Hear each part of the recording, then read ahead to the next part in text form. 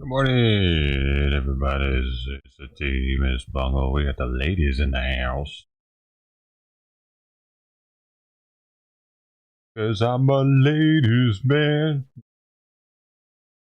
I don't remember how that song goes. Sorry. Um.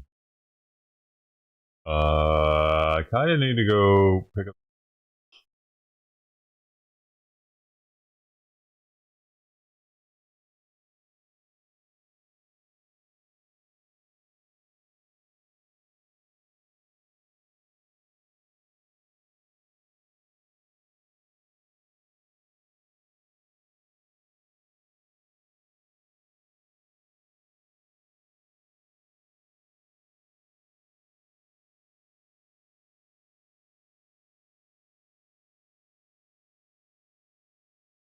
Me too. I was really looking forward to that. Got up at 5:20 morning for it. I've done so much already this morning. Completely cleaned both litter or two litter boxes. Taking the trash out to the street. I picked up all the neighbors' dog shit out of their front yard because they seem to not know how to do it. Um, Simon's gotten the medicine. I've just reminded me I need to go stir his food, and then I wanted to go pick up the food outside, but Fluffy came back to eat some more. Wait a little longer on that, I guess, but I can stir his food. I'll come back and roll Palisades fire thing.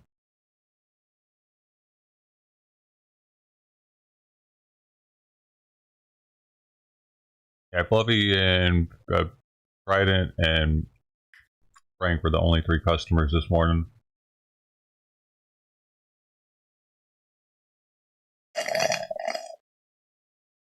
Yeah. Hey, B. Hey, puppies, come here. You're not a baby. Baby.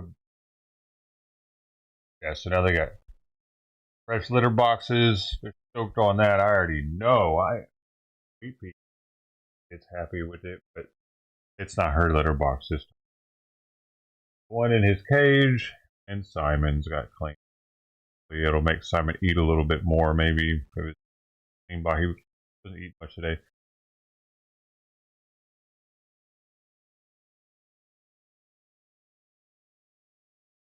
Got up super early, so I came in here super early. And Sweet Pea, she sleeps in this chair. I found out.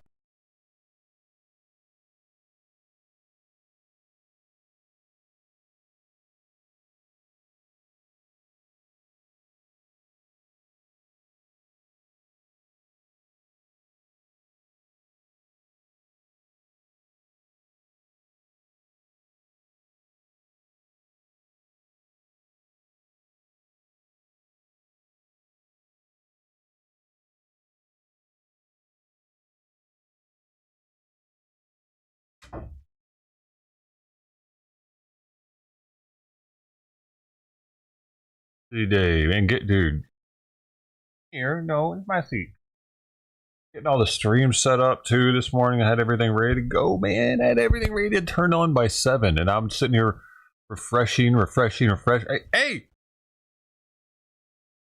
really got to put.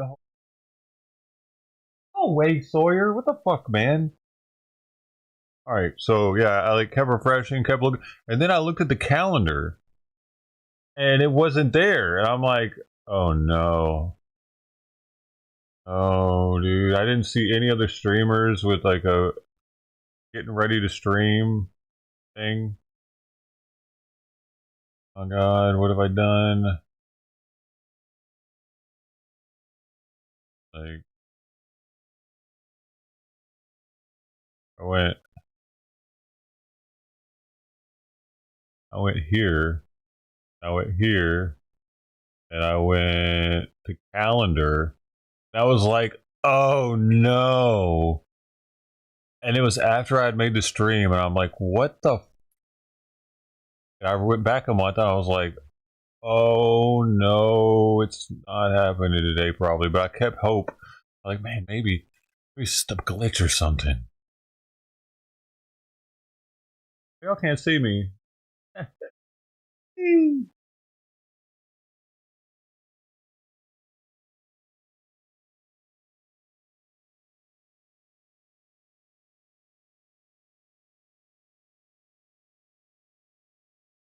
Yeah, this. I looked back at last month, and I was like, "Oh crap! It's supposed to actually have stuff on it. It didn't." And I was like, "Yeah, bummer. It's probably not happening." I just left it up because whatever. Maybe some. Stop! He's allowed to be. Guys, my lap isn't the place to play.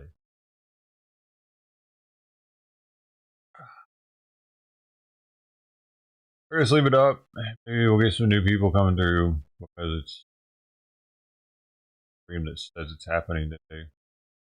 Charges the defendant with destruction of property by means of fire, a felony that carries a mandatory minimum 5-year federal prison sentence and is punishable by up to 20 years in federal prison. That's it? The defendant was arrested yesterday on a federal criminal complaint near his Florida residence. They'll probably get him for other shit if they get him on that. And he's expected to make his initial appearance today in the federal court in Orlando, Florida. Why I stress that the complaint contains allegations and every defendant is presumed innocent until proven guilty in a court of law.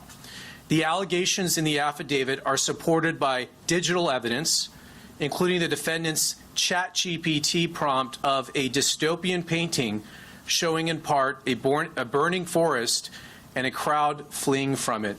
And we're going to put that up on the screen here once we get that going. Stop! The allegations. Look, I wish you could lay in my lap without biting my clothing. That's an image he produced a few months before the fire started. It shows the city being burned there. The allegations are further supported by the defendant's cell phone, his false statements to law enforcement, and his behavior during the Lockman fire, which the defendant is charged with maliciously starting shortly after midnight on New Year's Day of this year, and which eventually became the Palisades fire. Late last New Year's Eve, Rinderknecht returned to Pacific Palisades after working the evening shift as an Uber driver. 2 of his passengers told law enforcement that he appeared agitated and angry that night. After dropping off a passenger in Pacific Palisades, Rinderknecht parked his car and tried and failed to contact a former friend. He exited the car, walked up a nearby trail, took iPhone videos at a nearby hilltop, and listened to a rap song whose music video included objects being lit on fire. The defendant had listened to this song and watched its music video repeatedly in the days leading up to the Lockman fire. Weirdo. 12 minutes into the new year, environmental sensing platforms indicated that a fire had started. It took the defendant several tries to contact 911 to report the fire. He fled the scene in his car, but turned around after passing fire engines driving in the opposite direction to fight the fire. While the Lockman fire burned, the defendant walked up the same trail from earlier that night to watch the fire and firefighters, using his iPhone to take short videos of the scene. Whoa, Although dude. Firefighters suppressed the blaze, the fire continued to smolder and burn underground within the root structure of the dense vegetation.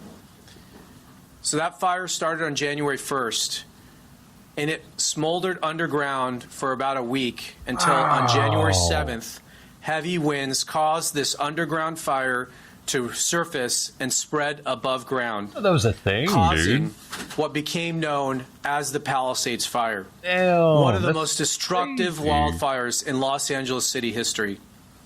Law enforcement got to work and by January 24th had identified and interviewed the defendant. During his interview, he lied about where he was when he first saw the Lockman fire, claiming he was near the bottom of a hiking trail. Geolocation data for the 911 calls showed that he was standing above the fire in a clearing merely 30 feet from the blaze as it rapidly grew.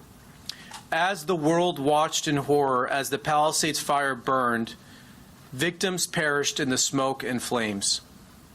homes where cherished family memories and belongings were turned to rubble and ash. The iconic Pacific Coast Highway along Malibu looked like a war zone. Thousands of people were forced to evacuate.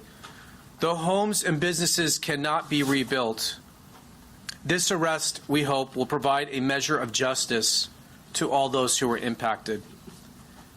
We're going to do questions at the end, and we're going to get into more detail, but I want to thank the outstanding partnership we had in getting this case to where it's at.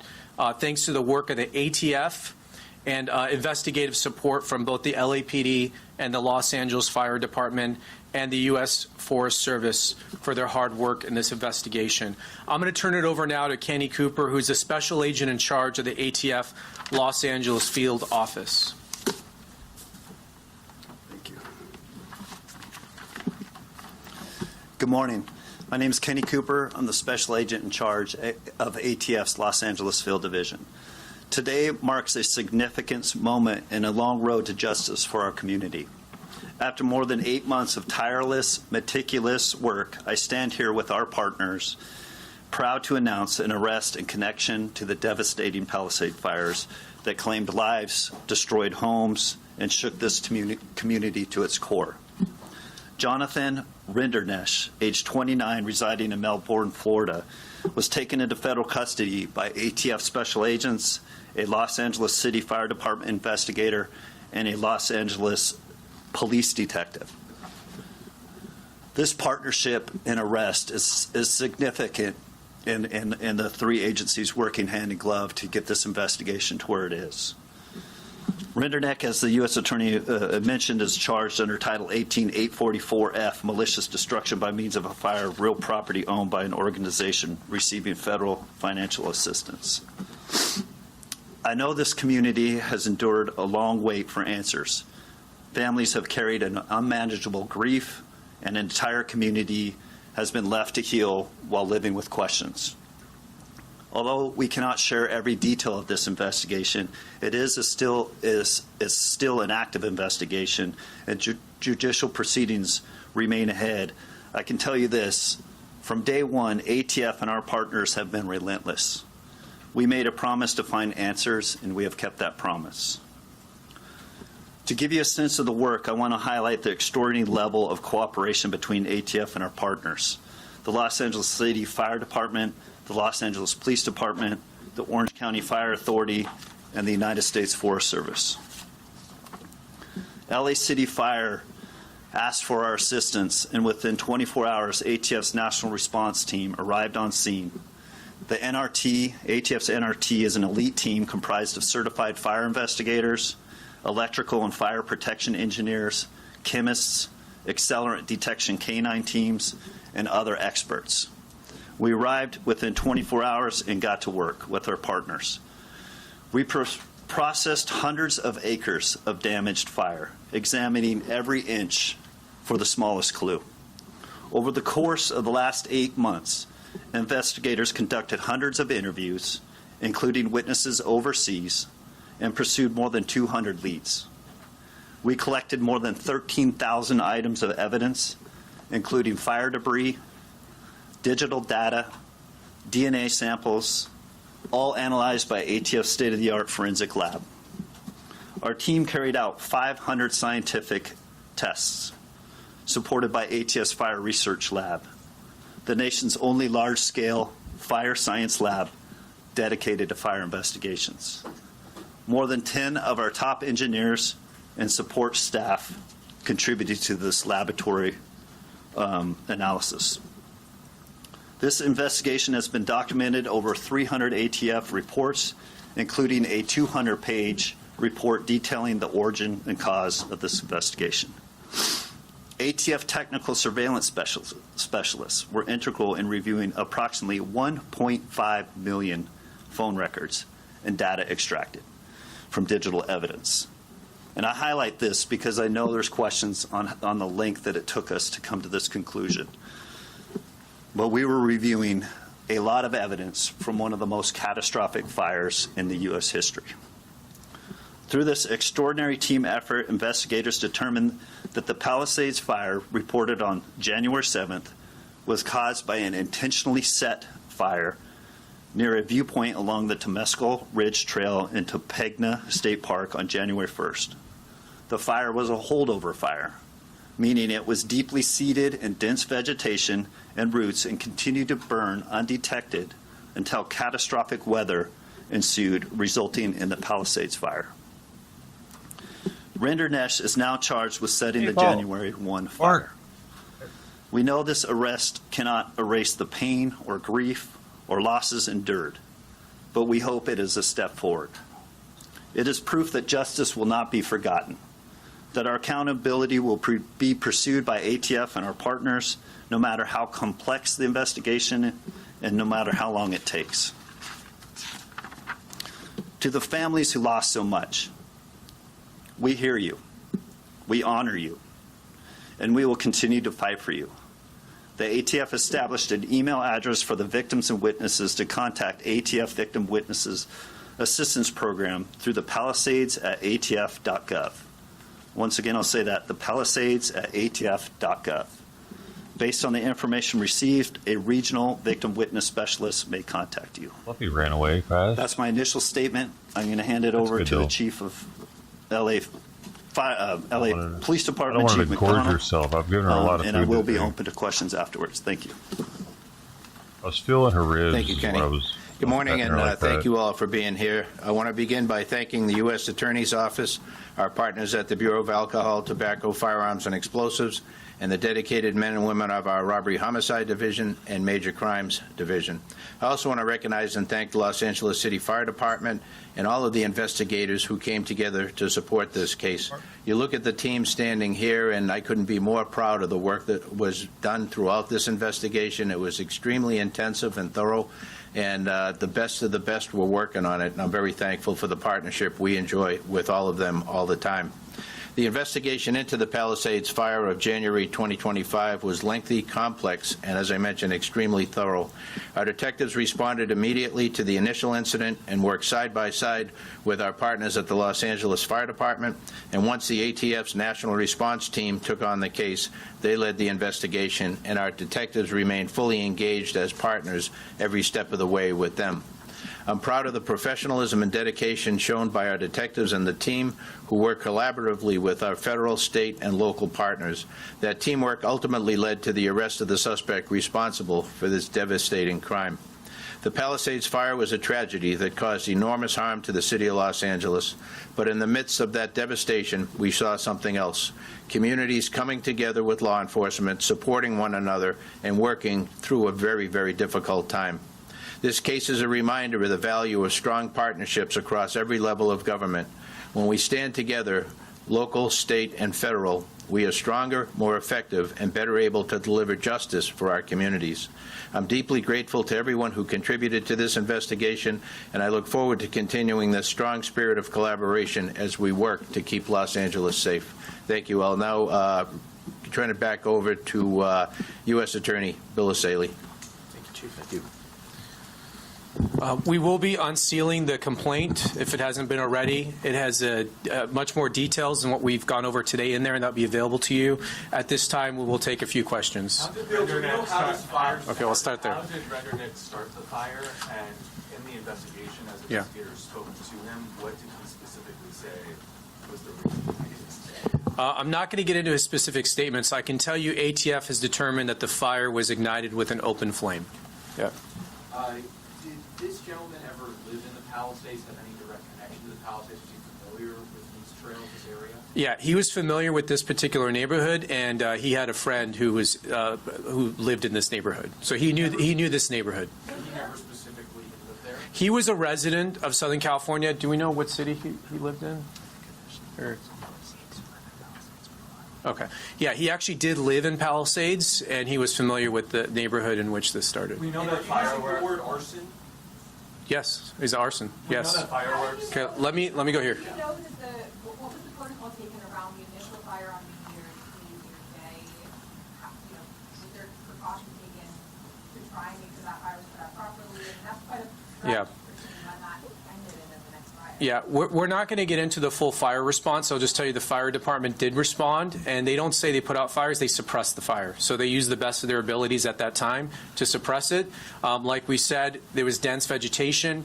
The fire went underground, and, you know, I'm not a fire expert, but there's only so much apparently you can do about that. So it did smolder there until a week later, in which the winds picked up and reignited. So that's our understanding of it started. Let me go for it here. So did he move to Florida after this? He relocated, yes. Can you say a little bit more about what he was doing there? If he had been living in Palisades, was he camping? Was he hiking? Was he... He just finished an Uber drive. So he just dropped someone off in that vicinity on an Uber drive. He was an Uber driver. He dropped someone off. He was in this neighborhood, and he was, this is New Year's Eve, so it was around midnight, and he went up to this hilltop. And at some point up there, around 12 a.m., he ignited a fire. Residents that we spoke with reported and had video of fireworks during that same period of time. Initially, the belief was it was a group of kids that were there. Are you saying that the suspect here potentially set off those fireworks? You're saying open flame? We have no evidence that any fireworks were set off in this area at the time the fire ignited. Does he have prior criminal history, and has he been cooperative in this process? Does he have his criminal history? Remorse at all? Does he have criminal history? Yeah, he does not have criminal history. We're not going to get into his specific statements. We are going to tell you, though, that he did speak to us and he made false statements. So that we will confirm. What about motive? You do have something from Yeah. him from the phone that you shared, any indication of what We're not going to get into motive right now because we're going to have to prove this case in court in front of a jury, and we don't want to get into that right now. We are laying out the information we have in the complaint. The evidence is based on, you could see some of the key evidence, including the fact that he was the only person in this location at the time this fire ignited. We have no other indication that any other person was there. There were no fireworks at the time. We have several cameras in the vicinity that are there designed to detect fires, and this fire was detected almost right away by those sensors. So there's no indication of fireworks or other things that would have started this. He was the only person there. You heard about this music video and song he would listen to, which had imagery of fires.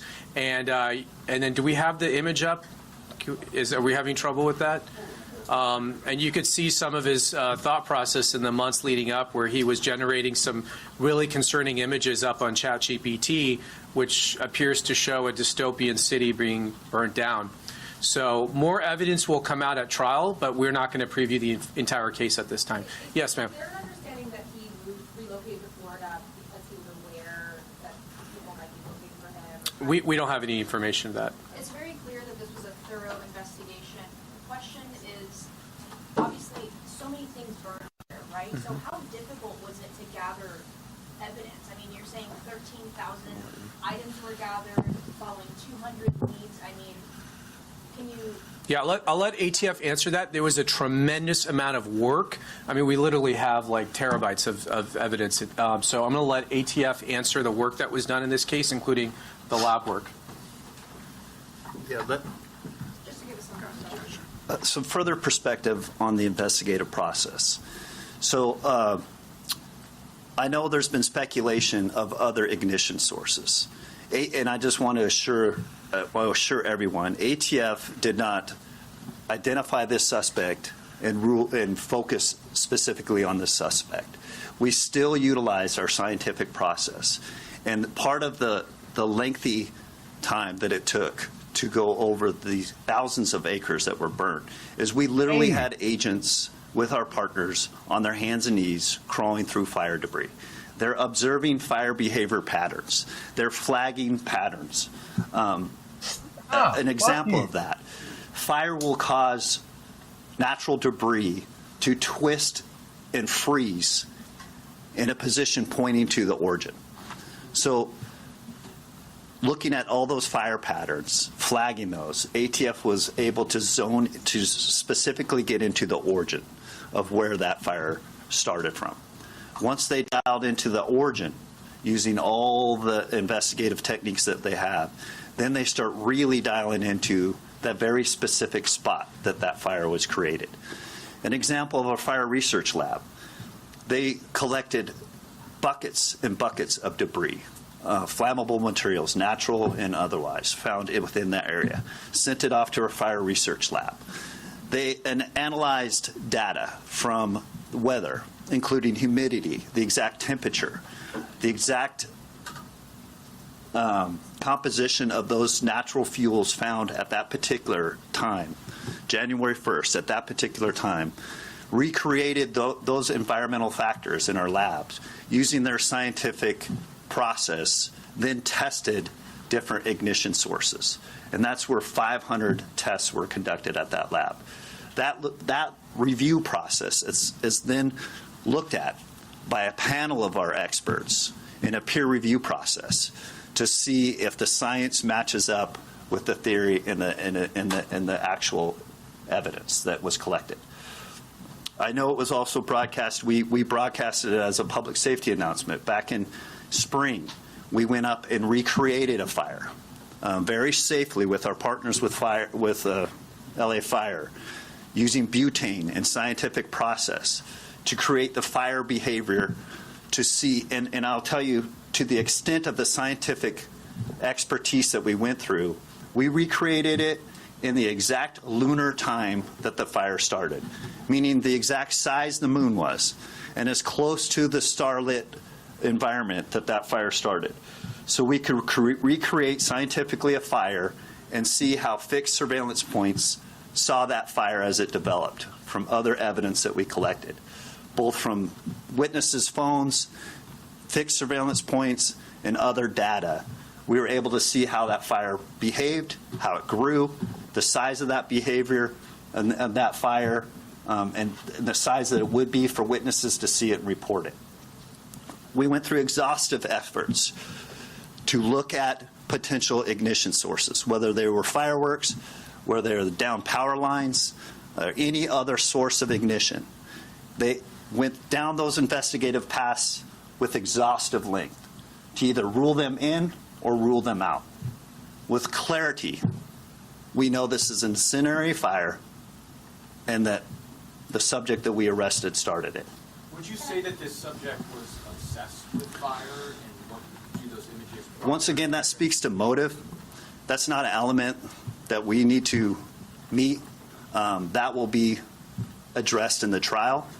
And we do have evidence of that for trial. What was the rap song? I'm not going to go into those specifics. I'll just highlight, we're not making a probable cause arrest. This team up here feels that we have met beyond a reasonable doubt. We are confident that the burden of proof by the government on this presumed innocent person will be met in trial. Based on the AI images that you did show, was it his intent to cause as much destruction to a town? You show the AI images for a reason, so it definitely leads to that impression. And I would just like that on the record. I wish we could get into somebody's head, but we can't. People do evil things for whatever reason. And I'm not going to speculate or go into anything of that. Like, we have evidence of that will be addressed in trial, but evil people do evil things. Let me answer her real quick. Holdover fire confirmed. Can you just talk about the key evidence in determining that it was the Lockwood fire that reignited to become the Palisades fire, and that spring testing of the flame was to determine the start of the Lockman fire? I'll let him answer that in a second. It is a French rap song. I don't speak French, so I'm not going to quote it. But it's a French song. It is in the complaint, and you'll be able to look it up there.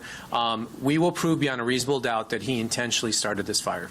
And maliciously. That is what the statute that we charged him requires, and that is what we prove. I'll let you answer her question about the holdover fire. Let him answer. Before and stake this place out? Your question to a holdover fire. Same principle, same process that ATF went through, is obviously the burn scar and the fire from the initial January 1st Lockman fire was re-examined by our investigators, and with complete certainty, they were able to see from the same fire behaviors, from them crawling on their hands and knees, digging up roots, digging up all the evidence, supplying that fuel to the fire research lab, They were able to, and also in collaboration of other data and other evidence. We have fixed surveillance points. We have witnesses that were up with their phones. We have a lot of different data that all concluded where this fire started, and the fire behavior from that origin, from that Lockman fire, was clearly established in the Palisades fire. Were the passengers dropped off at home or at a business?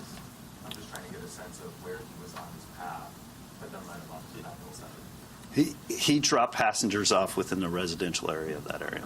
2 more questions. Why not pursue murder charges, given the fact that both died in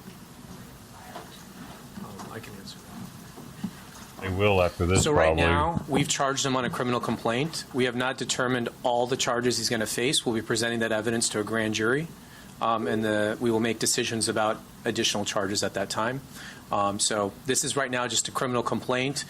We wanted to arrest him. We wanted to get him into custody, this will go to a grand jury shortly. Did the Last question. Did the suspect return back on January 7th? Was he in the area considering he lived in the Palisades during that period? I don't know that we know that. Yeah, I'm not going to comment on that. He did go back the same night. So the night he started the fire, he left. As soon as he saw the fire trucks were headed to the location, he turned around and went back up there. And he took some video and watched them fight the fire. And the charges that you're talking Last question. Yeah, just for January 1st, right? He has not been charged with anything for January 7th? No, he is charged with starting a fire on January 1st, which is the fire that burned down the Palisades. It did take a week to reignite, but he is charged with starting the Palisades fire. He started it on January 1st. But that's why you got that question about the people who lost their lives in the January 7th fire. Did you expect additional charges for that? To include homicide? This complaint covers that fire and the damages and deaths that were caused by that fire. As far as what additional charges he will face, we will make those determinations in the coming days. Thank you all very much. All right, thank you. Press release is out. The complaint is out. So, and I'll try to get this back to us. Hey. Oh. Oh man.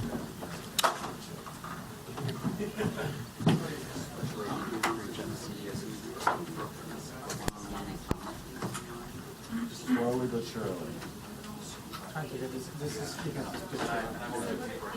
This is like AI. Chat GPT, yeah. It's, That was found on. yeah, they got a Chat GPT app. I mean, yeah, it's. I'm sure his iPhone is probably a lot better than my computer that I have working now. So. Are you able to hear? Dude, I have a feeling that AI is going to be used increasingly to prosecute people. Like their previous searches is going to be used to prosecute them. I was just thinking about that yesterday when I was using Perplexity. I'm thinking like it's kind of like how like the government now uses 23andMe and Ancestry.com to get people's DNA, even though they don't like have permission.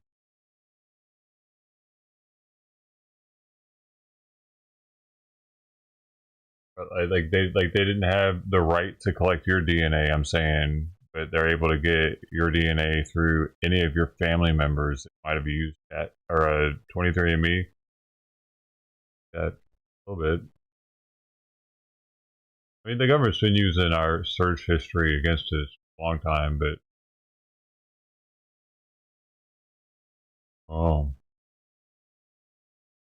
seems like it's going to make it much easier somehow for them to prosecute people.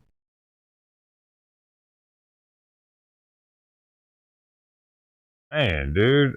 So, a bummer the Twitch thing didn't happen today. Apparently they're off because of the government shutdown.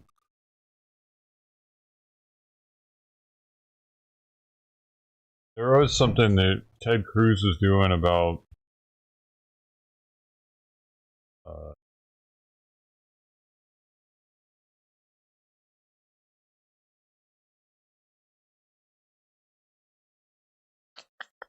the government was shutting down our free speech. Called it jawboning. Jawboned us apparently.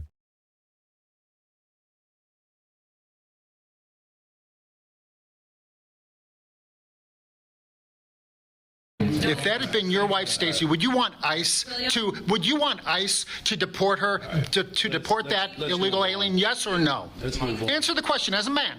Not as mayor, but as a man. You must see this entire exchange with a furious reporter, William J. Kelly, and Chicago Mayor Brandon Johnson. Over the last week, I've literally interacted with over 300,000 plus real Chicagoans who say that it is hate speech for you to evoke the Civil War, to evoke bringing back the Confederacy, to say that law enforcement is a sickness when you yourself have over 150 sworn police officers on your detail. What do you say to these people, and will you ask your 150 sworn police officer CPD detail to stand down if you and your wife Stacey are ever attacked, shot at, or rammed with a protester vehicle? First of all, I'm sorry to hear that your numbers of interactions have gone down to only 300,000. Actually, millions. It's unreal that Chicago lets this dude fucking act like he's a mayor. Like, what? Why does he feel the need to, like, take jabs at people? It's so tacky. He's a fucking mayor, dude. And he's a DEI mayor at that, so he should be on his best behavior. Especially when talking to a white man. I'm half kidding, actually. But personally, I've interacted with over 300,000, believe it or not. It went down this week. No, it's going up. Higher than yours, by the way. By the way, check out your comments. Check out the comments on your feed. I think it's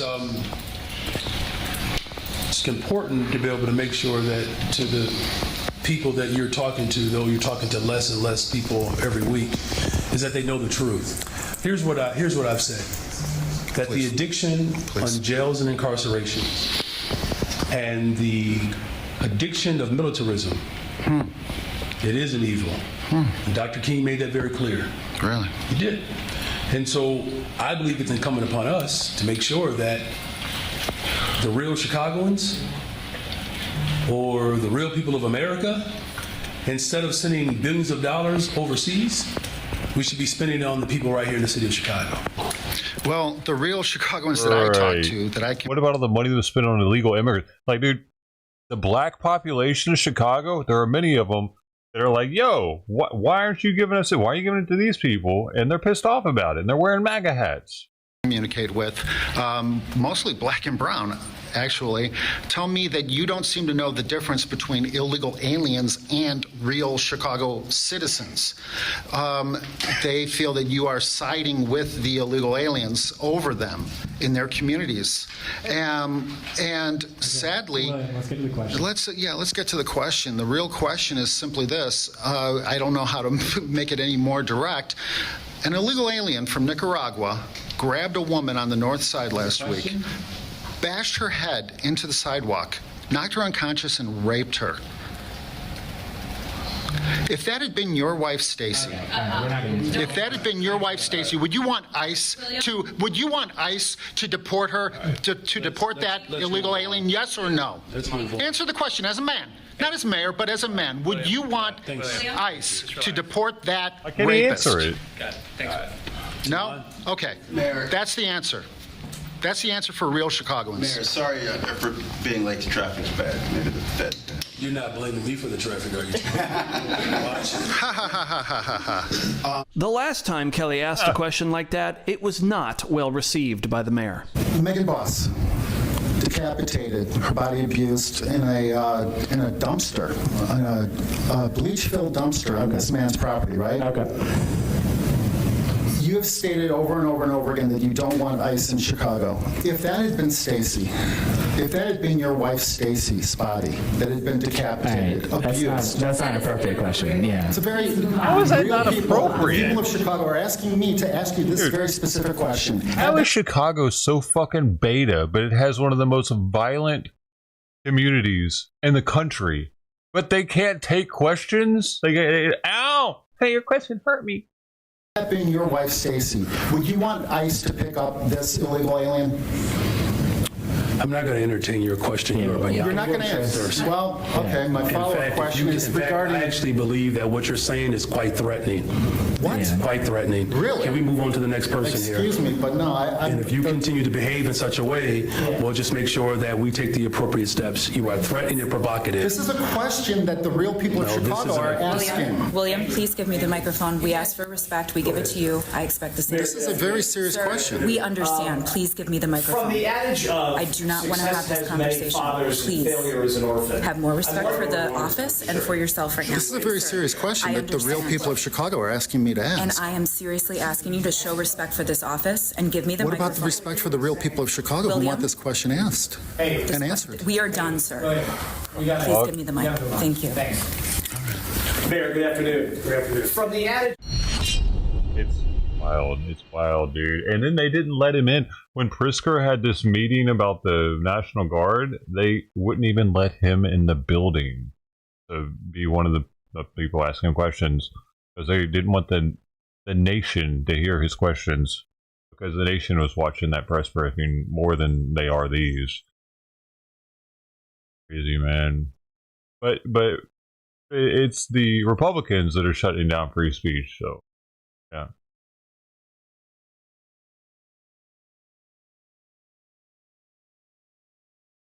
Federal workers rally in Chicago. And I just saw Congress. Yes, Lori McCann, LORIE MCCANN. This just started. And thank you, Jason. And I also see Congressman Davis that was able to attend today. So What thank you so in the much. hell for is all on your top of her support. head? So as Jason stated, I am the president of NTEU, National Treasury Employees Union, Chapter 10. Does that look good to anybody? NTEU covers 38 Is someone federal lying to this agencies lady? and departments. Chapter 10, we represent Internal Revenue Service employees, including those in this building right here. So thank you so much for coming out today. I'm going to keep it short and just want to say that there are committed federal employees who are ready, willing, and able to honor their oath and just want to work. I'll tell you a little bit about IRS employees and some of the things that we do. As IRS employees, we help taxpayers to file their tax returns. We answer tax questions. We process returns. What's feeling sorry for IRS employees, with dude? Exams and audits, appeal, tax courts. We do all of that. They're just here to help we us. actually implement the tax laws that are passed by Congress. That is what we do. Normally, we do it every single day. I will tell you that the last thing they do is implement tax law. They're usually just trying to help us. This morning, employees received Leave that furlough shit. notices, including me. So we had an extra 5 days of funding, and we received our notices today. This is very concerning for not only myself, but all of the employees that I represent. So I just want to say that. And one other thing, just one note. Everybody knows about April 15th, right? That's when the taxes are due. But guess what? There's another due date on October 15th. These are for taxpayers that file extensions. What's going to happen next week? I don't know. I don't know if you know. The world's going to end. We don't know what's going to happen next week. Whatever, so lady. I just wanted to make you aware of that. Nobody cares. The last thing that I want to say, so I can keep it short, we got a lot of really great speakers, is this. We're not asking for a lot. We're not asking for much at all. What we are asking is that the members of Congress do their jobs so we can do our jobs and help American taxpayers. Thank you so much. Thank you, Lori. I also want to add, and I apologize, but I left off some really, really important, some true allies of the American people and labor. Representative Danny Davis and Representative Lauren Underwood. Please accept my humble apologies. They're standing right and center, and they're here with us, and they're here with you as well. Our next speaker is Colin Smalley. He is the International Federation of Professional and Technical Engineers President. Colin Smalley, thank you. Yeah, Colin. All right, good morning. I'm Colin, C-O-L-I-N, last name Smalley, S-M-A-L-L-E-Y, and I am president of IFPTE Local 777. We represent workers at the U.S. Army Corps of Engineers in the building behind me. And I'm here as a public servant because I have a family legacy of this. I have a great-great-grandfather who worked for the Postal Service on the Railway Mail Service. I have a grandmother and a mother who are teachers, public teachers, and so public service is important to me. It's important to most of the members that I represent. We're here oftentimes making less than we could in other jobs in the private sector, but we're here to serve our communities. We're here because we believe in the concept of community. And this lapse in funding, this shutdown, is an escalation of a trend that already had started. We were already seeing this shutdown when they defunded the Department of Education, when they were defunding NIOSH that protects workers in every workplace from workplace hazards. We've been seeing this shutdown starting to boil, and now here we are at another place where they're making more illegal steps, making more threats of breaking the law again on the backs of federal workers, their families, and the communities they serve. And so this isn't just a shutdown, it is a power grab. That's what we're seeing. They're trying to replace the public good with private profit. And that's not democracy, that's corruption. We took an oath as federal employees to serve the Constitution of the United States, and we are standing together, many of us unpaid, but all of us unbroken. And it's because what we're fighting is not just about us, it's about our communities. We are protecting the public good from these power grabs. So what we're asking the American people and the members of Congress to do is to stand with workers who stand with their communities. Protect our services that we're here doing every day and defend our democracy, because we serve everyone, no matter who they are, not the powerful few. Thank you.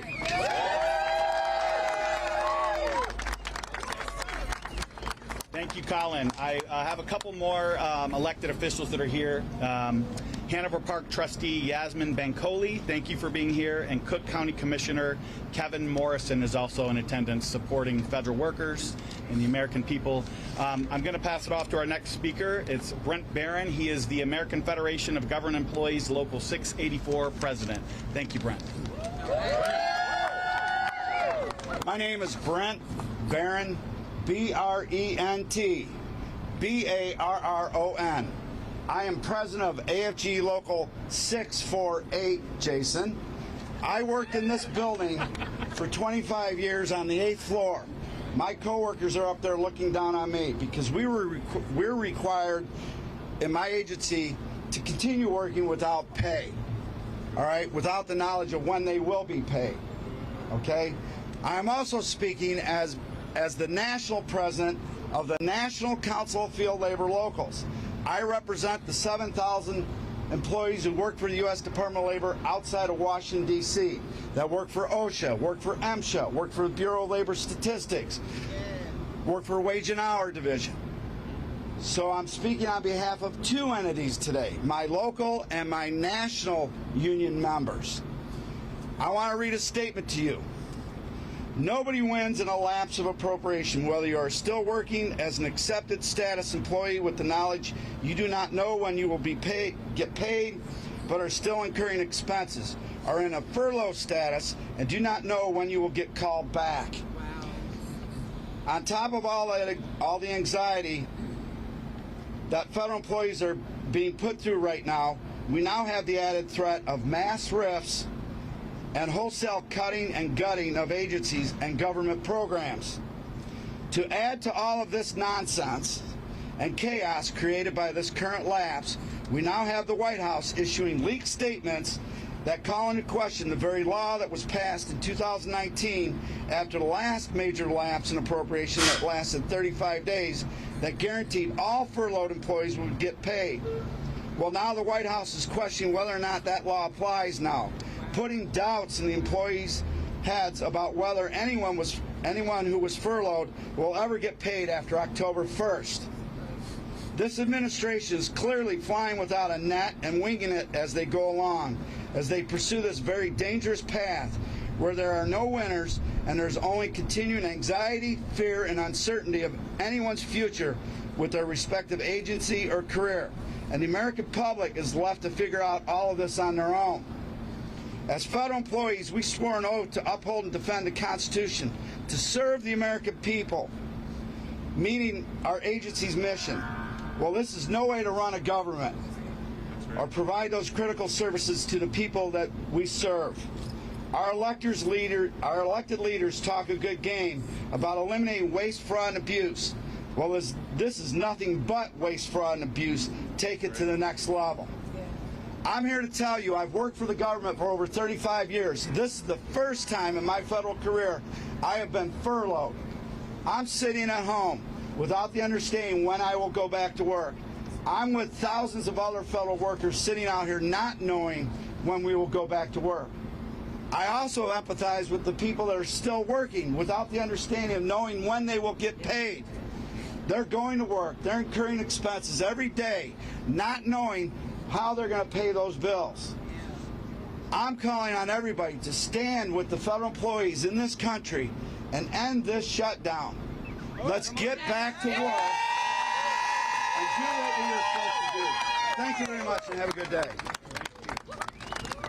All right. Thank you very much. We have two more elected officials that are here. I want to let you all know that Anna Valencia, the Chicago City Clerk, is here with us, and Representative Raja Krishnamurthy is also here. So thank you for joining us. We're going to say Representative Jan Schakowsky again because she deserves that.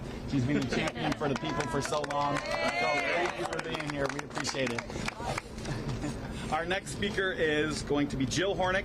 She's the AFG Local 1395 Administrative Director for Field Offices. Thank you. Good morning, and thank you for being with us today. As the Administrative Director for AFGE Local 1395 for the field offices and the Teleservice Center here in downtown Chicago, our members and the employees in our bargaining unit represent an incredible amount of talent and caring and compassion, and they serve the American public day in and day out. They take care of you in some of the worst times of your life, when you're filing for disability, when your spouse has died and you're filing for survivor benefits. And today, they are finding out how little is going to be in their paycheck this week. They are devastated. When they were hired by the government failed to tell them part of the job is to become a chess piece on a board that you don't control, that you are agreeing to become an indentured servant where you will be forced to work without pay. I don't know how many of you can go without a paycheck and still get to work. So it's going to come to employees, and not just in Social Security, TSA, Department of Labor, EPA, any agency that still is forcing their employees to work, they're not going to have the money to get to work. And who's going to also pay the price? You. You are not going to get the services that your tax dollars have paid for. And heaven forbid, if you need the government in a time of need and the government is shut down and can't help you, you deserve better than that. So let's end this shutdown.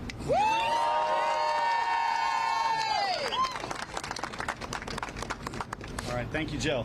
We have two more elected officials here in attendance. Cook County Commissioner Donna Miller out of the 6th District, and Cook County Commissioner Alma Anaya, I apologize. She's the labor chair as well for the Cook County, and that's District 7. Our next speaker I want to introduce is Representative Raja Krishnamurthy.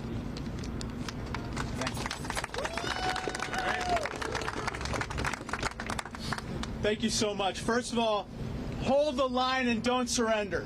Are you with me? I want to say big thank you to the unions. Look, they're getting... Are you stupid or something, motherfucker? Y'all are sitting here complaining about the government shutdown, but now you're telling the Democrats to hold the line. Which is it? Do you want to get paid or do you not want to get paid? Stop being stupid, Democrats. How about that? Hurt, but the American people are getting hurt as well. Veterans aren't getting their benefits. Parents aren't getting their child care. Cancer patients aren't even getting their clinical trials. But hold the line. And so, while we are here in South... Do they not care about all those people? Or they care, like, makes sense, man. Solidarity with unions, we're here, all of us, in solidarity with the American people. Second point, this particular shutdown is not it has not been done out of accident. This is not an accident. It is done out of choice. But apparently Obama shut down the government for 14 days to get Obamacare approved. Republicans and their allies and Donald Trump are basically engineering the shutdown to punish workers, punish families, punish anyone who doesn't bow to their political will. And under the guise of this shutdown, they are also going after clean energy projects. They're going after public transit. They're going after an agenda that the American people want us to pursue.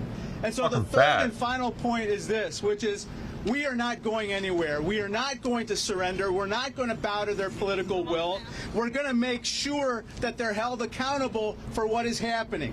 And that means it's time for the Republicans to come back to the table. Stop the hostage taking. Stop the games and do your jobs. The American people want their government open. Yes. And to every worker here, to every family here, waiting on a paycheck, to every American shut out of the services that they so deserve. We see you. We stand with you. We're going to continue to speak up for you. We're not going anywhere. Remember, do not surrender. Hold the line. Thank you so much, and God bless.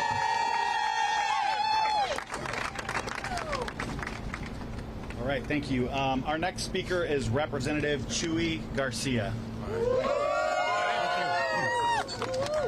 Good afternoon to all the federal workers that are assembled here rallying for an end to the shutdown. We knew when we got a glimpse of Project 2025 that Donald Trump and Russell Voigt's plan was to dismantle agencies that provide critical services to people from all walks of life all over the country. And the end result so far has been about 150,000 federal workers have been pressured to leave their employment and take offers, and it's disgraceful because you can't replace 150,000 experienced, seasoned workers who are committed to being good civil servants and think that nothing will happen.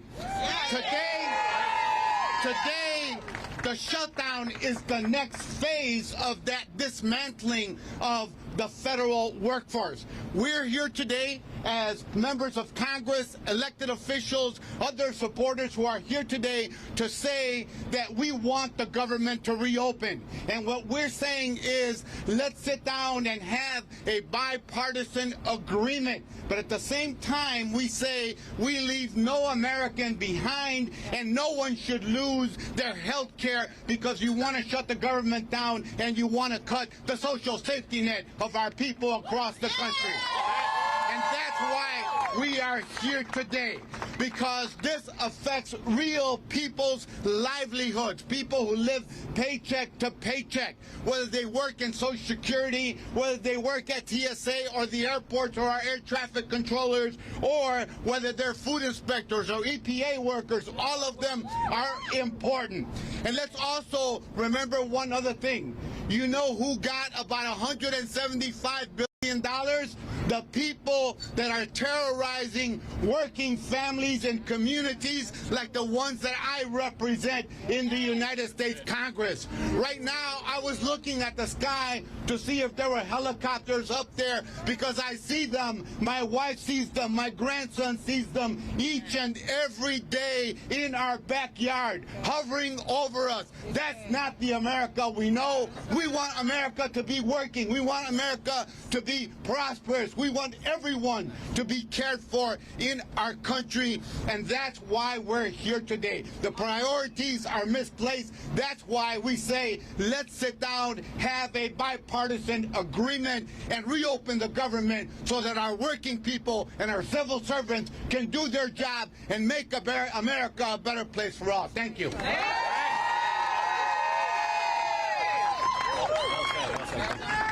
Well said.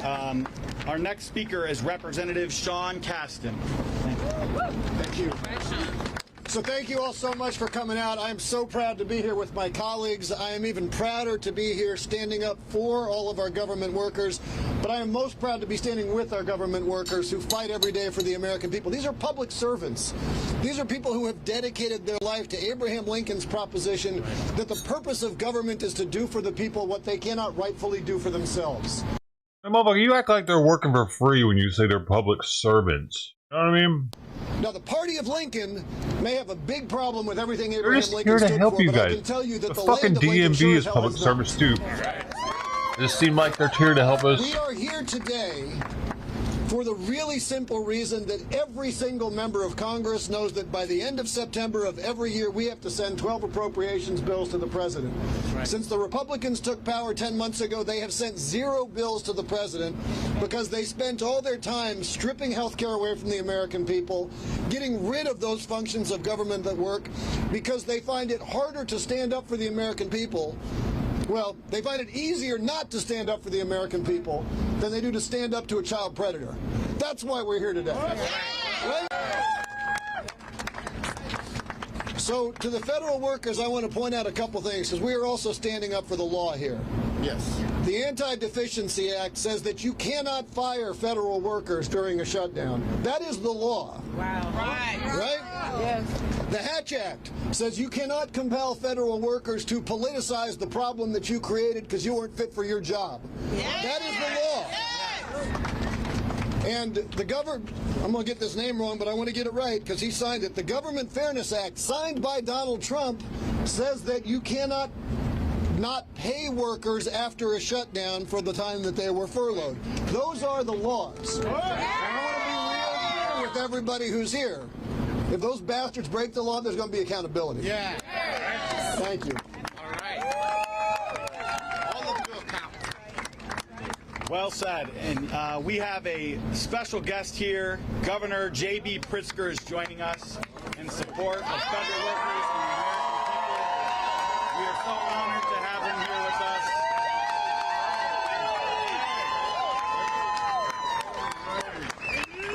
Governor Pritzker. Oh, why is somebody there going la la la la la la la la la like we're in Afghanistan? The fuck? Did y'all hear that? Well, I'd like to say it's good to see everybody, but the occasion here is not a good one. And I want to say to all of you, thank you. Thank you to all of you who are standing up and speaking out, especially in this moment when Donald Trump is not only closed the government, but also is threatening to take away your paychecks. Right. So to AFGE, to Jason, to the leadership, and to all the members, we stand with you. Thank you.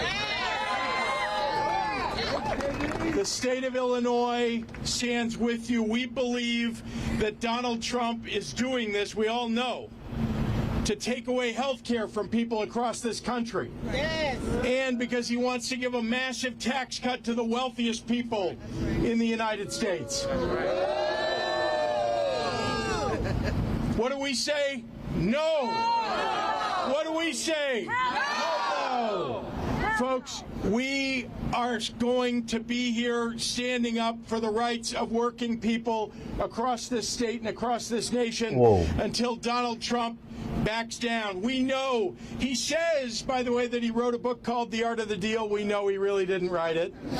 But he says he's the greatest deal maker in history. Well, then he should step into the room and negotiate and give people back their health care.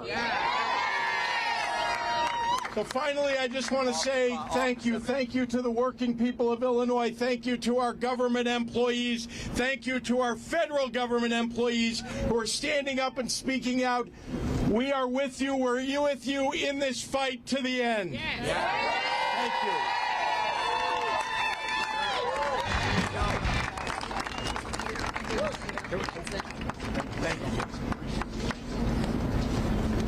Thank you. All right. Our next speaker is Congresswoman Delia Ramirez.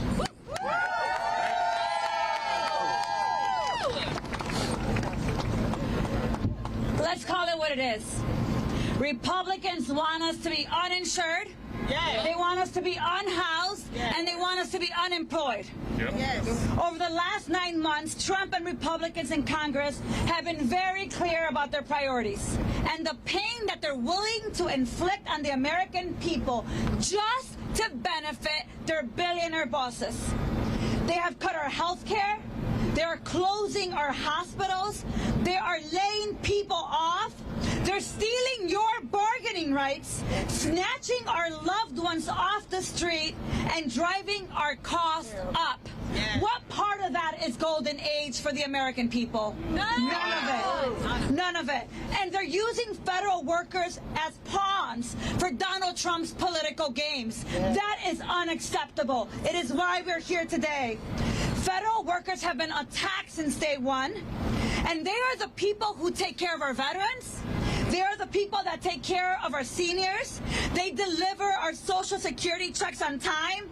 They keep our food and water safe, and they protect us at airports and from natural disasters. So let's be very clear. Working families deserve better. We demand better in this precise moment. You deserve a budget that defends health care, not cuts it. You deserve a government that protects science, safety, and public health. We have to stop the lawless impoundment of congressional appropriated funds and return the funding of essential programs. And look, let's be very clear.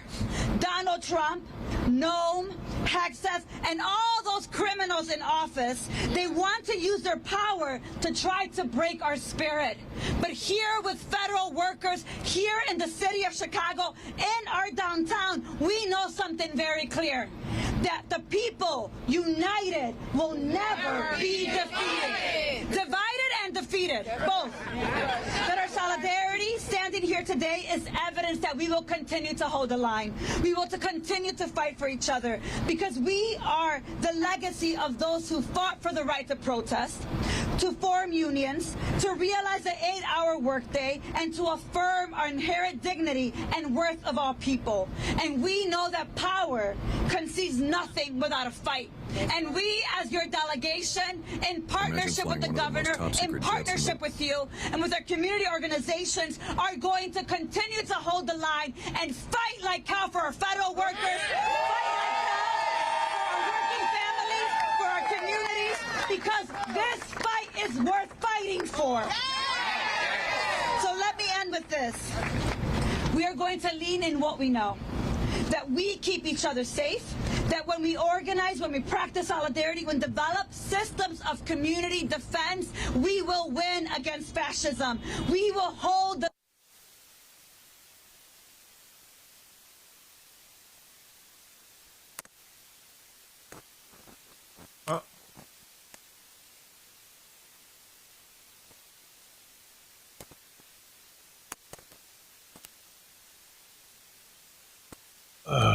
yeah.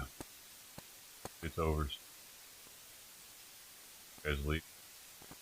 Had enough of it.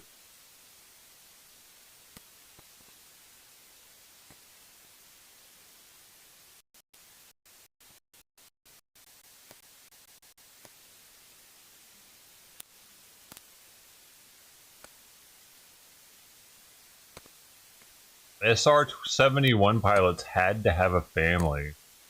Interesting. Because in like the 70s, a Russian pilot defected, landed in Japan, and asked for asylum in the U.S. So the United States decided that SR-71, being that the Blackbird, thank you. The pilots had to have families, so they're less likely to defect and give our top secret plane to another country. You know.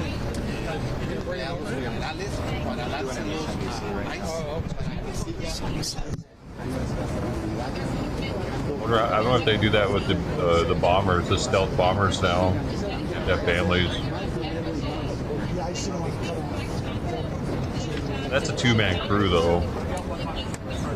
SR-71's a one-man crew.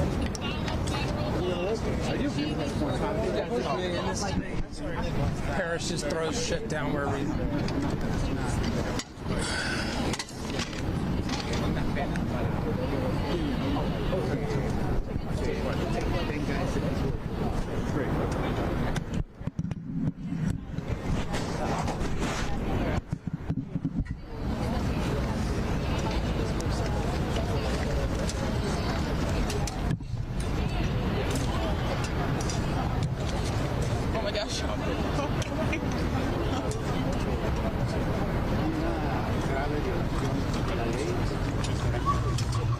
Oh, I did have two, a pilot and a reconnaissance. Yeah, so I wonder if the health bomber then do that then, make them have families. That's likely to give our bomber to Iran or something. Can you imagine, dude? Remember that movie Broken Arrow with John Travolta? I think Christian Slater on the theater. Where he drops a nuke into the desert on purpose. But they don't arm it. They just drop it, and it's for like a terror group to pick it up. Check, in one, the two. desert. Here. Mic check, Use 1, it 2, 1, against 2. it. Check. How we doing? Check. All right. We all stand up and speak out. I'll hold if you need it. Got it. Standing up and speak out. We've seen some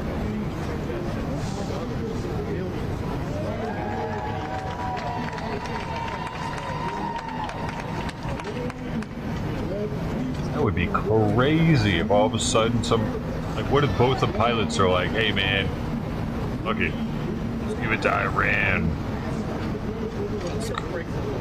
I never thought about that. How, man.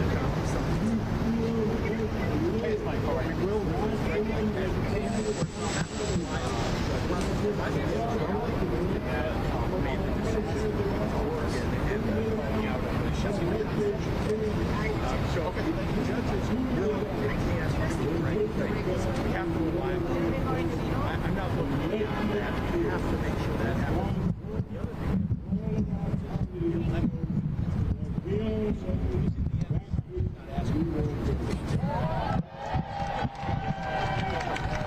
Why didn't he answer the questions to the fucking microphone? What a dumbass governor. I'm just gonna walk over here and answer questions. Just get away from the microphones.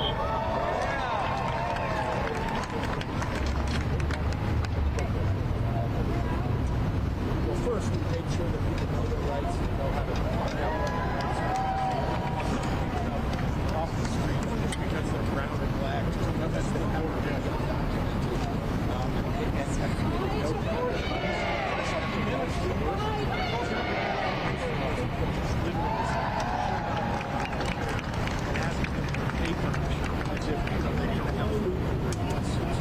So first, know your rights. Second, we want everybody to pull out the phones, the Android, iPhone, whatever you got.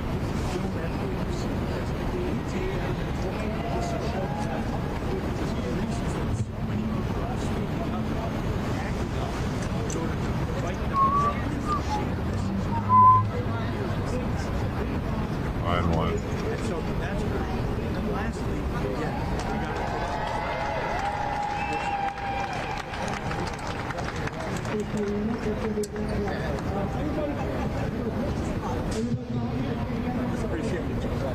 going to move back here, guys. We're going to bring it back to back out a little bit.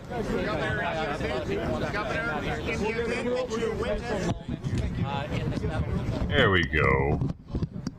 Yeah, started now. Sorry. That's right. Take your time. Yep. Okay, well. Everybody's need a bigger rake. Yes. I just want to let you know that I'm working on a class action suit for the... Give me a minute. Sorry. Yeah, thank you. Okay. I'm stepping away. Step away from the microphones. Happy to take, Rose. The president's Truth Social post this morning. Such a reaction to that. pleasant governor, isn't he? Conversations with the lieutenant governor about what were to happen if that were a possibility. Look, he's a coward. He says a lot of things to the camera. He likes to pretend to be a tough guy. Come and get me. Come and get me. Governor, are you concerned, though, with what we've seen happen with James Comey, that, in the past he's made threats about, quote-unquote, locking people up, but now we're actually seeing him getting rid of prosecutors who will bring charges? Sure, and what kind of a country are we living in where the President of the United States is targeting his political opponents? I mean, that is the world that we're living in now, where he is calling out. He said he was going to jail Gavin Newsom. He says he's going to jail me.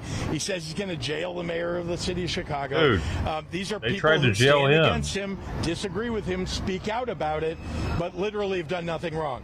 We are doing the people's business by standing up for them.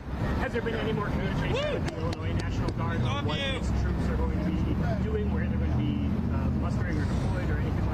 You know, concerned that they'll be sent to Broadview on Friday.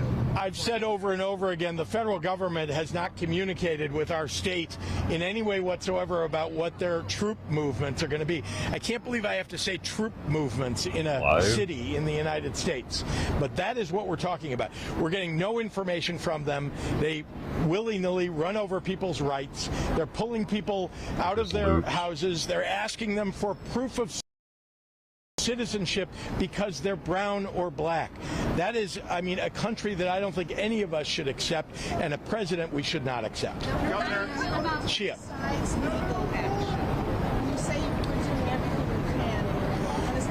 Right. Well, I know that reporters ask this question in part because you like me to say that we're going to pull out weapons and protect. The reality is that we're going to hold people responsible in every way that we can. First thing we're doing is making sure people know their rights so that they don't get picked up and shouldn't get picked up. And we want them, when they're afraid especially, we want them to be able to protect themselves. Second, we are making sure that people in the neighborhoods know that there are people they can call for help. Remember, there are young children who are going to school and not knowing if their parents are going to be home when they walk home. I went to an elementary school. I don't get it. Like, what are we supposed to do about that? Oh, wait, you have kids? What, they get out of school at 4? Oh, okay, well, American citizen now. Congratulations. Anchor baby approved. Bink. Third graders worried about whether they're going to come home to an empty home because ICE has come to take them away. And by the way, they take away not just undocumented people, they take away U.S. citizens and detain them. It's not right, and we all should be speaking out about it. Governor, after the court ruling tomorrow, if they rule against the National Guard, like Oregon did, but the National Guard doesn't go home, then what happens? What's the next step? If they continue to deploy, even if a court ruling says it's illegal? Look, we would enforce a judicial ruling. I mean, that you would think that the federal government and state government and local governments should be able to enforce a federal court's order.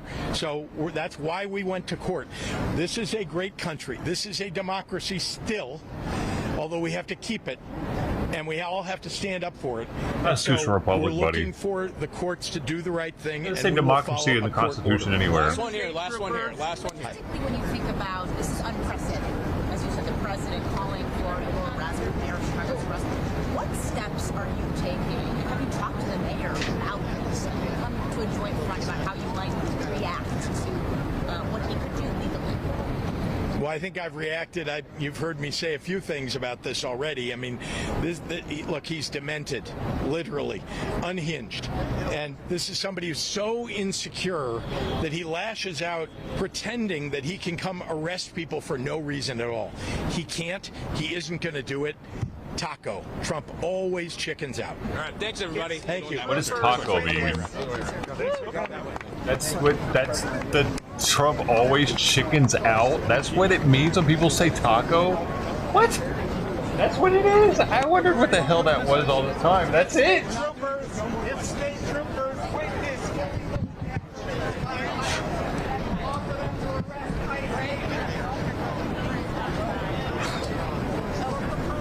Sorry.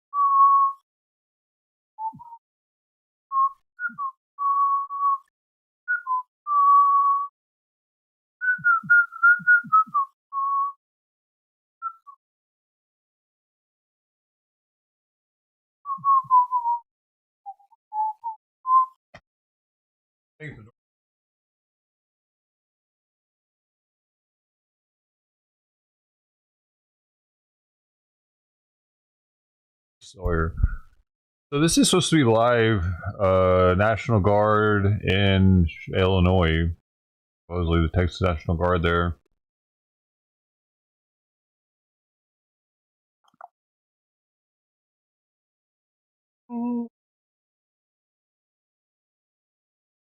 FBI spying on GOP goes all the way back to Obama, GOP senator says.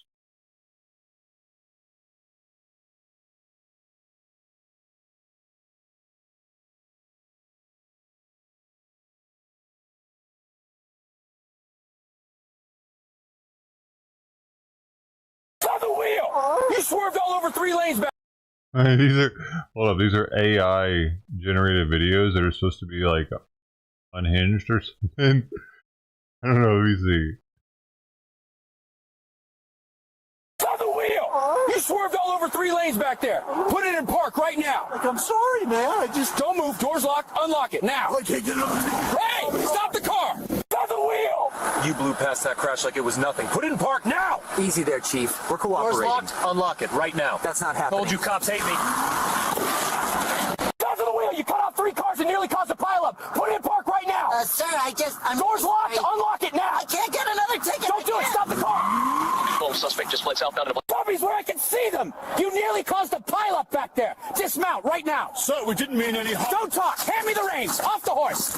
You marched away! Unit 12, rider just... Do a kickflip.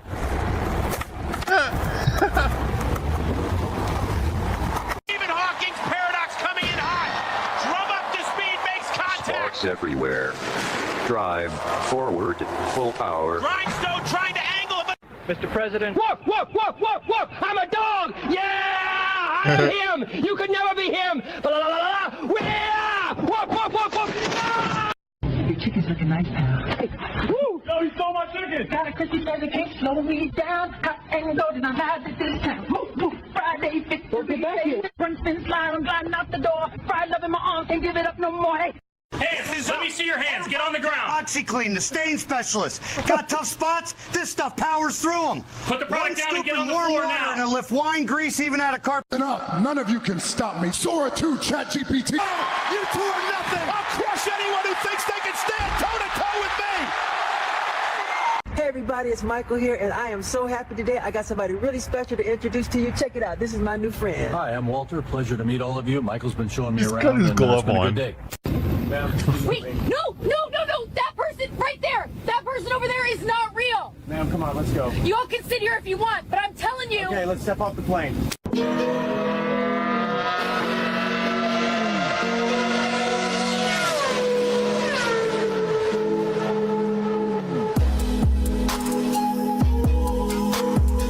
at this one.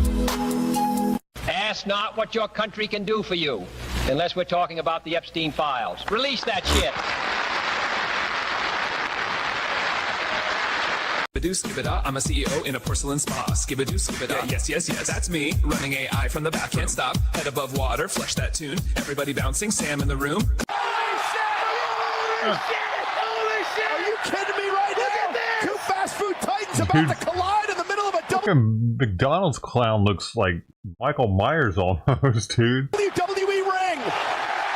Holy shit! Hit me right now! Look at this! Two cola giants about to collide in the middle of a WWE ring! You can feel it building, neither one of them blinking. Holy shit! Are you kidding me right now? Look at this! Two retail giants squared up in a building, neither one of them blinking. The crowd's losing their...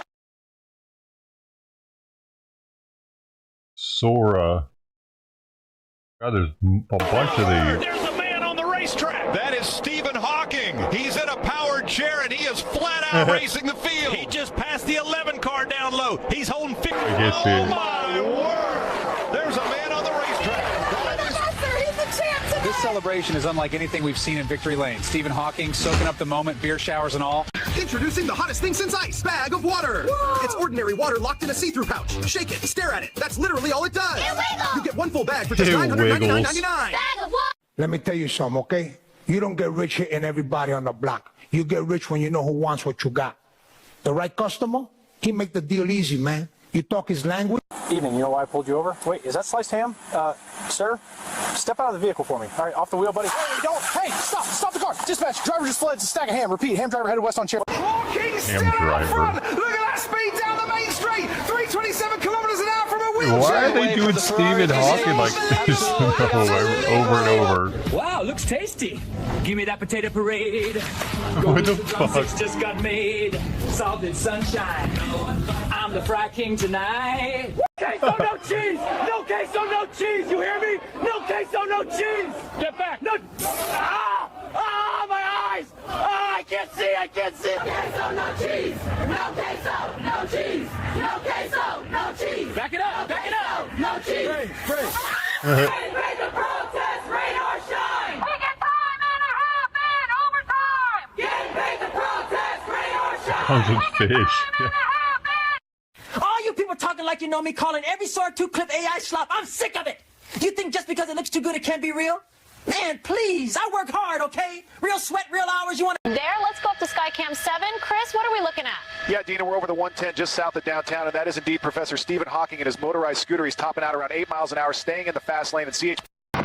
Here comes Hawking, building velocity down the drop, straight into the transition. He's off the lip, full inversion. Look at the altitude, needs to bring it around. Oh no, too far forward. Oh, he's down. Get back.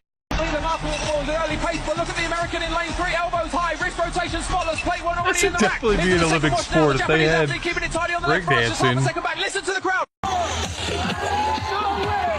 Initiating brake mode.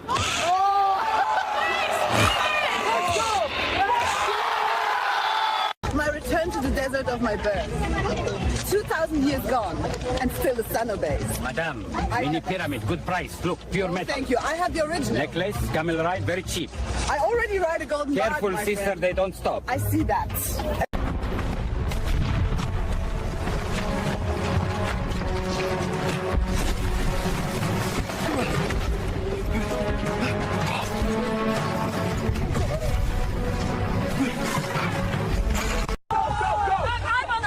You cannot outpace me forever. Oh my god, he's so close! He's gonna hit us! Hold tight. I warned you. We're okay, just... Stephen Hawking's just gonna live on forever. Let's make this a fair fight of physics.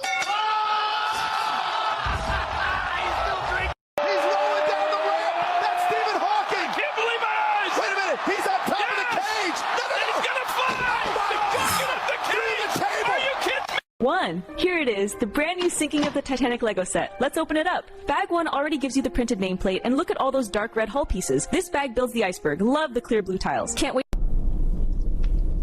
Kinda neat. Luigi, you there? Luigi? No, what the hell?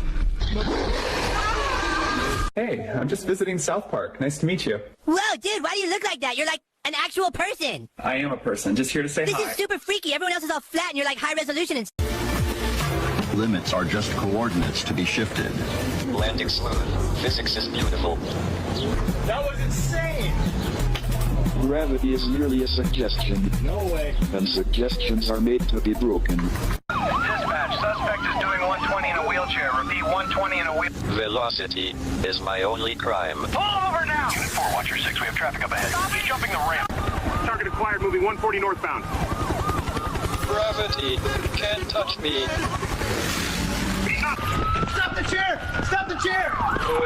He's too fast! You cannot arrest the laws of motion. Why are so many people making Stephen Hawking AI videos?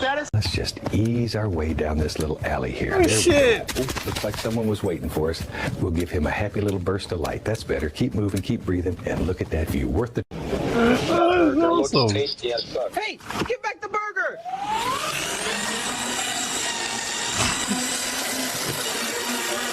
The arena is holding its breath.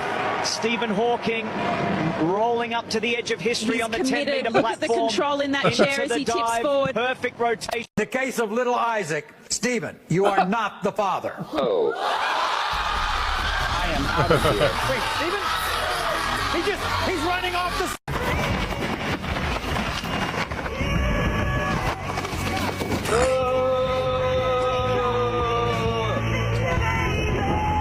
Hawking rolling in, run 2. Look at the speed building on that chair. He's locked Big in. pump coming up the wall. Launching 420 tailspin attempt. He loads it, can't find the landing. Sideways. Absolutely. He never lands it though. No way. What's wrong with the AI? Still on. I calculate an 8% chance of survival. Hang on. Oh, he's off. It's wedged on the armrest. Can you pull it back a little? I am stuck. I cannot move forward or back. Oh, come on. My chair is jammed between the seats. Okay, lift on 3. 1, 2. All right, touch gloves, gentlemen. Let's see you, Steve.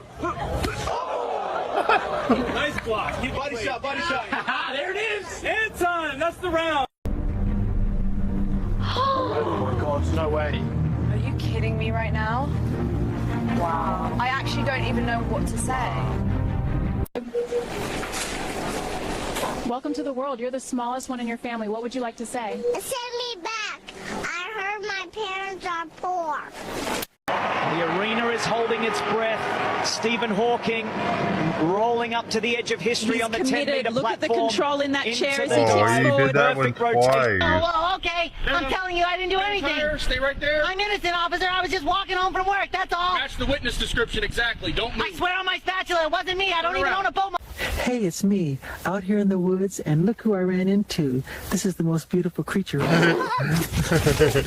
Oh my gosh, okay, he's leaving. I'm all right. Whew. Looks like Michael Jackson was in the back. He's keeping a straight line so far. Oh, that's quick.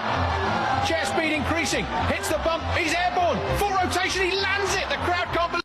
Your chicken's looking nice now. Hey. Woo! No, he stole my chicken. Got a crispy burger, can't slow me down. Hot and golden, I'm high this time. Move, Friday, fit to be back here. Run, spin, slide, I'm gliding out the door. Fried love in my arms, can't give it up no more. Hey. Enough. None of you can stop me. Sora 2, ChatGPT. Oh, you two are nothing. I'll crush Like anyone 3 of who them thinks in they can twice. stand This isn't Michael Jackson one. I'm telling you. Okay. That one. Today I got some. That one. That one. Why did they repeat them?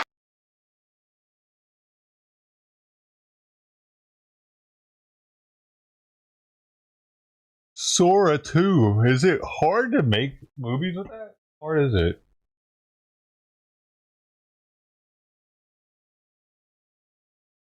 In 1987, a maintenance worker in rural Ohio discovered an unmarked film reel containing hauntingly vivid footage that seemed decades ahead. They called it the 2025 reel. The images appeared to come from something known only as Sora, a tool so powerful that it not only blurred the line between fact and fiction, it obliterated it. Tonight, we reveal it for the first time. Sagan, I'm telling you as plainly as I can, we are inside a computer simulation. In my time, 2025, we built generative AI so powerful it can render entire universes. This show, All right, here we go. 3, 2, 1. In the beginning, the universe was just a tiny, hot little number. Ah, God, just waiting to expand. And sorry, In 2025, people scramble online for these things called Sora codes. Well. They let you generate full videos of, say, a president breakdancing or a physicist rapping. Do you It's the expect hot me to commodity. believe that people in the future devote Absolutely. brain power? You all right, Carl? no, I'm not all right. Listen to me. This is not me. What you're seeing, this is a simulacra. I'm a ghost in a machine, a copy wrapped in flesh and signal. You understand? It's wearing me like a suit. I keep hearing. I'm seeing a few letters here. ZT, zits. Oh, boy. I can't. It's just, I'm telling you, I can't do it anymore. Are you all right? No, I'm not all right. I've got a desk full of cards, a tie that's choking me, and a brain that's gone on vacation without me. Look at this. Look at this, Johnny. Barbara, I've spent a lifetime playing the toughest hombres on screen. But inside, it never felt quite true. This is me. When you say this, what do you mean? I mean, I'm a woman, and I've known it. And I believe the American people understand the challenge before us. Lord Bobby, get your weirdo son out of here. Well, I believe the American people want results, and that's what Jack? excuse me a moment. Surprise. Right. Well, I think that's probably all the time we have today. We can follow up on those other questions through Pierre. Thank you. Keep you posted. I think within a few decades, we'll have machines clever enough to fabricate moving pictures, entire dramas, without a camera ever rolling. You mean like cartoons? No, I'm talking about something so perfect that you could show the world a film of me doing a handstand. He's actually doing it. Careful, Isaac. Perfectly steady. Well, steady-ish. Don't tell the Royal Ballet. They'd insist on auditions. Hold it, yeah. That's enough Martian gravity for me. You're telling me with a straight face that in a quarter of a century the United States elects a television quizmaster. Not just elects him. He wins after being convicted on 34 felony counts, and he's still in office in 2025. We must rise to the majestic heights of meeting physical force with soul force. Pardon me. Let us not seek to of meeting physical force, soul force. Pardon me. Let us not seek to satisfy our thirst for freedom by drinking from the... Is that an extra arm?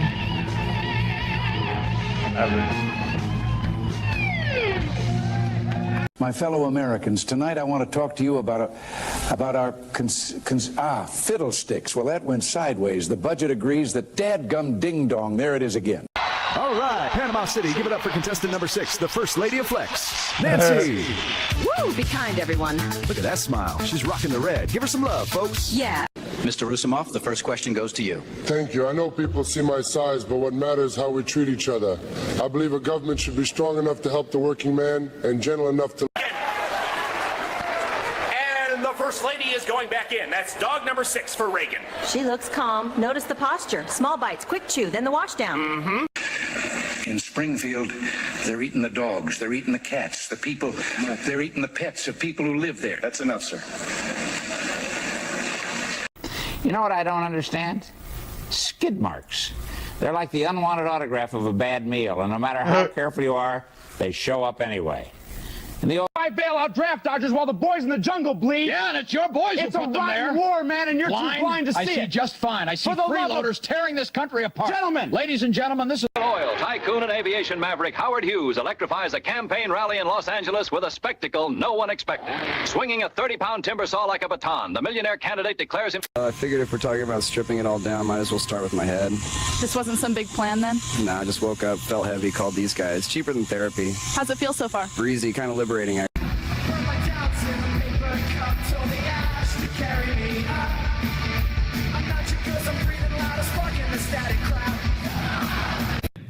Look, I'm 55 years old.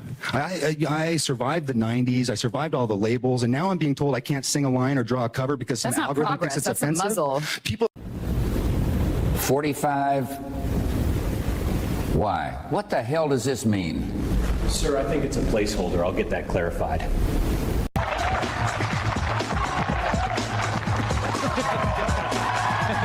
Not bad for an old guy, huh?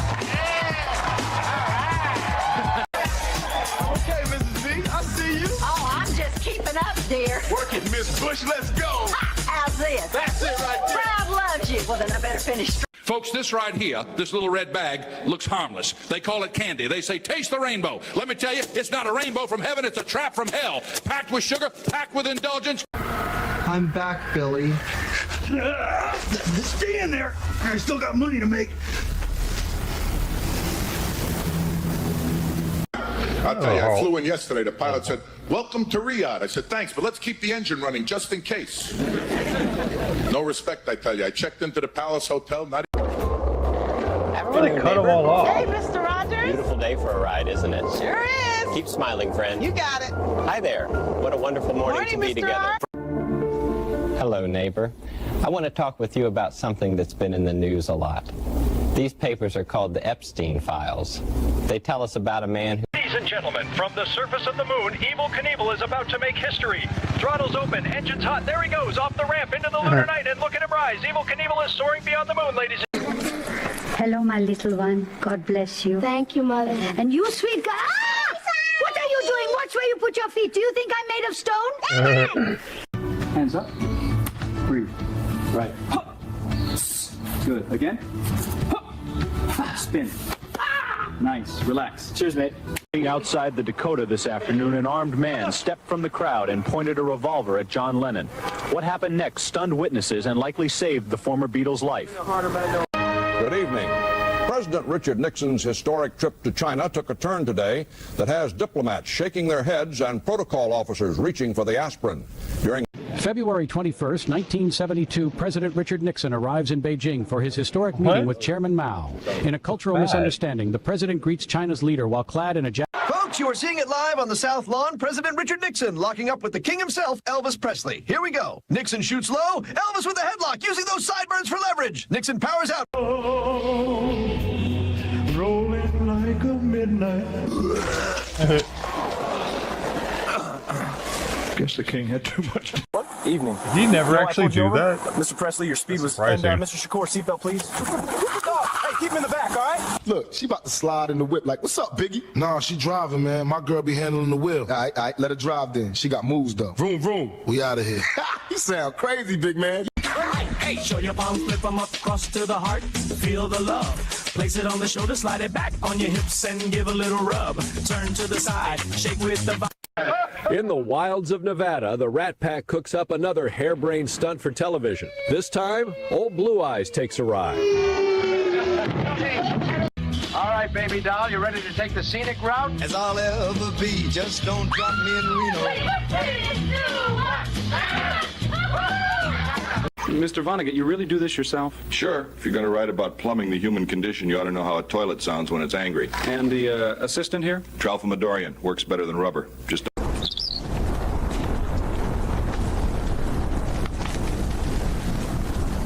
so it goes. Mr. Watts, you've hinted before that the world might be more like a game than a machine. What do you mean by that? Well, imagine you're inside a marvelous theater, but the play is so convincing you forget it's a play.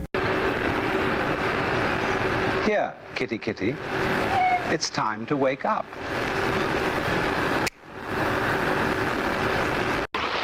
You will find what you've been seeking within you.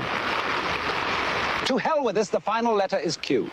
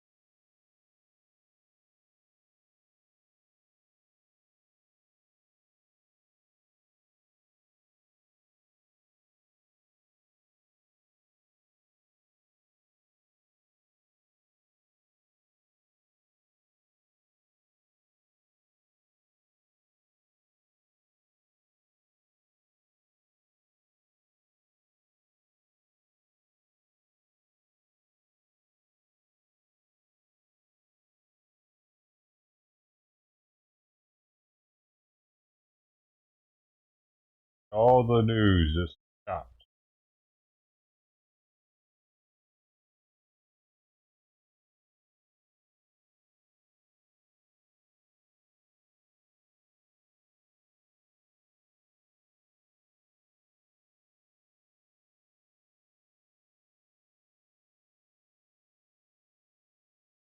Join? Join what?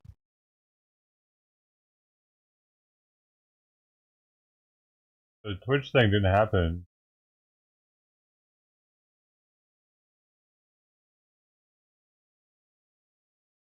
Hope he's all doing alright, man.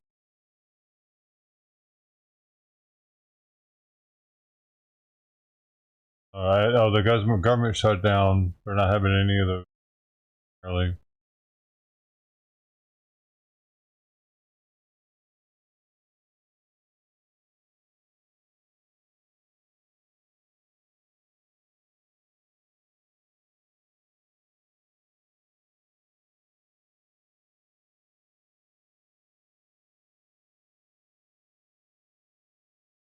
Yeah, I didn't get the memo. Got up at 5:20.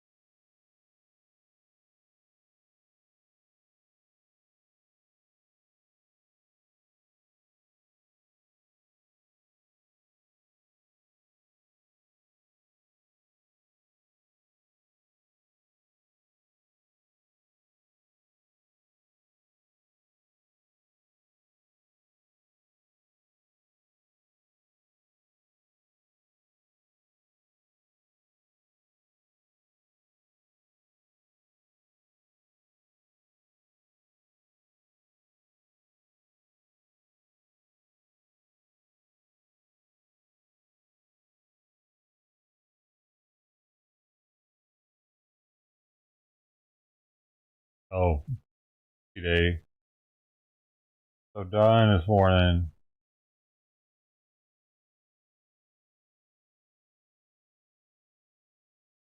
Day besides being at the hospital. I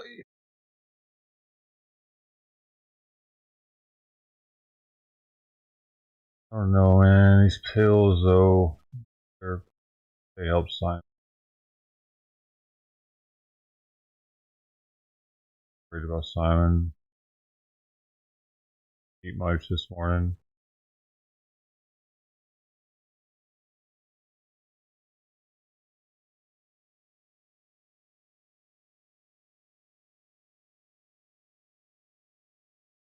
Religious leaders launch prayer action against assault weapons.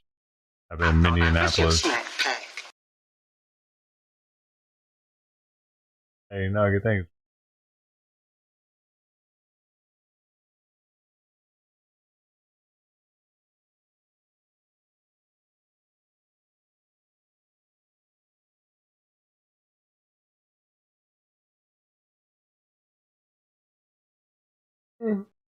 Damn.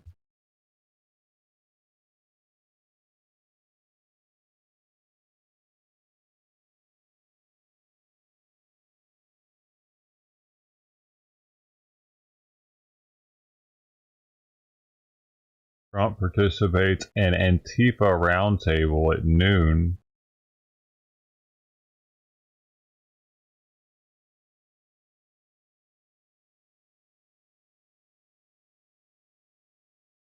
Dude, I hit the hell out of my forehead this morning on the doorknob of my bathroom when I was doing the litter boxes. I forgot the doorknob was right in front of me, right there. Sitting on the toilet as I clean the boxes in the bathtub. I straight went, boom! Right there. I had to walk it off. It was so hard.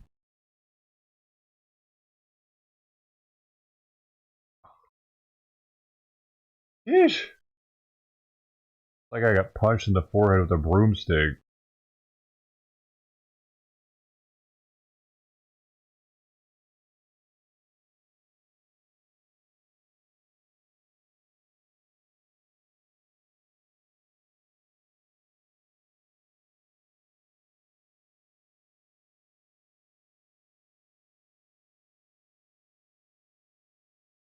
Host talk on Antifa after calling domestic territory.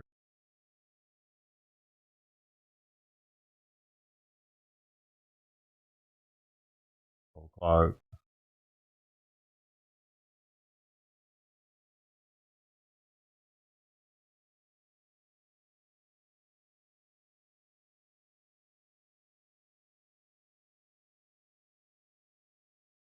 Mark, I don't think it did much as far as marks. I have a pretty thick skull. Neanderthal skull to the front of it.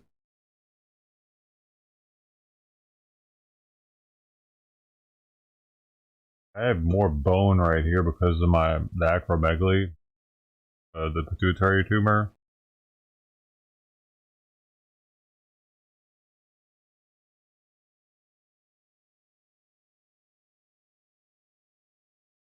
Short bones continue to grow even after they reach their full height.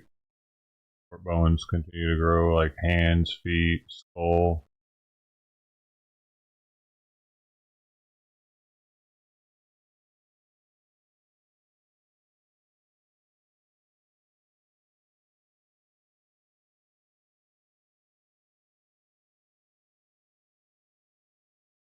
If I'm gonna fight, I'd probably be best suited to headbutt the shit out of somebody.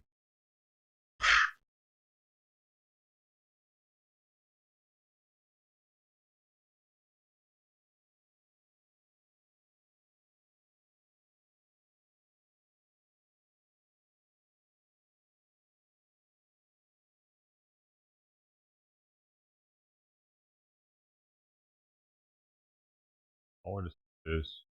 Even 3. And hey everybody, welcome back to the Wolf Pit with another episode of what are we pizza eating? with When I French used to fry bowl, crust. my favorite things to get were a beer tower or two, or maybe even three, and fresh fried French fries and fresh baked pizza. Fucking hurt though. Well, I I haven't really been can't see bowling it. in a few years, and I really miss the French fries, the beer, and the pizza. Well, my refrigerator is always stocked with cold beer, but I rarely make French fries at home or pizza at home. So when I found Tombstone's new French fry style crust pizzas, I had to give them a try. So let's try the Tombstone French fry style crust loaded bacon cheddar pizza first, which both of these pizzas cost $5.86 each. Here's the pretty long list of ingredients. And would you look at that? No. There's no TVP. The main ingredient after water is modified food starch. That's a no from me, dog.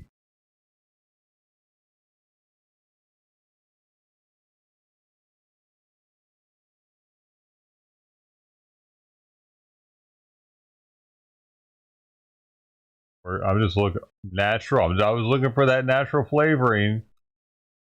You can't actually put butter in it. You got to put the natural flavoring. Here. Autolyzed yeast extract. What is that for? Natural flavoring, of course. More natural smoke flavor. Natural flavoring. Why can't we just have food? Why do they have to extra flavor everything?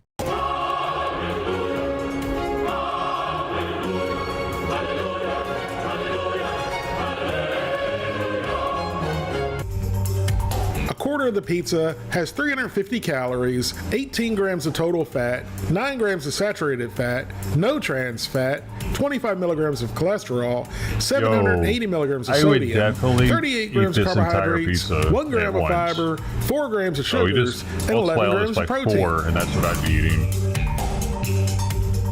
Next up, we have the Tombstone French fry style crust chili cheese pizza. Now here's another very long list of ingredients. soy And would you look at protein. that? There is textured soy protein, also known as textured vegetable protein. Why does that stuff need to be in all of our food nowadays? Protein concentrate. Really? A quarter of the pizza has 330 calories, 15 grams of total fat, 8 grams of saturated fat, no trans fat, Sheesh, 20 it's milligrams of saturated fat cholesterol, content. 630 milligrams of sodium, 39 grams of That would be carbohydrates, 2 grams of 32 fiber, grams of 3 saturated grams fat of for me. sugars, and 9 grams of protein. Now the cooking instructions are the same for both pizzas.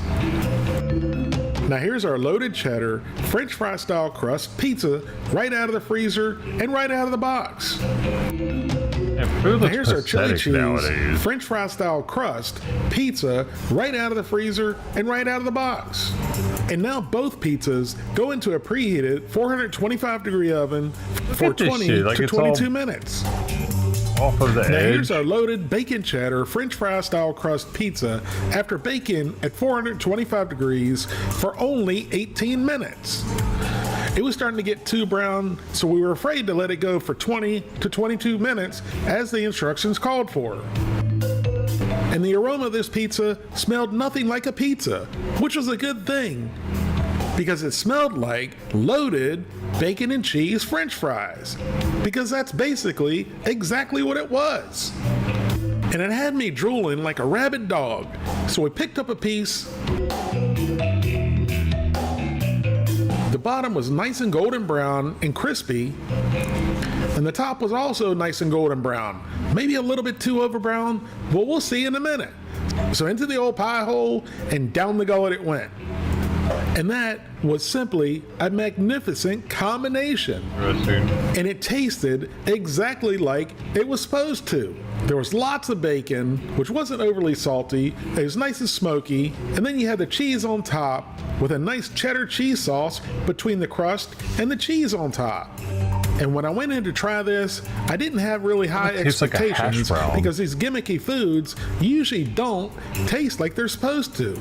But this loaded bacon cheddar French fry style crust pizza was the exception because it tasted exactly like you were eating loaded French fries. And I'm giving Tombstone's loaded bacon cheddar French fry style crust pizza an 8 out of 10.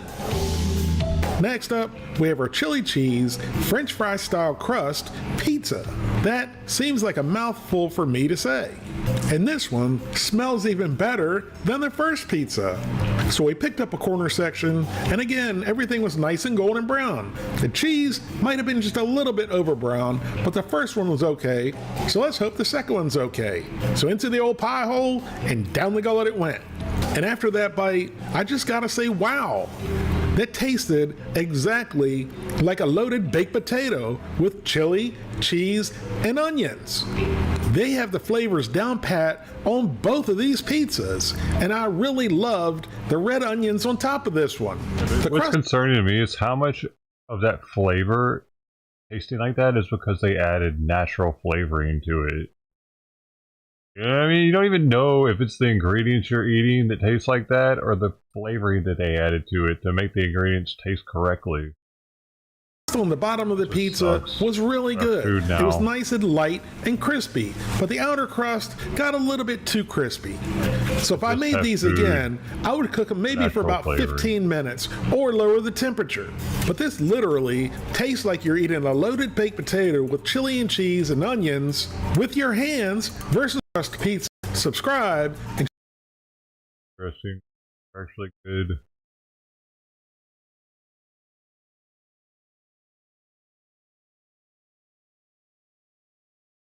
Heard. Ooh.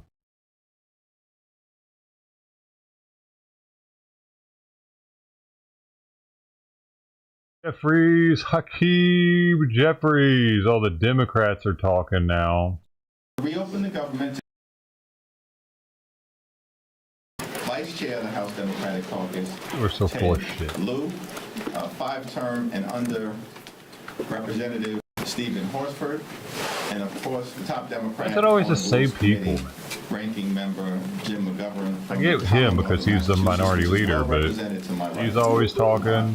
Although we're always to you now. Yeah. So many congressmen that never say anything. Then we got the 20 that we see every day.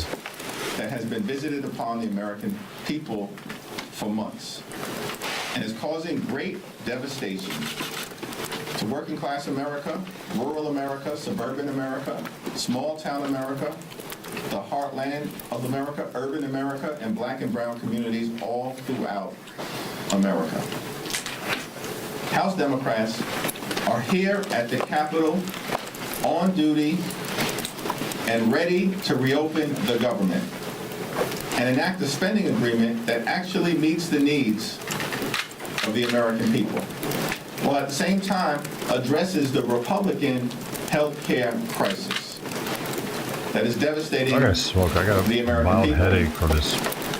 And is causing Torn out to the premiums, forehead. copays, and deductibles to go up for tens of millions of Americans because of the Republican refusal. Can't be taking the Tylenol now because I don't want to get autism. Tax credits.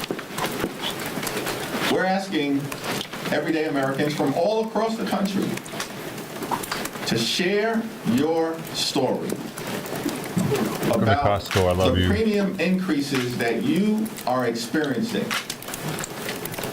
with your member of Congress, with your United States Senator, and certainly with any of us. If you've received a letter, or when you receive a letter in the next few weeks, we want you to reach out to us and share that letter with us. You can do it at democraticleader.house.gov/share your story. That's democraticleader.house.gov/share your story. We are fighting for you. We know that because of the Republican healthcare crisis and their refusal to address the Affordable Care Act tax credits that are on the brink of expiring, that millions of Americans are about to see their health care costs double, triple, or quadruple. And when you get that letter in the mail, share it with us. You can share it with us, as I indicated, and you can include a hashtag, my premium went up. My premium went up. And it's going up because of the continued Republican refusal to extend the Affordable Care Act tax credits. My honor to yield to our Democratic whip, Catherine Clark. Thank you so much, Mr. Leader. We are so grateful for your leadership and your vision at this point of healthcare crisis, and I'm proud to be here with these representatives in leadership of our caucus. Here's the terrible thing about the position that the Republicans have backed themselves into with health care. It hurts everyone. And this isn't about red states or blue states. These premium hikes, these cuts, are going to make health care more expensive and harder to obtain for every American. We had a hearing today in the Capitol, and we were joined by a 29-year-old woman, Mariah Plant from West Virginia. And she told us about her family's struggle. She's the full-time caretaker for her brother, Matt, who suffers a lot of disabilities and needs to be home and be on Medicaid. And without that support, she doesn't know how she would be able to provide for her brother.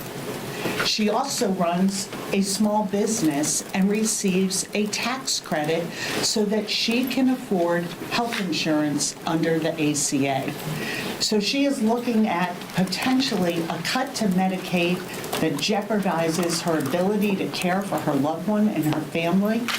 And in the immediate future, a steep rise in premiums and no ability for her to make that up. Her budget simply doesn't stretch that far.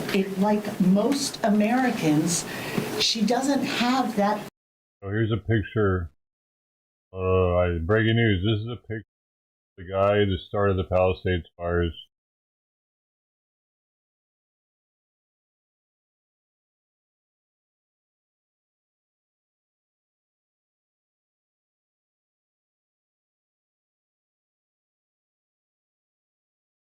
What a fucking idiot, man. He's so done.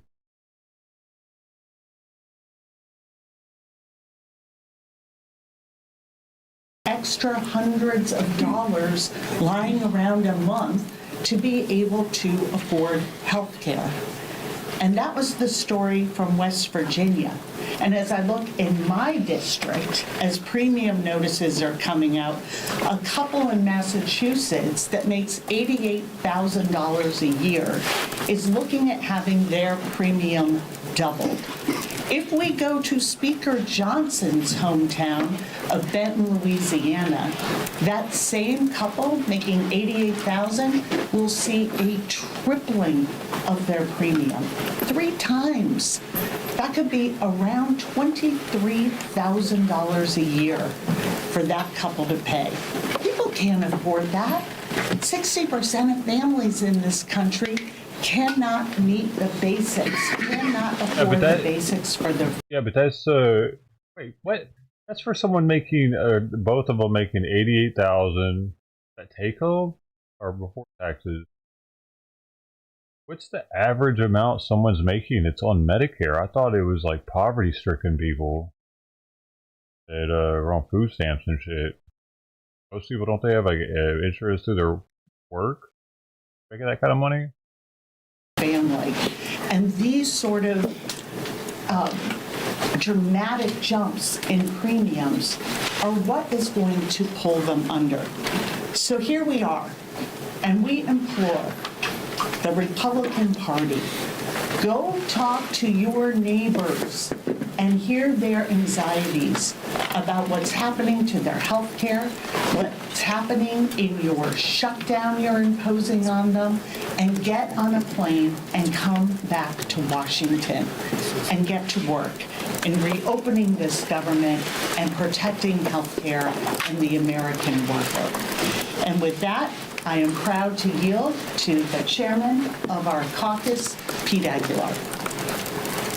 Thank you, Whip Clark, and thank you, Leader Jeffries, for convening us here, for your strength in asking House Democrats to be here, to be present, to be here at work.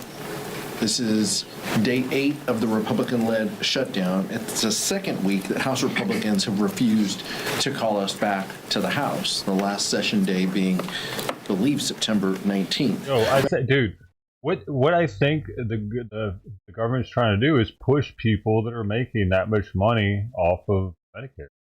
And they're trying to make it for low-income families. It seems like, because I'm looking up here, there are no income limits to be eligible for Medicare. Why is that? It's based on age or just okay. So what is it? Medicaid? Medicaid that people are getting? There we go. Income limits vary significantly. Oh, income limits vary significantly by state. Below a certain percentage federal poverty level. Oh, so below a certain percentage. So it's got to be below the federal poverty level? Bills must fall at or below 138%. However, eligible as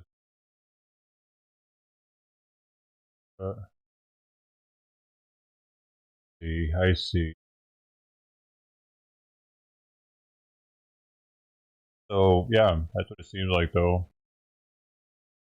Wait. Yeah, then how the fuck was somebody making 88, what do they got, like 5 kids or something? Rather than tackling the most pressing issues facing our nation, including the rising costs of healthcare, Republicans are running from their responsibilities.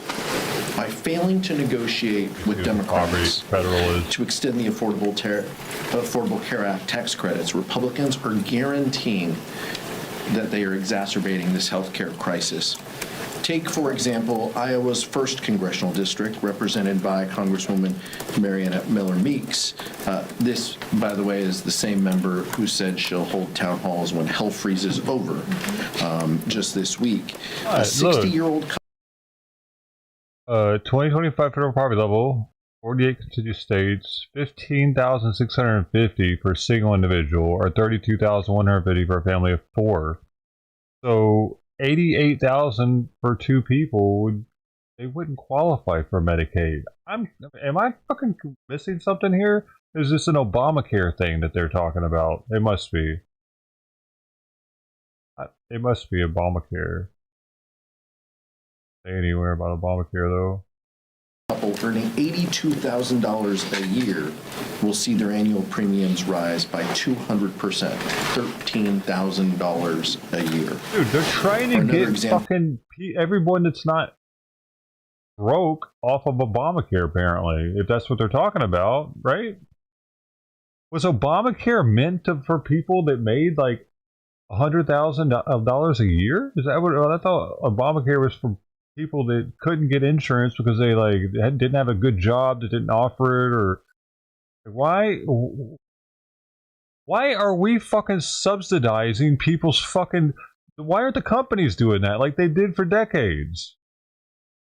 Companies are put into people's insurance plans and shit, but now we got to do it for people. What the fuck is that shit? Republican Congressman Gabe Evans, Colorado District, a family of 4, they can always join the military. $64,000 a year will see their premiums increase 195%, or $2,500 a year. Think about that. I don't get it though. It was working for so long, wasn't it? The old way before we had Obamacare. What was it really that broken? like I said, I've had the VA all this time, so I don't really know. Maybe it was, but it kind of feels like the illegals were breaking it back then too, which is why one of the reasons why he was the deporter in chief. Americans are already struggling with the affordability crisis, and they are being jammed with this healthcare crisis, all at the hands of Speaker Johnson and his Republican colleagues. Dude, and they're lying, claiming never had surgery. that they're the ones working around the clock to fix this healthcare, to help fix healthcare. If that's true, where are they? Where are they? The Democrats are here trying to solve this crisis that they created with their big ugly bill. The American people are smart enough to know that who is responsible for their healthcare costs going up. I hope that Republicans will wake up, that they'll do the right thing, and that they'll work with us to keep healthcare costs down. Turn it back over to Leader Jeffries. Why doesn't he blink? It's freaking me out. Oh, he blinked. Thank you, Chairman Aguilar. We've also been joined he blinks by only when he talks. Susan Del Bene, the chair of the Democratic Congressional Campaign Committee. Now he's blinking his ass off. Thank you so much. As you pointed out, medical premiums are soon set to rise dramatically, yet Obamacare requires COVID-era funding just to keep healthcare costs down. Doesn't this prove Obamacare was ultimately a failed policy fix for healthcare, and how can Democrats be trusted to fix healthcare when Obamacare was ultimately the solution here? The overwhelming majority of the American people, including Republicans, support the Affordable Care Act because it's a vital part of providing health insurance coverage to working class Americans, middle class Americans, and everyday Americans. Republicans are peddling a lie that the current structure of the Affordable Care Act relates to the COVID-19 pandemic. Has nothing to do with the COVID-19 pandemic. The Affordable Care Act tax credits were put into place as part of the Inflation Reduction Act. That's what we're talking about. Lowering the costs for hard-working American taxpayers at a moment when the Republican healthcare crisis is skyrocketing the cost of living related to premiums, copays, and deductibles. And by the way, we have a cost of living crisis in the United States of America that Republican policies are making worse. Donald Trump and the Republicans spent all last year promising to lower costs on day one. Costs aren't going down, and the American people know it. Costs are going up. Inflation is going up. The Trump tariffs are adding thousands of dollars a year in additional expenses at a moment when everyday Americans are already struggling to make ends meet. And now Republicans have shut down the government rather than extend the Affordable Care Act tax credits to try to make health insurance more affordable, which is why Democrats are in this fight on behalf of the American people. Mr. Leader. Leader Jeffries, what do you make of Speaker Johnson canceling House sessions this week, and when will you call for the House? When do you think he'll call for the House to return? House Democrats were here last week. House Democrats are here this week. House Democrats will be here next week. House Republicans are on vacation right now. That's extraordinary. They canceled votes last week. House Republicans have canceled votes this week. We haven't been in session since September 19th.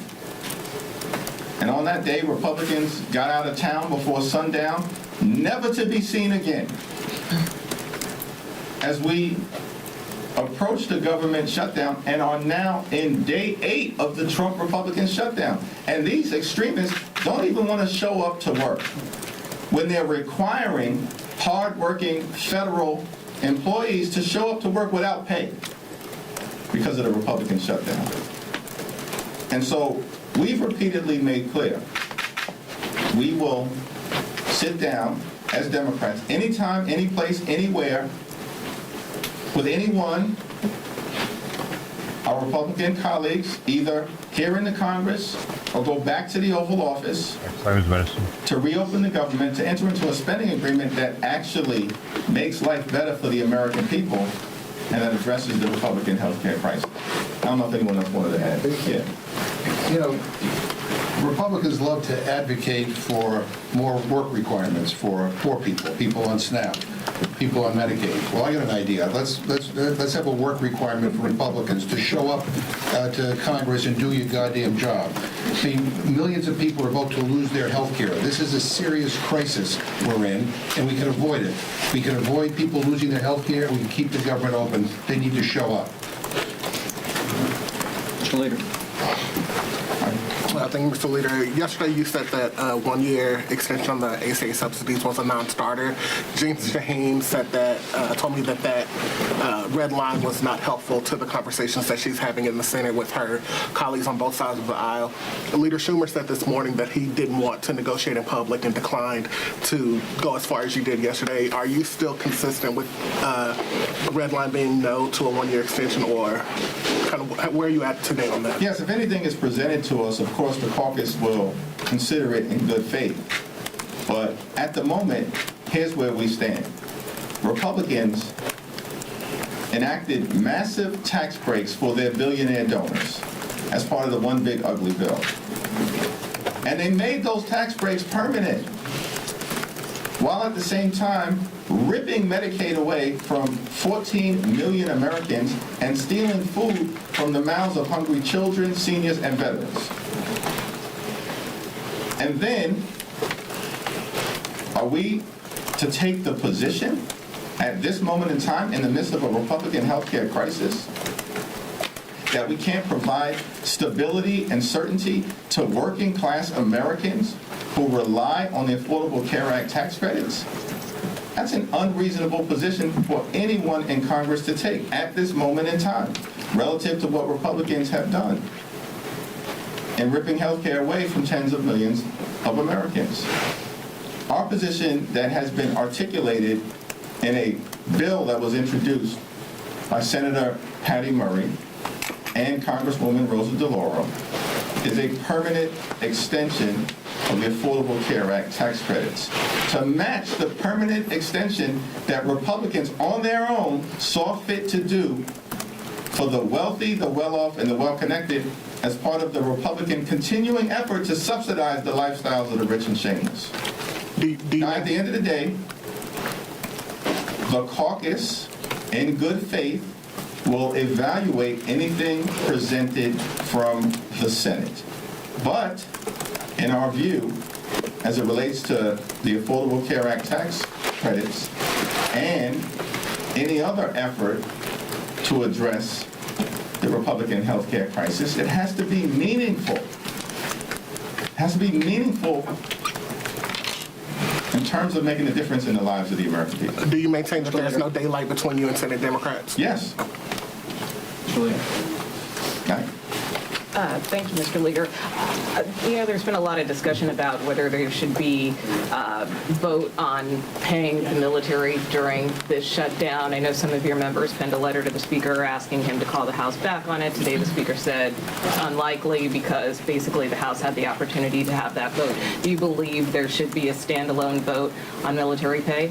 I believe that we should pay our men and women in uniform, and I support the effort of our members to make sure that that takes place. And shame on the Republicans for remaining on vacation and even refusing to pay our troops because of their continued effort to gut the health care of the American people, which they're putting above even the men and women of the U.S. military. I'm a captain. I'll tell you one address. Go ahead. Having served on active duty in the U.S. military, it is insane not to pay our troops. Some of them are in high-risk missions, and you want them thinking about whether they can get paid, whether they can care for their family. You don't want them focused on that. You want them focused on our national security, and this is going to affect our national security. House Democrats are here, Republicans are on vacation. They need to come back and work, and we need to pay our troops.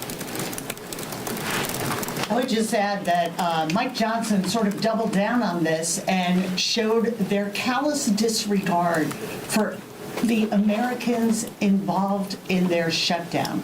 Because what he said was a vote to give funding to our troops so they don't miss a paycheck while serving our country would be a show vote. A show vote? I can't imagine anything more disrespectful. And it's just insight into how they are viewing this. You take the deal we are offering to the American people, and the Republican deal is we take your health care away in order to pay for permanent tax breaks for the very wealthiest people. And if you don't take that deal, we're going to shut down government. And we're not even going to come to work while we are telling hardworking Americans who serve the public, you've got to go to work and not get paid. But us, we'll get paid and not show up for work. That's how little regard they have for the American people and what they're going through. And this entire system and this entire shutdown is based on their allegiance to the very wealthy. And American families are not making it. And every day they make life harder and more expensive. And you can see it in the way they toss aside payment to the troops as a political stunt, some sort of showboat. This is something that we have come together in a bipartisan way at the beginning of every shutdown and voted to do. That is what we do when we are in these terrible situations of a government shutdown. And the fact that they don't do it tells you exactly how they regard our troops and the American people. Mr. Lee, will you call Speaker Johnson and implore him to swear in Adelita Grijalva? We have made clear privately and publicly that Representative Adelita Grijalva should be sworn in immediately, without delay. Mike Johnson swore in 2 Republican members of Congress immediately after their April 1st special elections were concluded during a pro forma session when no one else was even around. And that was done by Republicans because they wanted to jam their one big ugly bill down the throats of the American people so they could rip away health care, steal food from children, and enact massive tax breaks for their billionaire donors. Republicans acted with great urgency to swear in 2 right-wing members of Congress to do in the American people in order to reward the wealthy, the well-off, and well-connected. But now, at this moment, Representative-elect Adelita Grijalva, who won by much wider margins than those 2 Republican members, there is no dispute or controversy relative to her election. And so many of us are asking the question, why the delay, Mike? What's the delay with respect to Representative-elect Adelita Grijalva? Does it have anything to do with Republicans' continuing effort to hide the Epstein files from the American people? Inquiring minds want to know. Third row. You. Oh, that is, I'm sorry. I got that This is actually for Whip Clark, if you could address this, and Leader Jeffries, feel free to as well. Just curious what steps you're taking right now to make sure that back pay for federal furloughed workers is guaranteed under the 2019 law. We have already taken the steps necessary because, as you pointed out, that is the law that Speaker Johnson voted for. So we know what the law says, and we know that we cannot continue to stand by when the President of the United States says, you know what we're going to do? We're going to continue to make an already painful shutdown even more painful. You know, sort of on the theory that, you know, until morale improves, the beatings will continue on the American people. And it's all about harming workers. So, and now he's saying, well, maybe it won't withhold the pay for people who are working without pay for everybody, just those non-deserving workers. Mike Johnson knows the law. Donald Trump knows the law. The workers deserve pay. And that's full stop. That is something we voted on in the first Trump administration. He signed that law. So this isn't up for some sort of legal interpretation. That is the law. But that seems to be very out of vogue with this version of the Republican Party. But the law is clear, and we are going to stand here for workers who are being put in the position of having to show up for their jobs and do their work without pay or be sent home and furloughed, and hope that the Republicans come back to Washington and end their shutdown and get people back to work. I want to give Nanette Barragán an opportunity to respond to the Representative-elect Adelita Grijalva situation. Nanette, of course, is the immediate past chair of the Congressional Hispanic Caucus. Well, thank you. I want to echo the leader's remarks and say, look, the Congressional Hispanic Caucus is at the largest it's been. We're going to add a new member. She was duly elected. She's ready to work. She's been showing up here. It's a real disservice, and I think a slap in the face to those constituents that voted for her, that she's not being sworn in to be able to do her work as an official member. And of course, we know that she is set to be the last signature on the discharge petition. So I continue to implore the Speaker to do the right thing. I believe he said yesterday he would get it done, and then they walked it back. But we have a Latina from Arizona who's ready and able, and let's not disenfranchise those voters as they have to sit and wait until the Speaker thinks, this political game ends. We should all really call on him to swear her in immediately. Thank you, Leader. A follow-up on a question that was asked before. We talk about how these subsidies are needed to keep premiums low, and I think there is a question in a lot of people's minds that if these subsidies are truly needed to keep those premiums at that level, does that signal that there are reforms needed to the ACA to lower premiums in general? It's incredibly important to make sure that we extend the Affordable Care Act tax credits for working-class Americans, middle-class Americans, and everyday Americans. People like Mariah Plant, who we heard from earlier today. She's a 29-year-old from a rural part of West Virginia, a state that Donald Trump won by 41 points. Mariah is a small business owner who gets her health care through the Affordable Care Act, and that's made affordable by the tax credits. If those tax credits expire, healthcare will be unaffordable for Mariah. She'll have to pay thousands of dollars more per year. And she's already dealing with the adverse implications of the Republican assault on the healthcare of the American people related to the largest cut to Medicaid in American history. Why is that?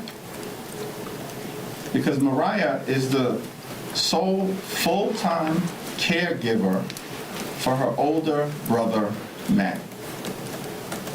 And Matt is legally blind, and Matt is someone who is entirely nonverbal, and Matt is someone who requires full-time care. And because of Medicaid as it currently exists, Matt is able to be cared for at home in a loving environment. But now that's threatened by the Republican assault on Medicaid. You know what's also threatened for Mariah and Matt? The fact that their rural hospital may close because of the Republican assault on the health care of the American people. And then on top of that, Mariah may not even be able to go see a doctor herself because of the Republican refusal to extend the Affordable Care Act tax credits. That's why Democrats are in this fight. It's not a political struggle, it's personal for the American people. And just like we're telling Mariah's story, elevating it, as she did earlier today at our hearing, so courageously and authentically on behalf of everyone else in West Virginia and throughout the country, we're asking the American people to share their stories with all of us about the hardship that you're facing as a result of the Republican healthcare crisis and the need for something to be done about it right now. I want to give Stephen Horsford an opportunity to say anything, and Susan Delvenne. Thank you, Mr. Leader. I will just add, as a member of the Ways and Means Committee and Subcommittee on Healthcare, these enhanced premium tax credits, one, are supported by 78% of Americans, and they understand the impact of those tax credits to their ability to afford health care. And just like Republicans made a priority to pass massive tax breaks for the very wealthy, Democrats made it a priority to give tax relief to middle-class families so that they could afford health care. We're using the tax code to help middle-class families afford health care, not the ultra-rich get another tax break for a yacht or whatever else they're buying. This is a matter of life and death, and it's a matter of clear priority by the House Democratic Caucus, led by Leader Jeffries and Whip Clark and the rest of our leadership team.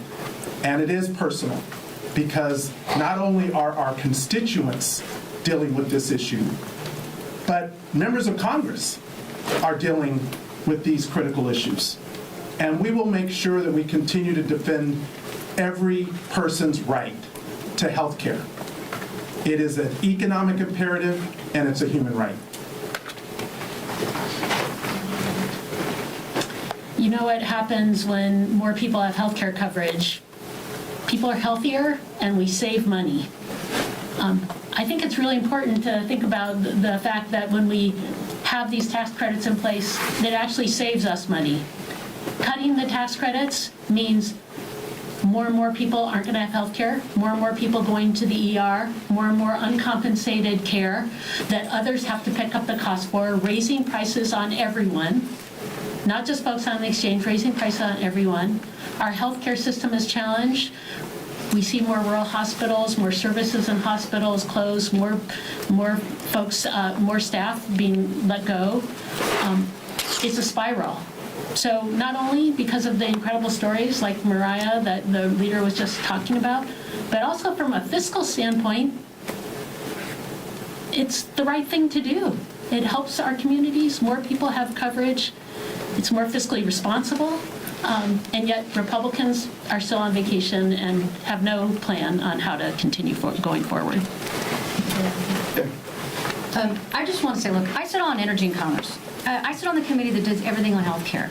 And I can tell you, hearing after hearing after hearing, we are not hearing Republicans come up with legislation or bills that's going to bring down the cost of their health care. On the contrary, everything that's being done is raising cost. So the party in power right now, the Republican Party, who controls what the hearings are not having hearings on how to lower the cost of health care or premiums. Look, we want to make sure health care is accessible to everybody, whether you're a Democrat, whether you're a Republican or an independent in rural America, in small towns, in cities like mine. This is about health care. This is about getting everybody access to health care. And I can tell you that we do not have those hearings. The party in charge has not expressed an interest in committee on having hearings on how to bring the cost down. So Democrats are fighting to do just that. Thank you, Mr. Leader. We've talked a lot about the countless Americans who are going to lose their paychecks in a prolonged shutdown. We've also seen lawmakers from both chambers and both sides of the aisle say that they will forfeit their checks to stand in solidarity with those Americans.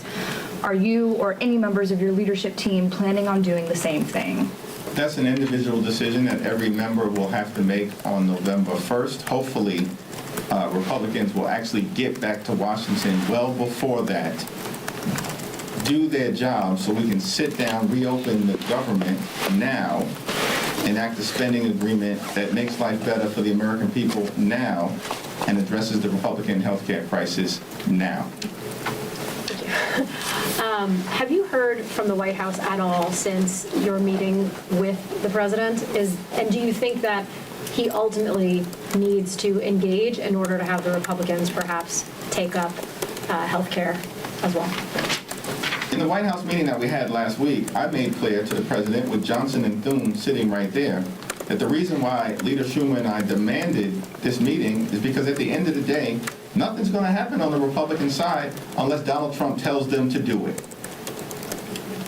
The Republicans here in Congress have long ago abandoned the notion that they're part of a separate and co-equal branch of government. They don't see their jobs that way. They function like functionaries, like wholly owned subsidiaries of the Trump administration. And all they've done all year, these Republicans here in Capitol Hill, is to rubber stamp Donald Trump's extreme agenda. That's raising costs on the American people and ripping health care away from them at the same time. If we're going to get a resolution here, we need presidential leadership. That's what Donald Trump himself said 12 years ago in 2013. If a shutdown happens, the buck stops with the president.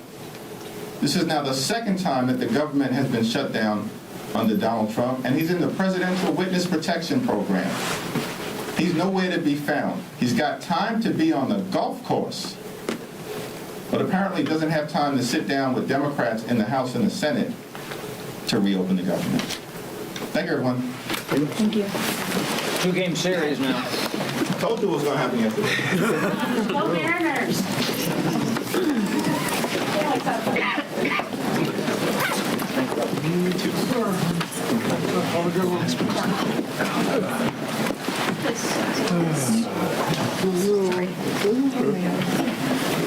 Okay.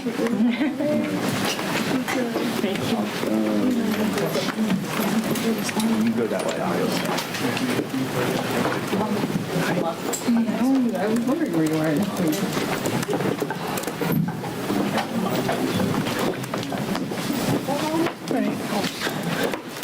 See you at the next one.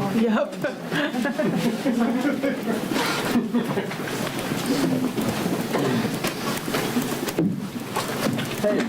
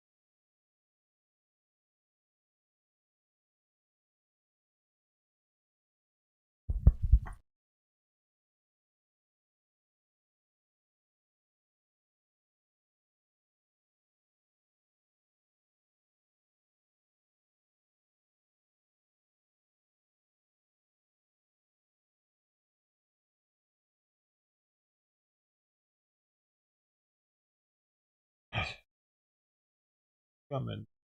Already doing it? How's it frozen? Oh, it's.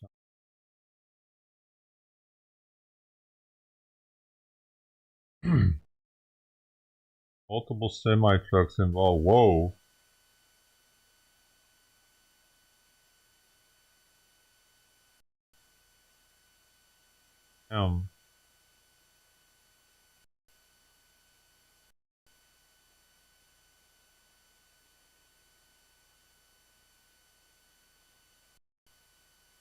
Jeez.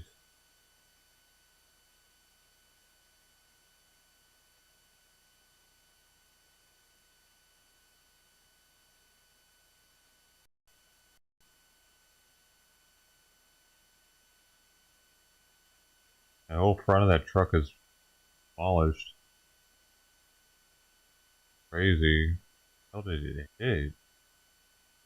A cool looking truck too. Got the alien on.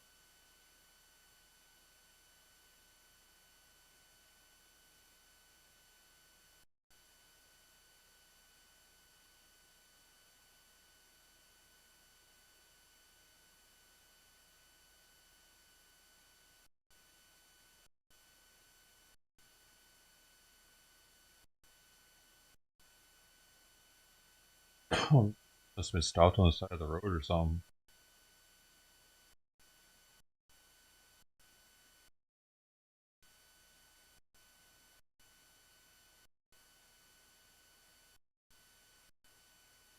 How else did he hit him so?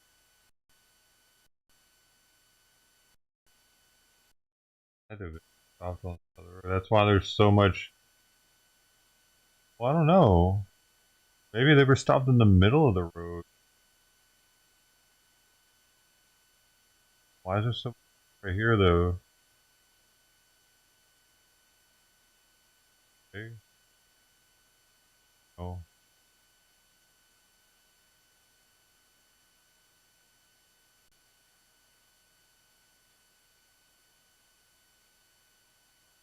Collision happened here. This is the truck. Oh, this truck leaked oil everywhere.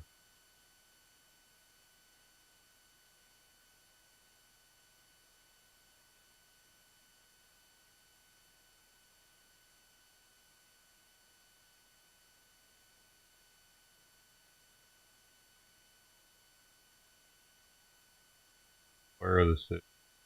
Well, Detroit maybe. June.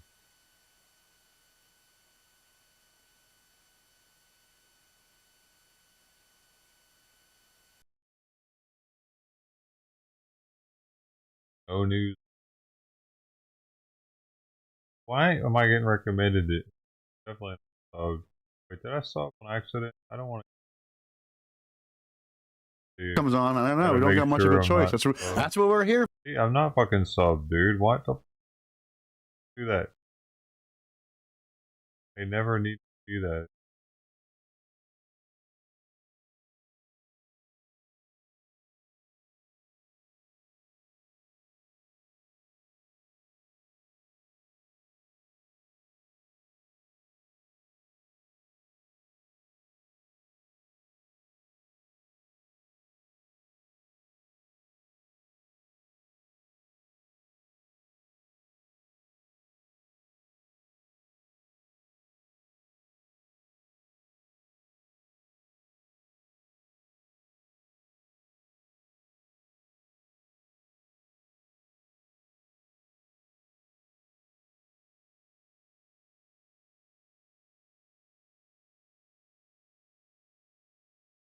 Teen decapitation suspect, dude.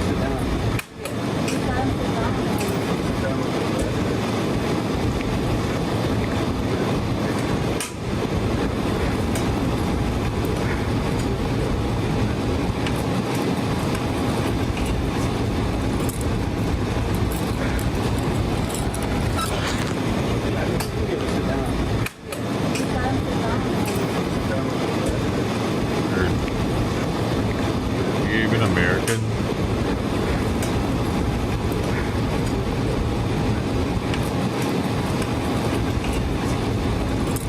19-year-old suspect.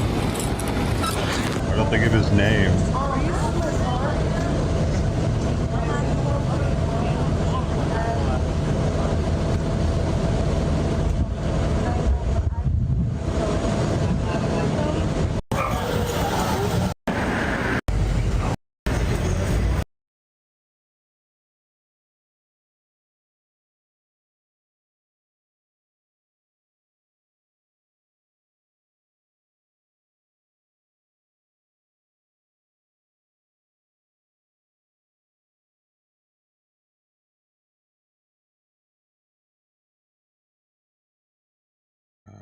Yeah, I'm nervous about these medications, whether like going to help Simon having double the dosages, or if it's going to make his appetite disappear.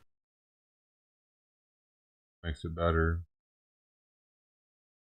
Nervous for today.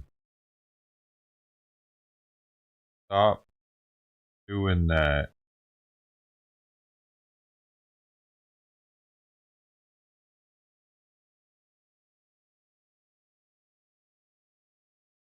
Hey chat, because I hate myself, I spent $50 on desserts because they were trending on TikTok. Only here for the titties, lady. Let's try my bad decisions. Okay, first, Jiggling. we tried the orange. This better taste amazing. Okay.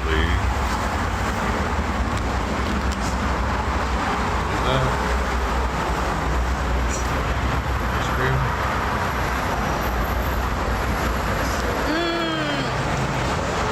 That's worth $25.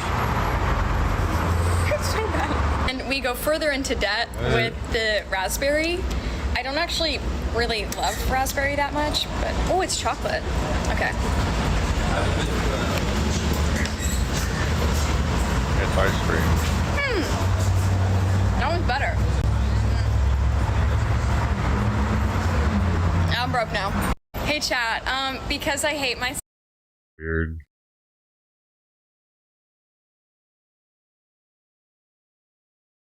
3 minutes. Did you say it's ice cream? I spent $50 on desserts because they were trending on TikTok, so. Okay. Also speeding.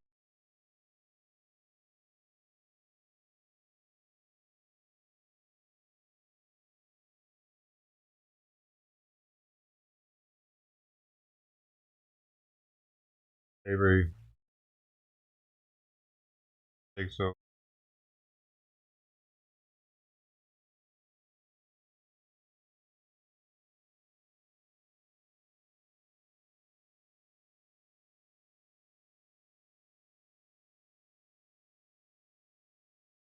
This one. The liberal meltdown over the removal of rainbow crosswalks continues on. Real quick, we're gonna need some sad music. Perfect. Anyway, Miami Beach is now very upset at this horrible event. The colorful pavers of 12th Street were dug up by the Florida Department of Transportation Sunday night. In their place, black pavement. You guys aren't even being paid enough for this. A large crowd gathered in protest as workers removed the colorful pavers one by one, then laying down black tar.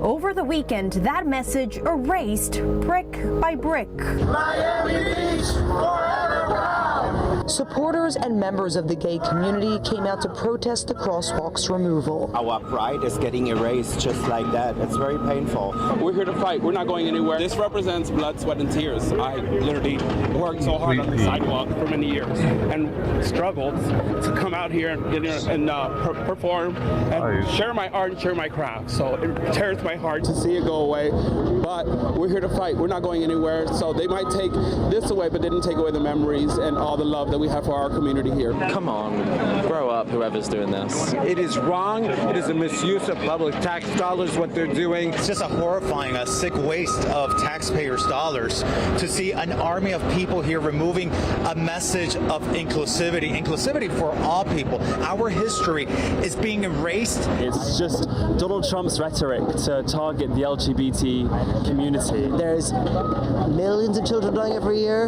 in the US because of gun violence and school shootings, and I think that's the real issue.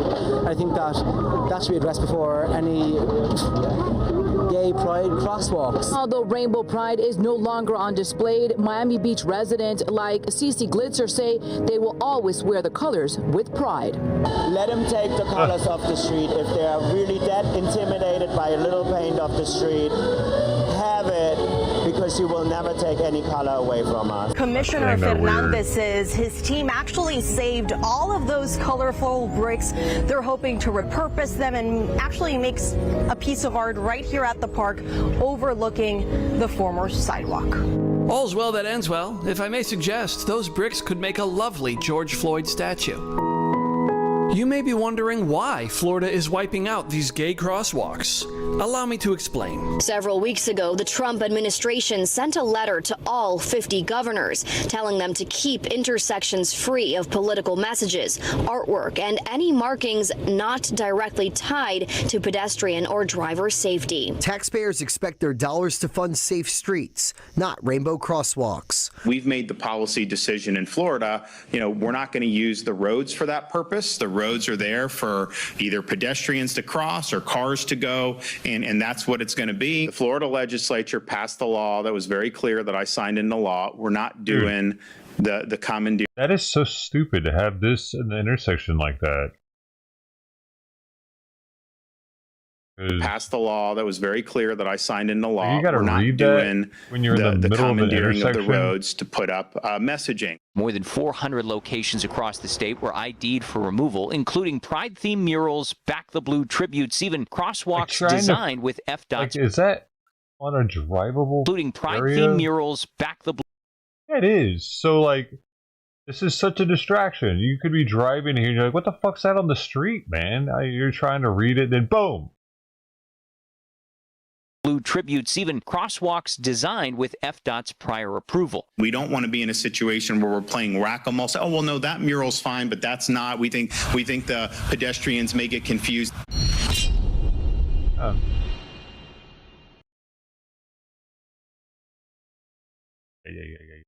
Yeah. Oh, I wonder if they've gotten rid of all the rainbow shit in 4th Street in Long Beach. I haven't even looked in a while. We have some of it here. Police arrest last New Orleans prison escapee. They finally got them all.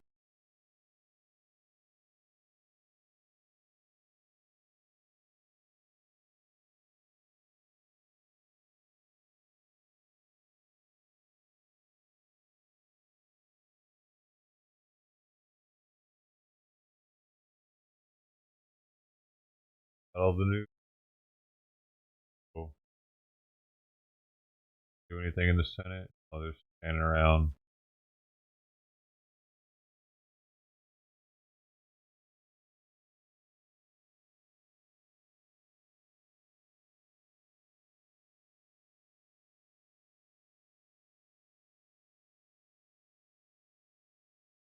Roundtable.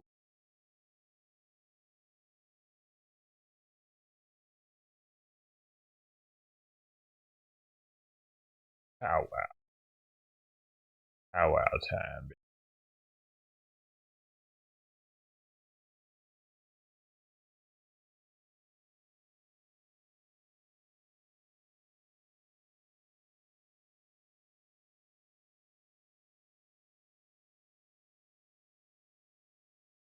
Dooby-dooby-doo.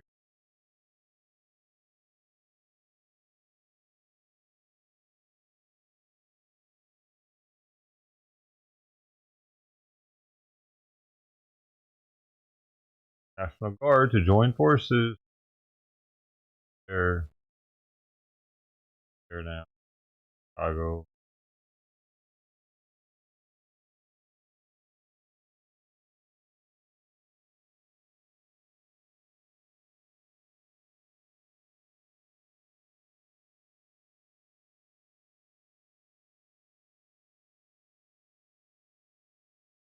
Bill.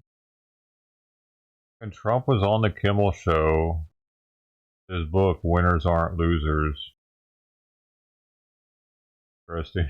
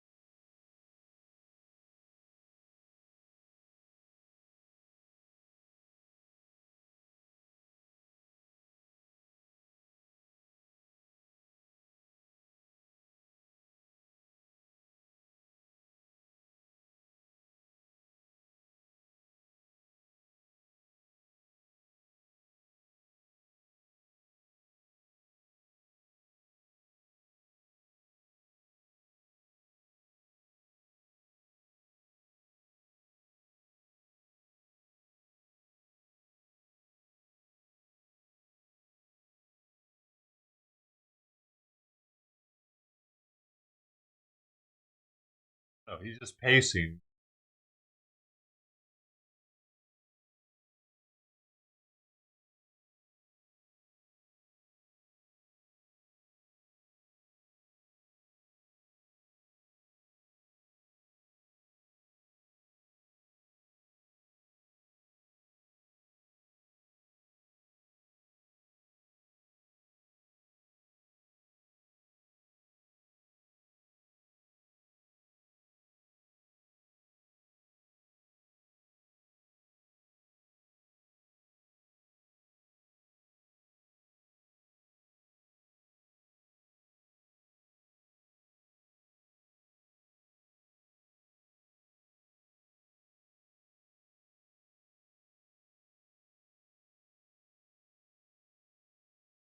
Still breathing fast, man.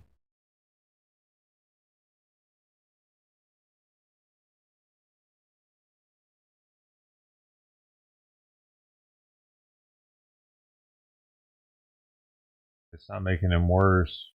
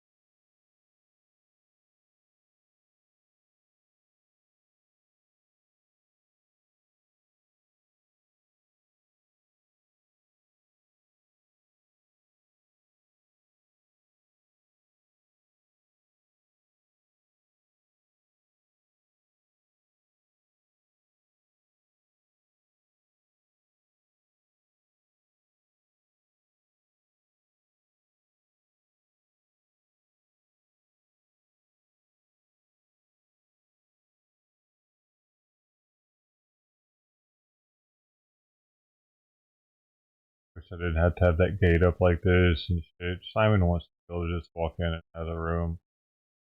Really, he's like I put him in jail. Got these kittens. Mad about it, dude. I can do about it though.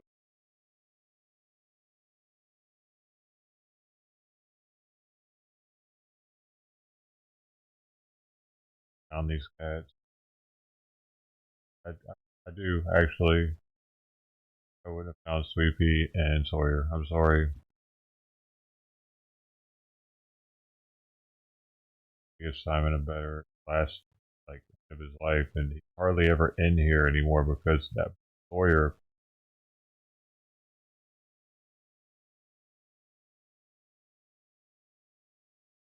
On the side of the gate now. Open the door for him at least.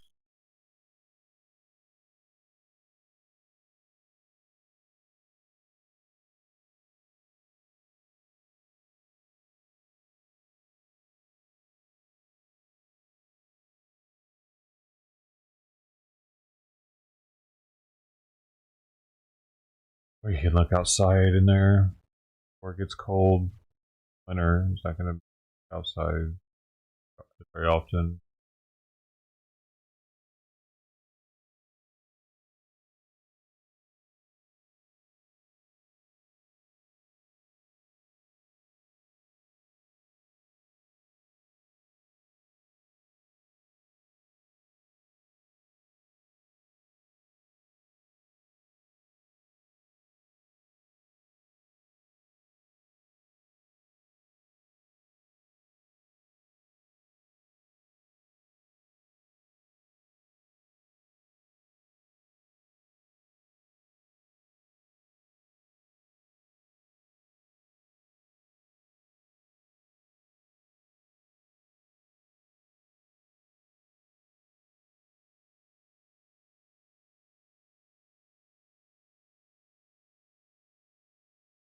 Disgusting.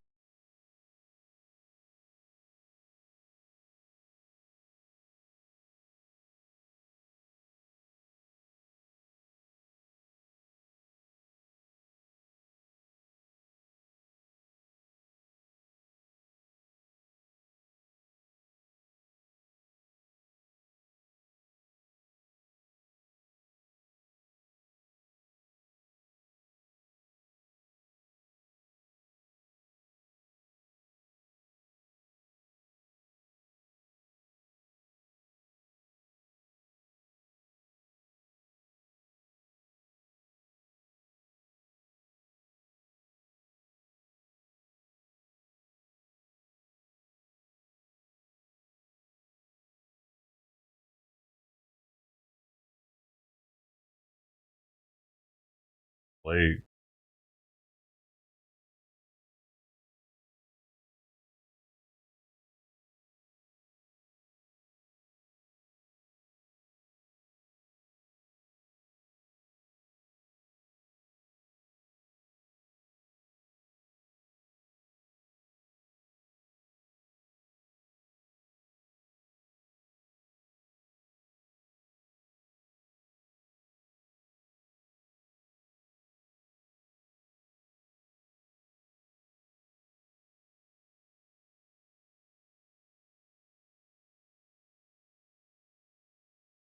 Pervert.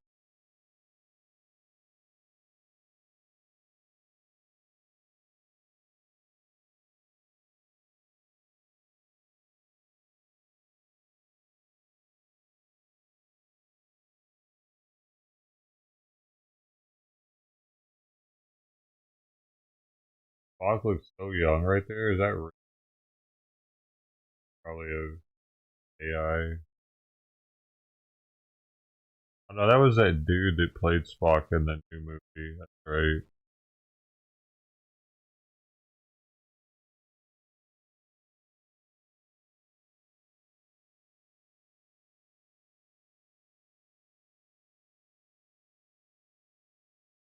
Dump your state.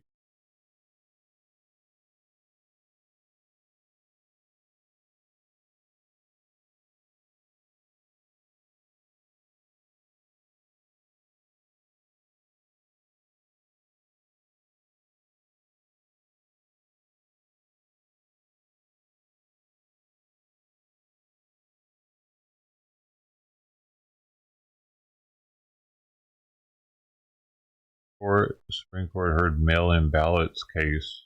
Sworn in for 3.5 hours.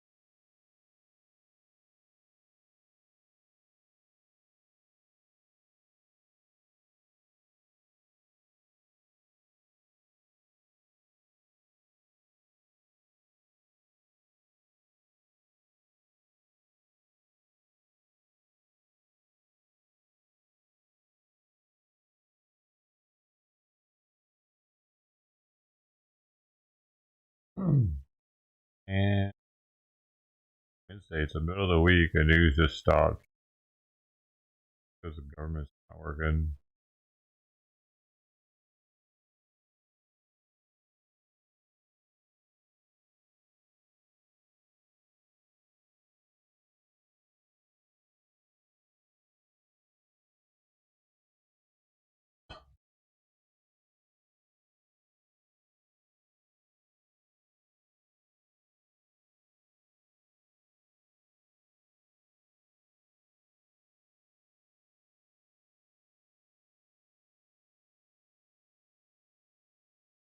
What's up with this shit? And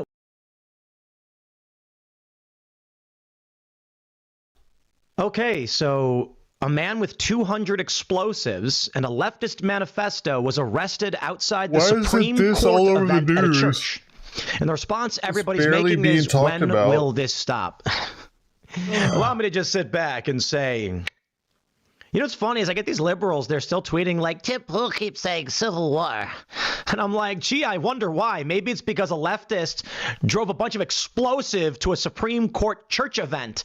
And what assumption must we make? But I can throw that away and just say, I don't know, 2 terror attacks on ICE in one day in Chicago, the assassination of Charlie Kirk, the shooting up of ICE vehicles killing the detainees, the Portland riots. Heavens to Betsy, we are in civil strife. I don't know if this graduates to civil war. I'm not omniscient. I'm just a dude who reads the news. But you know what, man?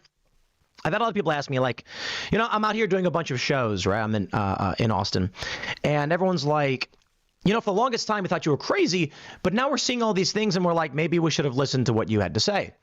And my response is, millions of people listen to what I have to say. It's my business. But some people don't. And probably because they think I'm crazy. What I can say is, if you're a routine watcher of Timcast videos, I genuinely mean this, you're probably a lot smarter than the average person. And for two reasons. What does it mean to be smart? Maybe you just have a good memory and you know things. It could also mean that you don't have a lot of information, but you do comprehend very easily.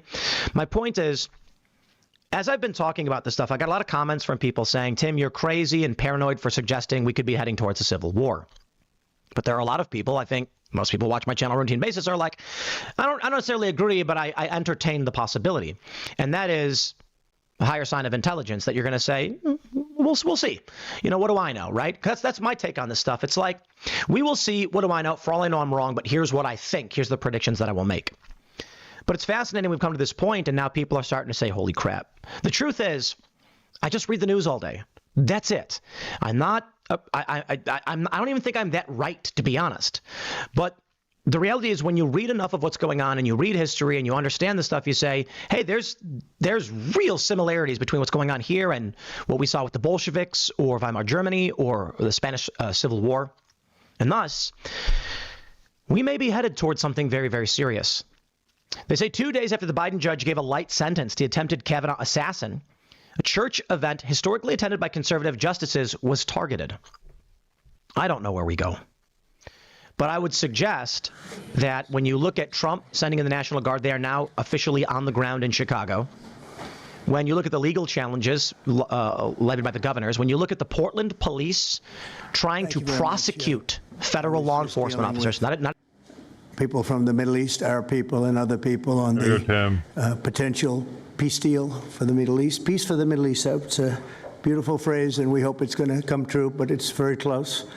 And they're doing very well. We have a great team over there, great negotiators, and there are unfortunately great negotiators on the other side also. But it's something I think that will happen, got a good chance of happening. I may go there sometime toward the end of the week, maybe on Sunday, actually, and we'll see. But there's a very good chance negotiations are going along very well. We're dealing with Hamas and many of the countries. As you know, we have all of the Muslim countries are included. All of the Arab countries are included. Very rich countries and some that are not so rich, but just about everybody's included. It's never happened before. Nothing like that's happened before. And our final negotiation, as you know, is with Hamas. And it seems to be going well. So we'll let you know. If that's the case, we'll be leaving probably on Sunday, maybe Saturday, maybe a little later than Saturday evening, but that seems to be our schedule. It should be clear to all Americans that we have a very serious left-wing terror threat in our country. Radicals associated with the domestic terror group Antifa that you've heard a lot about lately, and I've heard a lot about them for 10 years. And other far-left extremists have been carrying out a campaign of violence against ICE agents and other officials charged with enforcing federal law. In Chicago, anarchists have surveilled at least 4 local ICE facilities and posted diagrams of the buildings online, meaning nothing but bad, accompanied by photos of specific ICE agents that they're targeting, one in particular who's a top person and a great patriot. In July, approximately a dozen Antifa-aligned militants stormed the ICE facility in Texas and then lured officers out of the building before firing dozens of rounds at police. They were crazy, frankly, shooting one Texas officer in the neck. And in Portland, Oregon, Antifa thugs have repeatedly attacked our officers and laid siege to federal property in an attempt to violently stop the execution of federal law. Everything we're doing is very lawful. What they're doing is not lawful. And what the governor and the mayor of, as an example, you could say of Portland, and you could say certainly of Chicago, it's not lawful what they're doing. They have to be very careful. In addition, 2 weeks ago, a radical left terrorist in Dallas conducted a sniper attack on a local ICE facility, killing 2 people and leaving behind a note that read, "Hopefully this will give ICE agents some real terror." That's bad. This attack came the very same month that Charlie Kirk was assassinated by a far-left extremist who inscribed the words, "Hey fascist, catch," meaning catch the bullet, onto the bullet shelf itself. The epidemic of left-wing violence and Antifa-inspired terror has been escalating for nearly a decade. At universities, Antifa has organized riotous mobs to attack campus speakers. I see it all the time. And these are agitators, anarchists, and they're paid. And you'll find that out. You'll be finding it out very soon. You should see what we have on these people. These are bad people. These are people that want to destroy our country. We're not going to let it happen. They've used armed gangs to assault local police in cities nationwide, and they've attacked journalists reporting on their crimes. So the journalists that report on their crimes, don't worry, you're very safe. I hope that's not going to turn you around, but they have been very threatening to people, but we're going to be very threatening to them, far more threatening to them than they ever were with us, and that includes the people that fund them.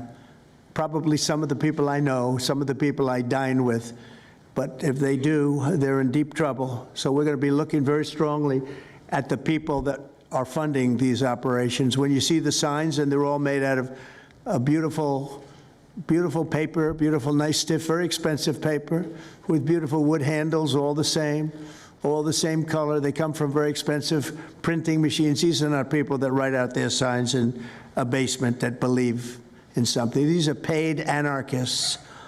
At least 3 of these courageous journalists have personally been victims of Antifa attacks. Andy Ngo has been repeatedly beaten by Antifa thugs for his work in Andy is a very serious person, too, I have to tell you. I've been watching him for a long time. Is Andy here? That's what I thought. Hello, Andy. I thought that was you. You're looking better than you do out on those streets, huh? You look much better. It's nice to have you. You feel a little safer here, I think, maybe. Well, not that safe, because you have them. You have to worry about that. But thank you very much. Andy Ngo has been repeatedly beaten by Antifa, and including one assault that left him with a brain hemorrhage. Only days ago, Nick Sortor was assaulted in Portland by a flag-burning mob, and we've made it 1-year penalty for inciting riots. We took the freedom of speech away because that's been through the courts, and the court said you have freedom of speech. But what has happened is when they burn a flag, it agitates and irritates crowds. I've never seen anything like it on both sides, and you end up with riots. So we're going on that basis. We're looking at it not from the freedom of speech, which I always felt strongly about, but never passed the courts. This is what they do, is they incite. When you burn an American flag, you incite tremendous violence. We have many examples of it, many examples of it, and it's actually down on tape, and you see things happen that just don't happen unless it's the flag that's burning. Very recently, Katie Davis Court was hit in the face with a flagpole in Portland by an Antifa radical, leaving her with a very blackened eye. So, Katie, thank you very much. And I'd like to also say that I watched Nick. Where's Nick? Is Nick here? Nick? Hi, Nick. That was a rough time you went through. I hope you got my little note. I wrote you a note. Yeah, I really appreciated that. It helped a lot because it was a difficult situation. It was very stressful, and your note helped a lot. I truly appreciate it. I thought it was terrible, actually. I thought it was terrible. So we'll talk about it a little bit. Under the last administration, the Department of Justice targeted faithful Catholics, Christians, and patriotic parents as domestic extremists. They said, oh, they're extreme because they believe in God. They're extreme because they go to a Catholic church, or evangelicals, where everybody was under the gun. Unless you were a really bad, sick person, then they left you alone. Under the Trump administration, we're going after Antifa criminals, and all who fund and support their campaigns are in serious trouble. And we have a lot of records already, a lot of surprises, a lot of bad surprises. It's people that you would never think. I want to thank Attorney General Pam Bondi, who, by the way, yesterday was incredible in Congress. It was amazing, and she just did it from the heart and the brain, because she's very smart, in all fairness, but she did it from the heart, and she did it an incredible, everybody was talking about it. She exposed some of these fake senators, these terrible senators, people like Blumenthal that had a phony war record. For 20 years, he talked about it, what a hero he was, and it turned out he never went to Vietnam. For 20 years, he talked about being a hero in Vietnam. Then it was exposed when he said what platoon he was with, and it was exposed that somebody was watching from that particular platoon. They said he was never with us. And then he went out and he cried, and he was ready to drop out of the election. And disgraceful. And then he looks at people like Pam and he starts criticizing her, and she's a patriot. And they ought to do something with that. You know, we have a young congressman that's right now in jail for lying about where he went to college and other things. It was, you know, frankly not good. It was pretty bad. But it was nothing compared to Blumenthal. I mean, what Blumenthal did, he was for 20 years a hero, a great war hero. And then he sits back and, you know, sanctimonious kind of a guy, looks at, how dare you do this to the American public, you know? What a fake. But I thought Pam was incredible yesterday, as well as Secretary Kristi Noem, who's really out there courageously, and I appreciate it, Kristi, amazing what you're doing.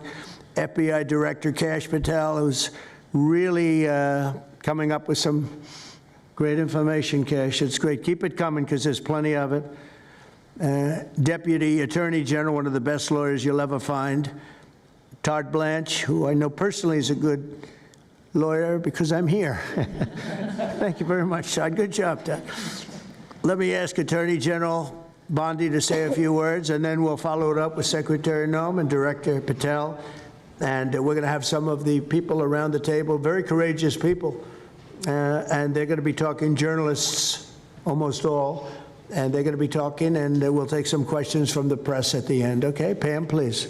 Thank you, President Trump. And as you made clear, Antifa is a domestic left-wing terrorist organization. We've seen them on video for years because they wanted to be seen and they got away with it. They beat journalists, they attack courthouses, they attack police stations, they dox and assault our law enforcement officers. The Biden administration let them commit these crimes with total impunity for years. So did Democrat leaders like Pritzker and Mayor Brandon Johnson.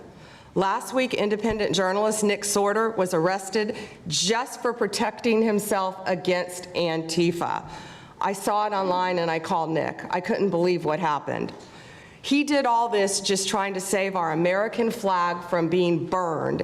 He was pushed down and assaulted, yet the local police arrested Nick, not the Antifa thugs who did this to him. Antifa feels empowered to operate in the open because weak Democrats have turned a blind eye to their actions. Their hatred for President Trump and for law and order agendas fuels their violence. We've seen more than 1,000% increase in attacks against our ICE agents since January 20th. Secretary Noem is out there fighting for you firsthand to keep our federal officers safe, to keep our federal buildings safe, and we're not going to have it anymore, these thugs. We saw what's happening in Portland and Chicago, and you saw what happened in Dallas. No longer. This is not activism, it's anarchy. We can't and we will not let masked terrorists burn our buildings, attack our law enforcement, and intimidate our communities. Under your leadership, President Trump, we're deploying the full might of the federal law enforcement to crack down on Antifa and other domestic terrorist organizations led by Stephen Miller. And Stephen, thank you for everything you're doing. Last week, I issued a memo ordering our federal law enforcement agents, DEA, FBI, U.S. Marshals, and ATF to protect ICE officers from Antifa and other radical left-wing violence. Director Patel has been going non-stop. He and Deputy Attorney General Blanche were in Chicago yesterday. While Secretary Noem was in Portland, we are around this country fighting against this domestic terrorism. We had Apple and Google take down the ICE block apps. Hope they continue to comply with that. It's threatening the safety of our federal law enforcement officers. We're not going to stop at just arresting the violent criminals we can see in the streets. Fighting crime is more than just getting the bad guy off the streets. It's breaking down the organization brick by brick. Just like we did with cartels, we're going to take the same approach, President Trump, with Antifa. Destroy the entire organization from top to bottom. We're going to take them apart. Thanks to your bold leadership and the designation of Antifa as a terrorist organization, which is exactly what they are, Americans will no longer tolerate their unhinged violence. Thank you. Thank you very much, Pam. Christy. Well, thank you, Mr. President, and thank you for hosting today and focusing on Antifa and the terrorists that they are. Let's not make any mistake. These individuals do not just want to threaten our law enforcement officers, threaten our journalists, and the citizens of this country. They want to kill them. Their agenda is to destroy the American people and our way of life, and this president is standing in their way. He is stopping them from bringing their death and their destruction to the individual citizens in this country that just want to raise their kids and their grandkids in peace and in safety. I want to also thank everyone around this table for being so bold and so brave, for standing up and recognizing the threat that Antifa is to our way of life. By recognizing how advanced they are, how sophisticated their networks are, how they've infiltrated our entire country, and we're seeing them play out with their tactics from city to city, and how they have built out their funding mechanisms. And sir, I also want to thank our Treasury Secretary for his work in getting to the bottom of these funding mechanisms and individuals who are perpetuating this violence on our American cities. I was in Portland yesterday and had the chance to visit with the governor of Oregon and also the mayor. They're in town, and they are absolutely covering up the terrorism that is hitting their streets. While you talked about some of the stories of our ICE agents, our Border Patrol agents, how they have been attacked, how they have been shot at, injured, the damage that they've done, these leaders in these local cities, along with Pritzker and Johnson, ignore what's going on, or, sir, they're helping Antifa cover it up. We have arrested dozens of individuals that are Antifa members or affiliated with them, and I want to thank our Attorney General for prosecuting them and making sure they never see the light of day again. They have been so bold in making sure we're bringing those individuals to justice. One of the individuals we arrested recently in Portland was the girlfriend of one of the founders of Antifa, and that we are hoping that as we go after her, interview her, and prosecute her, we will get more and more information about the network and how we can root them out and eliminate them from the existence of American society. I want to thank the new journalists here today for telling their stories and for being able and willing to go to the streets and to cover what's happening here in America. Many times the legacy media has looked the other way, refused to tell the stories. The networks have not really focused on what this is and what damage it is doing to our country, and how this network of Antifa is just as sophisticated as MS-13, as TDA, as ISIS, as Hezbollah, as Hamas, as all of them. They are just as dangerous. They have an agenda to destroy us, just like the other terrorists we've dealt with for many, many years. And today is the day that we have a president that won't tolerate it and will stand up and fight for the American people. So thank you for being here, for being so bold, and for standing in the gap at such a time as this. It will matter. It will make a difference, and your life will be one of significance because of what you've done today. So with that, God bless you, and thank you, Mr. President. Thank you very much. Thank you. Cash, please. Thank you, Mr. President. Mr. President, the American people gave you a sweeping mandate in your victory in this election cycle, and they demanded safety and security for our citizens. And your administration, with your leadership, has provided us with the resources that we need, which is a whole of government approach to go after criminals absolutely everywhere, not just outside of this country, but within this country. And that takes a whole of government approach. The interagency seated up here with the Department of Homeland Security, our Attorney General, our Deputy Attorney General, and your White House staffers, including Stephen Miller's leadership, has allowed us to go out there and map out these networks. What we are doing at the FBI is simple. It does not require rocket science. We are following the money. Money never lies. And that's what it's going to take to bring down this network of organized criminal thugs, gangbangers, and yes, domestic terrorists, because that's what they are. They are harming everyday citizens in every single one of our communities. And the folks you see here on the right and left, they're some of the bravest men and women we have today. They're reporting the stories live time because the mainstream media won't cover it. They're putting their lives on the line. They're standing up for the flag. The least we can do is stand up for them. So you have my thanks. I read more of your stories than I do theirs because you guys are putting out the truth. And we deserve a country where you are protected as equally as they are. We, in this FBI, will go after with the criminals with a vengeance. We will not rest until we find every single seed, money, donor, organization, and funding mechanism that we have. And I want to echo the Secretary's comments on Scott Bessent, who's allowing us to map out these networks through their financial criminal activities, which has been going on for decades. And I would like to remind the American public, they built this disease temple of corruption over decades. And in 8 short months, Mr. President, you have crippled their foundation because of your leadership here, because of the interagency, because of people like Deputy Attorney General Blanche, and because of Attorney General Pam Bondi's fearless leadership to go after criminals wherever they are. They will not be able to hide. They were able to hide and conspire with prior administrations, and we are exposing their corruption from within. And we will go to every single city in this country under Operation Summer Heat and the other operations we are doing at the FBI to bring these criminals to justice. We will arrest every single one of them from whatever perch you sit in, private or public, no matter how your goal or your ambition is, it will be crushed by the Constitution because the American people deserve law and order, and that's what we're going to give you. He memorized his whole speech. Yo, did you notice that? He didn't look down. He wasn't reading. Would any of you like to say something? Feel free. I didn't realize he was that smart. You can say it in front of a fine group of people, also journalists and reporters. You want to start? Sure. Go ahead. Absolutely. President Trump, members of the cabinet, really appreciate you guys bringing this together. And the fact that we are here today on such short notice shows how serious you guys are taking this issue of trans terrorists and frankly, the cities and police departments that are cooperating with Antifa, such as Portland. I mean, the Portland politicians are literally willing to sacrifice their own citizens just to appease these Antifa terrorists. It's sickening. I've seen it firsthand, obviously. When I went to jail that night, never expected it to happen. I thought that they were maybe removing me for my own safety. It never crossed my mind that I was the one that was being arrested for a crime after I was just thrown into a hole.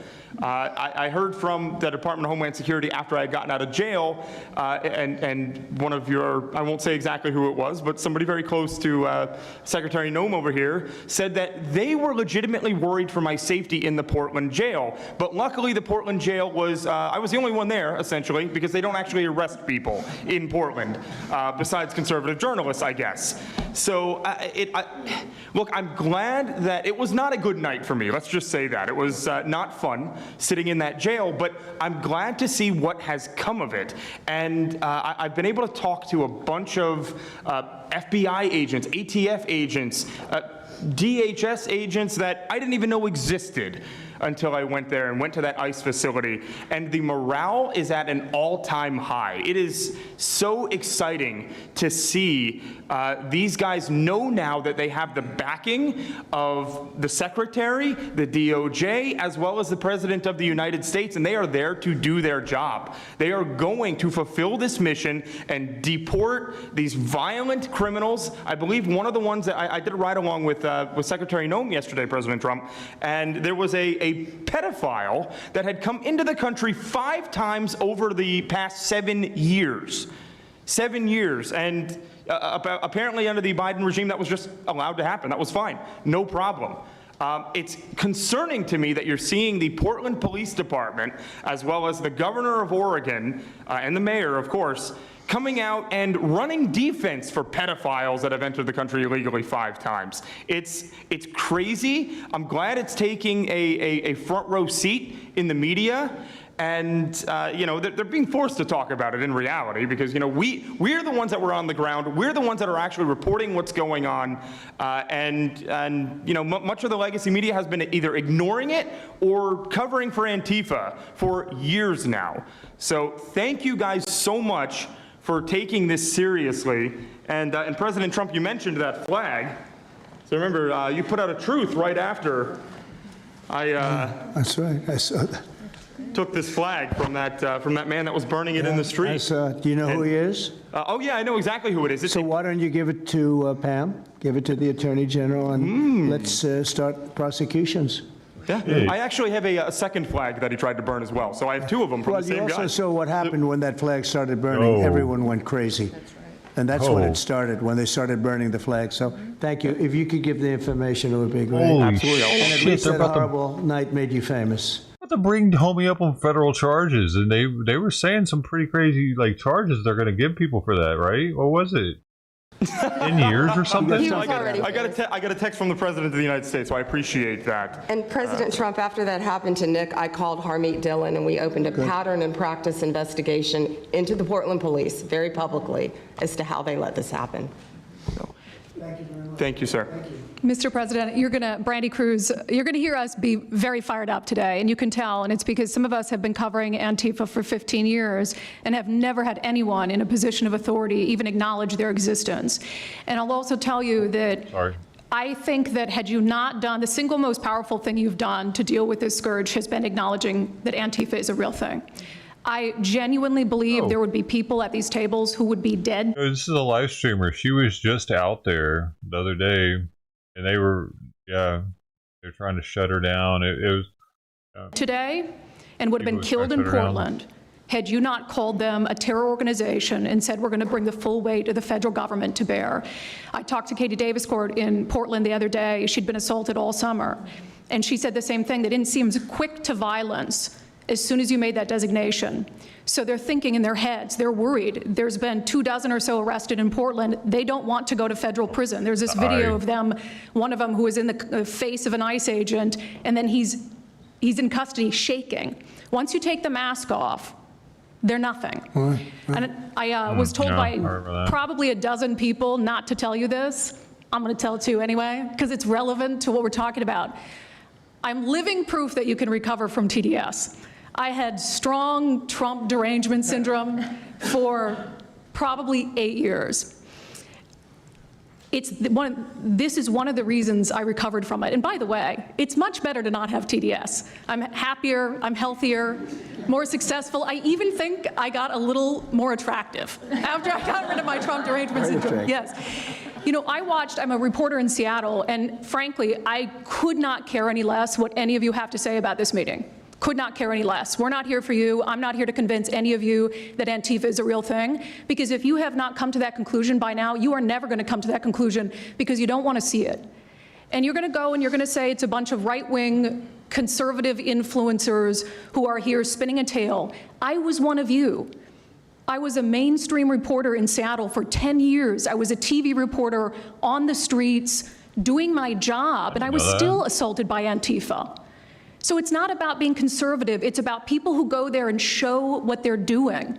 And when I saw, after all those years, that the media wouldn't be honest about what was happening, that Democratic politicians wouldn't be honest about what was happening, I thought, well, gosh, if they're not being honest about that, maybe they're not being honest about President Trump either. And it opened my mind to just looking at things for what they were. And now I find you quite funny, actually. Now it's like I said, I'm much happier about it. But, you know, for me, again, I could not care any less the stories that they go to print. This is what I care about. We have 3.5 years. Nothing is guaranteed, although I think if Democrats keep it up, we'll probably have Republican presidents for the next 3 decades. But nothing is guaranteed, and so what I want to see over the next 3.5 years is a full court press to dismantle Antifa once and for all in a meaningful way. I know, Andy, we talked before this about some ideas. That's really what we want to, I don't care what the media says, I don't care what Democrats say. They will never wake up to this fact. So we want the federal government to take as many of these cases as possible, look at the interstate travel between Portland and Seattle when it comes to these people who are committing violent acts. And hopefully in 3.5 years, they will be a shell of their former selves. Very close to that. And it's Antifa and many others, unfortunately. Yes. There are many others, bad ones. Most have been named terrorist organizations. There are a couple that we're going to. But I think we've got it pretty well covered. But there are many others. But very specifically today, it's Antifa, and it's really bad. and we're going to get it cleaned up. Andy, do you have something? Thank you very much. I'm glad you no longer have TDS. I feel very good about that. Thank you. Thank you, Mr. President and members of the Cabinet. I have a lot of gratitude and a little bit about my background. I'm born in Portland, Oregon, from there. And growing up, it's always been left-wing, very progressive, and I liked it. It had cafes and artists and those who lived a bohemian lifestyle. And in 2016, I was a graduate student at Portland State studying political science. I was an editor at the student paper there, a very progressive paper, and I was assigned to cover the election night demonstrations. Well, the elections night protests turned to riots, 3 days of violent rioting in Portland, and it was the first time that I saw groups dressed in black with their faces covered. This was 4 years before COVID. Some of them were waving the black flag of anarchism, some the red flag of Marxism. And within seconds, they would ravage one street to another, to another, to another. And the next day, I would read the legacy media, which I still read at that time and looked forward to, and I looked up to those journalists. And I was really shocked to see that the narrative was that these, in my view, anti-democratic political violence was legitimate acts of protest because people were concerned about racism or all these other lies. And so for the next 4 years, I just continued going out with my video camera. I thought, look, people can ignore what I write because of spin, but videos can quite speak for themselves. And in 2019, it led to me nearly losing my life. I was covering another Antifa protest turned riot. At that point, had been routine in Portland, and then I was ambushed in a mob beating. And I had never been in a fight. I didn't even realize that I was being assaulted until seconds in. And the punches came from everywhere, on my head and my face, and I was bleeding out of my eyes and ears, and then they threw all the drinks in my eyes to humiliate me further and to laugh at me. And I was rushed to the hospital in an ambulance and CT scan, and I had subarachnoid hemorrhage, which is bleeding in the brain. I nearly died. And after surviving that, Didn't they throw a milkshake at him, but it was actually solid concrete inside the cup or something? Did he just explain that and I missed it? Reporting that I saw in liberal media it seemed to suggest that I had deserved it because they branded me far right, and some even went so far as to suggest that I maybe faked my injuries. A BuzzFeed reporter asked for my medical records, which I did provide, but this felt so, it's like because I didn't die in that attack, there was another round of people who wanted to finish me off.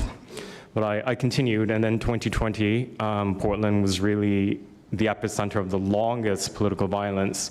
Those months of riots, I was on the ground, undercover, and there was an assassination there. There was a supporter of Donald Trump named Aaron Danielson who was shot dead by a self-described Antifa member who then fled out of state and died in a shootout with US Marshals.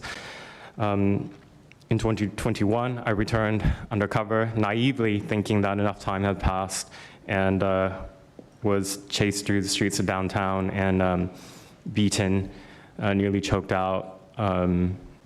The person who was trying to choke me out held me so tightly that I had the blood, the vessels in my eyes burst. So one of the symptoms were my eyes were completely red after that, and I was hospitalized. So thank you so much for acknowledging Antifa and for directing your administration to treat them as domestic terrorists. It's going to be really challenging because how they organize is that they are decentralized, autonomous, and they operate on deception. And we're still to this day told that they don't exist, that it's a figment of our imagination. I think the DOJ could look at federal conspiracy charges. The state of California and San Diego County last year broke up an Antifa cell in San Diego. And I think maybe perhaps the State Department should designate Antifa, its international arm, as a foreign terrorist organization, FTO. So thank you so much for this invitation, Mr. President. Thank you very much, Andy. Great. That's a rough time you had, huh? So the chokeout was almost the end, you felt? Yeah, that was my only near-death experience in my life, and I'm quite shaken when I think about it now. It really feels unbelievable to me that on the streets of America that this type of violence against citizens could become so routine and accepted and cheered on by people. Although, you know, in the immediate aftermath of Mr. Kirk's assassination, we saw again that type of depravity play out on quite large swaths of the left. So there's a deep sickness that's in this country right now, and it pains me a lot to acknowledge it. Yeah, the amazing thing is you look at Portland, and you see fires all over the place. You see fights and, I mean, just violence. It's just so crazy. And then you talk to the governor, and she acts like everything is totally normal. There's nothing wrong. It's almost like, are you waking up from a dream or something? You see it on your network. You see it all over the place. And it's so bad. It's so crazy. It's like the movies you see for the kids, I guess not only the kids, adults also, where you have these bombed out cities and these bombed out people. It's like worse than that. I don't think they could make a movie as bad. And then the governor will get up and say, I don't know why they're coming here. It's such a wonderful place. And the amazing thing is the people want us to be there. The people, when they get the real people that live there, many of them have left, but the real people want us to be. The same thing in Chicago. So they've had 60, 70 murders over a short period of time. Murders, people that got shot. They've had hundreds of people shot, and then a guy like Pritzker, or this low IQ mayor, gets up. I mean, he got up, he's got a 5% approval rating, and the people are all against him. They want people to come. Beautiful black women are wearing a MAGA hat last night on television. Beautiful people. And they said, we don't care who comes, just stop the crime. They don't care, frankly, they don't care if it's National Guard and military. Send in anybody you want, stop the crime. And they're afraid to go out. They can't even go out.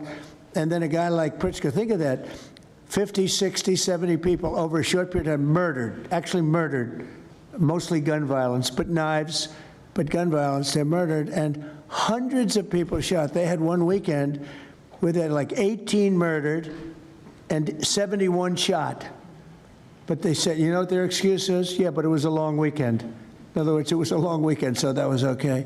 And then Pritzker gets up and he says, like, I don't know what they're talking about. We don't have crime here. They're crazy. I think actually they're petrified. You know, their families live there, everything else. I actually think they're scared. Pritzker was a failure in his family. They threw him out of the family business. The guy's a loser. But you know what? They actually, I believe they're scared. They're actually frightened for their lives. Jack, please say a few words. Mr. President, thank you so much for having us here today and holding this roundtable. Antifa is real. Antifa has been around in various iterations for almost 100 years in some instances, going back to the Weimar Republic in Germany. And it's now been just under 1 month since we saw a far leftist murder Charlie Kirk, and we saw thousands upon thousands of people, other far leftists and people in positions of authority, people like nurses and pilots and doctors and HR departments celebrating the death and the murder of Charlie Kirk. This sickness that's out there is absolutely real. And Mr. President, thank you for mentioning the fact that one of the bullet casings read, "Hey fascist, catch" on it. One of the other bullet casings right next to that had Bella Ciao written on it. Now, Bella Ciao is a song that is known in Antifa circles as the international anthem of Antifa. And all of us around this room that have studied Antifa, we're very familiar with these symbols. And Mr. President, I think the situation is getting worse. When you look at people like Luigi Maggioni in his 20s, Thomas Matthew Crooks, of course, who took a shot at you, sir, the ICE shooter in Dallas, and now this Tyler Robinson, we're starting to see a pattern of more and more murderous violence. And this same violence is not just random. It is targeted assassinations, which are getting worse. And every single one of us in this room that goes out there, and obviously you as well, sir, and all the staff, We are now under that threat every single day. And working there at Turning Point USA, and I've spent just about the last month out there in Phoenix with Erica, with the family, with the team. And I will tell you this, Mr. President, even though going through something like that, which is an absolute nightmare, and people say, you know, what was it like to speak in front of all those people? It was horrible. Every second of it was horrible. But we're not going to quit. And Turning Point USA is continuing the tour that Charlie was on. We had 6,000 people when we went back to Utah. We had 5,000 people last night in Montana, if you can believe that. We are continuing to organize on campus. We are getting more and more people coming out in the face of this threat, knowing what happened to Charlie. But Mr. President, we need to do something about this, because I fear that the next one who could be killed could be sitting at this table right now. And we're not going to stop, but they need to stop, and they will not stop until they are stopped. Thank you. Thank you, Jack. I appreciate it very much. One thing I have to say is that Washington, D.C. was almost as bad. I don't know what could be worse than Portland. You don't even have stores anymore. They don't even put glass up. They put plywood on their windows, but most of the retailers have left. But Washington, D.C. was so bad, and Pam, I'd say it took 12 days to really make it pretty good, and a month to make it great. And now people are going out to dinner. The restaurants are booming. They don't have enough seats. They're opening up new restaurants because many of them closed. And people are walking down the street totally safe. A reporter, I'm not sure if she's there. I can't see somebody reported. There she is. She was violently assaulted. And I don't know, she tends to be somewhat liberal, but she wasn't liberal on this one. I appreciated your honesty, but that won't happen again. It won't happen again. You're lucky you're alive, frankly, with what happened. I know exactly what took place. So Washington, D.C., our capital, we thought we'd start there appropriately, and it's safe, and people are so happy. They're so happy. And now it's a couple of months. I went to dinner there. I felt totally safe. I gave a press conference right in the middle of the street, which I don't think Secret Service was thrilled about. But, you know, I'll tell you what, I wouldn't have wanted to do it 6 months ago. It's incredible what happened. Now we're in Memphis. As you know, we're having a great impact in Memphis. It's been only a week, but it's, Cash, I hear it's been... Yo, I've been following the Memphis subreddit, and it is, dude, they are definitely doing shit in Memphis. Like, state troopers are everywhere doing shit in packs. Wild. Amazing. And Memphis is talking about, they're like, hey, man, people are driving the speed limit, our crime is down. Wild. What's happening there, just very early. But you take a look at D.C. and you take a look at some of the other. We've had a big impact. What we haven't said, because Pritzker said, well, crime is going down in Chicago. Well, 5 months ago, Cash went to Chicago with a lot of FBI agents just to prepare it, so that we went in with, I guess you could call it a surge, call it whatever you want, but would be even more effective. And we're going to be doing that, and very, very strongly doing that, because Chicago is a very unsafe city. It's a great city. The head of the Union Pacific Railroad said, sir, please save Chicago. It's a great city. It can be saved. Other cities are gone. I mean, they're lost. They can get better, but they're just really, they've been so decimated. But I'm so proud of what they've done so quickly in D.C., and it's taking place quickly in Memphis, where we were asked to go by the mayor and by the governor. And it's really incredible what we can do and how fast we can do it.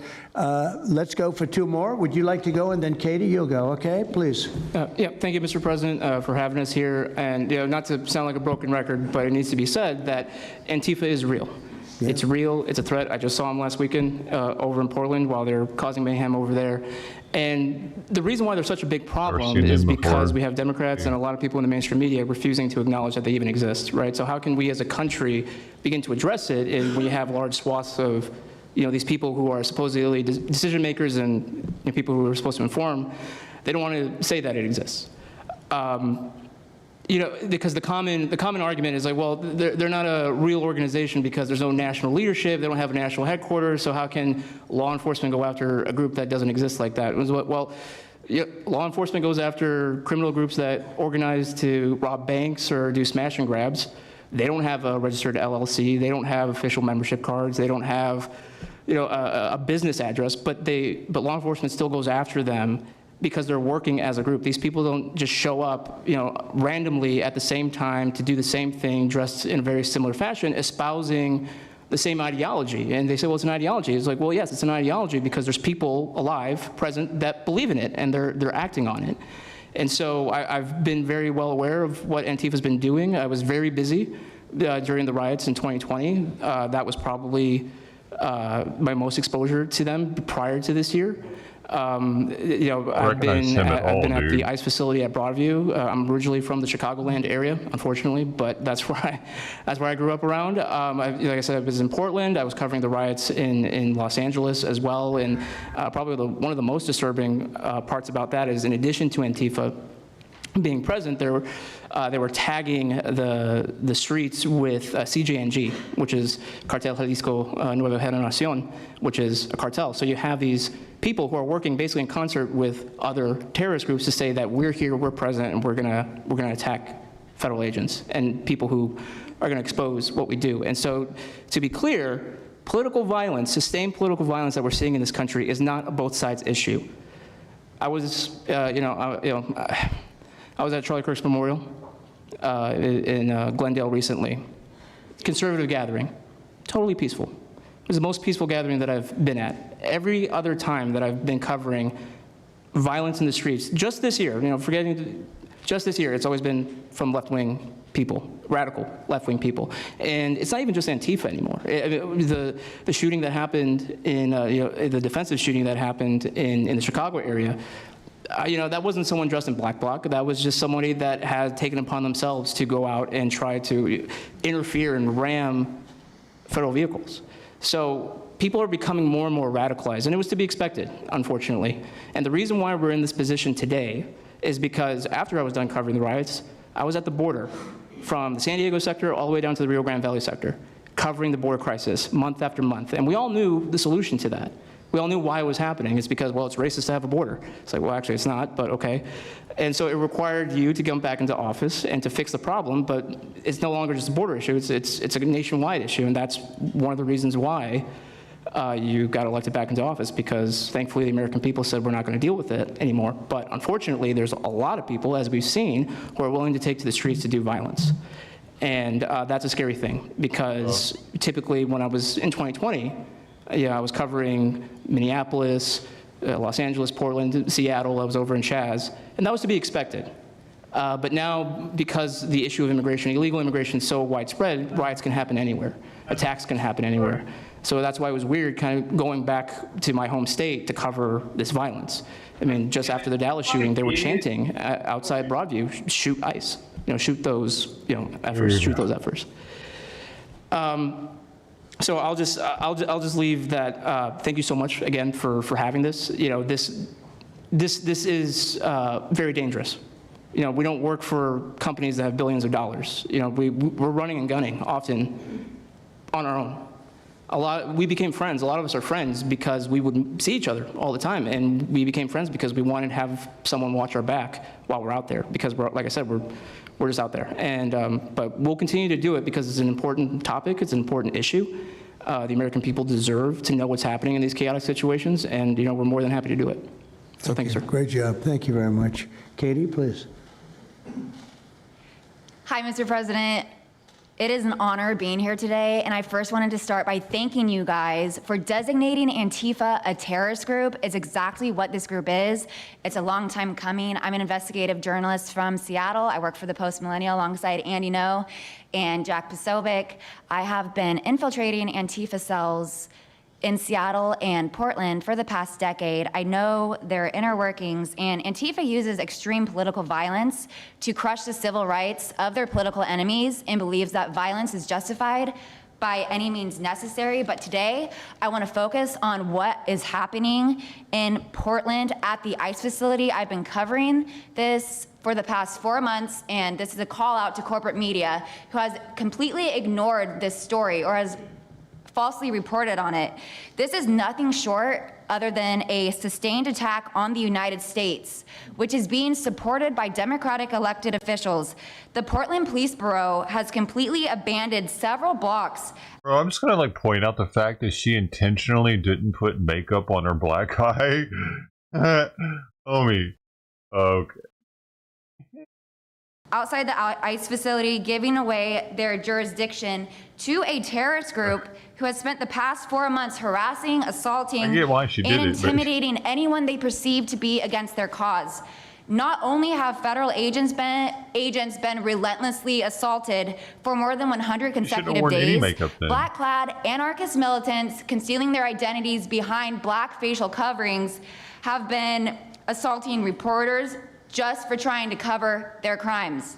Today, I am sitting here with a black eye and a concussion after being violently hit in the face with a metal pole while reporting outside the ICE facility just this past week.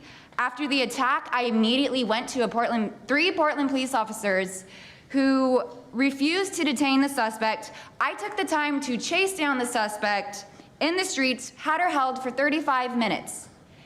I was waiting for Portland police to come, and they never came. Then that's what opened my eyes to what this group is actually doing.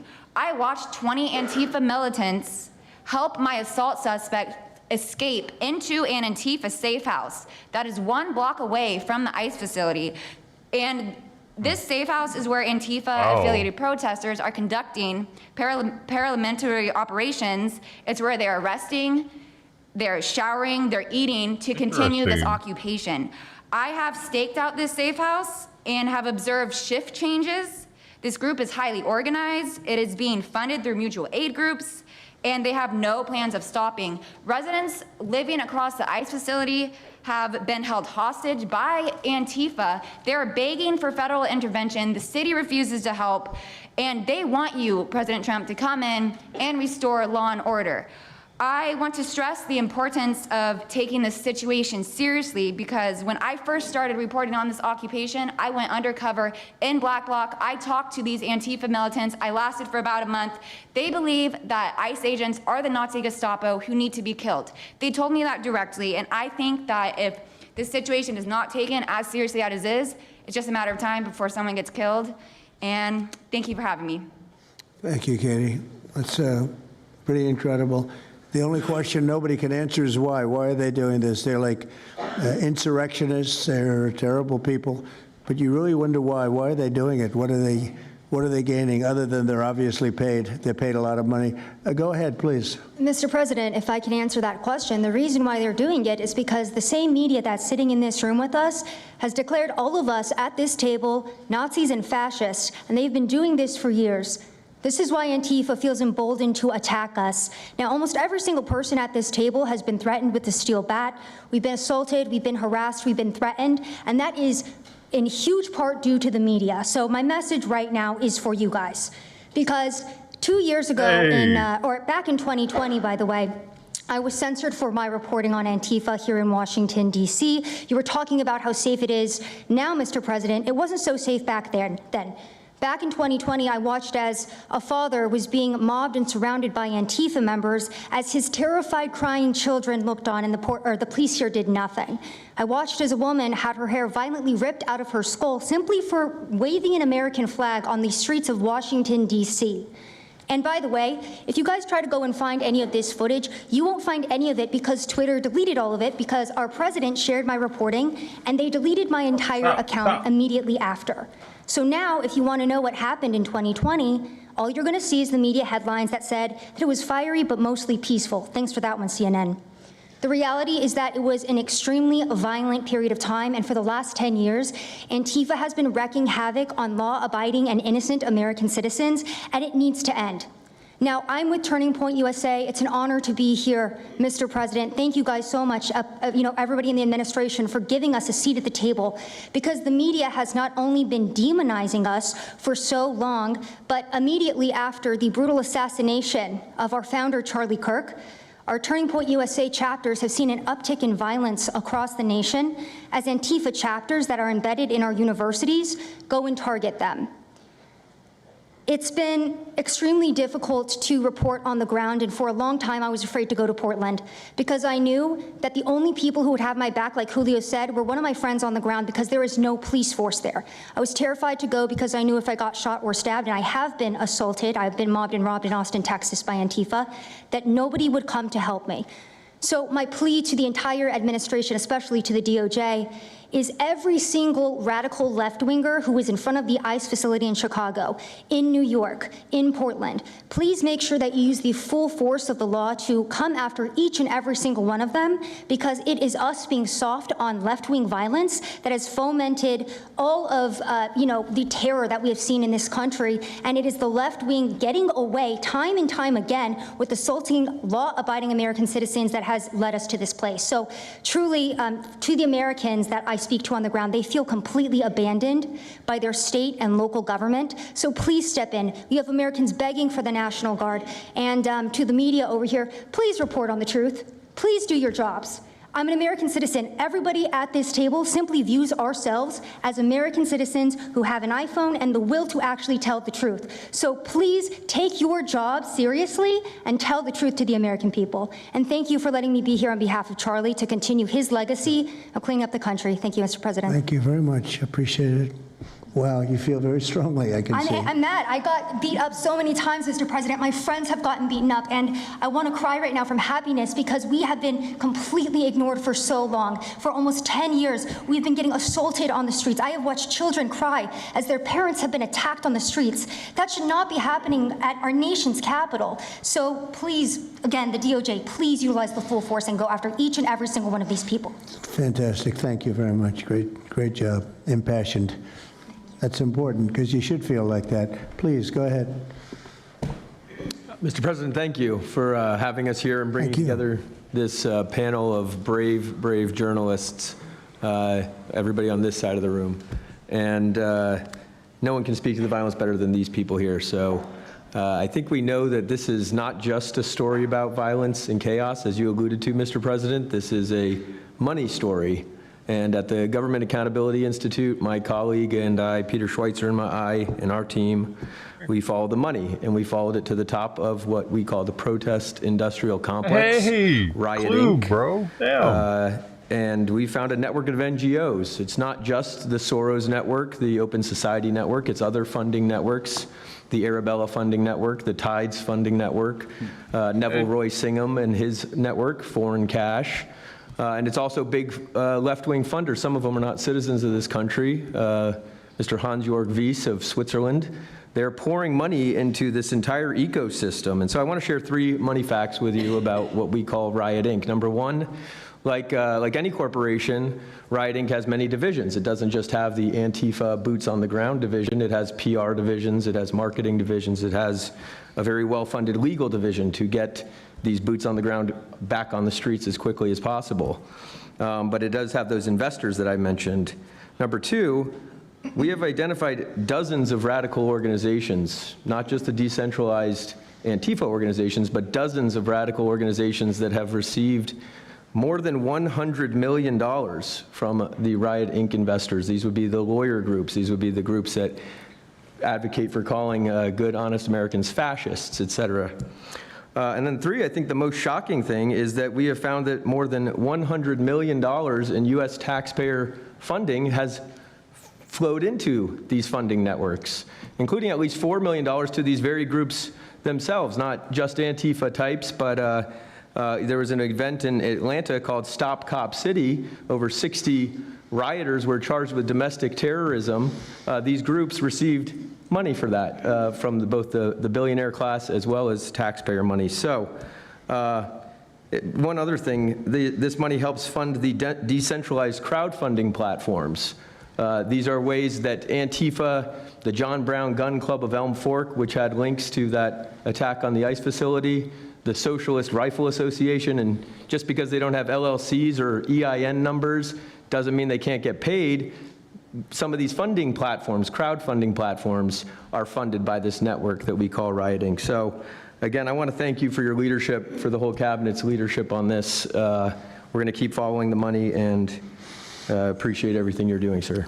Do you know the name of any of the funders? Do you know the names? Because if you do, I'd like you to give them to Cash or Pam. Absolutely. Or Christy. Yeah, we'll do that. As soon as you can. That's all of you. Because you probably know the names after a certain period of time. You tend to find out. But these are people that do not have good intention for the country, and that's treasonous probably. So if you could, very important, if you could do that, it would be great. Nobody would know better than you. You'll figure it out. Thank you. Please go ahead. Yeah, my name's Nick Shirley. I'm 23 years old. I'm a 100% independent YouTube journalist. And over the past year or so, I've been able to go to 15 countries. I've hung out with people in the gangs of Brazil, in the favelas, in the prisons of Secot. But yet the most dangerous places I have been here in the United States, unfortunately. And I've had the opportunity to show people about the protest Antifa here in the United States, and there's nothing organic about what they are doing here in the United States. I've watched people be bussed in from states. I've watched the same lady at a protest in Atlanta be bussed to the protest in DC and then in New York City. There's nothing that is honest about what they are doing, and they have signs. I've seen the same signs here in DC and in London as well. It's a big organization and corporation that they're running. And people may wonder, like, what's the threat to us as Americans if we go? Well, you'll be labeled as a fascist, you'll be labeled as a Nazi, and they'll wish death upon you, because they wish death upon me. And just last week in Portland, Oregon, I watched a lady get trapped in her car, surrounded by Antifa, and her sister messaged me after seeing the video. She said, the only reason I think my sister was safe is because you were there recording. I also was chased out by a member of Antifa who said he would smoke me, and next thing he knew, a DHS sniper had lasers on his chest. If he was not there, who knows what would have happened that day. These people are very dangerous, and people wonder how they're able to do it. It's the reason is because these cities are not enforcing the law. And why should these people be worried if the law is not being enforced? And we are not far right, nor are we far wrong, we're just right. And the truth about what's happening here in America with these groups is very dangerous, and I thank you, Mr. President, and your administration as well for acknowledging that. Thank you very much. It's too bad you have to go through it. I know, it's a little crazy, right, Mr. President? Well, you're going to get to the bottom of it, so it's a very important thing you're doing. Thank you very much. Please, Kim. Yeah, I've just got something very short. I'm attacked every time I do my job. When I leave my house to go to work, I am violently assaulted. I've had guns pulled on me. I've been bear sprayed. I've been beaten down. I've been almost killed. So my question for all of you is, how would you feel if every time you showed up to work, masked militants tried to kill you? Because that's how we feel. That's our lived reality. And you guys go and tell us that we're liars, the riots aren't that bad, right? I've never seen any of you guys on the ground. In fact, I've never seen anybody representing the companies you work for on the ground. You guys come to us for interviews that never get published. Stop saying we're lying. We're not. We risk our lives every day to do the job that you guys are too afraid to do. What network would you say is the worst, if I could ask? Oh, man, that's a real tight spot. Honestly, it's a simple question. And it's just... Well, there's a lot of people in this pool, and I would say I'm not talking about Fox. I'm not talking about Newsmax or any outlet that resembles them, so I'll let you guys put the pieces together on who I'm exactly talking about. Who would you say, which network? MSNBC for sure. Oh, they're terrible. I agree. They're CNN, probably close, yeah. Yeah, I'd rate it that way, yeah. MSNBC, Antifa Brian thinks, Roberts. Yeah. That he allows that to happen is a disgrace. Absolutely. And CNN is second. Yeah, I would say CNN is not quite as bad as MS. MSNBC is not really a news site anymore. Oh, MSNBC is sick. Yeah. They're sick. Well, sir, it's also else? just the stories that they publish about what's the ICE enforcement operations that are so heavily slanted that it's no longer, as I was saying, no longer just Antifa, but Americans that are becoming radicalized. So they've been very irresponsible with how they've been reporting. Who is that? MSNBC, for example. Would you rate them the worst? Probably. They who would you rate second? Well, they ran a story about an operation in Southern California about how a father of 3 Marines was arrested, and they made it seem like they just did it because he's brown. But there's video of that same man charging at the agents with a weed whacker. Now, I've worked with weed whackers back in the day, and you don't want to be on the receiving end of one of those. So that's why he was arrested, but the story was presented as if it's a brown guy just simply being arrested. And I've been around ICE agents, and I'm a citizen, so I feel fine. But it's just that's why. It's not just Antifa. It's not happening in a vacuum. It's multiple working factors. in conjunction. I think they work in conjunction with some of the media. I think ABC is very bad. I think NBC is very bad. And CBS has a new owner, so we have hope for CBS. CBS has a great new owner, my opinion. But as I will tell you, ABC is terrible. NBC is terrible. NBC's MSNBC too. They changed it. They moved it over legally so they couldn't be tainted by the words MSNBC. But they are absolutely terrible. There are a lot of them. What about independents? Independent networks. They're a little bit better, but I would say that we're an example of how you don't need to be part of a super large company to be able to do just basic journalism. All you got to do is sit and record, and you'll let the story play out. And that's why they hate us. That's why Antifa targets us. A level of dishonesty that's incredible, where answers are changed. Like just before the election, an answer was changed by Kamala. She gave a horrible, death-defying, election-defying answer. And they took the answer out and they replaced it with another answer that she gave 5 minutes later, having to do with a different subject, but at least it wasn't election defying. No, the level of dishonesty with the media is incredible, whether it's on Antifa or many of the other groups. You're talking about Antifa, and I know that's close to your heart because that's the one that's most affecting you, but there are others that are as bad or almost as bad as Antifa, having to do with different people, different sections of the world, but it's terrible. We're not going to let it go on in this country. We're not going to let it go on. And a big problem is not all of them, but some of the networks out there. And you do wonder why. You really do. Okay, please. Go ahead. Yeah. Mr. President, thank you again. Thank you. My name is Jonathan Cho. I am an investigative reporter for Frontline's Turning Point USA. I'm also a senior fellow at Discovery Institute in Seattle. And I cover far-left extremism as well as the homeless drug crisis in America. And I find it oftentimes those worlds intersect. And hot off the presses, what I wanted to bring to your attention today is a report from a Capital Research Center here in DC in conjunction with Discovery Institute. They just put out this study right now. And what it shows is that Antifa is heavily embedded in the homeless and housing nonprofit sector. In many cases, the homeless industrial complex is running cover for Antifa. Antifa is benefiting from American tax dollars, and they're essentially being used as the muscle. Let me give you an example. There's a group called Stop the Sweeps in many U.S. cities right now. They get in front of encampment sweeps. What they're doing quietly is they're bringing in Antifa militants to manufacture a crisis to make the police look bad. Another group right now that is behind Antifa and working with Antifa very closely, based on the research that we have right now that we're going to give to you and your team, are the Democratic Socialists of America, also known as DSA. Again, these far-left progressive groups tend to be aligning themselves with Antifa. So finally, in closing, what I wanted to thank you again, Mr. President, is that a few months ago, earlier this year, you put out an executive order on homelessness and the drug addiction crisis in America, and that's sent the entire homeless industrial complex on the run. You have absolutely moved the needle and changed the game. But what's also come out, again, is that there is a connection, a deeply embedded connection with the homeless housing nonprofit game in America, connected to Antifa and the far-left activists. And finally, I just wanted to say that all of our resources at Turning Point USA and Discovery Institute are at your disposal, and we will continue, again, to carry on the legacy of Charlie Kirk. He would have wanted us to pursue and chase the story. Well, he was a good friend of mine, as you know, and he helped us get elected. Us, it really is us.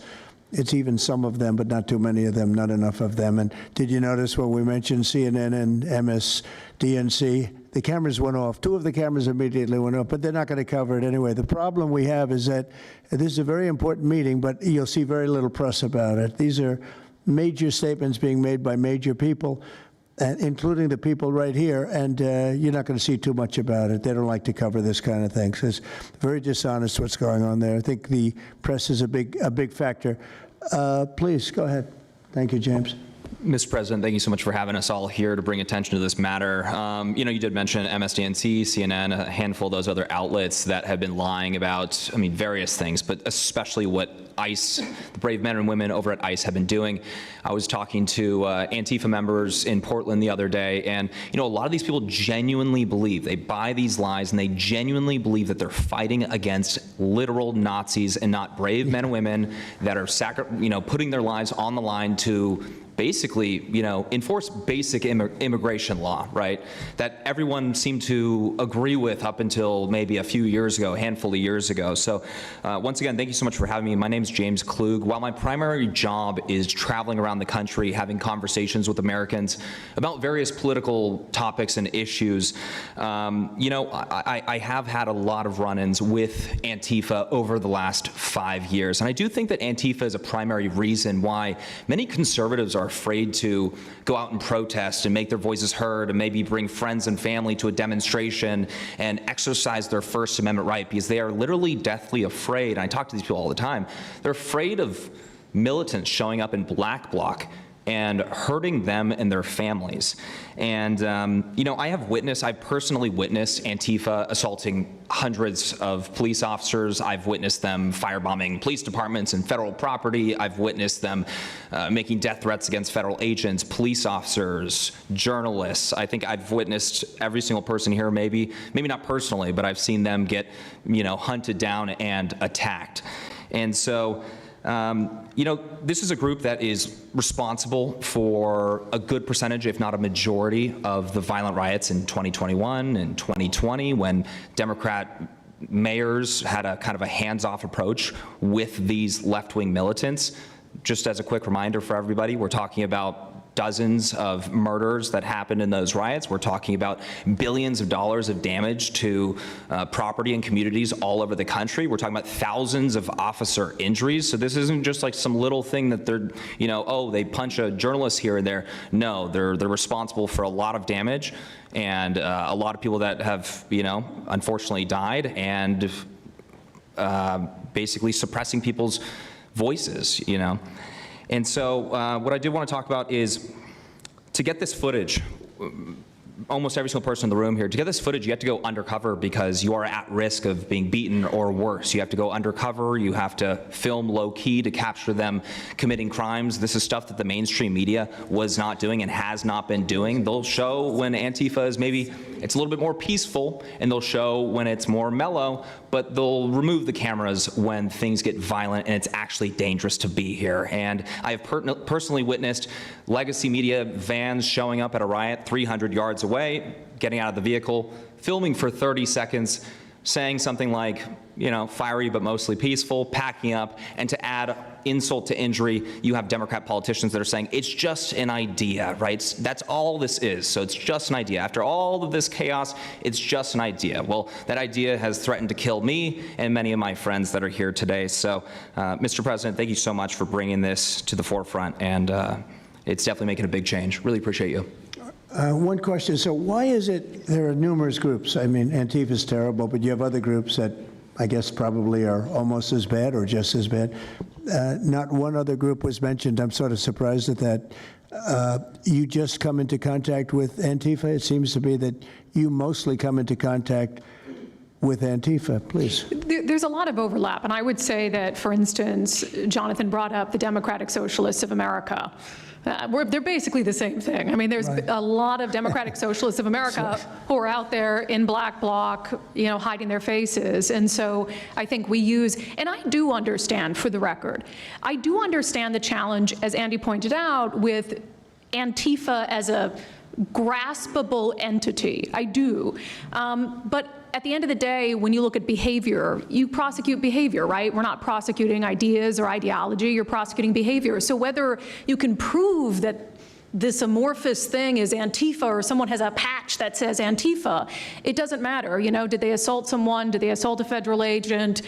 Were they engaged in rioting? What is it? And so they're always using that, oh, well, they don't call themselves Antifa, even though some of them literally do. It's called Rose City Antifa. How long has it been around in Portland, Andy?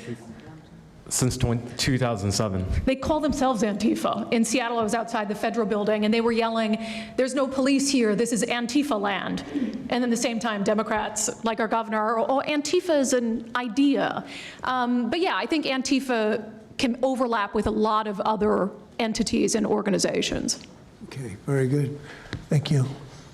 You know, President Trump, I just wanted to add this real quick, because you were asking which mainstream media outlet is the worst. What I think, it's any of them that decided to call Kilmar Abrego Garcia Maryland Dad. Because when I'm out there on the street talking to these people, you know, they call Maryland Dad is this human, he's actually a human trafficking MS-13 gang member that's illegally in the country. But the amount of people on the street that I spoke with that thought that he was a U.S. citizen that was being deported to Uganda is dangerous. These people genuinely believe, based on what comes out of the garbage standing over here, that you guys are deporting U.S. citizens.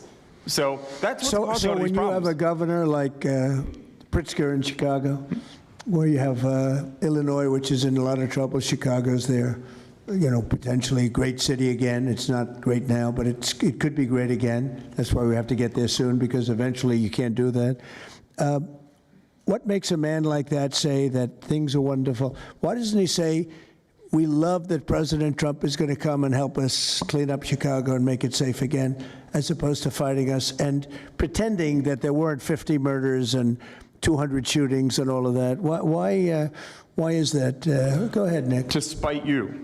To spite you, to spite the administration. That's simply what it's about at this point. Because, you know, if you go and talk to some of these citizens, like I'll use Portland as an example again, because I've been there for so long now. You talk to the neighbors that live in the apartments next door to the ICE facility. There are veterans with PTSD that live there, and they're here all night long, screaming, fireworks being lit off by these rioters, children crying, because they, you know, can't sleep at night and they're scared of all the noise outside, and they can't leave. They can't. I mean, they got a lease. You can't just leave. These people aren't wealthy individuals, and that's one of the major problems here. And these people are afraid to come out and speak out. And they're getting no help from their government at all. They've been begging for the noise ordinance to be enforced outside of their apartment complex for months now, and the city of Portland has ignored them every single time. The victims are, as I said, they're afraid, but the governments aren't doing anything because they want to spite the administration. It's all political. And the politicians make you feel like you're foolish, like there's something wrong. Like, how could President Trump be saying that about Chicago? And yet the night before you see that, you know, 11 people were shot, 5 people died, and you have him talking about like it's a wonderful situation. They make you feel guilty. And a lot of people don't get over that. They just don't get over it. I think they convince the people. Do wealthy people leave too or not? Places like Portland, are the wealthy people leaving? People that can leave, are they leaving? I think that they're moving to the areas that have been gentrified. I mean, the Oregon governor, when she was saying, we don't need Trump here, she's walking around, it's a very tight shot, if you notice that. And she said, Portland's just fine, you know, look at me. And they'll focus on the couple areas of Portland that are very nice. That, and there were explosions in the background. Yeah. I mean, there was a reason they cropped it in. Explosions in the background. Sir, anybody have anything else to say over here? Yeah, well, just the protesters that you, sorry. And then we'll get, should we be taking questions, or is it just a waste of time? Because they can ask questions, but, well, there's Brian, he's good. But you know what? In a way, it's a waste of time, because if you give a great answer, they don't put it on. If you give a horrendous answer, or even if you give a great answer, they make it sound like it's not a great answer. They're very dishonest. Go ahead, Nick. Yeah, and I think part of that dishonesty comes from what they see. For instance, I've never been asked to go on any other show besides Fox News. My clips go viral everywhere, but they've never even asked, like CNN's never asked, MSNBC's never asked. And a lot of times when I go to hotels, I'll stay and I'll watch like MSNBC. Fortunately, their ratings are terrible. They are terrible. MSNBC is dying, and CNN is dying like a dog. And poor CNN, it's so pathetic. It is very pathetic. You ever see their anchors in the evening? Nobody ever heard of them. Where did these people come? I could take anybody off the street in Washington, D.C. that do a better job. Yeah, and it's not hard to show what's going on these days. You literally have an iPhone and you can post it on X. They don't believe in the star system, you know, it's just one of those things, right? Okay, Nick, you finished, Nick? Yeah, Are you very finished, much. Nick? Good job. Thank you very much. Well, you've been through hell, I tell you that, but you're really incredible patriots, incredible people. Go ahead, please, Brian. Brian, go ahead. I'm so thankful for each and every one of you here right now, and I'm very grateful that my network, Real America's Voice, has partnered up with many of you. Jack Sobin, you have a show on a network. Many of you, Savannah, have appeared on a network as well, so thank you for being here.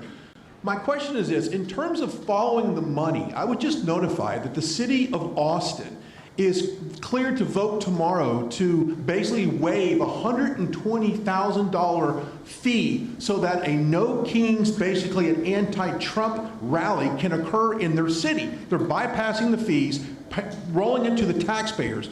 So my question is to you, what can the people of Austin, Texas do right now to make sure that their tax dollars don't fund a No Kings anti-Trump rally coming up? Well, you just tell me that I would love to do something about that. Bring a lawsuit, do something. You know, the best thing you can do is have honest elections, because the elections are totally rigged in so many of these places.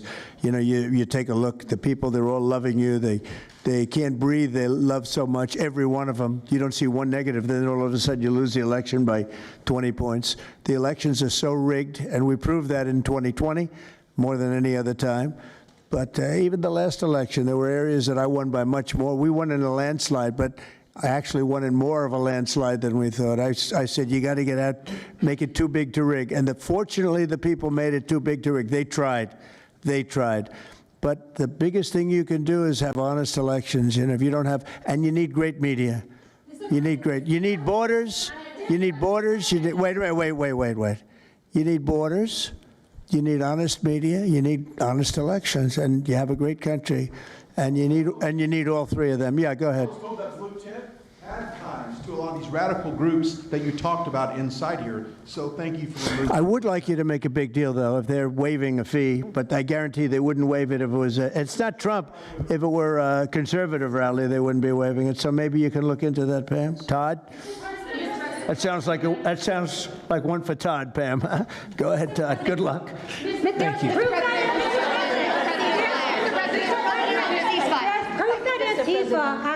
Who are you with? Who are you? I am with what network? I'm with Al Arabiya. It's an Arabic network based in Riyadh in Saudi Arabia. But I am the foreign pooler today. Mr. President, you said that you might go to the Middle East on Sunday. Do you mean Egypt and Israel? And would you consider going to Gaza to see what things are on the ground? Yeah, I would. I might do that. I may do that. We haven't decided exactly. I'll be going to Egypt most likely.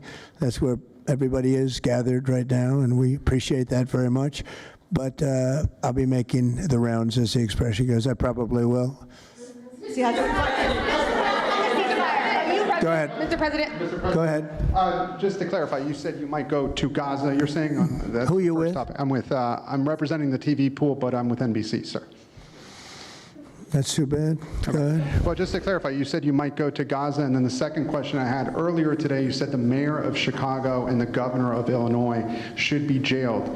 Have you asked the Justice Department to look at possible charges? No, I've seen the law, and when you have a group of people where the police call off the safety for ICE officials, I've understood that, and I've read it today in numerous journals, that that's illegal. What they did is I guess it was ICE, Christie, right? They were under threat, and the police were helping beautifully, and it was fine. And then all of a sudden, a woman was on the line saying, everybody, move back, get out. And they were given an order by the second person in the police department, and the governor knew about it, the mayor knew about it. I understand that's a criminal offense. Do you want to comment on that, Christy? Yes, sir, we're seeing that kind of pattern happen with local law enforcement and state law enforcement, not just in Illinois, but also out in Oregon, too. In fact, in Portland, I was there yesterday, but some of the ICE officers were telling me that as they drove by the rioters that were saying, kill ICE agents, Molotov cocktails, melt ICE, that the Portland police were cheering them on and had their fists in the air cheering on the rioters that were threatening their lives. So in Chicago, we had a 10-car caravan trail our ICE officials and pin them down. And those ICE officials, to get out of their vehicles, a woman tried to ram them and run them over, and shots were fired to get them to safety. So it's happening on a regular basis, and any elected official that allows this to happen and gives cover to those kind of individuals who are perpetuating murder should absolutely be prosecuted, in my opinion. Mr. President, Daniel. And by the way, we have Marco Rubio. Marco, come on up here, please. He's going to bring a little stability to this group. Come on up. Does everybody know Marco Rubio? Is there anybody that doesn't? Some of the reporters don't. That's why they shouldn't be reporters. Which job is he here for today, Come on up here, Marco. Anything we should know about the Middle East? That's what we're hoping to talk to you about here, Mr. President. Once they leave. He's doing a good job. He was born for this job, I can tell you. Daniel, please. Mr. President, thank you very much. I have 2 questions for you, if that's okay. Seamus talked a little bit about the money aspect of this. Do you believe if you go after where the money is coming from with Antifa, in regards to Antifa, do you believe that would be similar to cutting the head off the snake, so to speak? And I have it would help. I don't know that it would be totally complete, but it would certainly, you'd knock out 75%, 80%, 85%. These people, a lot of them don't believe it. You know, when I watch them, I say, I can almost tell a pro by, they're like professionals. That's all they do. And they get paid by somebody. I think it would knock out a lot of it. Yeah, not all of it maybe, but a lot of it. And then a follow-up to that is a lot of the people who we've listened to over the last hour, they've emphasized that Antifa, it's not necessarily this big organized thing. It's a bit ambiguous. It's deorganized. I think that's one of the words that Andy used. What is the challenges of going after a group that makes it intentionally difficult to go after and find? That could be for you, the Attorney General, anyone up there. Well, they're smart people, and they deceive. A lot of them are crooked people. A lot of them have been staying out of trouble their whole lives, and they've been bad from the day they were born, frankly. But these are sick people. Pam, go ahead, please. Well, they're smart, but they're not smart enough. Oh, my microphone's broken. They're smart, but they're not smart enough. They have been covered by these liberal cities for so many years. And that's why we're all working with Treasury, with all these different departments to find the criminal conspiracy. Okay. I'm just giving, I was just given a note by the Secretary of State saying that we're very close to a deal in the Middle East, and they're going to need me pretty quickly, so I will take a couple of more questions. Please. Thank you, sir. I also have 2 questions for you, if I may. Have you given any more thought to possibly suspending habeas corpus to not only deal with these insurrectionists across the nation, but also to continue rapidly deporting illegal aliens? Yeah, it's suspending who? Habeas corpus, sir. Oh, I don't know. I'd rather leave that to Christie. What do you think? No, sir, I haven't been a part of any discussions on that. All right, go ahead. In the ceasefire. This is CNN speaking, by the way. So, Are you this is one of the worst reporters that you'll ever see. I don't even want to take a question. It's a waste of time. Go ahead. How will you decide which workers get back pay and which workers do not? Well, we're going to see. Most of them are going to get back pay, and we're going to try and make sure of that. But some of them are being hurt very badly by the Democrats, and they therefore won't qualify. Go ahead, please. What will the administration do to foreign Antifa organizers and funders who are located overseas? Go ahead. In the yellow, please. So the Nobel Peace Prize will be announced on Friday. You've been nominated by many world By many countries. That's right. countries as well as the hostage families. Do you think you will win? I have no idea. I mean, look, I did settle.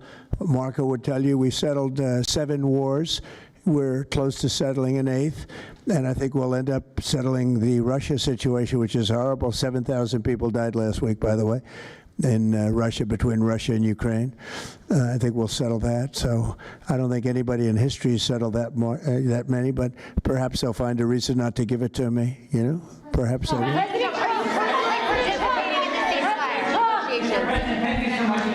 Thank you. Going to the shutdown quickly, what is your position on the extension of health care subsidies, which is what Democrats are asking for? All I want to do is very simple. I want to get the country open, and then we're going to discuss that. And we'd like to, Obamacare is a horrible mess, and it has been from the beginning.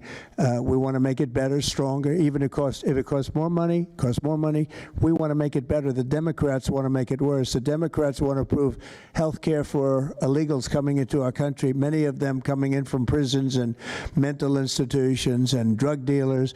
They want to give them health care. We don't want that for our people because that's going to destroy the health care that we already have. We'd like to make Obamacare better for people, less expensive, and better health care. Yes, ma'am. Mr. President, I'm wondering if you've been briefed on the organization and funding of Antifa, and if so, what have you learned? I have been, and they have pretty good knowledge, but they're going to have a very good knowledge. And I really ask these very brave patriots that we're surrounded with today to let us know, because I think you probably have some pretty good ideas. And even if you're not sure, let us know and we'll figure it out, okay? If you could do that.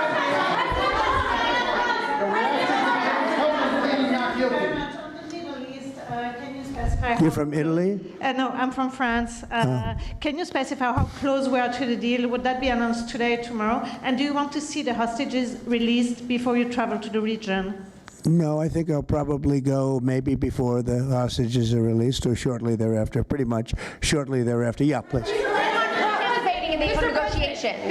Go ahead. Who are you with? Who are you with? The Center Square. I had the honor of asking you originally if you would designate Antifa a terror organization. And I stand here before you today, and I'm echoing what Andy said over here.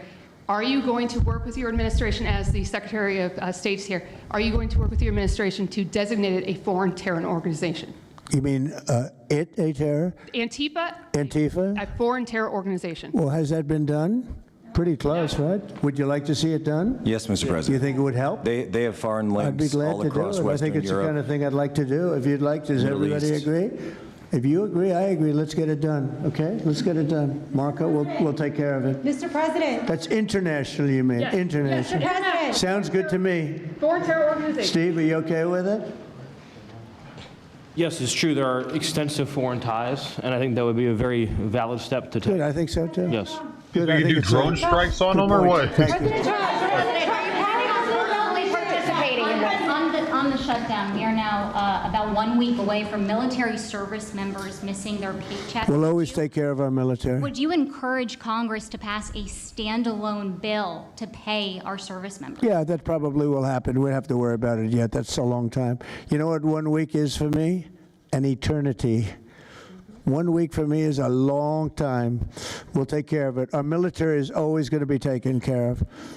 Yeah, please. Blue dress, blue.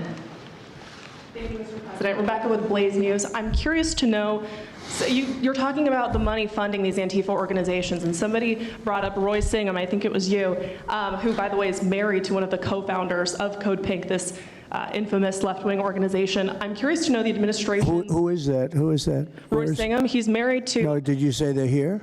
No, he's not. A journalist brought him up, but he Oh, I is- see. Okay. Yeah. Okay. Jameis, thank you. Good bring up. Excellent. Go ahead. He's somebody who's been reported on extensively, and I'd love to know what the administration is going to do to actually bring consequences to some of these names you mentioned. Well, I don't know the name, but I would like to ask Pam to take a look at it. You know, a lot of the best information we find are through you and other people like you, so I'd like you to look at it, Pam.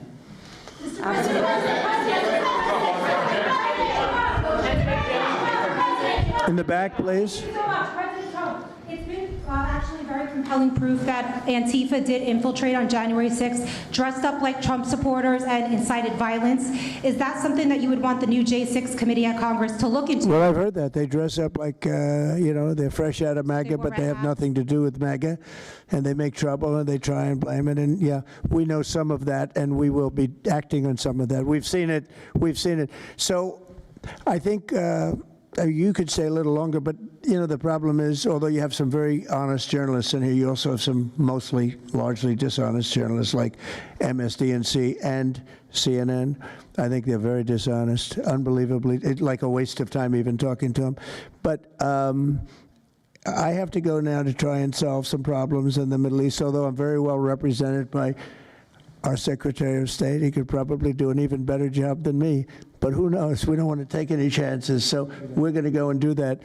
If you'd like, Pam, would you like to stay for another 5 minutes, 10 minutes while we have all these great people? And I'll let Pam and Christy take over and get some good points out. I just want to thank the people around the table in particular. You've been amazing. You've been brave. You're real patriots. You're real patriots. We always plan and on at some leaving at point, 2 we're going to have o'clock. to look into, at least in certain cases, rewarding you with some very important medals and honors, okay, as we have done and will be doing with Charlie Kirk. You know, Charlie is getting the Presidential Medal of Freedom, which is our highest award outside of the Congressional Medal of Honor. And I think they're sort of even. One's civilian and one's military. But unfortunately, the civilian sometimes is military also because of what we have to go through on the streets of this country. I can only tell you this. We have a great nation. We have a nation that's right now the hottest in the entire world. We're the hottest nation in the world, despite all of the things we've been saying today. But that's going to make your job easier because nobody's doing better than we are financially. We've never done better. We've had, I think, 58 stock market increases since I've been top, meaning record increases. We have never seen anything like it, and we're going to keep it going. Why is gold that makes it a little skyrocketing, bit easier for what we're doing. Bad I guess sign. maybe it also makes some people crazy because they don't want to see us do well. But we're the hottest nation anywhere in the world, and we were a dead nation 1 year ago. I say it all the time. We were a dead nation. Now we're the hottest nation in the world, and that's said to by every leader. One of the reasons that we have every country already signed up or just about to sign, every country in the world on this whole mess we have going over with Hamas in the Middle East and all of the things you see, is they respect our nation. A year ago, you wouldn't have been able to get it. You certainly couldn't have gotten it with Biden. You didn't know where the hell he was. But a year ago, you wouldn't have been able to have a situation like this. So I just want to thank the people around this table, and certainly the officials around the table, because they've been incredible. They've been brave. And I watched yesterday, Pam, and I watched a little bit. I thought it was so good. I rounded up, and I watched it late in the evening because I thought you were fantastic yesterday. You really, look, we had some wonderful senators, some great politicians asking you very fair questions, and you had some real slime balls. But I thought you were amazing, so thank you very much. And Christy, thanks for the great job. Cash, thanks for the great job. Always my man back down there. He's the silent type, but he's a hell of a lawyer. Thank you all. We're going to get peace in the Middle East. That's what we want to do. Thank you very much, everybody. Yeah, right. Okay, buddy. Yeah, when it happened. Wait, I thought they were going to. Oh, I thought Chrissy. What, bro? Reneged on us.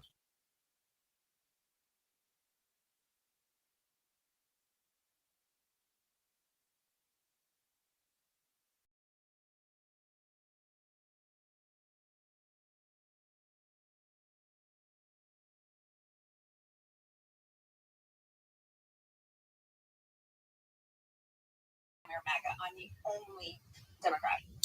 Only. Same. And by the way, Excuse me. all of MAGA right now on TikTok, all of MAGA on TikTok right now is bisexual. So you can never really believe that out of She already doesn't have any Trumpers that want to talk to her. Sopranos, did you vote for Trump? Yep, they are. Sopranos? Yeah. Wait, we can't hear you. Okay. You don't, we can't hear a word you're saying. If you voted for Trump, you can request back up, but I can't hear you at all. It sounded like an alien was.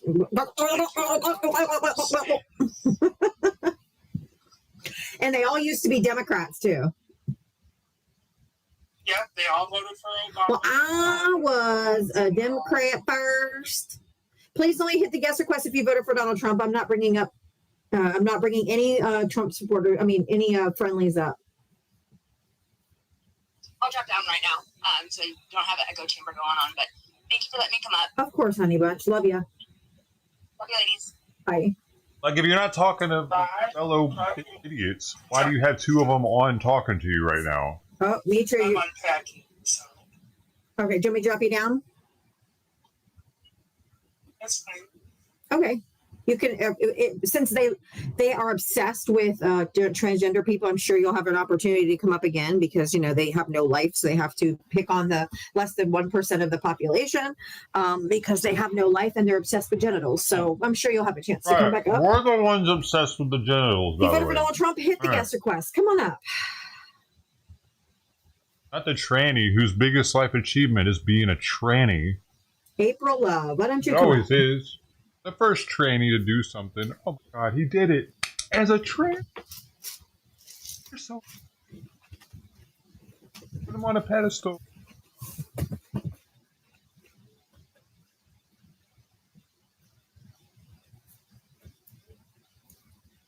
Oh, there's a lot of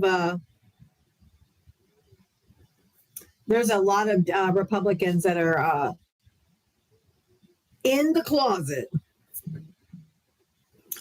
for sure. Right, lady. The ones who protesteth the loudest. Right. Yeah, no, that's Hey, not everybody, how that make sure you works. do your daily thumbs up over on the tube of you. Stupid. The ones that If protest you voted for Donald Trump, hit the guest request. Come on up, let's transgenderism chat. the loudest are definitely not gay. Absolutely, positively sure that there's a lot of people on the left. I mean, excuse me, well, we know that. A lot of people on the right that are absolutely living in glass closets. That was a glass closet. Is it Preston? How did you vote for Trump? I did. How old are you? What state did you vote in? 18, and I voted in Florida. What year were you born? 2007. All right. Florida, of course.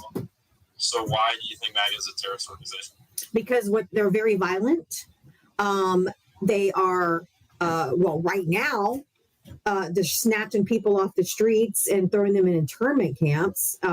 You've got red states like Texas sending their National Guard to invade a blue state, Illinois, who doesn't want them there. January 6th. Well, this is an actual thing, dude. Listen to this. A glass closet describes a situation where a person's LGBTQ plus identity is an open secret, known to many, but not officially acknowledged by them, creating a state of public transparency while still requiring them to stay in by not explicitly confirming it. Why does she know this word? Like, it goes on to say this is a contrast to being in a traditional closet where the identity is completely hidden and is often seen with public figures who are widely thought to be LGBTQ but have not come out. Glass closet. It's a gay term. It's real. Beat police officers or rub their shit all over the walls. MAGA is violent. And they are a T group by spreading all of the hate and all of this stuff around our country. And Donald Trump is ahead of it. Okay. I think I could argue that the left does the same type of stuff and more. Can you tell me when the left did a January 6th and tried to overturn the government? They really did. They did multiple riots during the BLM during 2020. Nope. No? Nope. Why not? How not? Why don't you just Google, dude? Google who went to jail for the destruction during the BLM protests, and you'll look that it was the Boogaloo Boys. They were outside agitators that were committing those crimes to make it look like it was the Black Lives Matters protesters. Look up the Boogaloo Boys. Those are the people. The Boogaloo Boys, perpetrated the Hawaiian shirt wearing ex-military dudes are the main culprits of all of it. No, he was a far. We're hardly ever around, dude. Who follows Nick Fuentes, and they are. I don't care if you disagree. His entire yes. Do you know anything about so groypers? Stupid. Okay, great. I didn't know what they were either. So I went in the deep dive of figuring out because they were saying this guy was a far right groyper, and I'm like, but he has a transgender boyfriend or a femboy or whatever they call him. So I started looking, and far right groypers follow Nick Fuentes, and they are very, very far right, but they also like femboys because they don't like women. They're like incels, but they like femboys, so they still get the feminine part of a woman that they can't get.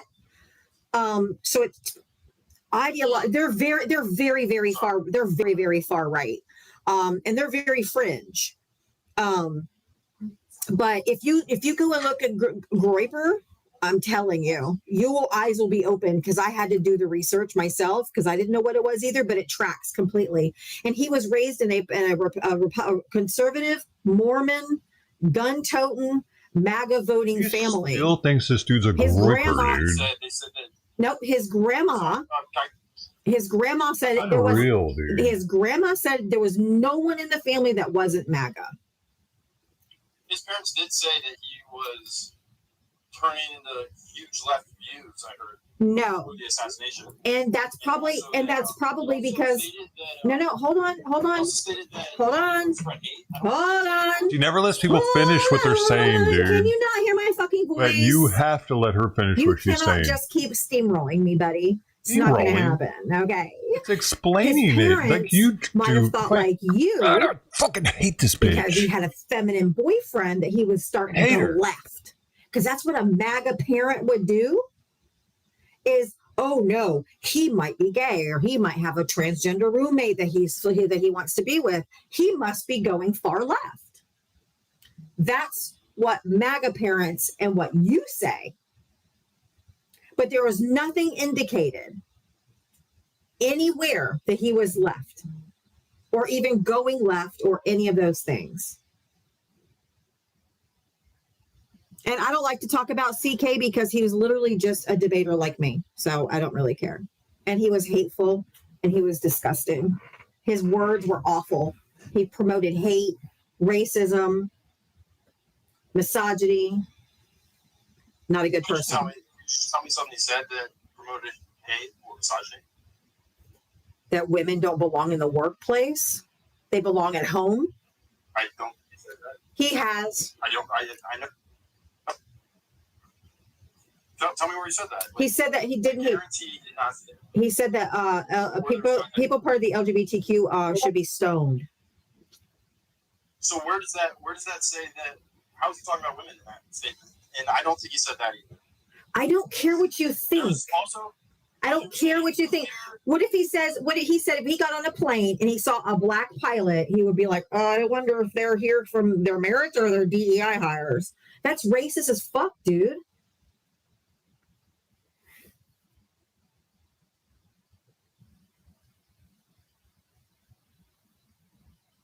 It's hiring somebody based on the color of their skin. That's not DEI. What is DEI? Explain to me. You guys don't even know. No, it's not. You have to hire a certain amount of. Let me ask you a question. Is there a pilot license test for white people and a pilot license test for black people? The argument was that Answer my question. Is there two different tests? Yes. Is that your question? Yes. There's not two different tests. Okay, so if there's a pilot who's on the plane, why would he say he would worry? Because you have to have a pilot license. You have to have so many flight hours. You have to do all kinds of stuff. You've got to pass the test, all of those things. They're not going to hire someone because they have black skin if they didn't get their pilot license. So I'm asking you, when Charlie Kirk said, does she not realize that when you take a test, there's a high score and there's a low score? Huh? There's a score involved with that when you take a test. And maybe they're allowing the black people to have lower scores, but still they pass the test. But they're not the cream of the crop. They're not hiring the best that there is. What does she not understand, man? How is she so fucking dumb? She's got holes in her brain. if I walk into a plane and I see a black pilot, because of the DEI. No, they still had to pass the same exam. Why isn't he saying that, what I just said? They still have to pass. You know why this bitch thinks she's a good debater? Because she doesn't get people on that actually are good debaters? Possibly. Partially. I don't know. Definitely not a good fuck. She's not even a debater, dude. Just like a black doctor and a white doctor. They both went to medical school. Yeah, and one of them was summa cum laude, and the other one Just was like a white pilot barely and a fucking black pilot passed, have possibly. the same fucking credentials. Doesn't get You don't even know what DEI is. right. I'm not saying that black pilots are worse than white pilots. I'm saying Isn't he fucking bringing that up? No, CK did. his argument was that the standards were lowered. I don't think that's a racist argument at all. What? Okay. I don't see how that would be. Okay. We just agreed that there is not a white pilot license and a black pilot license. But there's standards to be. No, standards were not lowered for black people. That is the most racist fucking thing. That you are an absolute fucking racist, and that is so disgusting that you would say that. You just said they lowered the standards for black people. I said that was the debate. I don't think that's a racist thing to say, even though It is. How is that a racist thing to say? Do you know what Are you shitting me? racism is? Judging somebody off the color of their skin. You just said that they lowered the standards. Because you need to lower the standards to fill up alternate slots that have to be filled. That's not DEI. You get government. That's not DEI. You don't know what the fuck you're talking about. That's not DEI. What is that? Then you tell me. If you're up here arguing it, what is it? It's they have a certain number of spots. No.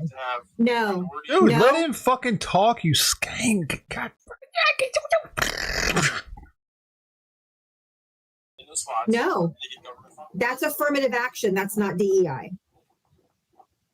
You don't even know what you don't know what you're talking about. You do not know what you're talking about. Affirmative action is not DEI. And DEI is not Kick affirmative in the action. face, didn't you? Because you did some dumb shit. Why do you do that? Why do you run in front of my feet when I'm walking? Hit right in the mouth, I didn't would you? leave too. Tuck your tail between your legs and run away. Because you probably should.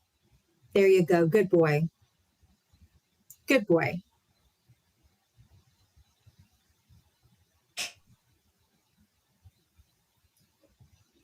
Jesus fucking Christ. If you guys want to help support my live, Cash App Venmo right there, the little blue sticker. Really would appreciate it. If you've been educated and or entertained today, I sure would love to have your support. Thank you very much. The fuck was that? I don't get it. I don't get it. He says it right out of his fucking face. Well, they had to lower the standards for the black. That's racist, dude. I mean, we're winning under Trump. Dave, did you vote for Trump?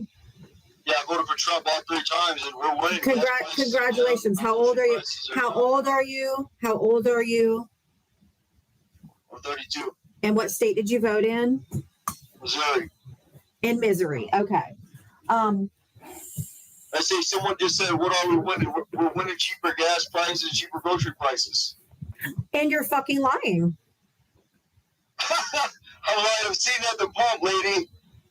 Come on, lady. Groceries are up 3% nationwide. Beef is up 50%. Okay, I don't allow men to speak over me. It will not start with you. Across the board, groceries are up 3%. Beef is up like 50%. Produce is up 30%. You are lying. We all go to the grocery store, and you're a fucking liar. Just take one example. One. Because we have to import all cocoa beans and chocolate. Why does she say that I don't let men speak over? She doesn't let anybody speak over. She is just such a fucking feminist. She has to emphasize it when she's talking to a guy. She doesn't say, I don't let women speak over me when she's speaking to a woman, though. Dumb cunt. You're definitely tells him to shut by up. Talking over me. What? You're disrespecting me by talking over me. Oh, but when you do it, it's not disrespectful. Vince? You're lying.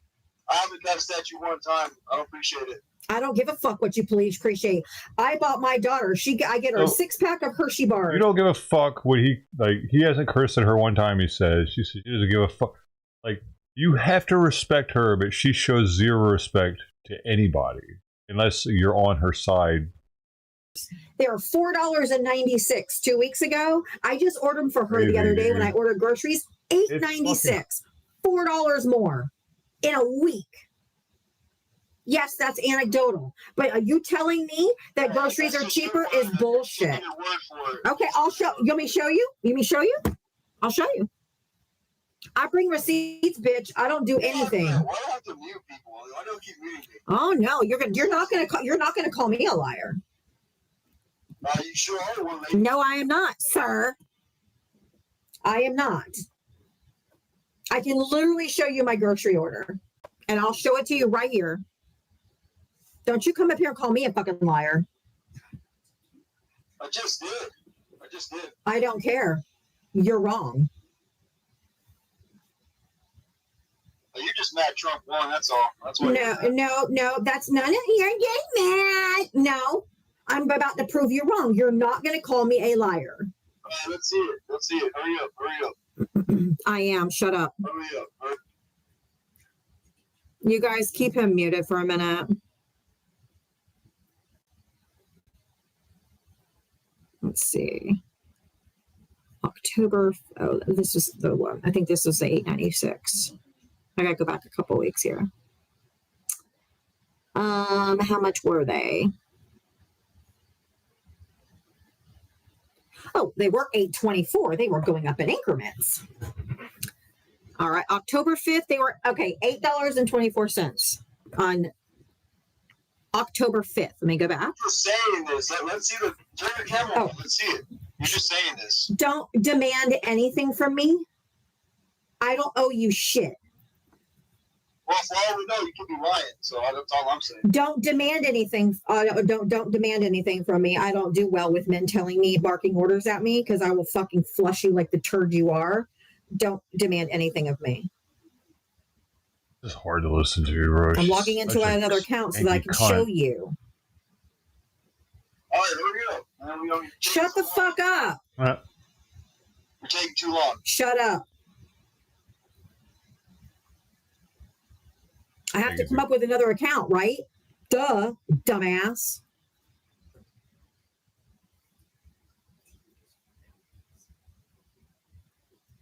D is for dumbass. What's taking so long, man? Shut up. Shut up. What's taking so long? Shut up.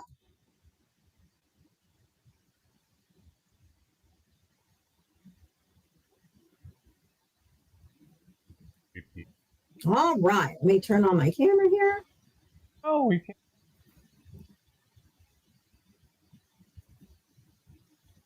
Turn it around.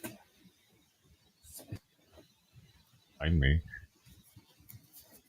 All right. Hershey's, $8.24. And this was. What's chocolate to do with Hey, you said shush. You can't. No, you can't move the goalpost. Shut up. Nope. You're not moving the goalpost. You said it did it. Now I'm going to go back. That was August. Hershey's. That was October's 4th. Isn't it really a Let me go back necessity, and show you just lady? last time. Hershey's went up. Who gives a shit? I only brought up chocolate because it was the most significant jump. It was the most significant jump. That's why I chose chocolate, because I was gobsmacked because I was getting them for $4.96. Shut the fuck up, dude. You're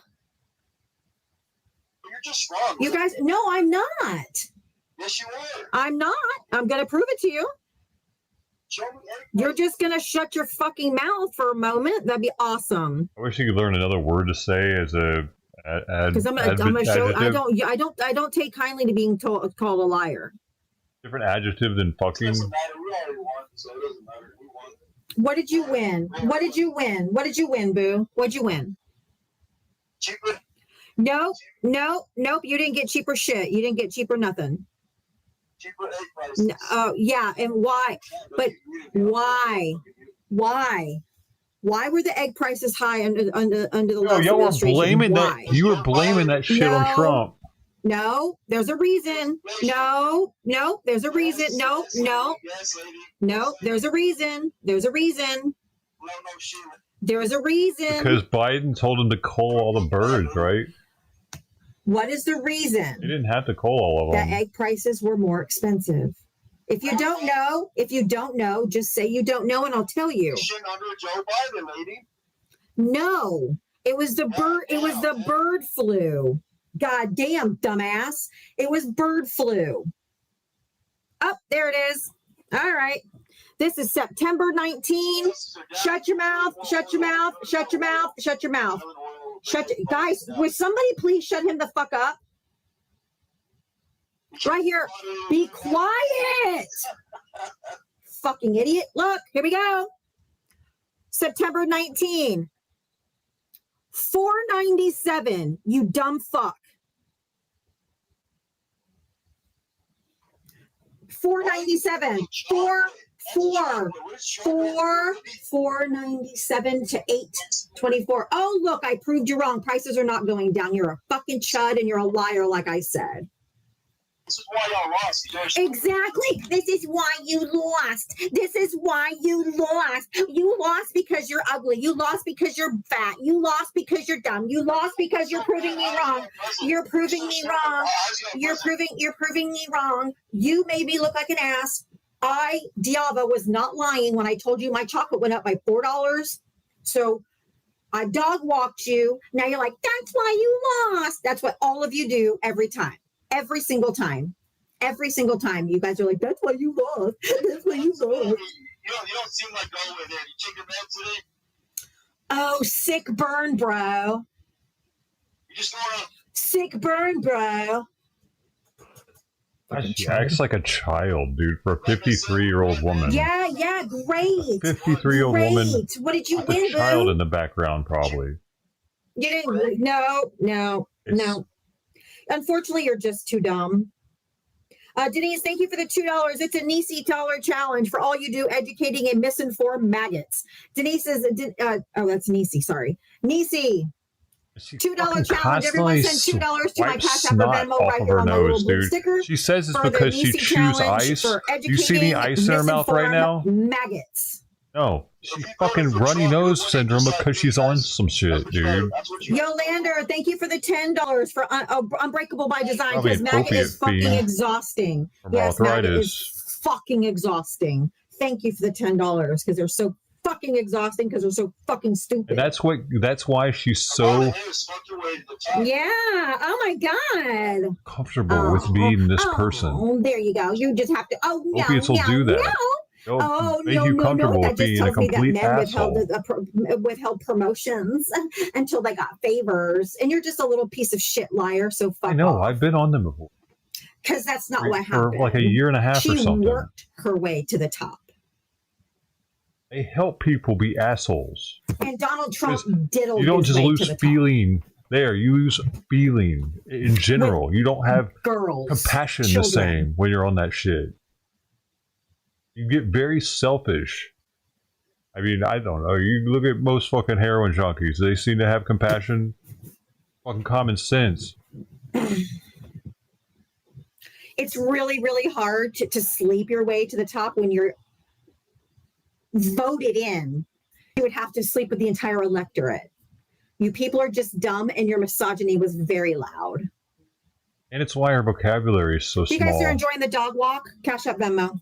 It's partially why. That and her lack of education. And Steph, thank you for the $1 Venmo. friends that Maggot she is what surrounds happens when you herself get with really drunk and say vocabulary Beetlejuice and the 3 news times. sources she watches. Malia, thank you for the What she $2. reads. Tell the misogynistic piece of trash we all lost. That's why she sounds like a 14-year-old Sean, when thank she you for the talks. $2 for the $2 challenge. Thank you so much. Because that's what she ingests daily. 14-year-old vernacular. These people are so exhausting.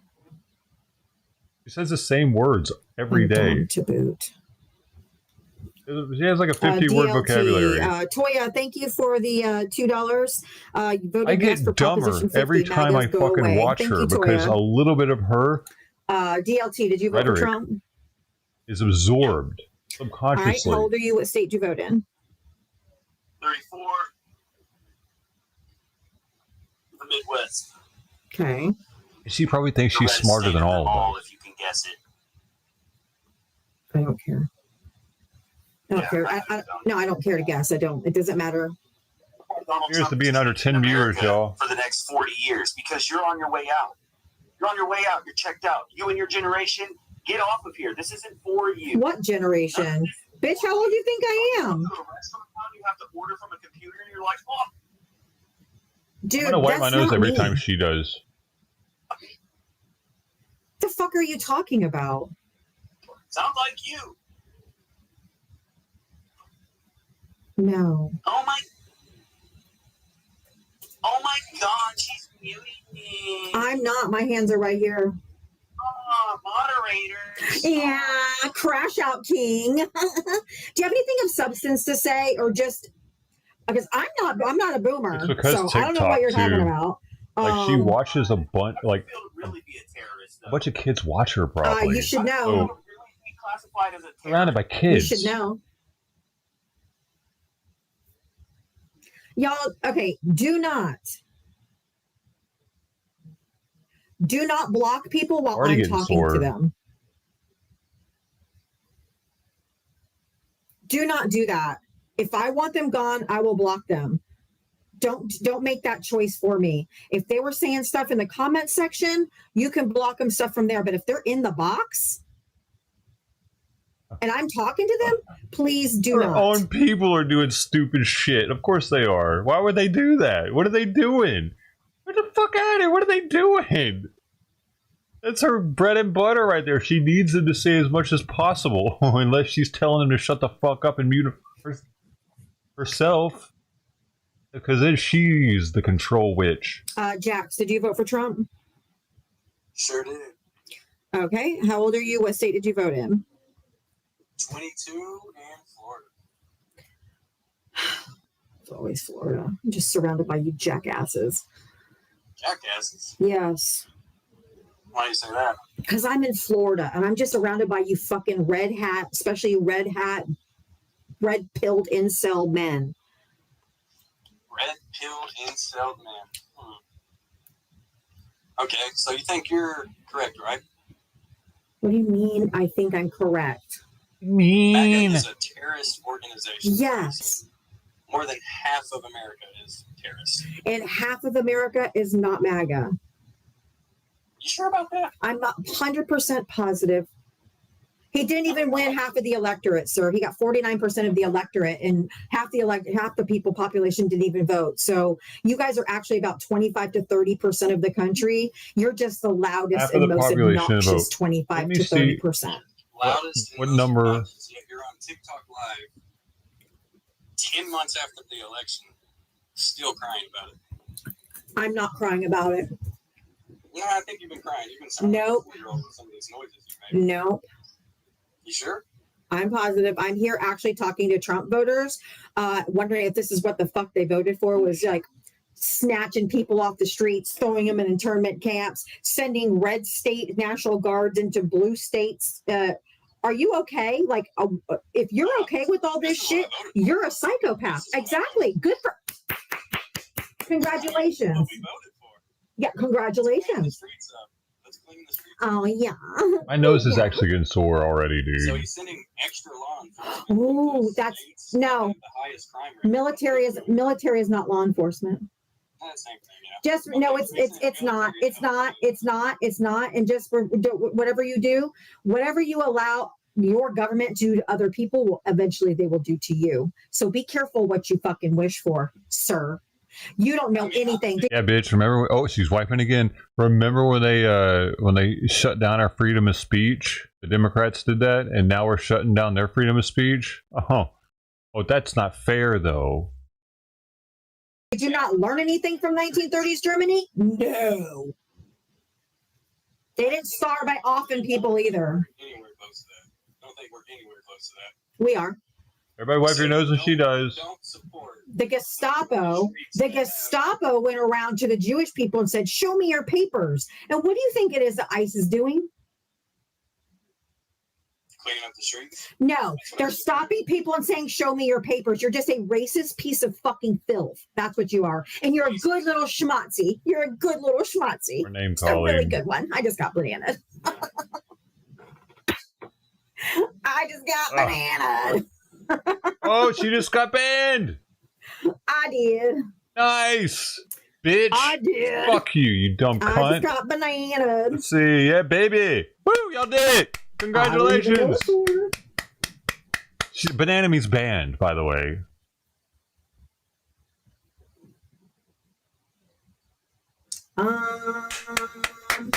Few details. Let me see what I got banana for.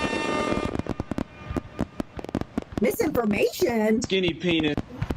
Bitch. Hey, dude, did you do misinformation, Ted? That's what they got me for the other day too. Oh, that's the one we got to hit her on. I got a week Is that you, dude? on my backup account. Check your shit to see if it's yours. It'll let you know. Good old TikTok. Now that it's taken over by fucking MAGA chuds. Go into your app and go to Did you do misinformation, Ted? If you didn't, then it's not you. You did on your YouTube. Oh, never mind. I wonder when it was. And then add a song to it to see what. Nice. How many people? Oh, bitch! Now bring the third one up. Population to that. YouTube is so much better. I know it is. Yeah, but you won't get any Trumpers. I don't know if they're over here. Gregory, Deborah. She thinks YouTube's better, but she won't get recommended over here to Trumpers. She'll only get recommended to Democrats, dude, because that's YouTube's algorithm. Gregory and Deborah, thank you so much. Push it out like that. You already know, bro. He's only going to get pushed to people that are like-minded on YouTube. They're all so awful. They're all racist and awful and disgusting and horrid. And they say the worst things. And then I get a banana. It's unbelievable. Yeah. They say the worst things. Right. Fuck you. Winning. Fuck you. God, I'm so glad I was here to witness two of them, or one of them at least. I didn't get to witness the first one this week.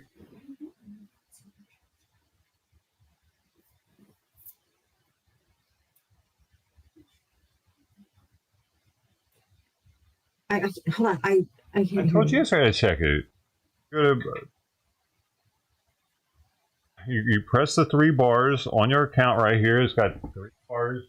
I'm trying to figure out. Okay, so you press that. You go to settings and privacy.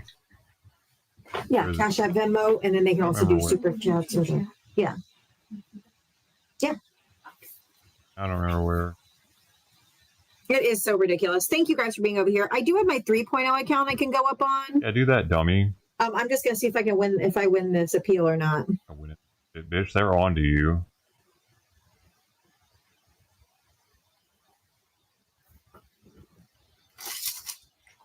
I don't remember how to do it. Hard to tell to find. I got a weak banana. That's awesome. Awesome. It's not that area to go in.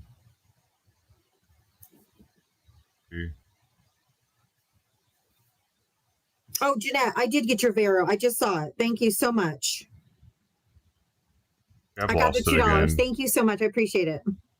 There.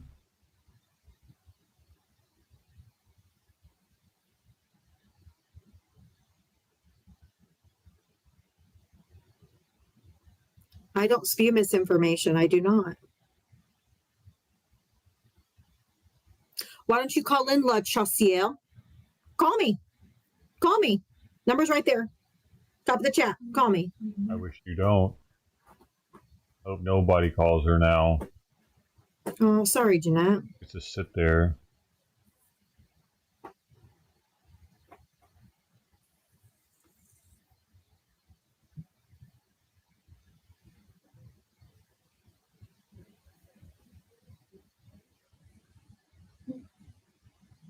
I know they always think that it's half the country voted for Trump, and that's not true.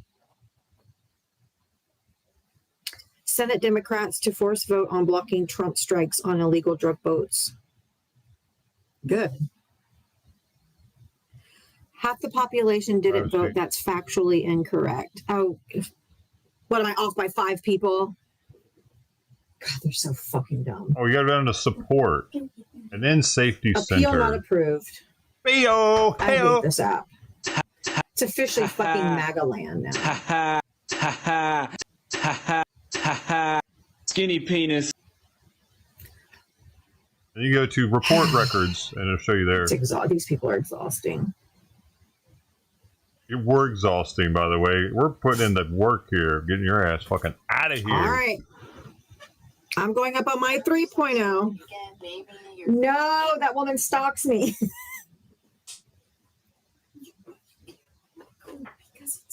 I know.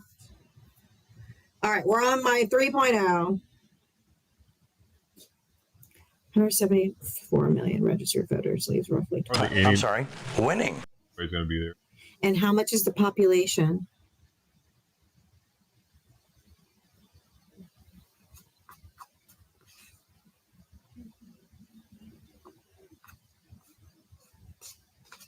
I bet she remembers me now.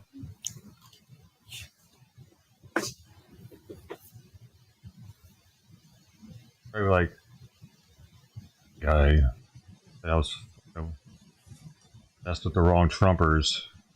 Maybe I did mess with the wrong Trumpers. Love it. That was itchy as fuck, ain't it, bitch? Extra itchy now. All right, I'm live on TikTok on my 3.0 account. Hardly anybody's going to be there, dude. Because this one doesn't have nearly as many followers. Here I am. You see. Here I am, baby. I am on my Diavatox 3.0 account because I just got bananaed on my backup.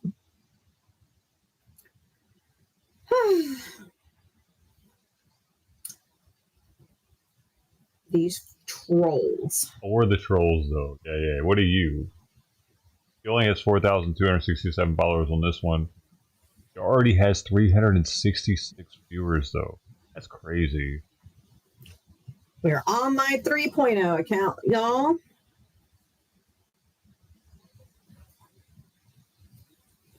Hey, Travis. Now she's ban invading twice. How is that not against the rules? You rules? better believe it. Definitely against community guidelines. And it should get her permaban for doing it twice. My 3.0 account is, I'm live right now.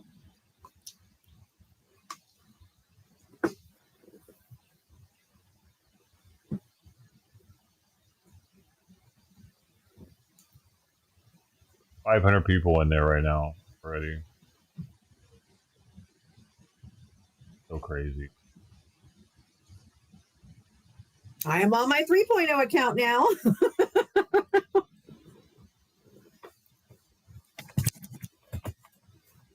So we'll be here for a few days till my main gets back.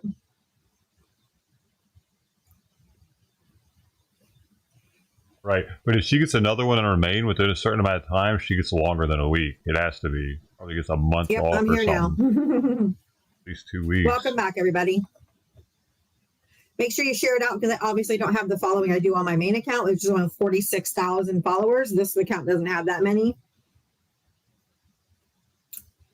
Look at how humble she gets when she gets busted down from one account to another. At first, she's really humble. You voted for Donald Trump, hit the guest request. Everybody else, just keep tapping that screen for me. A little friendlier sounding. I'm sweet lady. How do they do that to me? I'm so sweet. Tap, tap, tap, tap, tap, tap. I see the hearts flying. I see all the shares. They're just trolls. It's Thanks not so much, because guys. I keep calling them dumb fucks, hanging up on them and muting them and not letting them talk. It's so mean. Trumpers are so mean.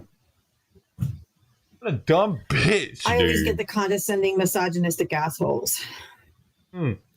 All these men like, I'm gonna come up and scold this bitch. Like that's who she is, though. She thinks she's a feminist that thinks she's smarter than any man on the planet. Except for the gay tranny ones that she Hey, if you voted for Donald has Trump, on her hit the guest crew. request. just so you guys know, when you report the guests, sometimes it says it's coming to me. It's and not it doing gets that. me a banana. So Oh, doing. Fuck. Unless they're just saying something really gross or bad. Eating caulking off the wall. Report somebody reports It's the host. surrounding the fiber optic cable. You can't. You have to go to their Bullshit account. ass. You gotta see this bullshit You have to go to they their did when they account. installed this. Let me show you. If you get them for misinformation while they're on my panel, it'll flag me. You have to actually go to their account and do it there. But if you voted for Donald Trump, hit the guest request. All the men come in here because they think my they can fiber come optic up and, installation. I'm going to teach this lady something. I'm going to teach this lady something. I'm going to ridiculous? school this lady. And so it's just, I get all the misogynists. A wire coming through the wall and put a bunch of fucking plaster over it. Here you I go, get buddy. the misogynists. I get the Here's ones your who think professional installation of fiber optic internet.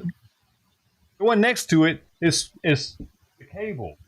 You see the cable has a nice I think I turned it down. A plate and everything to keep tidy.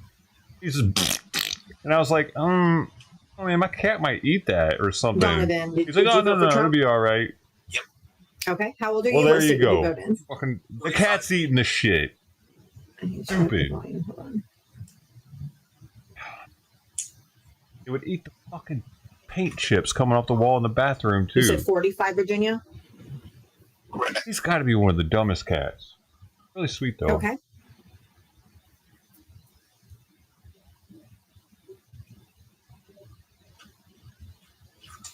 I couldn't help but notice you used the term red-pilled incels. Yes. Yes.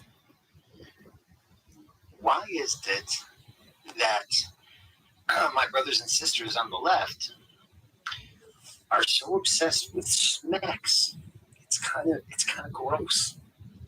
What are you talking about? Well, what difference does it make how much smacks a person has? Like it's always such a weird thing to care about, right? That's not our side, dude. You guys are obsessed with people's genitals. That is not that's not us. you just said red pill incels, right? Because you guys. Dude, what does incel mean? It means involuntarily celibate. Right, that means they're not getting any at all because no woman will touch them. It has nothing to do with sex. Oh, it doesn't have anything to do with smacks, huh? They're not having it. So no, it doesn't.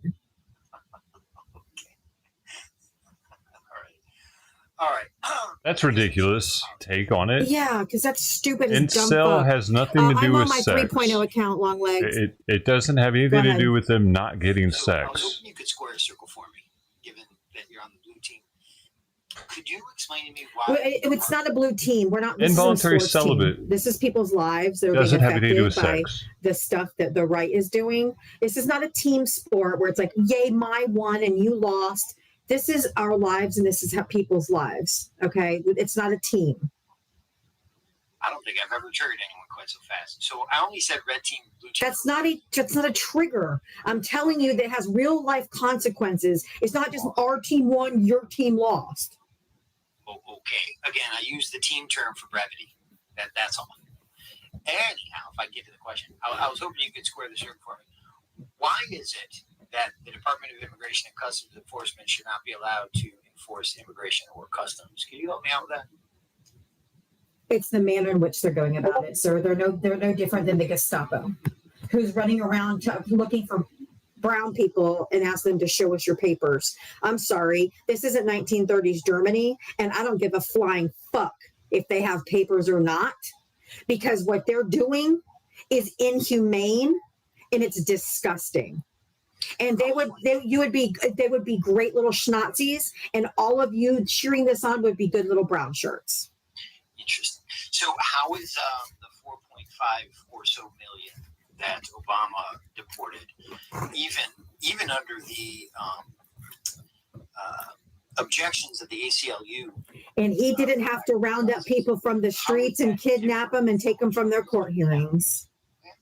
actually there were still immigration raids. There were still Nope. deportations. Yes, there were deportations, but were they in the streets like ICE? Were they in the streets? Okay, dude, I don't let men speak over me, and I swear to God, you're just railroading. Shut your fucking mouth. Okay? I do not allow men to disrespect me on my own life by talking over me. So shut up.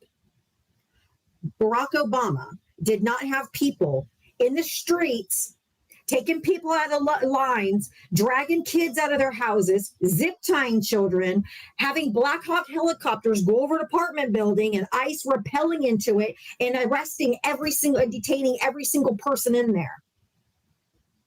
None of those things happened under Barack Obama. Are you familiar with the term conveyor belt of umbrage? You're not responding to anything that I'm saying. You're just moving on to galloping on to the next point. No, I'm speaking directly to this point.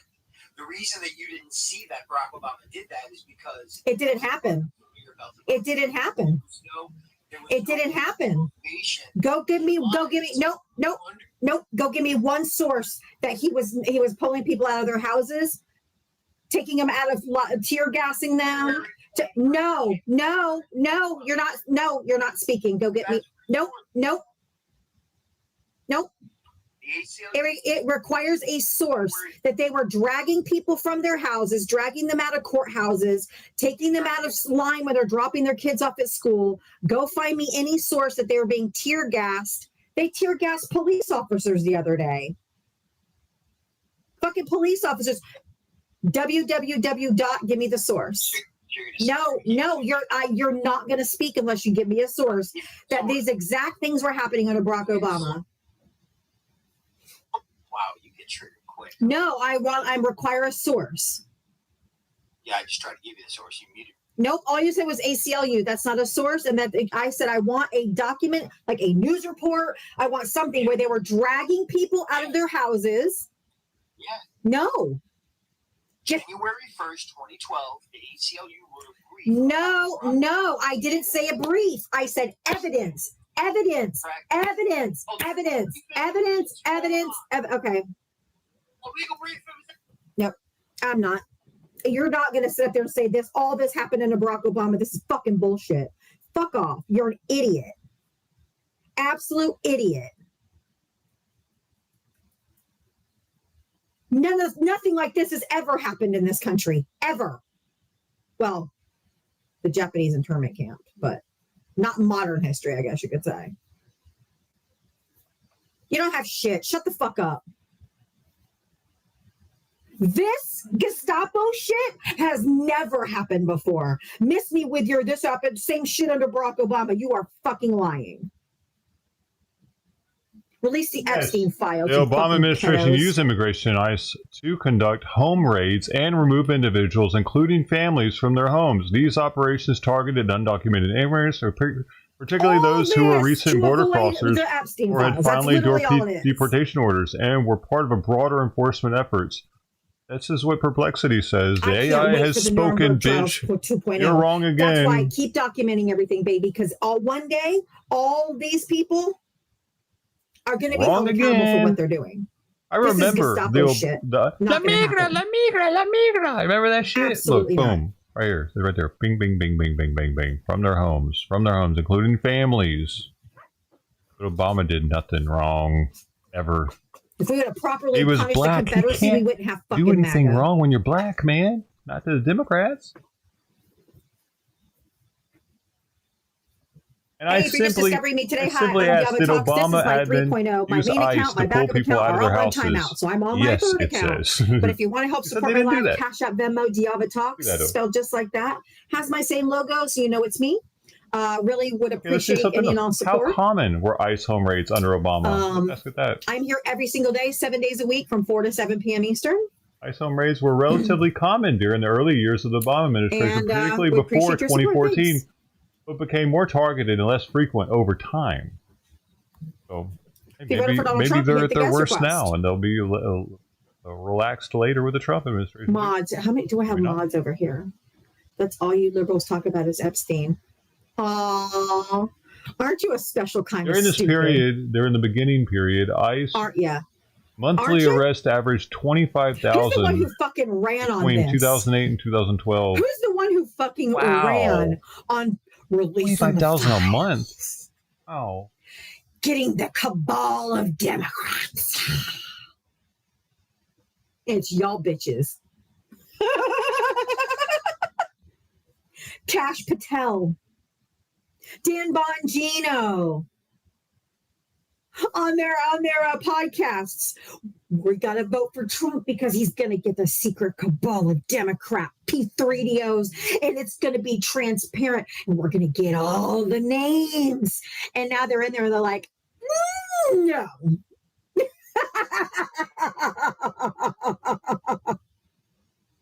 What files? They don't exist. But oh wait a minute! He's But such if they an do, Barack untrustworthy Obama made person, them. dude. And then they don't exist.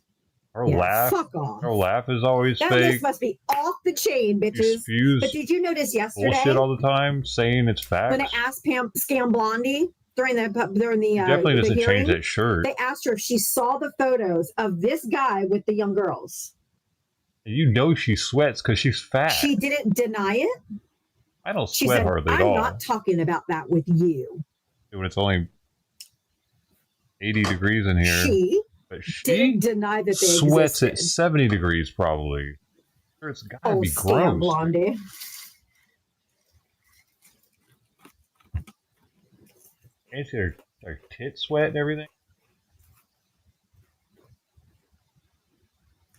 Are you wearing a bra? Why is she getting away with acting like that? Because who's stopping her? Who's going to stop her? Republicans in Congress ain't doing shit. They just throwing their hands up and be like, I don't know. We don't know what to do. They aren't doing nothing.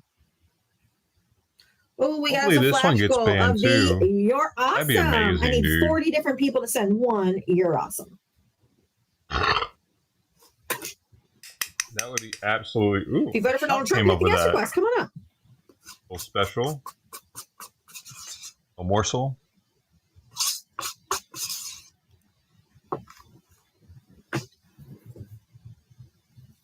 She stopped eating the string cheese.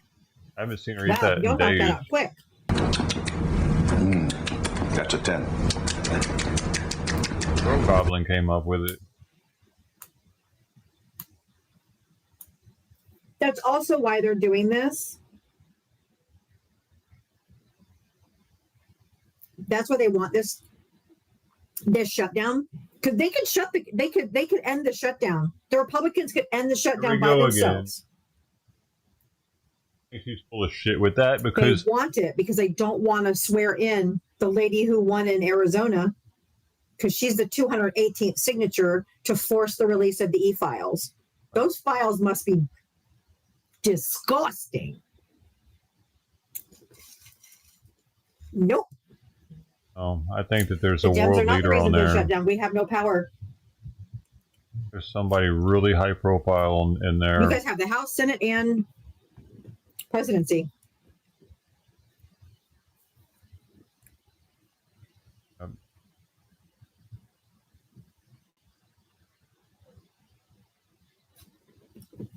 The left really is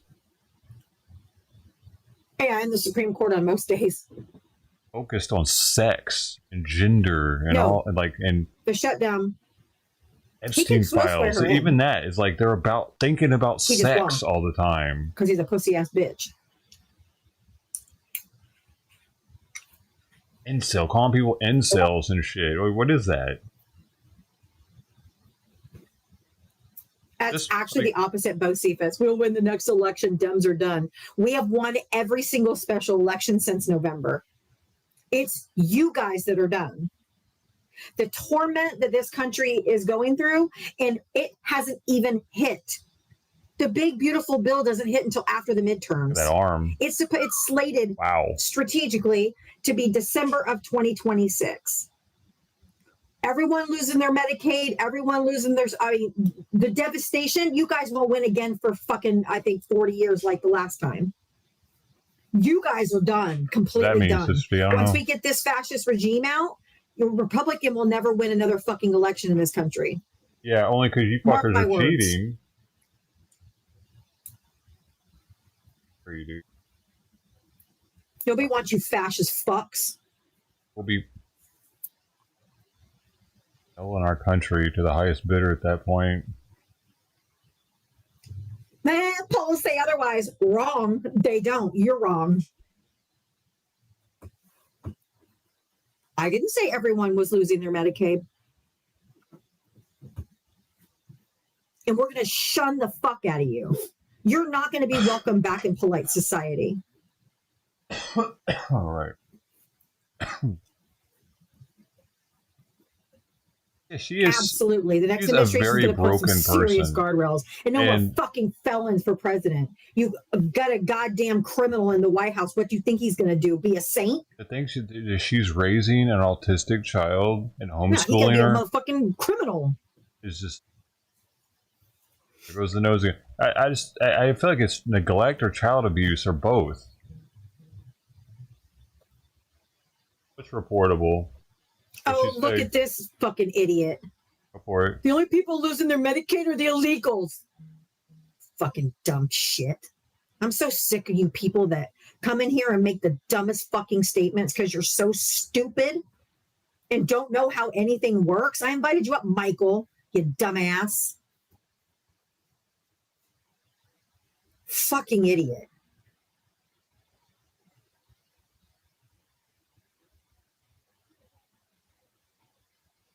Because you don't like the truth. It's not true. You people are the dumbest fucking people that have ever walked this planet. You're so dumb. I talk to you dumb bitches every single day. And all of you are just a bucket of fucking dummies. Just the dumbest fucking people I've ever run across. Yeah, your vocabulary consists of 10 words.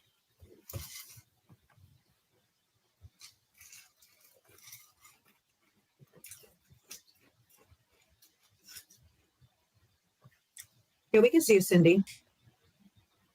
Oh, Hillary Clinton was too kind calling them deplorable. They're downright fucking dumpster juice. With a sludge at the bottom of my trash can sitting out in the hot Florida sun for a week. That's a good point, Ted.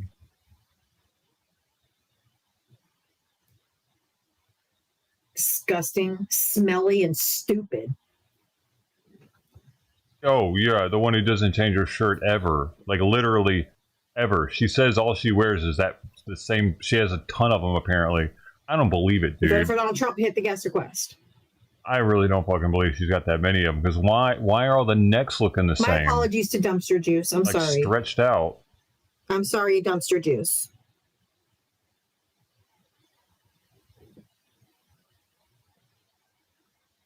I mean, I legit have like 50 tank tops. God, I just got a restriction. I don't think Fuck. she has a ton of those shirts like that. Now. I'm sorry. I really don't. Maybe 3 of them. And she's like, you won't believe how many black shirts I have.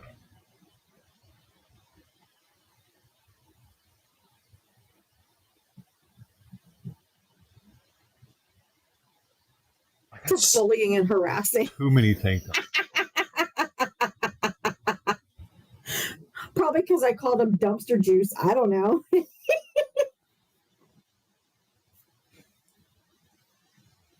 Bob Johnson is my biggest fan.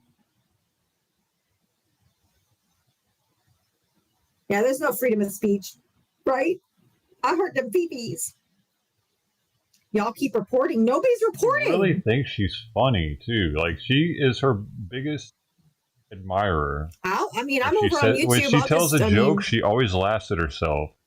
How funny she is. Oh, God. We have another one of these fucking chuds over here. Oh, there you go, Ted. She finally saw your comment. Fuck off. She finally saw your comment, I think, about the Should I do a restart? Yep, there you go. You're gone. Disappeared. You just don't. Yeah, it's friendly time. I don't have to do. Well, like. I guess I'm gonna have to because I I have a live restriction. All right, I'll be right back. I'm going to come right back on. Live restriction. Oh! Make sure you're looking for this account 3.0. Skinny penis. She got fucked up. That one got fucked up on. Found yourself scrolling.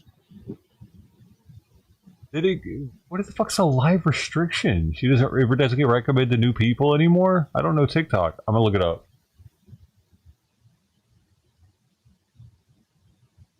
Nothing friendly about this woman. I'm extremely friendly. I just don't like fucking maggots. Maggots can fuck off.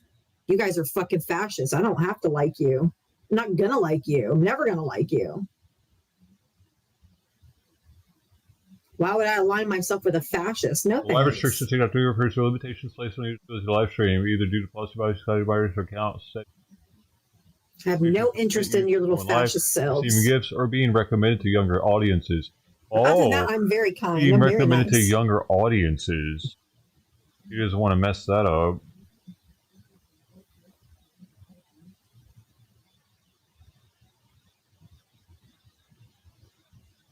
So, maybe she couldn't receive gifts anymore. Maybe that also. It was designed to filter out content with mature or complex themes such as profanity, sexually suggested materials, or illegal substances. Her profanity is alone enough to get her streams restricted, dude. Has to be. Because what advertiser is going to want to be on that slop? But it's so abrasive, dude. It's not. Oh, and it says also ensuring a safer environment, particularly for younger viewers. Because there's that too. She's being recommended, like, kids and stuff to come into her stream, and she's talking like that. Like she talks in front of her own kid. Not all parents want that recommended to their kids, man. Yo, I bet we could get her taken down for all of her cursing. Or at least get all of her lives restricted so she can't get gifts. She can't get paid. Ted Thomas is obsessed with me. She won't get. Yeah. You know he's from here too. Hope you remember, bitch. Remember me. I had like 5 accounts you banned already. You knew it was me every time. Hopefully she comes over and sees you over here, Ted. That'd be so funny. I wish she'd come try to fucking debate me on my channel, but you know she won't do that. She won't do. Can you imagine her actually being brave enough to go to somebody else's channel and debate them? Never would she do that. She has to have her chat there with her. I do not know what's happening. I'm frozen. Yes! Ha ha ha ha ha ha. This is all she can't stream. They might have locked her IP down, dude. Because of my feedback report. Or it was a. Oh, god damn it. I got a ticket, dude. I gotta see if it's still in the. If we're still trying to. Hey, coming through with the $10 dono saying winning. Eric Swallow saying that more than 100 Republicans are $10 challenge. Yeah, I saw that. Thanks, Sissy. Awesome. 50,000 dough. Hi, Nisi. Hi, everybody. Welcome in. Hey, you're all.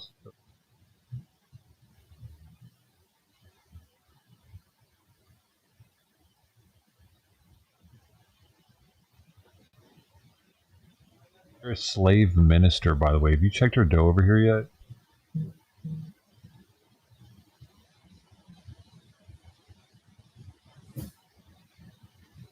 Right now.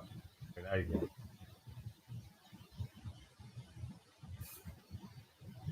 Thank you. Thank you for the autumn. I don't know who sent that. Have you Jen seen Ben, thank you. What you're called as a mod? Thank you so much. You're a slave minister. What a slave minister is? It's we like back, baby.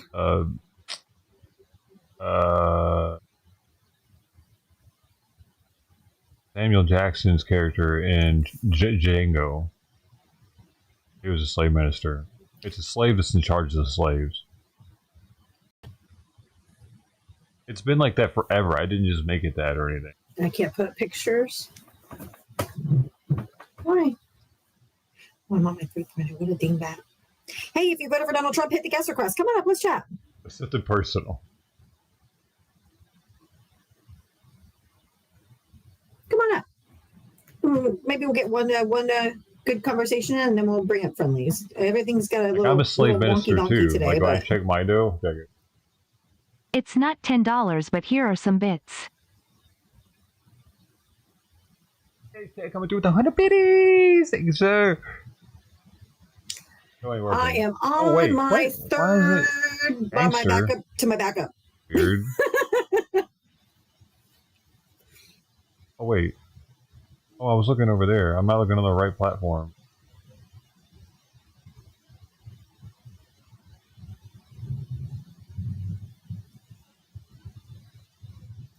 It's me, Mario. What would that be?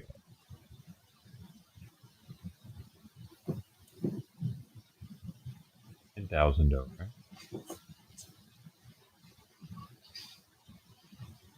I don't remember if it adds this automatically or not. What?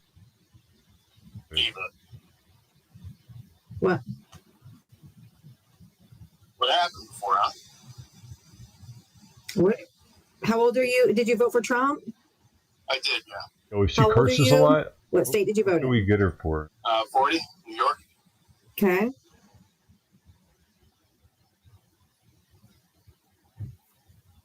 I was in the queue before, but I guess you got a violation. Oh yeah, I got a banana on my backup account. So. Was that for the misinformation or the bullying? Do you want to talk to me, or you want to ask 50 questions? Because I'm not interested. What are you interested in? What's happening in this country? We're going through a cultural shift that people can't handle. What cultural shift? Be mad. Dumbest thing I've ever Kind of heard. steering the country back into a direction that's going to be beneficial for the human race. And not supporting transhumanist behaviors and transgenderism. Guess what? They're not going anywhere. You're not getting rid of them. No, they'll eventually die off because they don't breed. Ah, that's a good point. You're disgusting. So are you. For you fucking mediocre white men who are just scared because you are inadequate in every possible way. When this country was built for you, and you still can't thrive because you're just a piece of shit pussy. The fuck out of here. I think it's reportable. You're getting a little vulgar. A little vulgar for the kids, man. Fucking bigots, man. Gotta find this lady on here. It's disgusting. Oh, this lady. She's just not going to learn, is They're she? blocked, don't worry. She's going to have to start being a good old lady. It's not an ism. She wants to stay on TikTok They're making human money. beings. We're going to have to teach her a lesson, You guys are obsessed with people's genitals. You should probably have your you should have your what could I get her for? Report hard drives checked. hateful behavior, People are sick. ideology. Hi, did you vote for Trump? Yes. Hateful. How old are you? What state did you vote in? Minnesota. 28 Minnesota? I sent it. We're going to get this bitch Minnesota? on this one, too, man. I'm Okay. a part of this. Shake and bake, and I help. So yeah, rich men actually do tell each other how rich they are, but they only tell each other. They don't tell the commoners. So that's not true. Tough men also tell other tough men how tough they are, right? When they get into the ring, they actually measure it, tell each other exactly how tough they are. That's not true. Yeah. Fake laughter. And her teeth are so gross looking. I don't think you've been around a lot of rich men. In rich brown. men circles, they tell each other how rich they are. Okay. Do you dick measure too? Like a TikTok, you dick measure every day. No, she looks like Gargamel, the male witch from Smurfs. Yeah, we already went over this. Mine is, of course, larger since you don't have a dick. So that contest is over. I know. I have a much better set of. I have bigger balls than you. They're just on my chest. Well, I can respect a nice pair. Disgusting. The fuck is wrong with you people? What? You're the one talking about your You tits, guys are lady. sick fucking idiots. Oh my god. What the hell? She brings up her tits, but the other guy talks about him, and now he's the nasty one. As if he just brought him up out of nowhere. It's given this. Fucking crazy, dude. She's so crazy that I really hope her daughter isn't gonna follow in her like footsteps and her same rhetoric. Probably gonna have about the same vocabulary. Ridiculous. Because that's kind of how it works. I say a lot of things that my dad used to say when I was growing up. I'm being generous, aren't I? Words that he would With use. this, I'm being generous. I notice it all the time. The bigger you say it is, it's likely the very opposite. He cursed, but nothing to this extent. They're so weird. And he was in the Navy, They're so fucking I mean, weird. and his dad was in the Navy. His brother was in the Navy, so he cursed, but he still didn't curse this much. No way. Guys. You can use F word constantly like that. Keep your daughters away from these fuckers.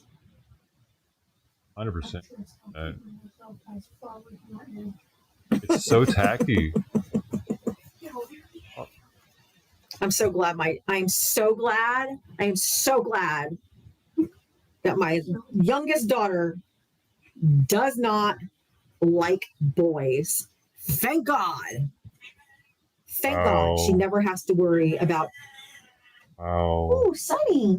Wait. Oh, YouTube can see my cat. I think we might have something with that one. Hi, BB. I'm so glad my daughter Hateful doesn't behavior. like boys. Ugh. Hateful Doesn't have to deal with ideology. you dumb fucking chuds. Isn't it? They can check it. Be sucked in by a mediocre man just to be disappointed and probably abused. If you vote for Donald Trump, hit the guest request. They're gonna get tired of getting reports about this lady, dude. Thank God. Unless she's making them tons of money. Unfortunately, my oldest daughter is afflicted with the ability to, or the desire to love men.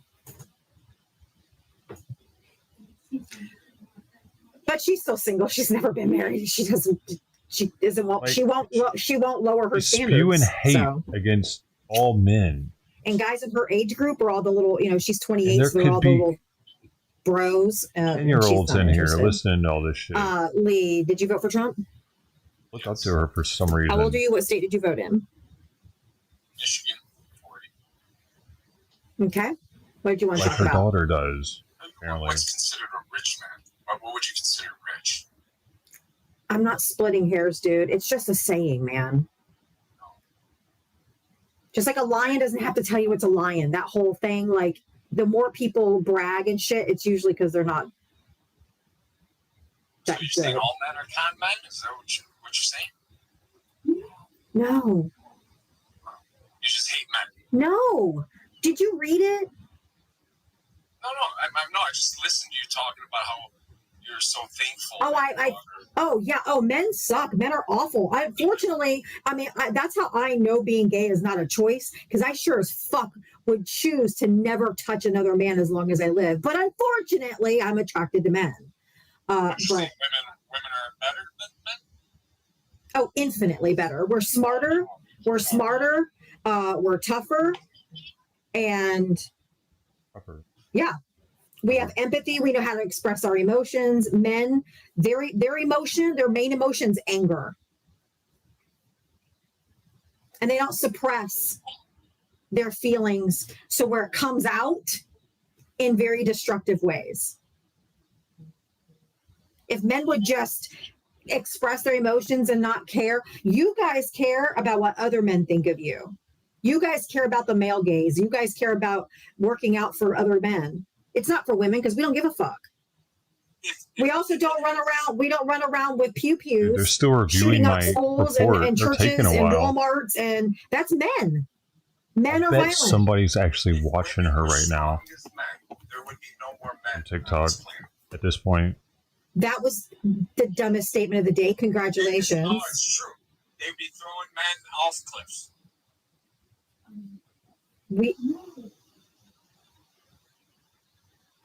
You're literally just an idiot. I don't even know what to say to that. That doesn't even dignify a response. Anything else? That's just the dumbest shit I've ever heard. I mean, like, literally. I think the dumbest shit I've ever heard is you saying that women are better than men. I think it's equal, even. I don't know why. how you can sit up here and say one's better than the other. I mean, I think it's the same. It's because we are. We're more in touch with we're more in touch with our emotions. We're more in touch with our what we want. We give life. You guys can't give life. We are infinitely stronger than you. You guys think you're gonna die when you have a fucking cold. You know about the birds and the bees, right? You can't have a baby without a man, right? Oh, I sure can. I sure can. I don't need a man. Where are you gonna get sperm from? The internet? What are you talking about? I don't need a man. Are they making sperm in the laboratories now? If I don't want to. You're gonna thank a man for having your 2 daughters. I have 4 kids. Well, thank a man for that. No, I thank myself because not a single man has ever carried them in their body like I did. What? Or pushed them out my hoo-ha. Right. Or have my belly ripped open to have them taken out. So no one has carried them or given them life but me. He got 2 seconds of pleasure. Wow. What a life giver. Yeah, but you can't make sperm in a laboratory, lady.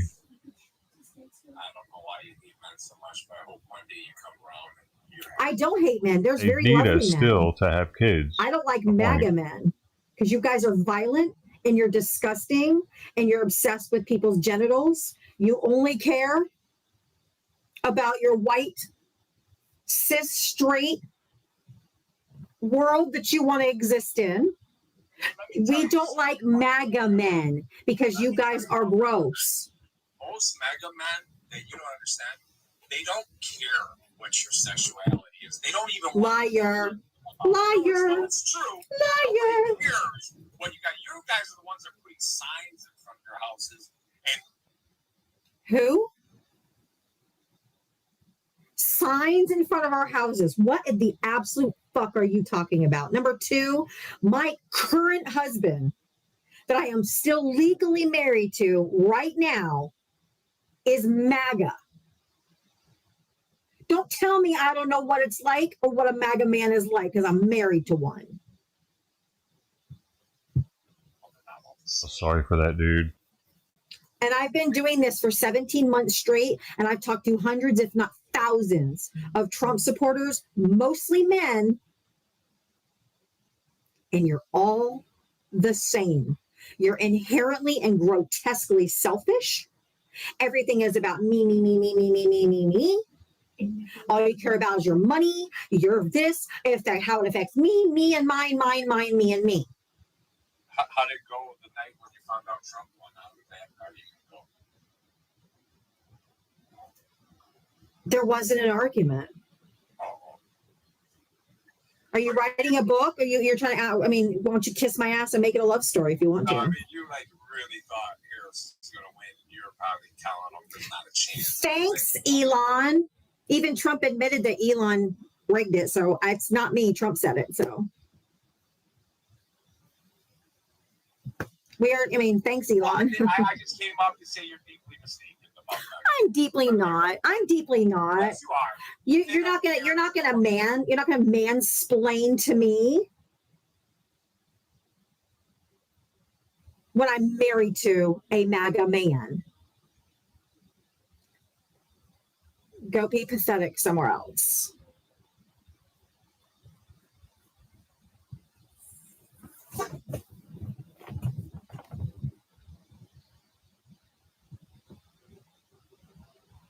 You guys see it every day, don't you? All these MAGA men, emotional. Diablo. Who's going to tell him? I don't know. You want to tell him? Yeah, I can tell him. Transgender people, when they do not produce transgender children. Those come from straight people. Everyone. So if you want my breed to die off, stop procreating. All of you. Exactly.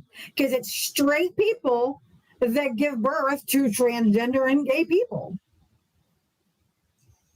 So all you straight men and women, stop procreating. So do you want to deal with a male loneliness epidemic and go around dry? Or do you want to just deal with the transgender people that you produce? That part. I love you. I love you. Like, what morons? And also, just get rid of them. What are you gonna do with them? Dumb fuck. If we were stronger than men, there would be no men. Again, women give birth. The mega brain rot. Lee just got a violation. It told me to remove Lee, but he's already gone. But it's funny because he got the violation. Probably what he was saying about transgender. Lee looks exactly like somebody that would be on fire. I'm just going to say that. Well, I think that I personally think that the Second Amendment should be amended in this country, that only women are allowed to carry, because we don't commit crimes with PPUs. It seems like it's all men, so I don't think men are fit to carry. I agree. Because we don't do any mass unalivings, we don't do any of that stuff. So I think that the Second Amendment should be. Wait. What rewritten. about the Lakewood Church in Texas? Your life is not eligible for recommendation for restricted. She brought her fucking kid with her to that one, and she definitely would have tried to kill more people, but they got her first. So you're incorrect again, and that was just last year, wasn't it? Man, Joel Osteen is one of the biggest pastors in America. Well, she doesn't know about that. He was talking about transgender people. If it's restricting it, she's a dumb cunt. People fight. If it's restricting it because of MAGA, fuck you. But anyway, I gotta go and get a package from this package locker that's across the complex from The tranny chick that was trans. Wasn't she going male, female to male on one of them, and shot up a bunch of shit? I spent my first night in my apartment. It was last year also. It felt crazy. It didn't feel real when I woke up. But I woke up and... Wasn't that a school? So Mario just got removed. Man, they're a little late. Mario was how many ago? Yeah, they're on you now, lady. Oh my God. They're on you now. Anyway, I'm super happy for you. I came by your live earlier watching her today. if they're removing people when you were walking around and showing like your that. apartment, so I was excited for you. Hey, girl, that was kind of you to say walking around. I was wheeling this bitch. I was driving this wheelchair all over this. That's why she doesn't want to debate me, dude. She would shut me down and say I was steamrolling her. I say that myself sometimes. Oh, I'm not going to let you talk over me. A man steamrolling me. I rolled into the room. Telling me with the facts. So I'm just messing with you. But yeah, I got my internet delivered, so I gotta go pick that up. All right, honey. And the package lockers are literally across the complex. She would just be like, but that's just two of them. We're gonna hope that I got enough juice in this thing to get there and back. All right. Well, good for you. I'm happy for you. And then she was talking about how white men are the terrorists of America. Trans people can reproduce, and when they do, it's not just trans people. Oh, they're so dumb. Straight up so dumb. But thanks, Mitri. I love you. Be careful. All right, bye. Maria, you can unmute. Trash guy just knocked my neighbor's recycling bin completely over. I'm not picking that shit. In front of my place. So I did vote for Trump, but I float. I understand what you've been saying. So like I have friends. I married an illegal immigrant back in the day, and I love his family. So I see every side of a coin on that. I've had a friend just recently get deported, but he did break his wife's door down and was being domestic violence. They violation found. And the wife here, now she can't work and take care of herself, which is hard. Because he's deported, but at the same time, he did break down the door and was drunk. So I understand why people took him. And I don't understand why they're gassing people. But then on the other side, I'm looking at human beings on this side of the border. And we have a lot of economics that are hard because we're, our system, our federal government, and what we pay in taxes do go to Medicaid and all our social systems. And we know that. Right? So that makes our income and like food and groceries go up. And there's other reasons why too, like Trump stipends. And I understand there's a whole thing of this and the amount of the money that went in and caused inflation, right? No. Yes. No. It's mathematical.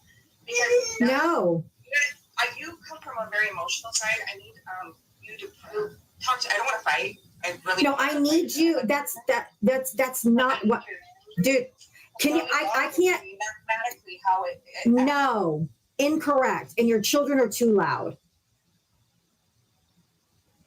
I'm not hating because I have kids, but they're also not in the room making noise. Yeah, I know. My son's deaf. Thank you. And he likes to come right by me. So I just moved again. So, so the reason why inflation is going up right now is because of Donald Trump's tariffs. Yes, but there's also called economic trickle down. It is no trickle down. No, trickle down economics has never worked. It has. Ma'am, if you don't stop talking and you will not let me get a word in edgewise. Trickle-down economics has not worked. It's never worked. Reagan started it and it's failed every single time. We have 40 plus years of data that trickle-down economics does not work. Period. It doesn't work.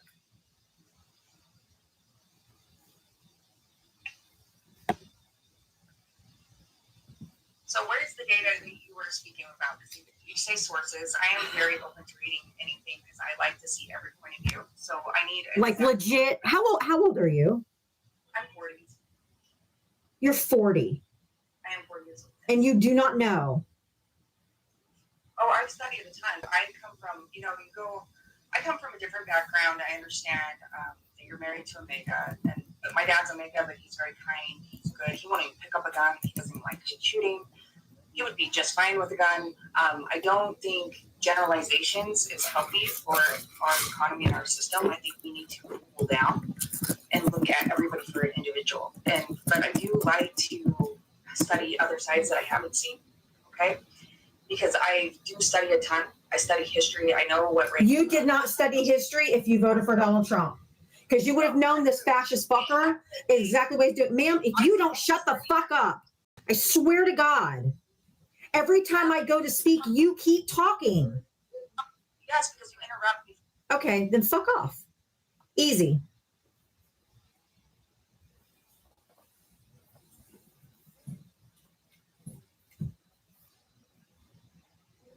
You are not studying history, ma'am.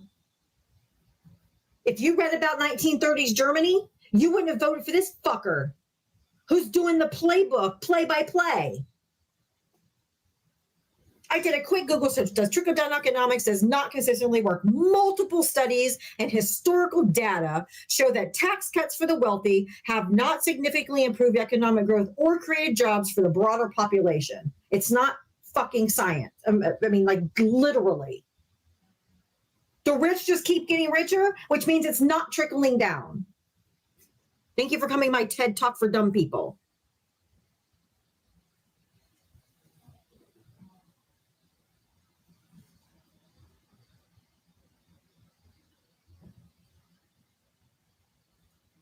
And eventually, you say it's got to happen eventually. Christ. She keeps acting like this every day. I don't know how long she's already been doing it. How the hell she's gotten away with it for this long is incredible. That was from earlier. Somebody was talking about transgender people, and this do they have advertisers on TikTok? They might not have advertisers. They do on YouTube. Twilight, how are you? I'm good. How are you? All right. Is it friendly time? Yeah. Okay, so I just wanted to say it's so weird that women vote against their own best interest. And to the MAGA men are the ones who vote for a party that hate women, that vote for a party that harms women, that vote for a party that doesn't even want women to vote. Right. So for every time a MAGA man lies, may his member shrink an inch in size. Dude, she actually has 4.0, 6.0, 7.0, 5.0. I just wanted to also say congratulations, actually, I'm so we got 7 of these things. I know, is that wonderful? Yes, I'm so excited for I am too. That's all I wanted to share. Thank you. Thank you so much. You're welcome. Crazy. Thank you.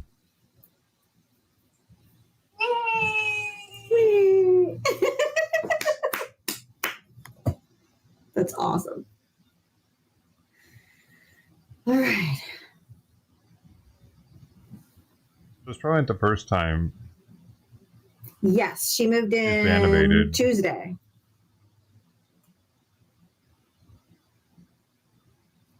Oop, I went to bring somebody up and they didn't come up. Okay. Next.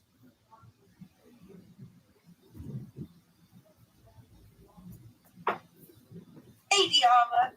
Hey, Shannon, how are you?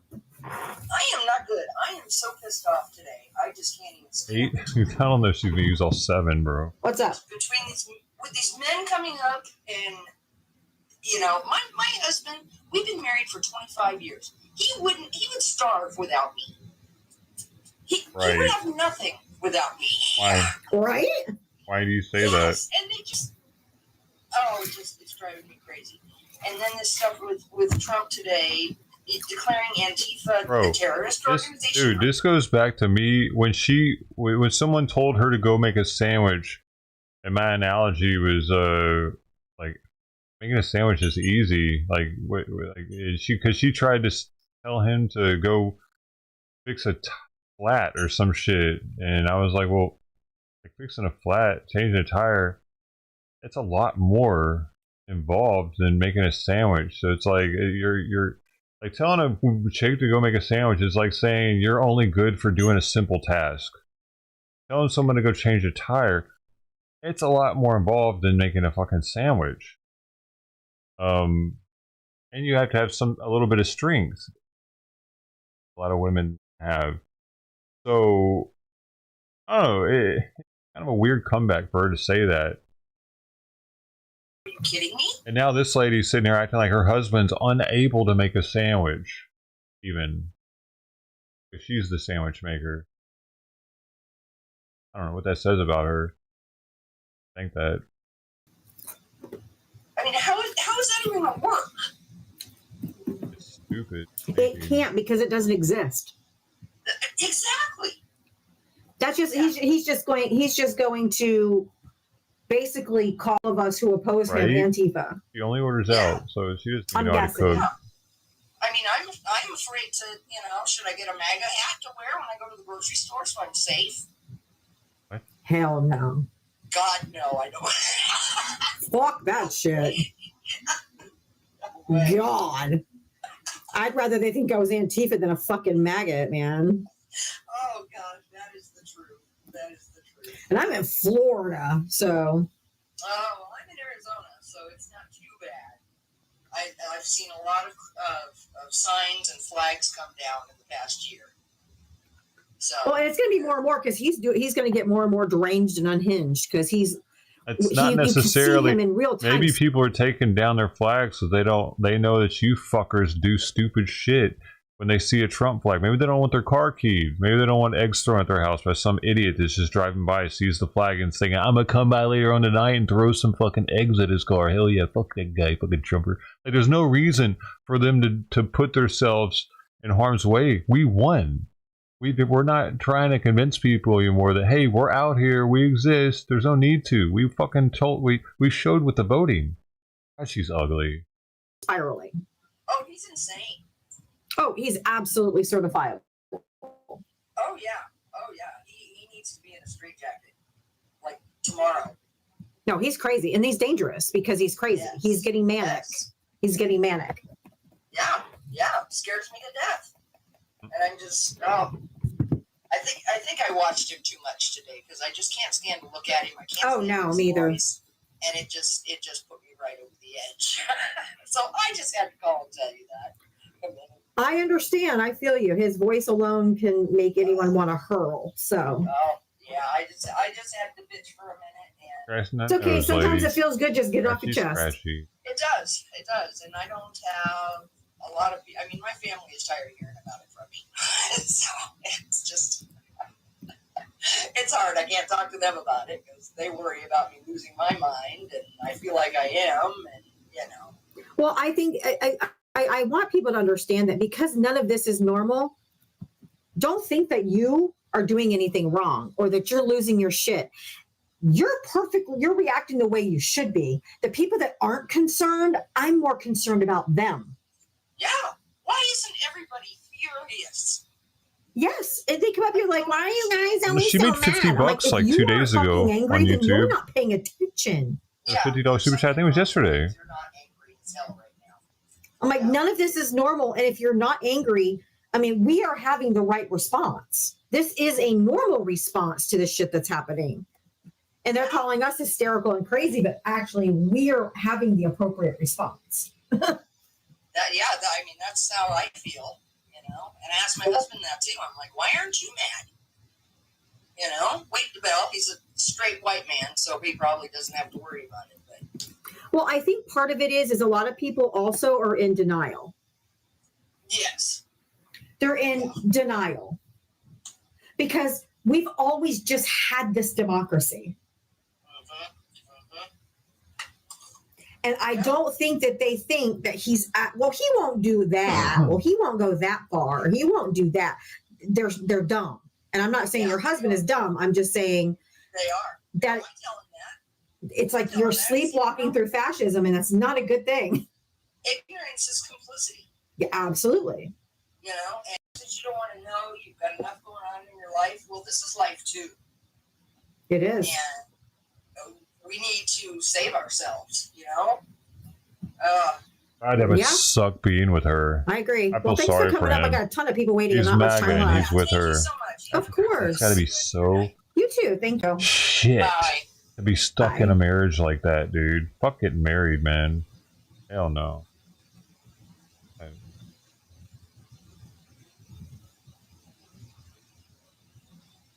I wonder if she was always like that. That is true. Linda, how are you?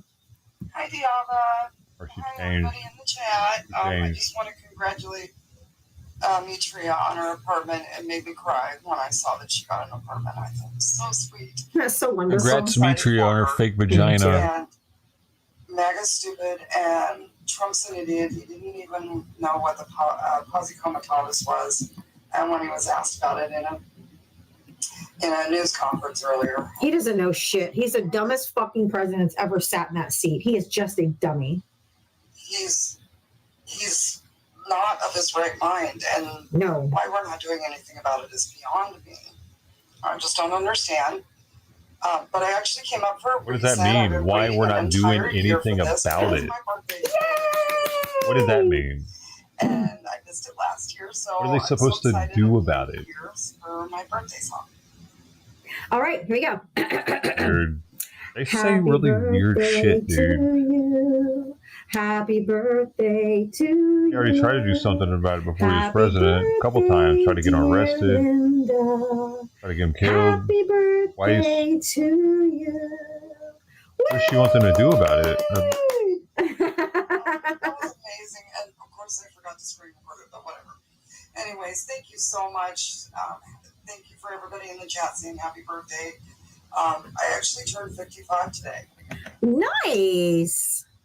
No, not really. I'm right behind you. I'm 53, so I'm right behind you. I think what's nice about that is congrats, really. Congrats on taking 55, but a nice type of situation, is it? I don't know. I get a bunch of discounts. I was gonna say just go for the discounts, girl. It's okay. We only get those a few times in our lives. The older I get, it's like, yeah, another birthday. Shit. Exactly. Another one bites the dust. I haven't done enough this year. You know, I start getting those thoughts. Fuck, you're older already. God dang it. Yeah, my brother is actually 55. And I'm 53. Like you said, your sister. My brother's 55. He's 2 years older.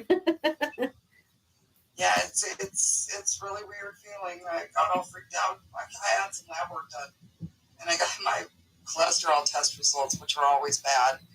But this time they were especially bad, and I got all nervous and anxious, like I was about to die any minute. So I'm like, now 55. That was so stupid. But I'm not going to die any minute, anyways.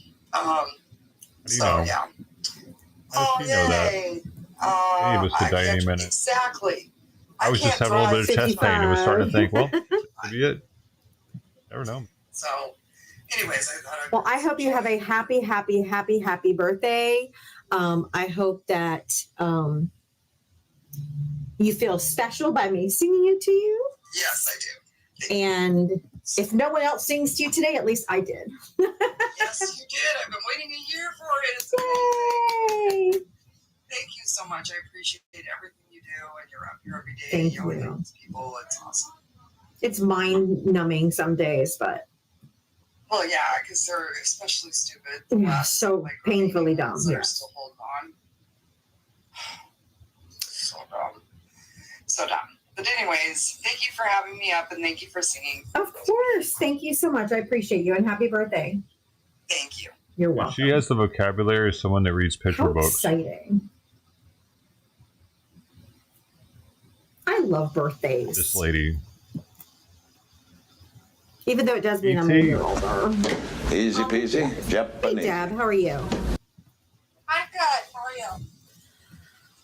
I am good today. I have a question. Yeah. Who is helping Adrian move her stuff? I don't know. Well, I thought that was something I thought that needed to be thrown out there because she's not going to be able to do it. You know, so just throwing it out there for people that might be near her that could help her. Right. Yeah. There's a couple people in here I know offered to help her. So, oh, her friends helped her. Okay. Her friends are helping her. She has friends. Oh, okay, good. Because I was concerned about that. So I'm glad she's got an apartment. I think we all have. It was happy news that we all got to hear something. Yes, for sure. Yeah.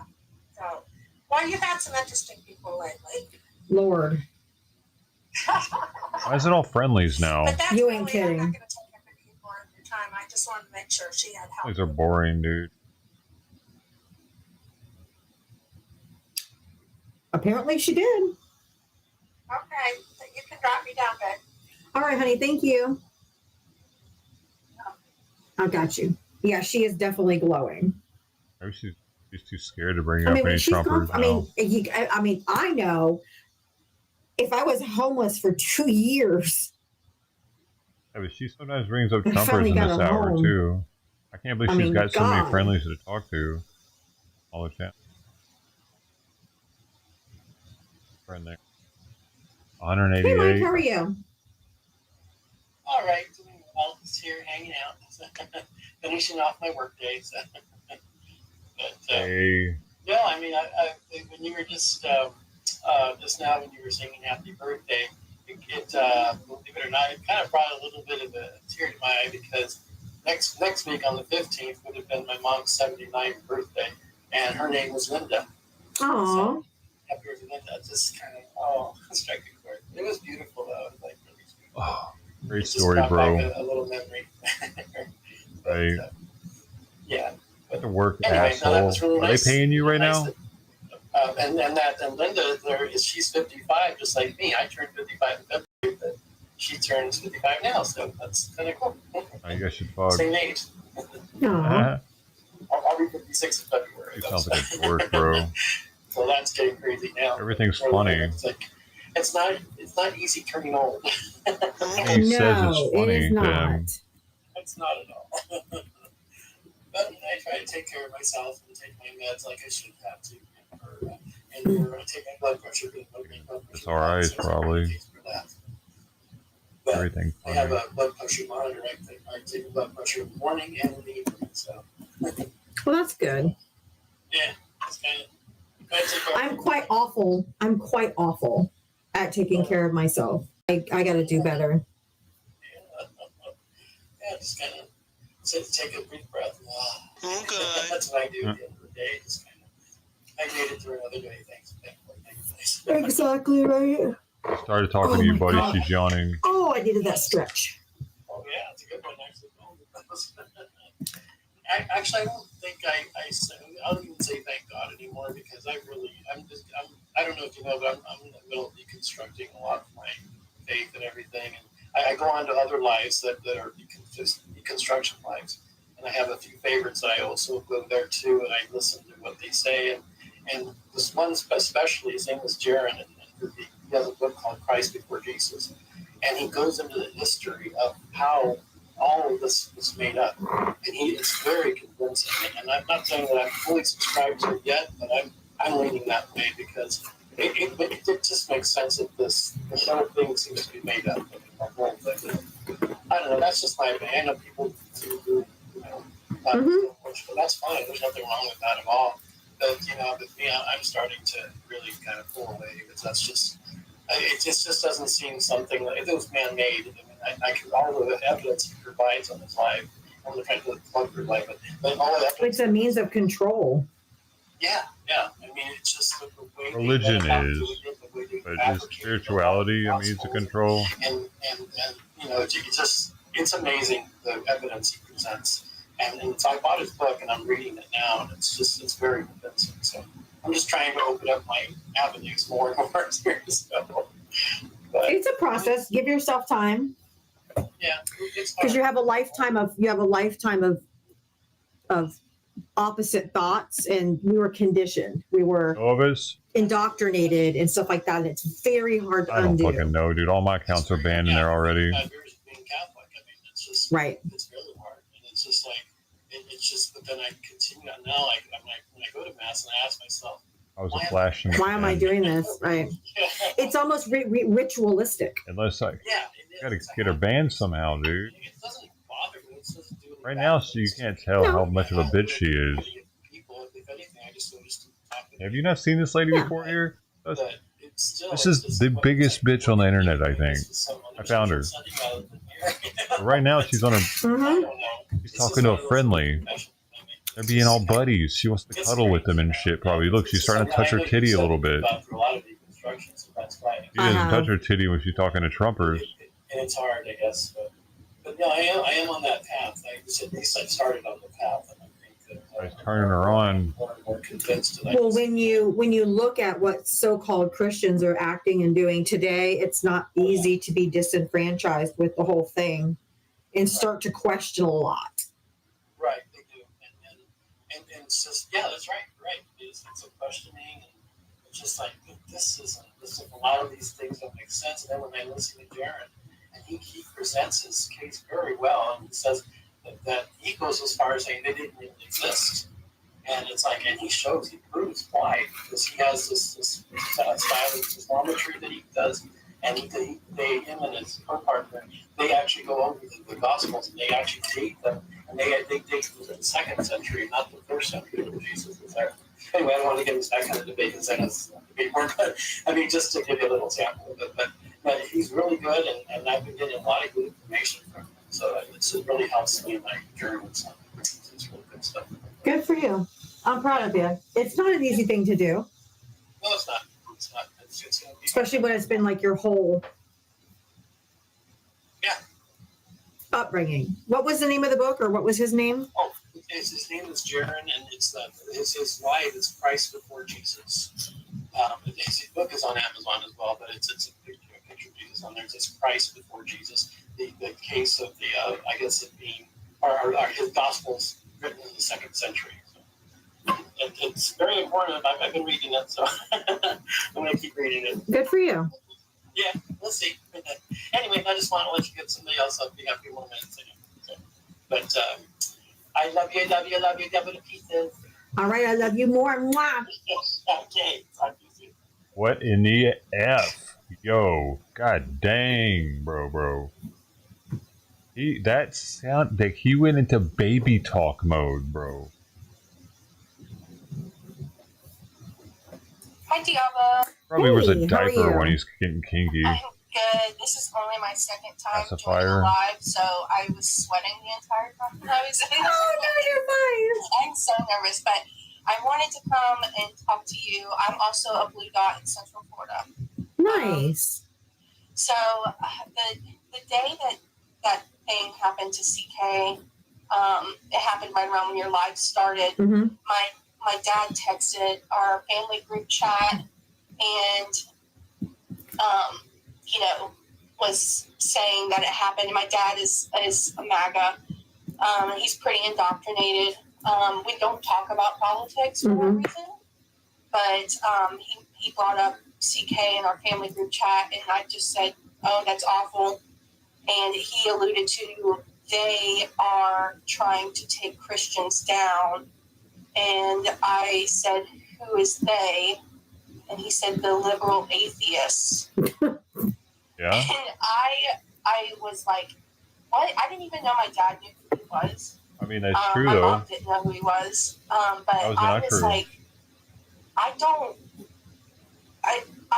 like, he was a bad person. And my dad was like, her he life, was, a Christ-like her life ended. No. She got banned again, dude. I'm a Christian. She just went down. And I said, Well, I don't she want ended. to go. She must have If he goes ended. to heaven, I'm I don't want to behind. be there. Oh, she ended. That's not Damn it. my vibe. And Oh, well. Better luck tomorrow. so we had a big blow up over she ended. text, and he told me, I told him, I said, I'm a liberal Christian. What he is he's a racist, transphobic. He's just a horrible person. He spewed horrible rhetoric. Why is it that if we don't agree with transgenderism being like shoved in our faces everywhere, and having to, like, dude, I gotta be real with you. When I'm at a register and the cashier's a tranny, it's not that I'm scared of the person. It just fucking weirds me out a little bit. It's like, I don't know, dude. I don't know how to fucking interact with them, because they're like a different type of human being that I don't have very much interaction with, and I don't care to have very much interaction with. I'm not fucking scared of them. But I mean, and you know how they also try to say Islamophobic. I think we have a reason to be scared of those people, right? They're the most terroristic group in the world, even though they're trying to sell it white men are. Actually not. The Islamic faith is the most terroristic group in the world, Muslims. So I think we're allowed to be a little scared of them. I mean, right after 9/11, if someone were to be Islamophobic, would you blame them? Why now is it a problem? Two very impressionable crowds. So what's your snack pack? We had a big blow up, and he told me that one day, basically, I would come around. And then he started talking about how he brought up something super transphobic, which I've never heard my dad say. I know he doesn't like the LGBTQ community, but he brought up something super transphobic. So I just left the group chat. And your live that day, to just come back around on this, is what kept me sane, because I was on the verge of tears while I was working, and I was so mad. And every time you said something like "yam titties" about Trump, I freaking died. And I just had to let you know that you really were like, I work from home, so I was alone at that time, just me and my dog. So between you and RJ's Discord, I was able to feel like I was not crazy, and like I was on the right side of, the opinion. So I just want to say I love you so much, and I love my mom a lot, but I really wish you could also be my mom. I hear you. I can't even. I mean, if you've been listening, my whole family's MAGA. Everybody. So. Yeah. Dude, for 4 years, they thought they were in the extreme majority. They thought they were a shoo-in to win with Harris. So they thought they were the majority. They thought they could be whoever they want, whenever they wanted. Now it's only been 8 months since Trump's been in office. No, 10 months. No, 8 months. So, 9 months. I'm a little retarded. 9 months, final answer. And they feel like they can't be themselves all of a sudden, though, or like anywhere. All of a sudden, they what does that mean, though? What are you trying to say? You're outnumbered? Like, it's not easy. No, it's not. My mom doesn't like Trump, but she voted for him, and she's one of those people that refuse to vote Democrat. Oh, that's my mother. Yep. Just no matter what, because my mom agrees with me on a lot of things. She's mine too. for abortion. Yeah, Mine too. Your mom in one of your lives. And then she's like, but I just can't vote for a Democrat. I'm like, why? I know. And then I said, what if Trump is on the Epstein files? And she said she would still not vote Democrat. And I just, damn. I don't know. I had to, but anyway, that day that all of that happened, luckily I had an appointment already scheduled with my therapist who also hates Trump. And so we spent the whole time talking about this. So, but I just wanted to say that I love you and congrats to Demetria on her apartment. I frequent all these lives. They consume my whole day. So it makes me feel like I'm not alone. Oh, good. I'm glad. But yeah, can you drop me back down? I can. Thank you so much. Good. I'm glad. Her responses are like she's not even. All right, guys. I paying gotta attention. go. I will see you guys tomorrow. Good. I'm glad you're alone. And Thank you guys for all the and kind have to words. I watch really us to not appreciate it. feel alone. Thank you for everything. Bye. Thank you for Have a the good taps, day. the likes, the love. I'll be on this account for the next few days. Like what a fucking just response. Unless I get my main back early because Valerie's been working on it, but I don't know. Otherwise, I'll be here for the next few days. So make sure you're following this account. That Love person you guys. pretty much Thank you just so said much for all your they don't support. have any I couldn't do friends, this every day and without you're, you. Mwah. you're their only Have a good friend, night. I'll see you tomorrow. and the other streamers that they watch. And she's like, "That's nice." All right, YouTube. I'm I will glad. see you guys tomorrow too. Bye. She could have said something like, "You're always welcome here, and we're so glad to have you here." Like at least give her a little something with it for tatter a little bit, right? Even a bitch to her own people, and they don't see it.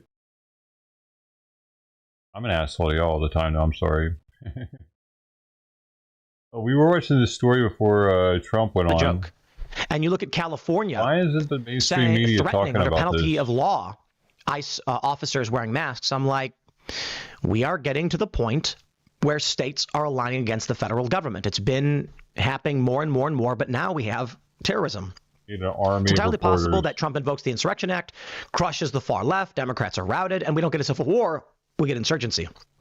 It's entirely possible that as conflict escalates and blue states declare Trump to be acting illegally or unconstitutionally and refuse to abide by his orders, get support from BRICS or China aligning against the U.S. government. And oh boy, you don't want that to happen.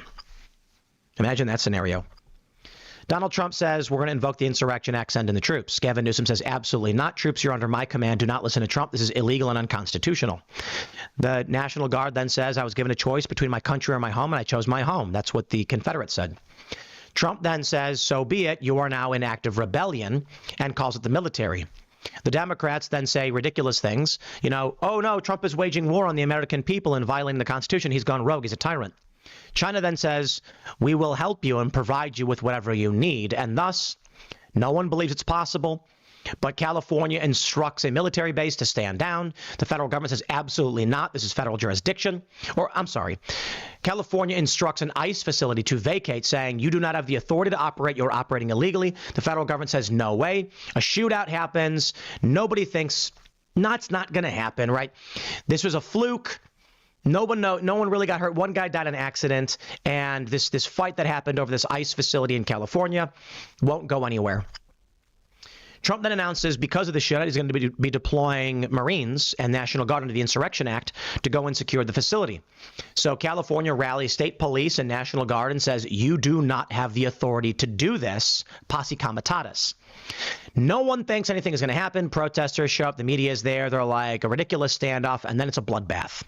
California cheers. We've routed the Republicans, pushed them out. We've shown them that you will not enforce tyranny in our state. And Trump says, enough. You get the point. I'm making an allusion to the Battle of Fort Sumter and Manassas. Maybe then what we end up seeing is China steps in and says, we'll provide you with any support you need to stop the Trump government. The BRICS nations then say, we've got your back. NATO could go either way. NATO then says something like, we're with the Democrats because they're going to give us free stuff. And then the U.S. government is isolated. How do you win that one? Conservatives, you don't want to entertain that reality, but it's a true possibility. Although, let's be real, very, very far-fetched. Like, maybe that'll happen in 10 years, but what do I know? Gradually, then suddenly, right? It's also possible that NATO nations say, we're going to back the government because Trump will make promises and says, listen, the majority are with us, back us, and we are going to protect you, blah, blah, blah, blah, blah. Who knows? Maybe it's all just crazy thinking. When you look at the story from the Daily Wire, I don't know, but I like it. I think y'all need to recognize at the bare minimum, those who didn't believe it for some time, we are entering a dark time. We are in civil strife. So we'll see. Let me read the article for you. Before I do, it's not a sponsorship or anything, but I want to announce that I'll be playing today, if you're watching this when it comes out, the World Poker, the WPT Wild Card. This is going to be the World Poker Tour Lodge event, streaming at 12 p.m. Pacific time. And look at this lineup. You got all these big poker players. And I met up with Doug Polk the other day, and I said, am I the worst player on the roster? I don't have anywhere near experience of these people. I'm a smart guy. I've been playing cards my whole life. I played poker when I was a little kid. I wouldn't describe myself as someone who consistently does, but I play quite a bit of poker. And so I'm like, I'm going to get absolutely destroyed. Perhaps we'll see. They're going to put heart rate monitors on us. And I invite you guys to come hang out at the Poker at the Lodge YouTube channel. I believe that's where it's going to be. Maybe I'm wrong. I'm a huge fan. I watch most of Doug's videos, if not all of them. So it's an honor to be invited. Barstool Mincy, shout out. He's a rad dude. After the show tonight. And so let's see if I can hold my own against professional poker players. I don't know, man. I'm gonna take all the modesty in the world and say I'm gonna get crushed. But anyway, shit. Look at this shit. But you're showing your love your husband. She's Brazilian sober. Let me see how he's doing real fast. What's going on right now? Who's drunk? That's funny. Doesn't he have a show to go to? I did go in there and let them know that we're coming down to the end, and they can. That 185 heartbeats is per minute is the leader in the clubhouse America by Haley. Our side table. You're going to have a bright future. There's Tim Pool. That's because you guys. And the irony is, it was unintentional. She just ran to the bathroom. Is that blind? Actually, I don't know. Is that blind, Doug? No, I have looked at my cards, guys. It's out already. You have looked. What is that? What is that? 5? 700, and I have looked at my goddamn cards. You don't have to use the Lord's name in vain. Yeah, don't use the Lord's name in vain. Thank That's the line. Yeah. Of all this shit today. Yeah, I just you have a butt plug. You got whatever else. We're in God's country right now, okay? So like you don't need to, Lord's name. You don't need to do that. Someone said I was here to watch Tim play against pros, and there's no pros. Thank you. What kind of piece of shit was that? Well, even it's my teammate. Uh-oh. What's Roger got? I mean, obviously. All good, bro. Yeah. Obviously. You're so pretty. Where do you live? Yeah, that's right. People talk too much. There he is. Tim's not talking at all. No, I love this outfit. I'm still only talking. What the hell? You're fucking eggs tonight. I'm just yawning. My man. Make some sunny side up. Oh, cool. Right, they're just having a great time. Tim's ready to go to fucking leave. He's got a new kid. He's got all these shows and shit. Like living there? I'm definitely grateful for the opportunity, but like it was literally the worst weather. I mean, I have to jam, but you don't never fold. Drink. The rest of the year. You know, like when it's hot, it's very hot. What can I do? I wish they had a camera on everybody, or like, what is this bullshit camera angle? Oh shit! Every time Doug thought he was lying, he wasn't. He's like, I have the best hand, guys. I have the best hand. Like every time. Gotcha. Yeah. Doug's very polarized. Yeah. Polar. No, That's super tough. The summers are nice. That's it. Why do they talk so goddamn much? Is this normal for poker?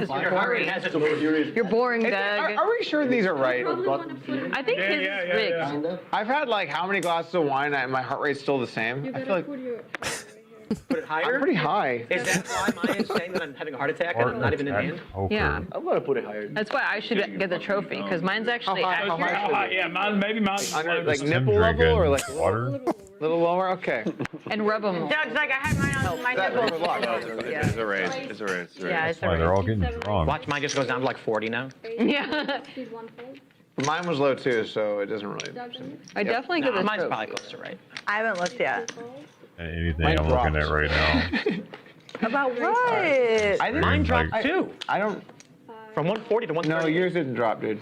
I'm kidding. What do they say? Show us everybody's cards. See, but I did predict this. I said the other day. I said I think Doug's going to be cool as a cucumber because this is more mundane for you. I don't think. Yeah. I'm so excited to find out what I have. Me too. Wait, why did Tim disappear? Bailey Are you Fox folded? top two here Like a baby. with 6 players in this pod. Baby. Crazy. Oh, like you're like, It's a girl. I've never been this confused watching poker before, dude. Actually surprised. What is the bet? The actual fuck? Shut up. Where They talk too you much. guess what I win by the end of the event and get 10% if you get it right, which is really hard to do, let's be honest. It's a 5-10 game with a $5,000 buy-in max. And so let's say by the end of the night, I'm up $1,000. If you guessed $1,000, World Poker Tour will pay you $100. You get a free $100 just for following at WPT and commenting. So like the post, comment. We'll see. Anyway, back to the news. He didn't know how bored and I will you'd be. stress, it's not a promo spot. They covered my travel, but I'm not getting paid, and we'll see what happens. Washington, D.C. police on Sunday arrested a man with hundreds of explosive devices outside a church, holding a mass in honor of the Supreme Court. Finally. Let's go. The man had a manifesto that suggested he was... Why isn't this making international news? This dude tried to blow up multiple judges for the Supreme Court at an event for judges from the Supreme Court at a church. Hundreds. Dude, fucking assassinate SCOTUS justice. This should be international. This is major, big deal, motherfucker. Targeting the Supreme Court and Catholics, it's barely according to court anything. papers obtained by the Daily Wire. Louis Gary, a 41-year-old from Arizona and New Jersey, was apprehended outside the Cathedral of St. Matthew the Apostle on October 5th, the same day the church held its annual Red Mass, October 5th. in which a cardinal prays for the High Court it's been 3 as it embarks days? on a new term, which is historically attended by justices. Gary was occupying a green tent on the steps of the church when police attempted to clear the area. You might want to stay back and call the federales. I have explosives, according to the affidavit. Holy crap. A member of Metro PD bomb squad then told him he needed to move because it was a special event. He replied, I'm aware of that. I have 100+ of them. Whoa. He threatened to throw a bomb in the streets. Police said they would remove him against his will, and he replied, several of your people are going to die from one of these. With a lighter in one hand, he handed them 9 pieces of paper that amounted to a manifesto entitled Written Negotiations for the Avoidance of Destruction of Property via Detonation of Explosives. The manifesto revealed his significant animosity toward the Catholic Church, members of the Jewish faith, members of SCOTUS, and ICE. Nice. Gary then shifted his right thumb over the top of a butane lighter to ignite the lighting action and stated, you better have these people step away or there's going to be deaths. This is crazy, dude. He's being held in jail without bond. I'm going to tell you the reality of what's going on. I have a family. And it's stressful because I get death threats like crazy. Security is serious. Charlie Kirk's assassination, the questions, the answers we want. Best to be a fisherman than meddle in the affairs of men, right? These people are childless. They have no families. They have nothing to lose. Me, I just want to hang out with my family, and, it's such a magical moment. Watching my daughter learn to crawl, and she's spinning, She can move forward a little bit. She like worms, but she's not crawling just yet. But, when I see my young daughter, she's on her tummy, kicking her legs, going, da, da, da, da. I'm like, oh, man, it's magic, isn't it? And I have a lot to worry about. I know there are many of you who had children way earlier than me because I'm almost 40. I was late. Millennials tend to be late. I'm just thinking about, I want my family to be safe. And you know what that means? It means there are very real questions about whether or not I can keep doing this job in the face of serious death threats from these psychopathic demons. They have no kids, they have no families, and they want to destroy us. I want to keep my family safe, and so do you. And therein lies the imbalance of power. You got a whole bunch of kamikaze pilots, as it were. They'll go and threaten to blow up the Supreme Court because what do they care? They got no family. There's nothing for them to lose. For those of us with families, there's everything to lose. And that being said, there's also the moral limit, because I've had this conversation quite a bit, that many law enforcement guys, military guys, would refuse to do what's right out of fear it could negatively impact their family. I'm not talking about murdering them. I'm saying that there are people who are like, I couldn't speak up during cancel culture and COVID because I'd lose my job and my kids need to eat. And my response is, it is only because you refuse to stand up that your kids were at risk. I understand when people are saying I'm not going to risk my kids, but understand the moral line. I'm not disparaging anybody for prioritizing their family over everything else. I totally get it. That's the risk. These tyrants weren't able to enact the COVID lockdowns because you feared for your children. The lunatics who enacted the lockdowns didn't have any, or at least knew that they were above the system and above the law. The more we get lunatic leftists like this, the more we will see the violence expand. And you know what? Millennials don't have kids, and Gen Z ain't having kids neither. So you tell me what you think is going to happen. I'll wrap this one up short. I'll leave it there. Smash the like button, share the show. Stay tuned. We do have more to come throughout the day. Thanks for hanging out. Follow me on X and Instagram at Timcast. Come watch today, 3 p.m. Eastern, I think, right? 12 p.m. Pacific. Poker at the Lodge, I believe, is where the show is going to be. And you guys can watch me get absolutely destroyed by a bunch of poker pros. But they assure me, they say, Tim, it's a lighthearted game. It's for fun. I don't want to count myself out. I actually do play quite a bit of poker. I actually tend to do very well. I consider myself to be a moderately winning player at lower stakes. Actually, I play really well at the higher stakes. But it would be the utmost of arrogance of me to think that I could beat these pros. You know what I mean? Like, hey, man, best thing I can do is come in and be like, I will lose because I'm not good. And then if I win, I'll be like, look at me, better than I thought. Because if I come out arrogant, like I'm the best, I'll beat everybody, and then lose, how embarrassing is that? I ain't no poker pro. Anyway, I'm wrapping up there. Smash the like button, share the show, all that good stuff. It's so weird to be lighthearted in the promo of, I'm going to go play a game. It's going to have fun. And also Civil War. But life goes on. I'll see you on the next segment.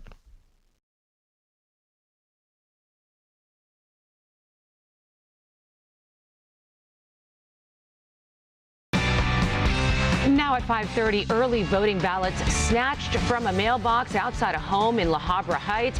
The thief caught on surveillance video. Good evening. This is the KTLA 5 News at 5:30. I'm Cher Calvin. And I'm Micah Ullman. Residents expressing concern tonight as mail theft continues to be a problem throughout the region. KTLA's Chris Wolf is live in La Habra with the latest. Chris. Yeah, good evening. Cher and Micah, mail theft is becoming a major concern, a plague across Southern California.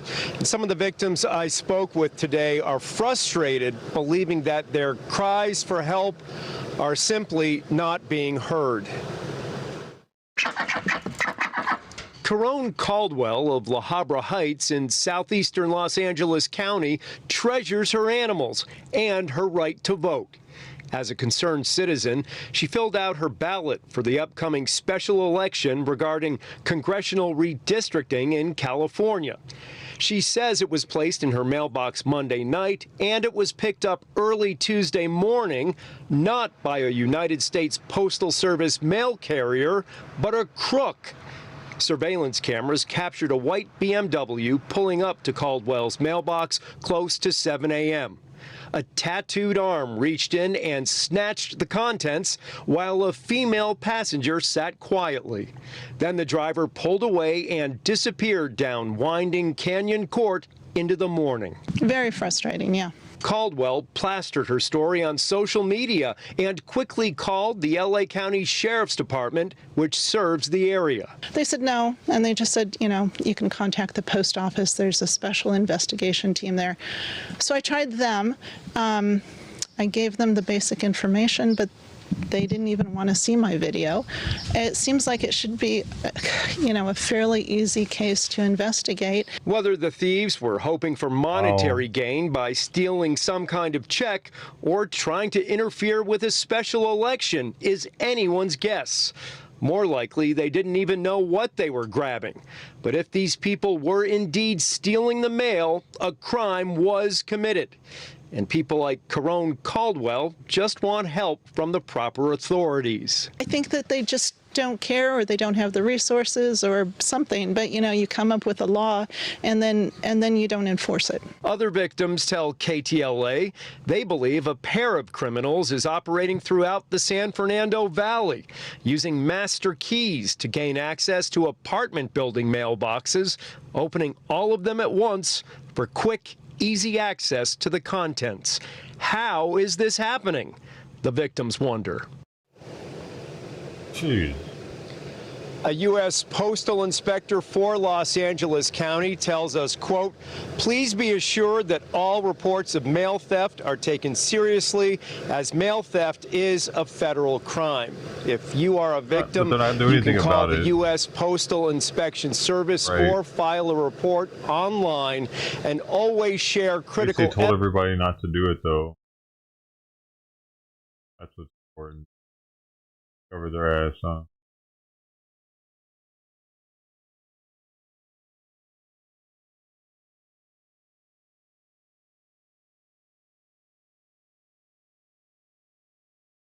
Try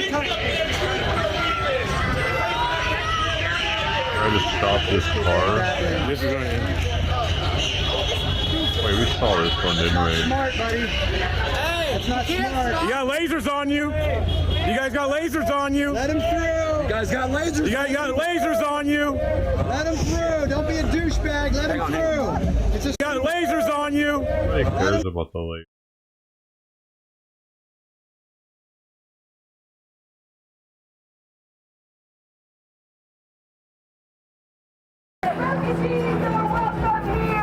We're actually doing stuff right now. Chicago's having some big ass march.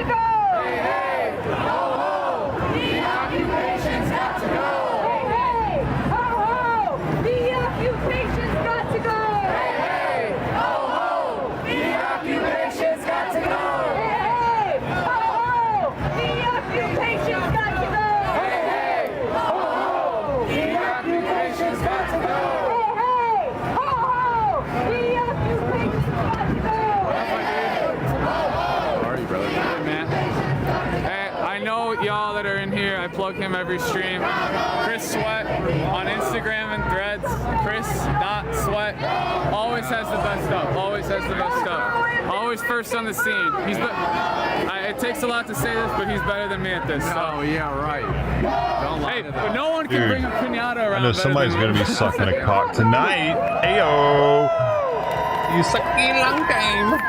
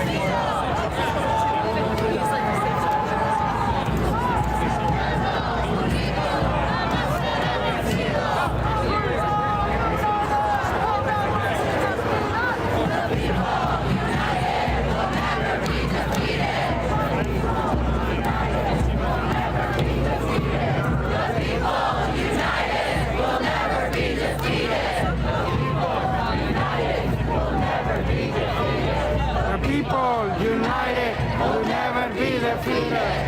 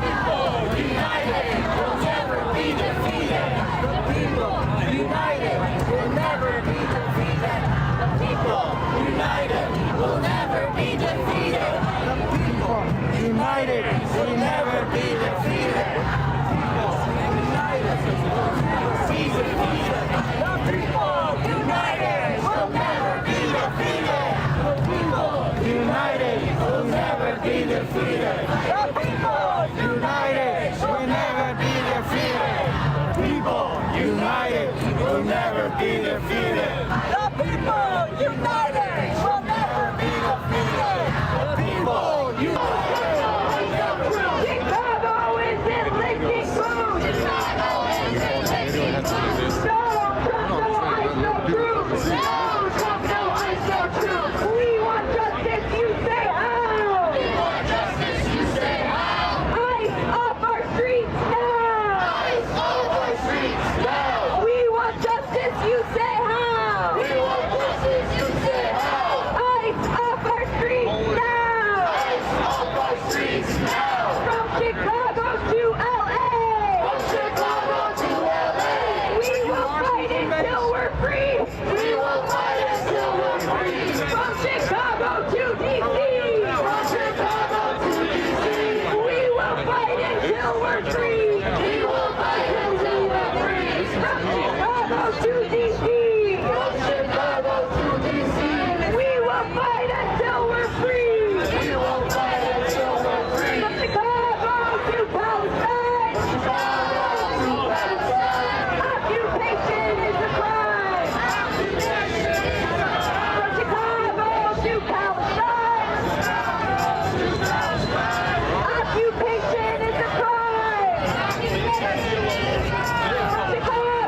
to Palestine.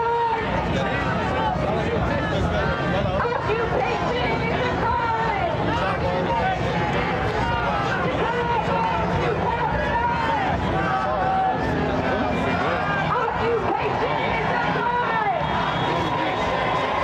From Chicago to Palestine. Occupation is a crime. Who's he screaming at, dude? All this.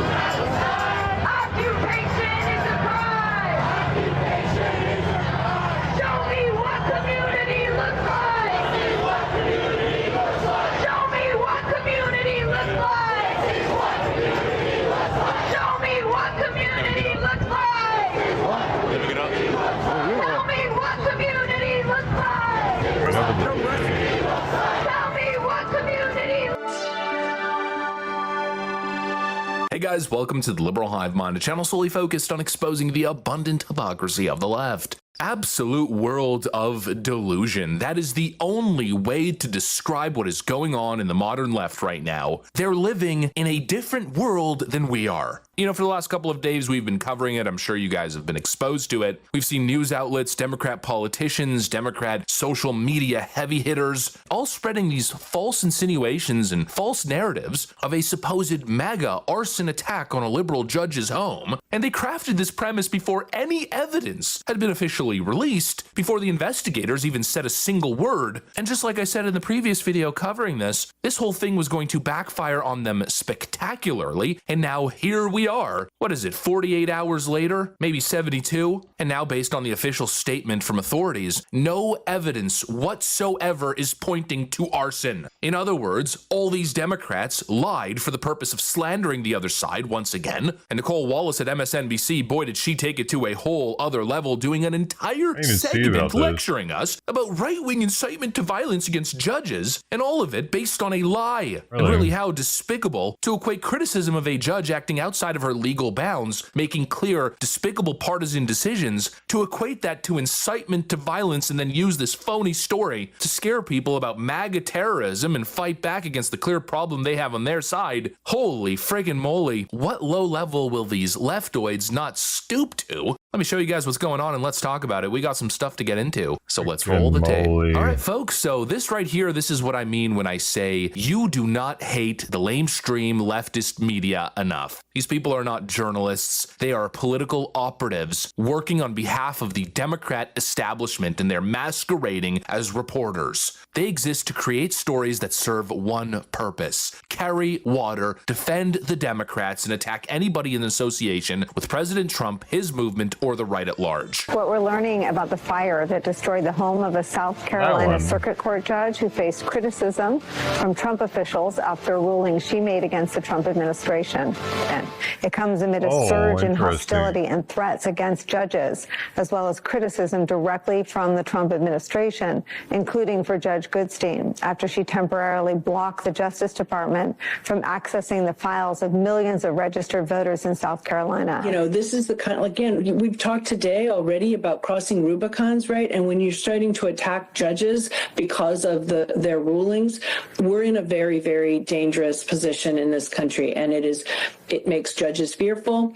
It makes prosecutors fearful, as we know. It makes others in positions where they could be criticized by Donald Trump fearful. And he needs to know the power of his voice and how people respond to that. We've been saying this for years, Nicole, but if this is what this turns out to be, some sort of politically motivated act of domestic terrorism, the importance and significance of the things that Donald Trump says about a person will be demonstrated in this instance. Absolutely disgusting. And it's doubly dishonest. She's lying about the arson attack, or at least heavily insinuating that it was a MAGA attack, and then also lying about what Stephen Miller and other Republicans have been doing and saying. Again, criticizing a judge for making blatantly partisan, activist decisions is not incitement to violence. It's freedom of speech, freedom to criticize. It's called an opinion. And it's funny because once again, they're doing the same thing. Remember, they spent years and years and years talking about MAGA incitement to violence and rhetoric leading to real-world violence, except none of Donald Trump's rhetoric ever led to real-world violence. Meanwhile, that's exactly what's happening on their side, but they don't open their mouths even once to identify the clear incitement to violence happening on their side. And of course, now that there's no evidence of arson, now that the truth has come out, do you expect these people to issue corrections, retractions, apologies to the public for lying to millions of people? No, of course not. They're going to move on as if nothing ever happened because this is the strategy. They're crafting an alternative reality that low information, partisan Democrat voters live in. It's not just about this one story. It's about this world that they have created. It's about how the left is living in this carefully crafted, complete alternate reality. Actually, I got a poll that's really going to put that into clear perspective. Look at this. We all know what happened with the Charlie Kirk assassin. Yet despite all the information that's now spread online, despite the clear evidence pointing in one direction, only 10% of Democrats believe that the shooter held left-wing beliefs, while 33% still believe that he was a right-winger, despite the fact that the shooter himself basically admitted that he did it on behalf of left-wing causes. These people are not confused. They're ideologically conditioned with fake news, with propaganda, with these lies. These people have been brainwashed by years of Nicole Wallace-style fake news. And now we have a giant portion of the population, millions upon millions, tens of millions of people who can no longer process reality. If it doesn't fit their narrative, they can't do it. Their brains have been broken. This is what happens when every single institution, from universities to social media to cable news networks, work tirelessly overtime to fill your brain with propaganda. And at one point, you become a patient, and the idea of losing trust in institutions, the idea of stepping back and leaving this left-wing cult of information, or rather of bad information, misinformation, well, it becomes too daunting. People don't want to remove the veil, I guess. They don't want to shatter their worldview. And so instead, we get delusion and cope. Actually, yet again, I got a perfect example that's landed at my feet here. This is the perfect clip to show what it is living in this delusional left-wing mode of thinking. We've got Piers Morgan here calling out a Democrat commentator who's melting down over the notion that Donald Trump secured a mandate or won in a landslide victory. And just look at how the conversation starts to devolve, and you'll notice the moment where the copium starts to hit. The leftist copium. Kamala Harris is completely and utterly delusional. I respectfully disagree. Well, okay, but let me explain why. Just to remind everybody, Donald Trump won back the White House. He won the popular vote and the Electoral College. The Republicans won control of the Senate and the House. It was a clean sweep. Everything. But it doesn't make everything moved to Donald Trump and the Republicans. And yet there is the biggest loser in modern times, running around like she was cheated, like she was on the verge of this amazing victory, when in fact she got absolutely pulverized. She lost every swing state. She literally did not say she was cheated, and it was a very close election. And there was not a mandate. There is not a mandate, which is exactly. This out. It's the counties that matter. I heard Trump say it today, and I didn't really understand it until I looked again. President Trump won 2,000 660 counties in the 2024 presidential election, while Vice President Kamala Harris won 451 counties. 2,660 counties versus 451. I see that's a pretty fucking massive blowout. While we're fighting. But if you say I had no idea it was that big of a blowout, dude. When you look at it by counties, it's like, whoa. Holy motherfucking shit! I think when we look at the 48% versus the electoral votes, it's not as like or dramatic, right? You're saying what else could Donald Trump have won before you concede he has a mandate to be president? So first of all, no, a mandate to shove stuff down Americans' throats like he's doing, that was not done. He was elected president of the United States. I don't disagree with that, unfortunately. That's the mandate. But it's not a mandate. And guess what? The beautiful thing about hang on. What is a mandate then? To you? To me, a mandate is when you win by a lot. By a lot. There's a whole bunch of votes separating you. There were not. But that's not what a mandate is in a democratic society. Donald Trump is notorious. That is fake news. A mandate in politics is whether you win or lose an election. And Donald Trump won emphatically. He won by every metric he could possibly have won. He won every swing state. He won the popular and electoral college vote.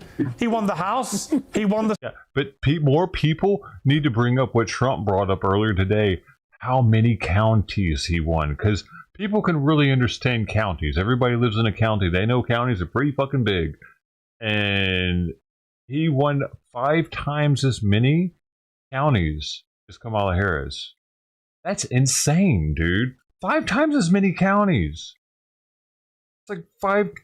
I thought he just barely won percentage wise. You know what I mean? But when you look at it like that, it's like that's a lot more land space of America that was pro-Trump.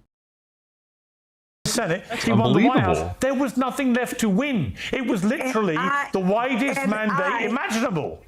And what I will say to you is there was a lot of voter suppression, including here in Texas. So she was cheated then? You think she was cheated? You know what else? The Russians interfered in the election, yes. As soon as she realizes that she's losing the argument, she pulls the same frickin' thing that we always see, the same frickin' tactic. Oh, well, actually, no, he didn't win a mandate. The Russians helped him. Ooh, the Russians. Cue the copium. It's the default response to everything. When in doubt, don't accept the truth. No, head towards conspiracy theories, regardless of how unfounded and ridiculous they are. When the facts don't fit, just start making shit up as you go. These people will never accept reality. They would rather lie. They would rather cope. They would rather delude themselves. It's unreal how detached from common sense, from intellectual honesty, any shred, any ounce left of intellectual honesty from reality the left has become. They are detached, ideologically, intellectually compromised, captured. And again, we're not even living in the same world anymore. We're living in 2 completely different, alternate realities. We're talking tens of millions of people who have been conditioned to believe hoaxes, to ignore evidence, to treat whatever schizo-emotional nonsense is being spewed online as the gospel truth. Don't believe the truth. No, just believe what you want to believe, whatever makes you feel right, whatever confirms your bias. It's ideological rot, folks. And as long as the media keeps feeding it, we'll keep seeing this same circus again and again. Fake stories, false outrage, no accountability. They're just malicious liars. And that's why people like Harry Sisson and others get elevated in the left-wing world as they do. It's not about telling truth. It's about how willing you are to lie.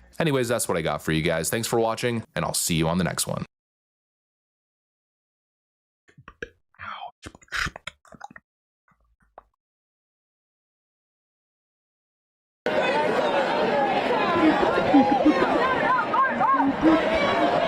Hey, look, Barb's in there.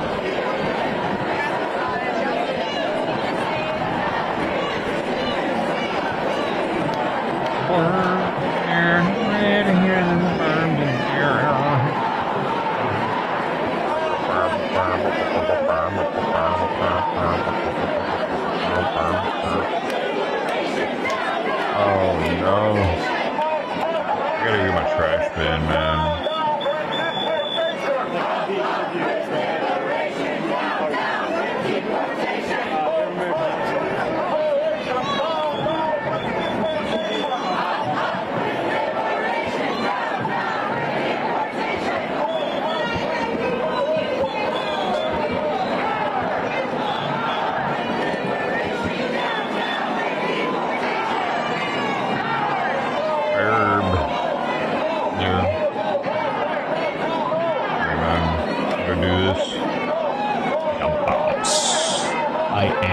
trash man. I'm scared to go get my trash. I know, I'm scared of that shit. Oh. Gotta spray somebody.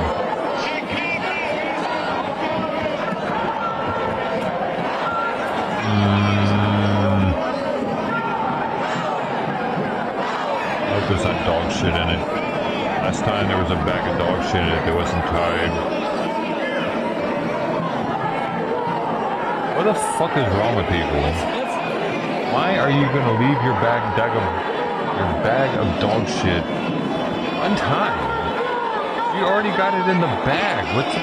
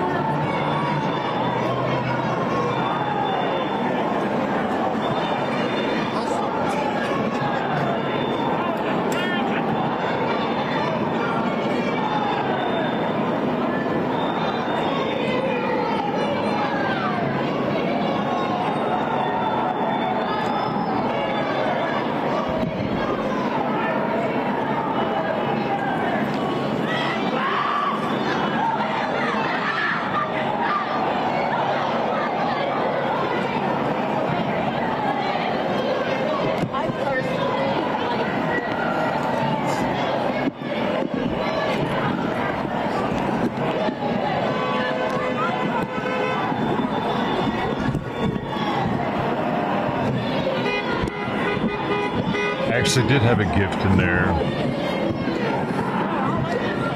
I had to quadruple bag it. It's going to be my trash for the next week. Plus their bag had holes in it.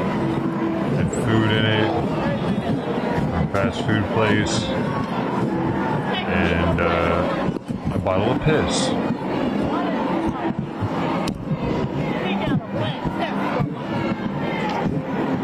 Great way to start off the trash week. Somebody else is trashing my bin. Like, what's wrong with people, bro?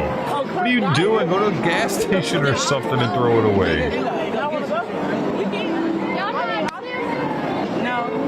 They're probably like, you said didn't throw it on the street.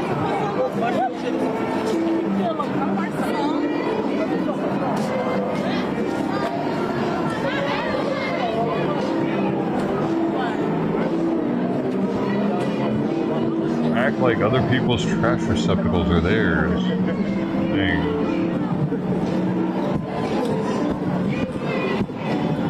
Like I've seen last week, I saw somebody after the trash had been picked up, just start cleaning their car out into the trash bin.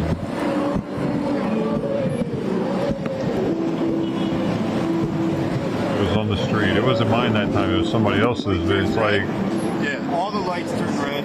Do it. Now's the time to clean your car out and just dump everything out into the first dumpster you see. If you're turning right, you gotta leave right, and one car can go.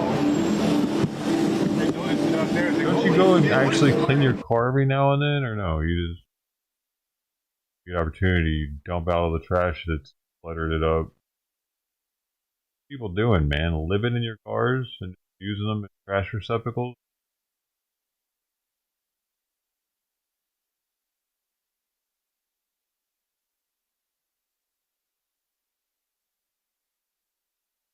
Every other week, that sucks. You can put a lock. Are you sure?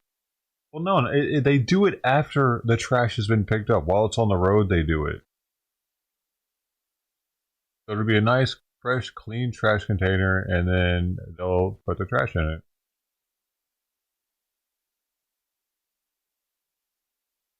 Living in a blue state, pretty much, is probably how it is in all blue states. Do shit like, or no, blue city, I should say, because Tennessee is a red state, but Memphis is a blue city. It'd be more of a Memphis thing than like a rural area that'd be red.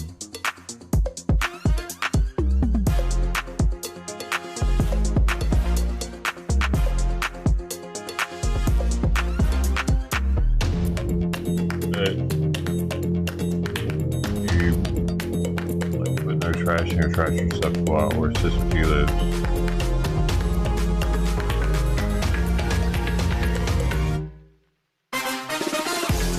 Dude, I picked up so much dog shit from my, like, I share a strip of grass that's on the other side of the sidewalk with my neighbor, and I walked on their side this morning because I try to pick up the poop, or at least on Wednesdays if I haven't already picked it up.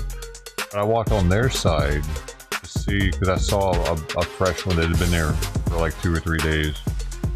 I've been like, if it is still there tomorrow, I'm going to pick it up. So that's what I was going after. Then I started looking closer, and there was all this like sun-faded shit all over their side of the yard that they're just like leaving there. Like, it's just, Mother Nature's going to take care of it eventually, I guess. So I used like 6 or 7 fucking bags to pick up as much as I could find. I don't have a dog, dude. It's gotta be them, like just letting their dog just shit, and then, even if it isn't their dog and it's somebody else's dog, why are you taking the shit about it?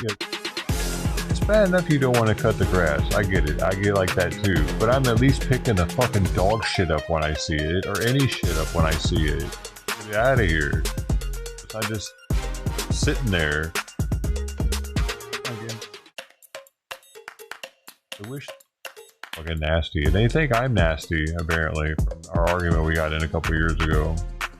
Like I'm because my awning has mold on it or mildew. I don't know how to fucking clean that shit. I'm dealing with that shit. I'm not dealing with that. Metal awning. Sorry. It'll be full of the same shit before they know it because they're not cleaning it either. Already collected. So, it needs to be like pressure wash. I don't have one. And I get up there with a brush and having that shit fall in my face. Here, I don't hang out there. I low-key think they're actually nasty. Because of them leaving the dog shit out there all the time. And their cat has fleas and they don't even give a shit. It's scratching itself to the point where it's getting scabs. And I saw them. I've since seen it back inside though, and I bet they didn't get any flea medication. It's not affecting them.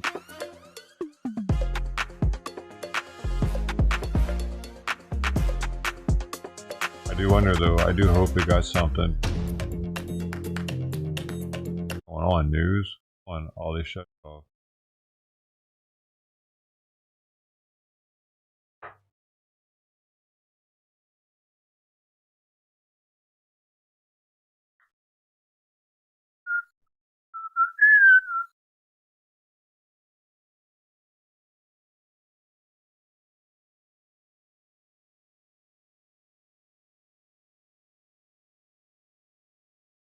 Bro, this shit has gone so out of control. This is insane. Hassan's LSF thread on abusing his dog is the most commented on in history. Hassan to his just every single one.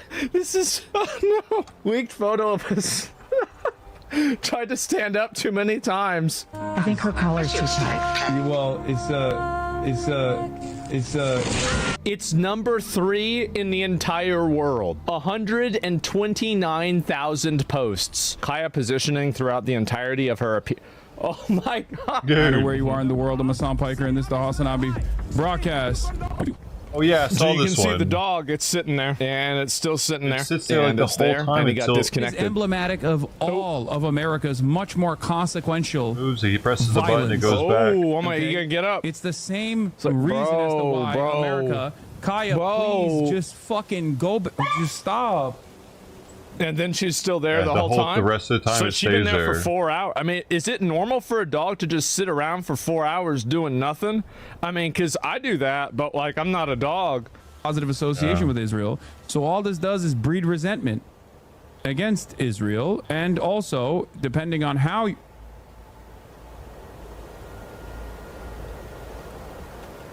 And so this is what they think.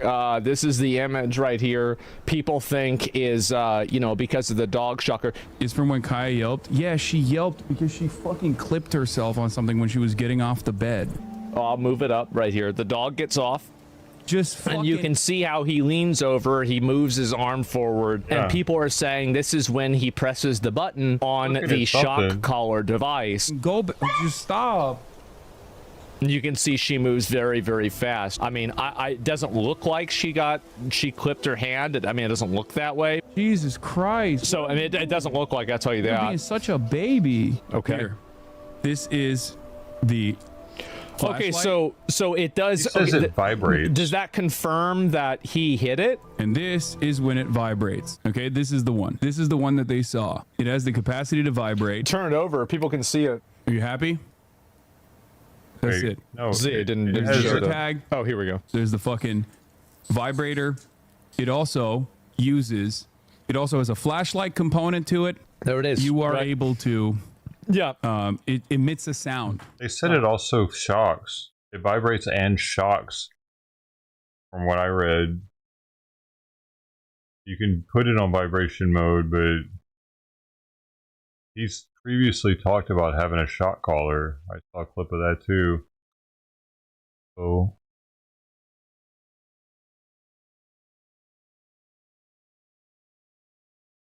I don't think vibration would make me up like that. That's crazy. He does it. He uses the dog as a prop, man.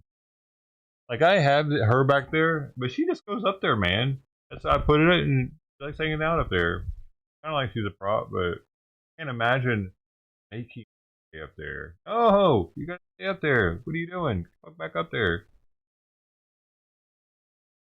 Just seeing Simon go up there, honestly. Gonna go up there in a long time. Simon, a girlfriend. No, she's more Sawyer's girlfriend. They're closer in the same age.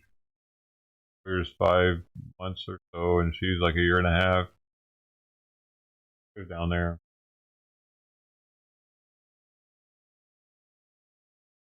They were kind of like boyfriend and girlfriend a little bit, but now that Sawyer's here, Simon doesn't come in very much, and she's spending a lot more time with Sawyer, bonding more. I don't know if she'll always have that bond with him because she was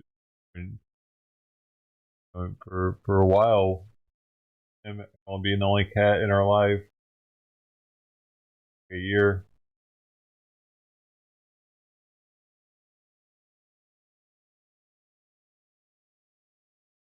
Three cats indoor now. Found all of them. I just happened. Barely even like it. Right.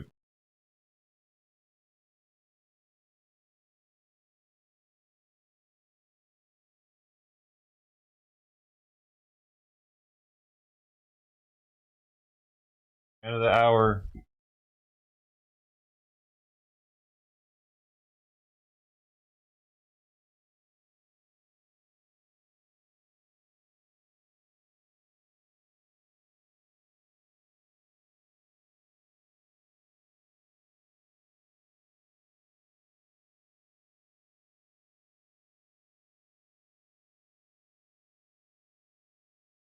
Got on more medicine yesterday. We're trying to see now if it's going to work or not.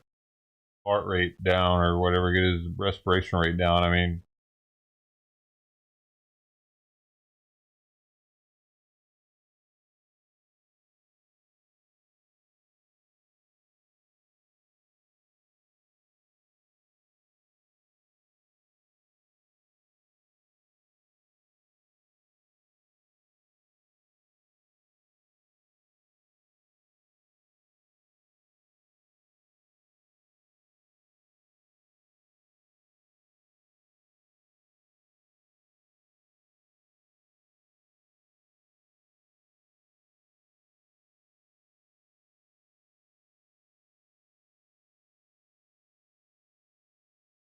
using my foot as a pillow.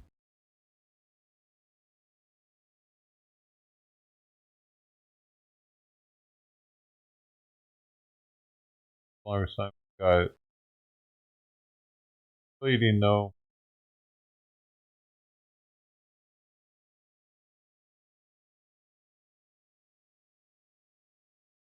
I saw Frank out there when I went to go get the trash.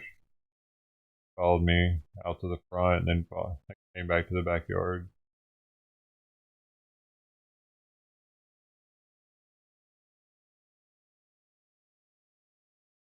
Playful. Like the Afro Elite asshole is gonna go live tonight. Title is Why the Democrats Are Losing the Battle Against ICE in Chicago. He doesn't like immigrants, so because he feels like they're taken from the, what do they call themselves? A acronym for themselves, because their ancestors were slaves. Is it? I don't remember. More healthier? Because I'm hairier. Fatter. Wrinklier.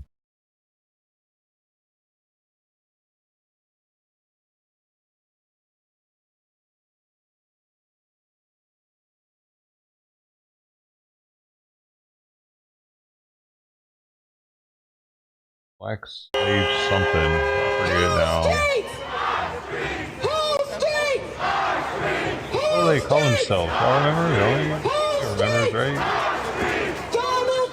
I ain't never heard that acronym until I came across his channel, but they use it. Use it like every day he goes live. He talks about them as being that. Dude, maybe if I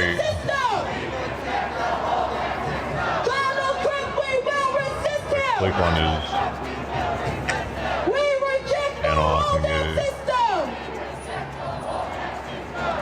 I think it's on his description.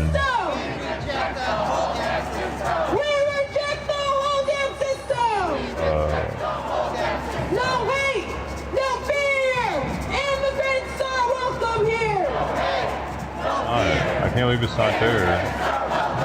No hate, no fear. Immigrants are welcome here. FBA? Is it FBA? No hate, no fear. Immigrants are welcome here. What's FBA? No Trump, no KKK, no racist USA. Is that the one? Yeah, FBA's movement. Let me see. No Trump, no KKK, no racist USA.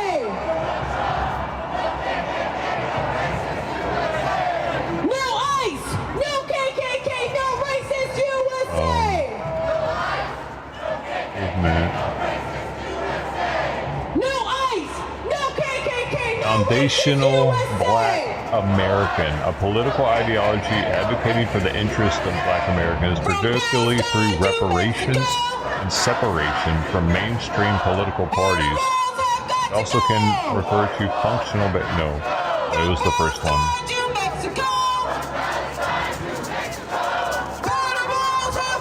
Nonpartisan, but according to some research, employs tactics that can lead to Black Americans disengaging from the voting process and potentially align with conservative ideologies. Interesting.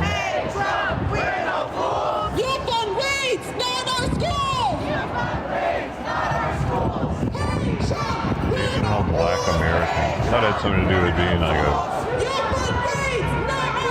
slave ancestor. Let me see if I put that. I put R.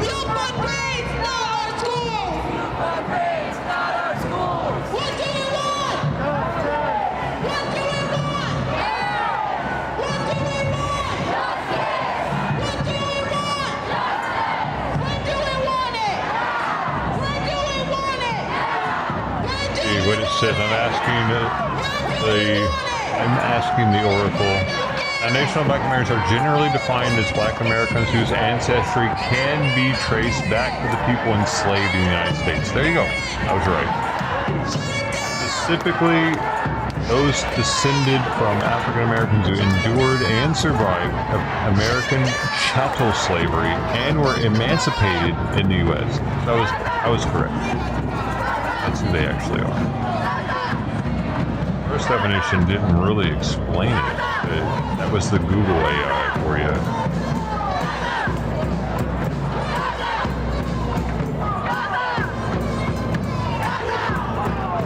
I'm pretty sure like all Black people think that they're descendants of enslaved Black people. Without even knowing for sure. They assume that because that gets them the most pity. We were kissing their feet and shit. Taking a knee, bro. Every Black person is a slave descendant. They all wish they were, at least. It's like having a World War II hero in your family or something for them. We did it. Fucking ancestry's badass. Mandingo blood I got. Some of them do have that Mandingo bloodline though. Like them Black people, like who was that Green Mile dude? Who else? Debo possibly? It's just real, dude. They don't even hardly have to work out. They're just big, like muscular. That'd be sweet, man. And have a big ass stick. They got it made. And then they're gonna go fuck it up by getting arrested and having a life of crime. A lot of them. Like, at least those two that I spoke of that are actors, like, did something good with it, but I don't know how to do something good with it. That dude that was living in his car selling heroin that I started a YouTube channel for originally, he was one of those types. Biggest dude in the neighborhood. I wouldn't fuck with him. I'll fuck with some people.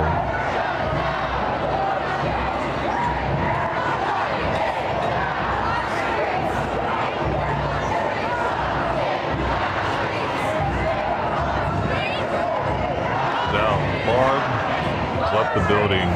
Thanks for talking about Barb. Thanks for hanging a little while with the ribbon. Yo, Barb, y'all don't know this probably, but Barb goes back before I was doing protest streams. Goes back to the original Call of Duty Blackout days.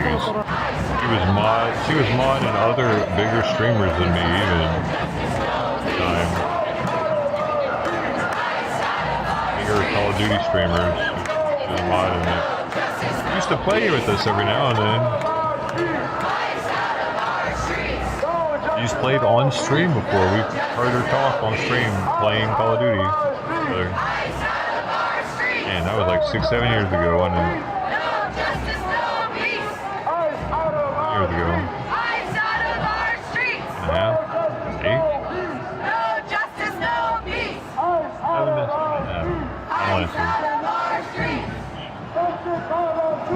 7?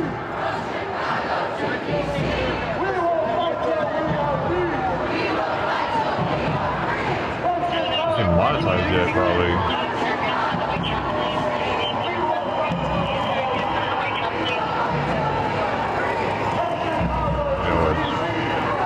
They got monetized pretty fast. I use bots on that channel. Had it over with real fast. Everybody knew though. Different times. It was fun to play with the bots back then. People were still scared of crypto, and that was the main way to buy it. So I was able to get it super cheap. Sorry, my friend. Wow.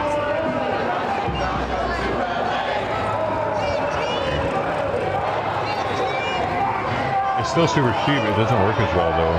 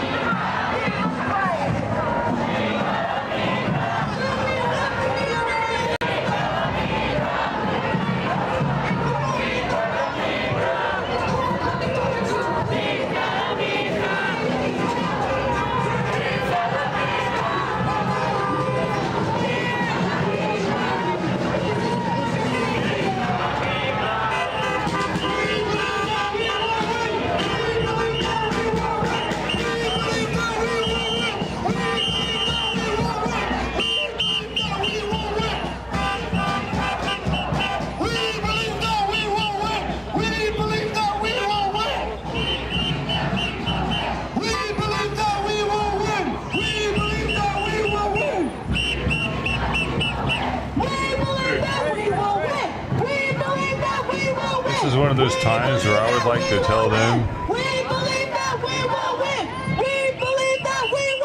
but you shit in one hand and believe in the other, and tell me which one fills up first.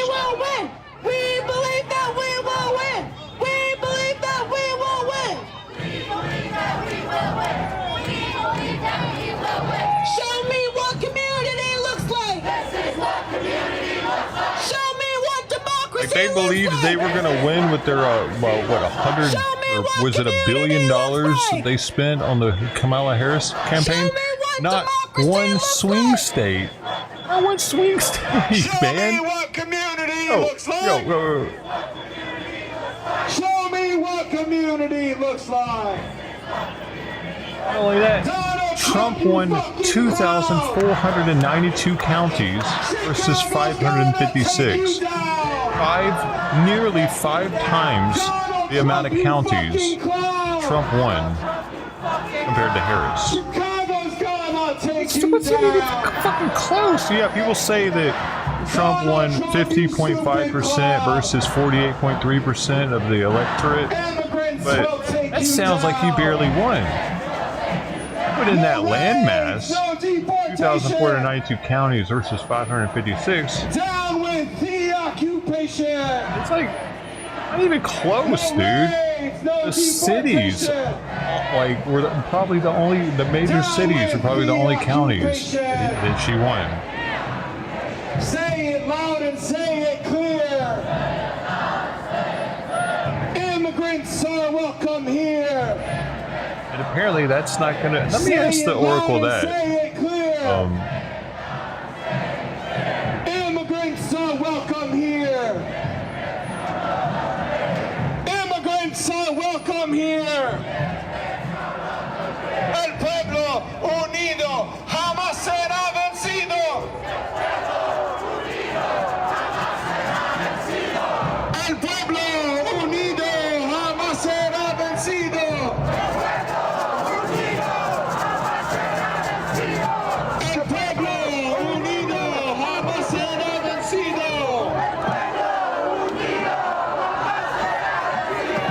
Chicago, I need you all to be loud.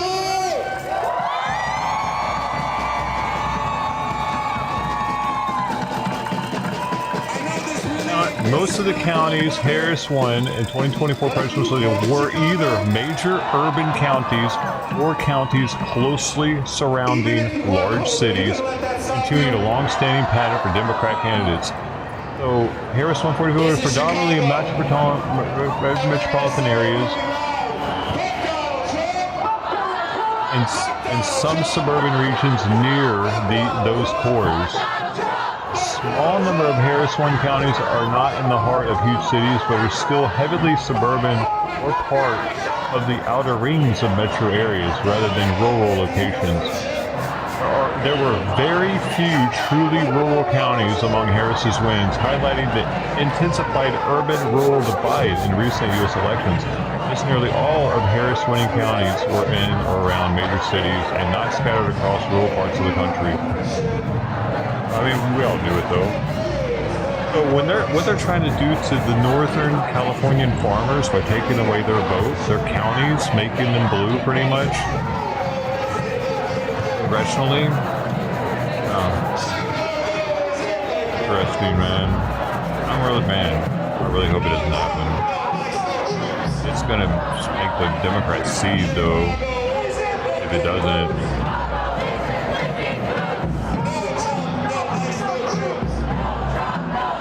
Truck.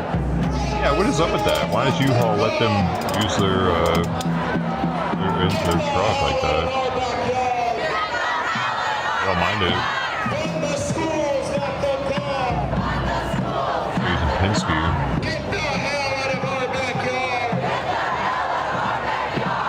From the schools, not the car. Get the hell out of our backyard. Say it loud and say it clear. They're fucking chanting. Can they even get the fuck where they're going? Immigrants are welcome here. Going. Say it loud, say it clear. Immigrants are welcome here. Let's see any black people in their crowd. Say it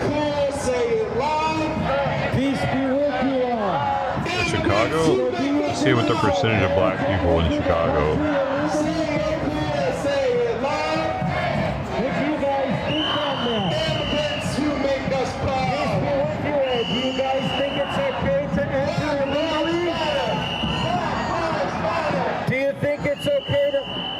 So you just want to give me a finger?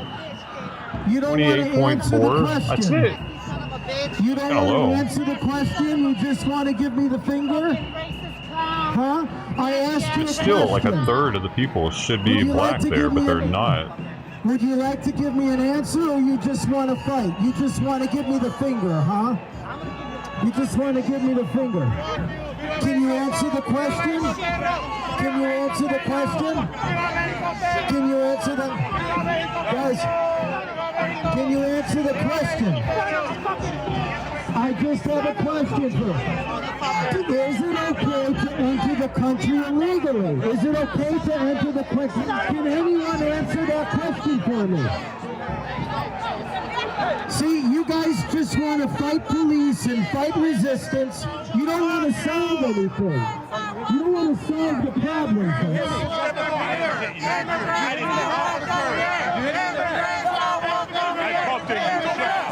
Okay, fine.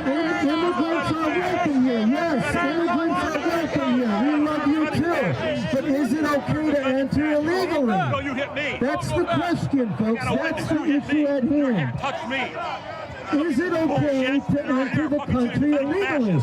Can any of you out of the thousands of people here answer that question? No. Or do you just want to give me the finger? What the fuck is wrong with you guys? Give me this bullshit about it. See, sir, you're being extremely disrespectful to police. Go ahead and put step back, man. Their bike's gonna come right there. Why don't you just do me a favor? Step back. That's all you want to do is fight the police. Thank you. Step back. You don't want to solve the problem. You just want to fight the police. That's the problem with you. So answer the question. Out of the 10,000 of you here, can one of you answer me the question? Is it okay? I'm just asking an honest question. Is it okay to enter the country illegally? President Trump is dealing with a massive, massive deficit. Okay? How are we going to pay this deficit if people just want to come and take and don't want to give? Can anyone answer that question for me? Well, okay. I can do whatever I want. You're the one that learned. Oh, let me go sit down there. What the fuck? Is it? I'm checking.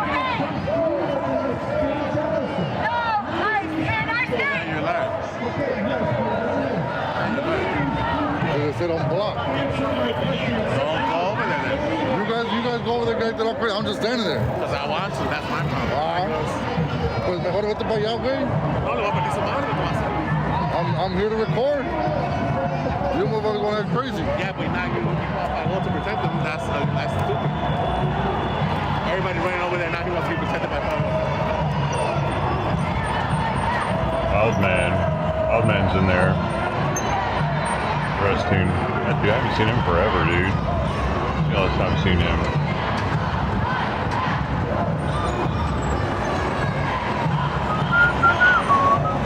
Look. Last time he was here was 2022. I still remember him. That's who I am.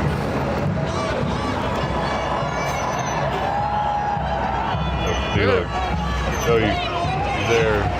I haven't seen him ever. I thought y'all could see him.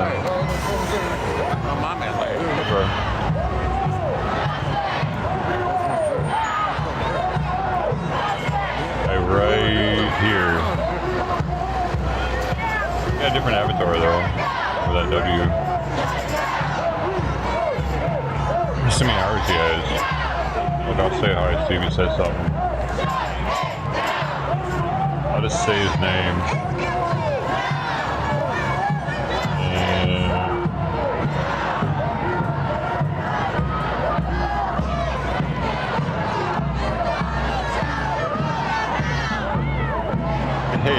to Bliss is there. Oh man, he only had 8 hours and I remembered him, dude. That's pretty crazy. He only had 8 fucking hours here. Lead. Let's see how many leads got. Lead. Bliss, 29 hours. Oh, 2 accounts. One has 12. That's on there here.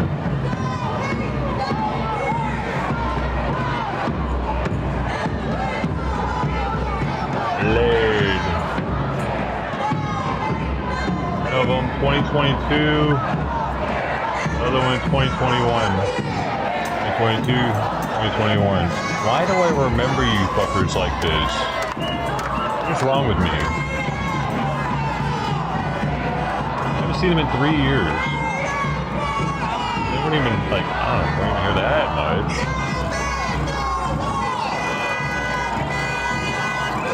You got a restriction, see? A different avatar too. I'm banned in there, by the way. They're not letting me talk to anybody. You seeing this? I'm not getting any XP. He banned me, this motherfucker. Like, watch this. Little shit. Out of here. I'll still have the same name and they'll still be able to recognize who the fuck I am. Has me banned. That's one thing I like about those points. It allows you to see when they're banned because you don't get any points anymore. Now I gotta do this over again. This shit. What the fuck is this? Get this out of here. I make sure this is one of the ones you can climb up. Yeah. I subbed. Why I'm isn't gonna it? wait till the cops leave because they're gonna yell at me as soon as I jump up there. Why, dude? Why is that at the top right there? Is that normal? I pro on. Premium or whatever. Other accounts. I don't understand. What is going on, man? I wonder what to be subbed for. Oh, a minute? Oh, why are you being a bitch? No KKK, no racist USA! No Trump, no KKK, no racist USA! No ICE! Me forever. No KKK, no racist Hiding somebody now. Come on, man. No KKK! Has that been a minute yet? No Trump! No KKK, no racist USA!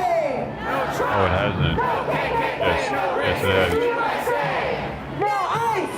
No KKK, no racist USA! No ICE! No KKK, no racist USA! It is right to rebel! It's right to rebel! Oh, man. Leave me to the list already left.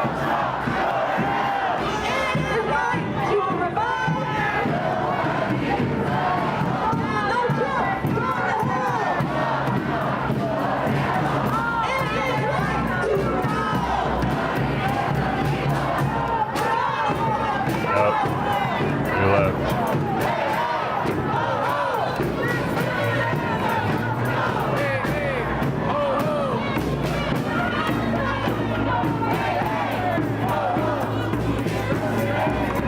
I gotta sign his medicine, man. I'll be back. Go me!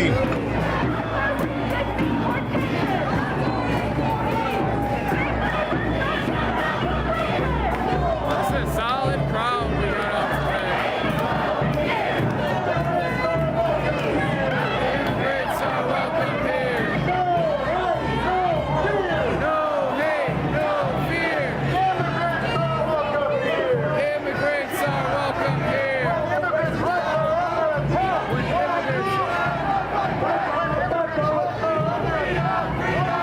Stand up, fight back.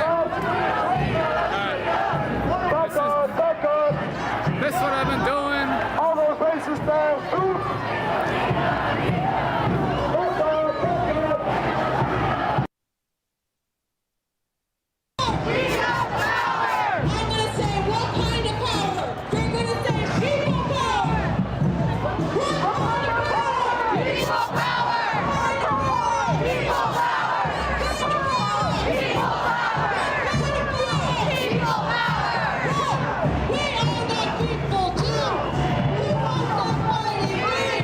We want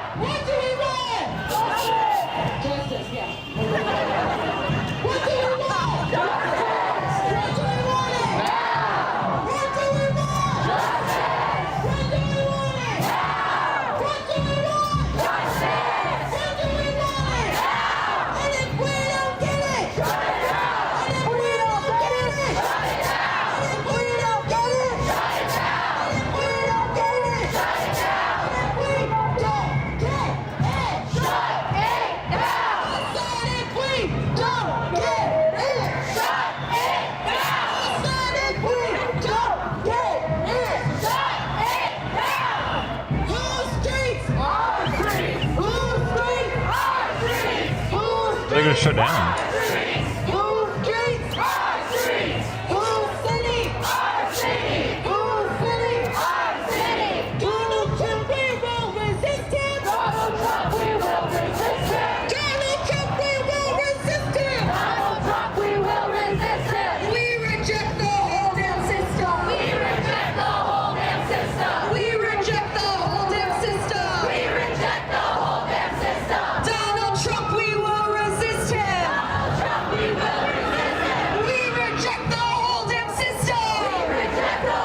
What does that mean? You're anarchist?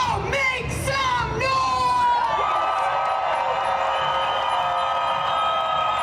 You can be running in Chicago!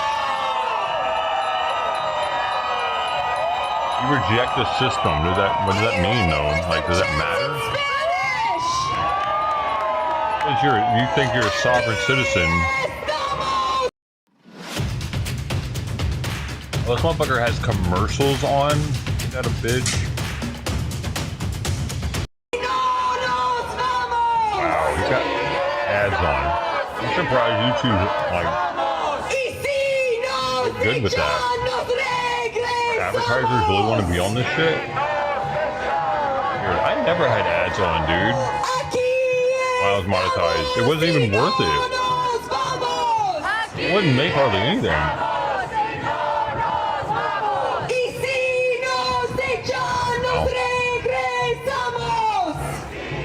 This guy's a leftist streamer, by the way. Didn't know. Trump, escucha, estamos en la lucha. Trump, escucha, estamos I know. Maybe there's proof right here. Escucha, estamos en la lucha. What is this, man? Get rid of it. Trump, escucha, Look at this shit. estamos en YouTube. la lucha. What it's doing to most people that don't have the pay. Commercial break, you get that bullshit on the chat? I wonder why he banned my main account.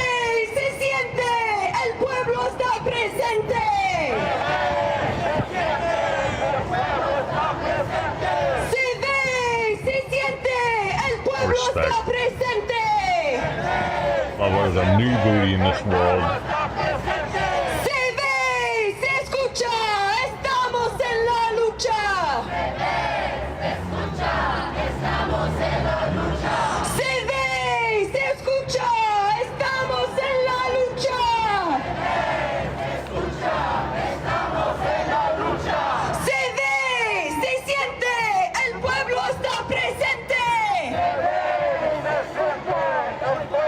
Respect.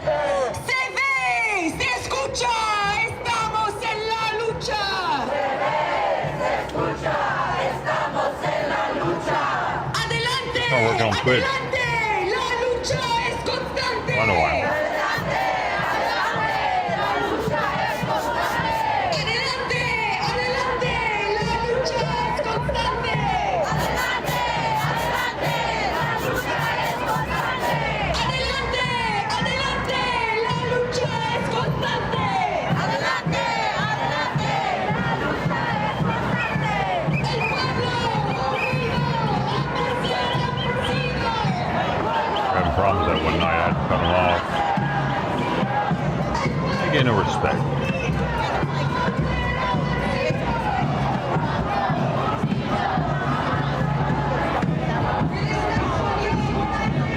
Insane.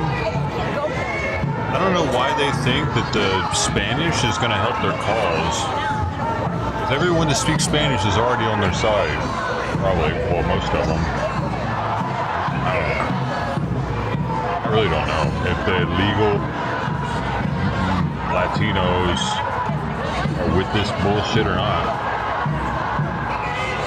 Maybe. Because they just want more of their own kind here. I'm trying to imagine the shoe being on the other foot. Like, this being all about Europeans trying to come here. I think white people would be wanting that shit to happen. I don't know. Just like we don't want America to become little Mexico, we don't want to become little England either. little Germany. We left Europe not to be a second Europe, but to be something different than Europe. I think we would be just as upset if all of a sudden Europe was flooding our country in the same massive numbers. Yo, what are you doing? Stay in your own continent. Imagine bringing your side project Yo, this to guy's life got the commercials just on by thinking high. about it. Meet Base 44. Fuck, man. And you can't even rewind his stream.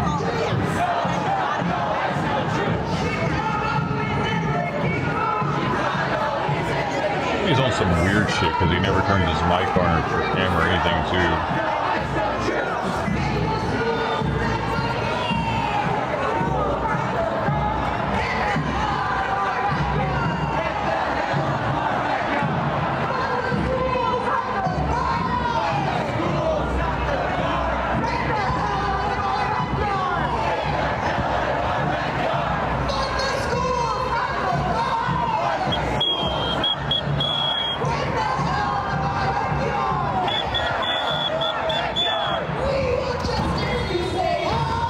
Channels capitalize off this shit. I don't know. I got into the protesting because I was like kind of fed up with the COVID bullshit at the time. It wasn't George Floyd. The protests originally for me were COVID protests, and everybody cared about that. Like everybody was getting cooped up and tired of all the mask bullshit. And,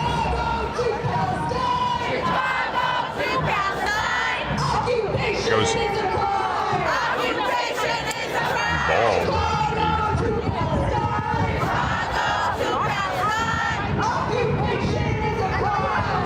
As soon as the protest scene started happening in LA or Long Beach, I was like at them, live streaming at them.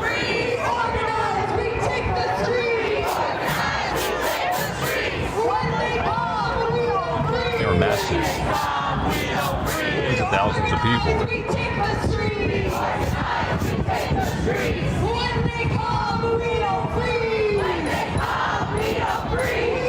People are just jumping on it for the restream of it, not to actually do any actual streaming ever. Just be a restreamer. Where is it? I went to the vet. I went to vet yesterday and I streamed driving home. They're not doing that type of shit. They're not doing any actual like IRL streaming, just restreaming IRL. I started off as an IRL streamer. Well, a mixture of that and Call of Duty. The whole people that all they do is restream and they never actually stream. Like, it's one thing I can kind of respect for Lenny for. I was starting to kind of pissed off. He's never really doing any at all at the protest. Yeah, let's be real. The protests he's been going to have been pretty soft. He's had backup. He hasn't went out when there's been a shit ton of Antifa and just like a couple of Patriots. Waits till it's safe. But a lot of these dudes won't even do that much. They'll just restream, not even putting their face out there at all, like this guy. 700 people watching. He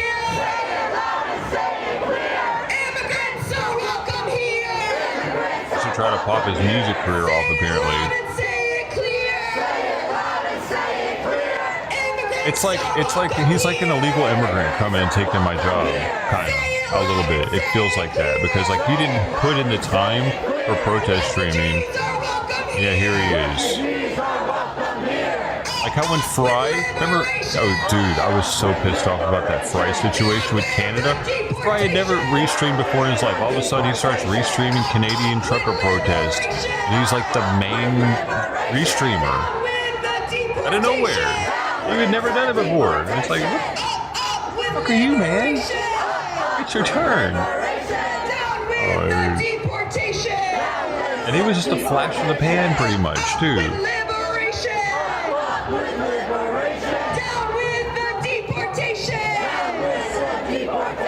Donald Trump, you fucking clown! This shit's wild. Immigrants will take you down! I think he still goes live every now and then. Let's see, I'm tired of hearing this. Immigrants will take you down! Immigrants will take you down! Donald Trump, you fucking right from these stupid asses. Yo, that's one of the first things that comes up is this. Interesting. Right, TV. 2 years ago, let's see, was the last time you went live. 5 months ago? Look at this setup. Petri dish of a mind in a rough imitation of Fry's voice with exaggerated inflection. I kind of miss him, dude. I wish he would go live more so we could stop in every now and then. Kind of sucks when people just disappear. Build a website.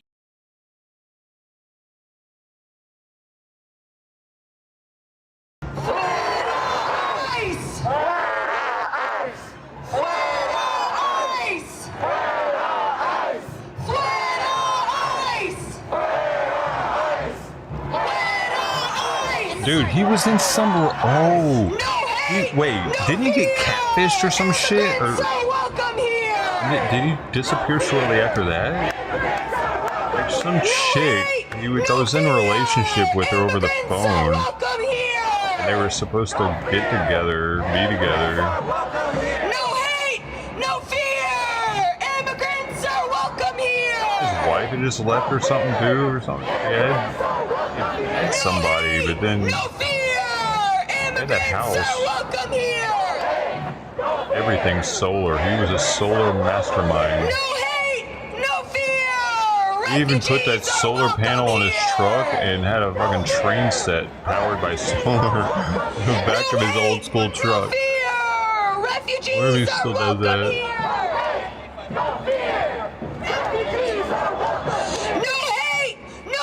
He made the almond butter at the time. That was a good video.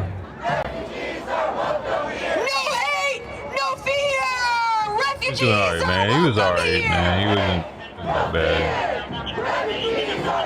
He seemed to want the best for people. Welcome here. No hate, no fear. Immigrants are welcome here. That's so much, though. No fear. Immigrants are welcome here. No hate, no fear. They're an extension of him. Immigrants are welcome here. No hate, no fear. Can they do something else or something? Wait, how long is this thing? Stop and talk or something. Man, this doesn't make their case stronger or something. Like, it's not like if I were to hear these fucking weirdos walking past my building, it wouldn't convince me of anything. I would just be like, oh, look at this shit. Chicago is the 3rd largest city in the country. So there's like 300, 400, 500 people there. Okay, I'm saying 500 max. It's nothing. And they're all fucking whiteys. They're all whiteys, dude. Chicago's a 3rd black.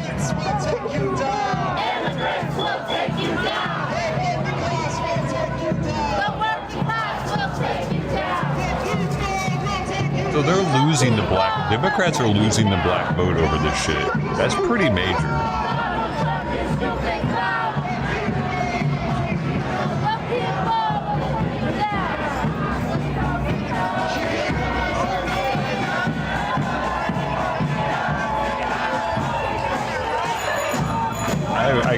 I'm being real. There's a black. Was that a black person? I just wanted to see. No, it's a mask. That's not a black person. The black person camera guy over there.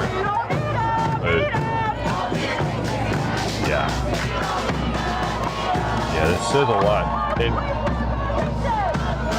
It also says that this is affecting the black community way more than it is these people that are probably in communities that aren't being flooded with illegals, taking up their community centers and whatnot, because they were living in some of these places that were used previously by these black communities for like their kids after school programs and shit.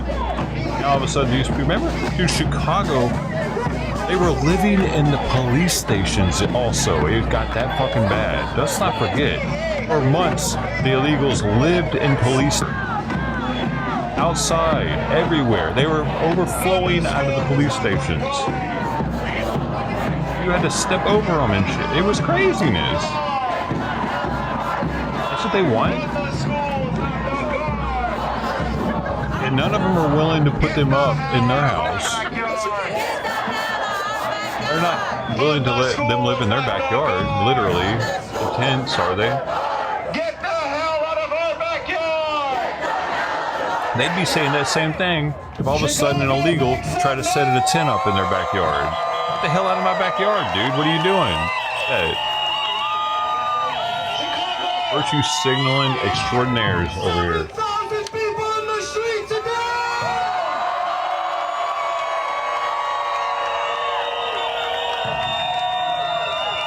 Bustin', you think? Well, there's a black dude. Front lines. He had a fucking flag in his hand. What does he got? Oh, he's got a... Yeah, they paid him to be there. Got a pre-made thing. Get involved with the Illinois Coalition for Immigrant and Refugee Rights Rapid Response. Please come to the front and talk to one of us. And I'm actually blacker than a lot of white dudes. Give you the number to the hotline. Please repeat after me. Are you ready? Like, if I was there, Take out your phones. Take out I'd be your considered like a third black for I'm them. gonna give you a second to take out your phones. The rapid response. You can't grow up in Memphis and not be a little black. If you see any ICE these lips. agents or any guards Nose. You guys know any him, yeah? movements by any national Literally a white troops, black dude. you should call this number 855. Repeat after me. 855. 855. 435. 435. Well, she said she'll take the illegals, didn't she? Yeah, okay. 7693. You're trying to get in a liquor cooch for rent money. 7693. Hey, she reminds me of that chicken, Again, the whole number. 855. Kingpin. 435. 7693. Landlord. Woody Harrelson's landlord. 435. 7693. 7693. You call this number when you suspect ICE, when there's been a family that's been abducted, or any federal agents that you see or you suspect that you see. I bet her yard is so fucking overgrown and nasty. There's no way she's getting out there and cutting the grass on her third of an acre. That needs legal support. You call this number. That have been detained. Call this I already know number, the man please. doesn't live there anymore. He fucking said, I'm out of here. He doesn't want to get a divorce probably because he doesn't want her taking him for everything he's For worth. sure be hitting the streets, and maybe, just maybe, we will also have to hit He's the got to be worth more than neighborhoods to her. defend our neighbors and our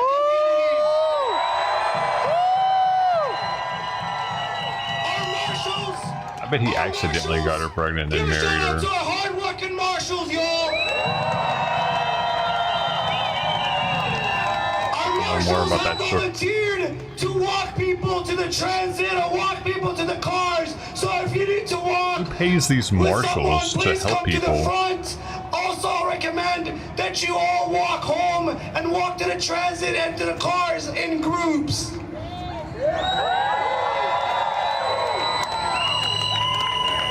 Thank you, Chicago. Fuck ICE. Fuck Donald Trump. Have a great night. She hasn't divorced him?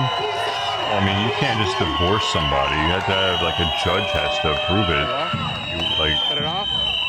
There has to be, right? You should know. You are married. Doesn't there have to be a legit reason to divorce somebody or the judge can deny it? Live stream, thanks for watching. We've been on for we started at 4:30, so yeah, almost 3 hours. Have a good night, everybody, and I'll see Maybe you. it depends on the state then. She's in Florida though.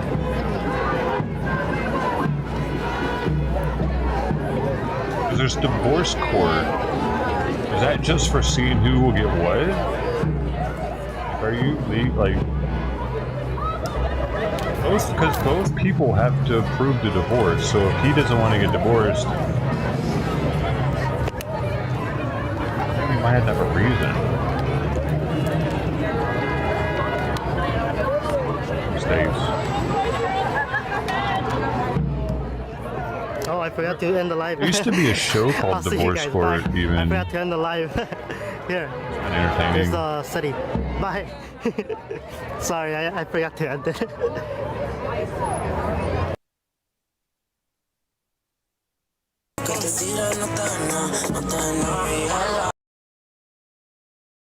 Fuck, he ended his stream? What?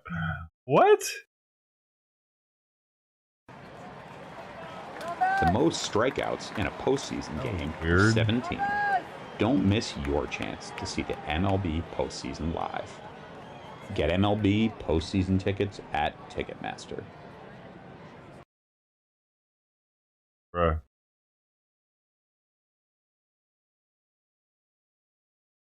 Hello, it's Hannah Gelbart here. Welcome to this episode of What in the World from the BBC World Service. Today we're talking about your phone. You may have just checked. This is Katie Porter. She was a California rep in Congress from 2019 to 2025. She ran for Senate in California but was beat out by pencil neck Adam Schiff. I've heard over the years, over and over, about how Katie Porter is well, let's say she's a nasty woman. I mean, she was accused of scalding her ex-husband with potatoes. In this pretty easygoing interview, Katie Porter apparently could not help herself and revealed that all these whispers about her were apparently true. What do you say to the 40% of California voters who you'll need in order to win? Why do we put people... Okay, here's my reasoning behind this. I'm not fat shaming. Our reasoning is, like, these people are going to govern, right? They can't even govern their own body weight. Why would we expect them to be able to govern us? And what we should... Tell us what we should be doing. I don't get it, because they're lawmakers, right? I'm trying to get it. Oh.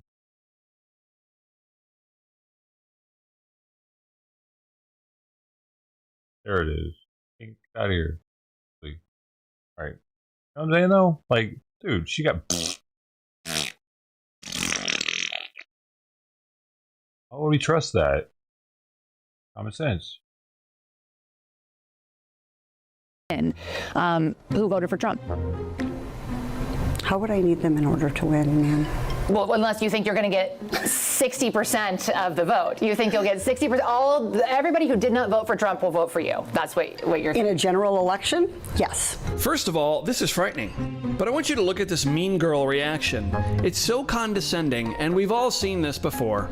Now, I think the confusion here came from Porter. The interviewer asks, what do you say to the 40% of California voters who you'll need in order to win, who voted for Trump? Now, what she means is you'll need some of those voters to win. What I think Porter hears is you'll need all of those voters to win. This is simple discernment, and in a state of not understanding, she could have defaulted to asking for clarification. Instead, she went to this bizarre mocking and anger, like her entire candidacy was somehow just insulted here.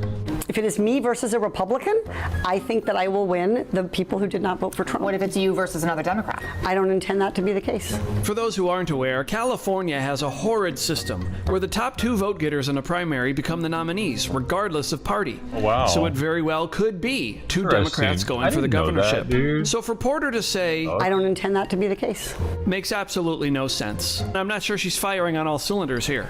So how do you not intend that to be the case? Are you going to ask them not to run?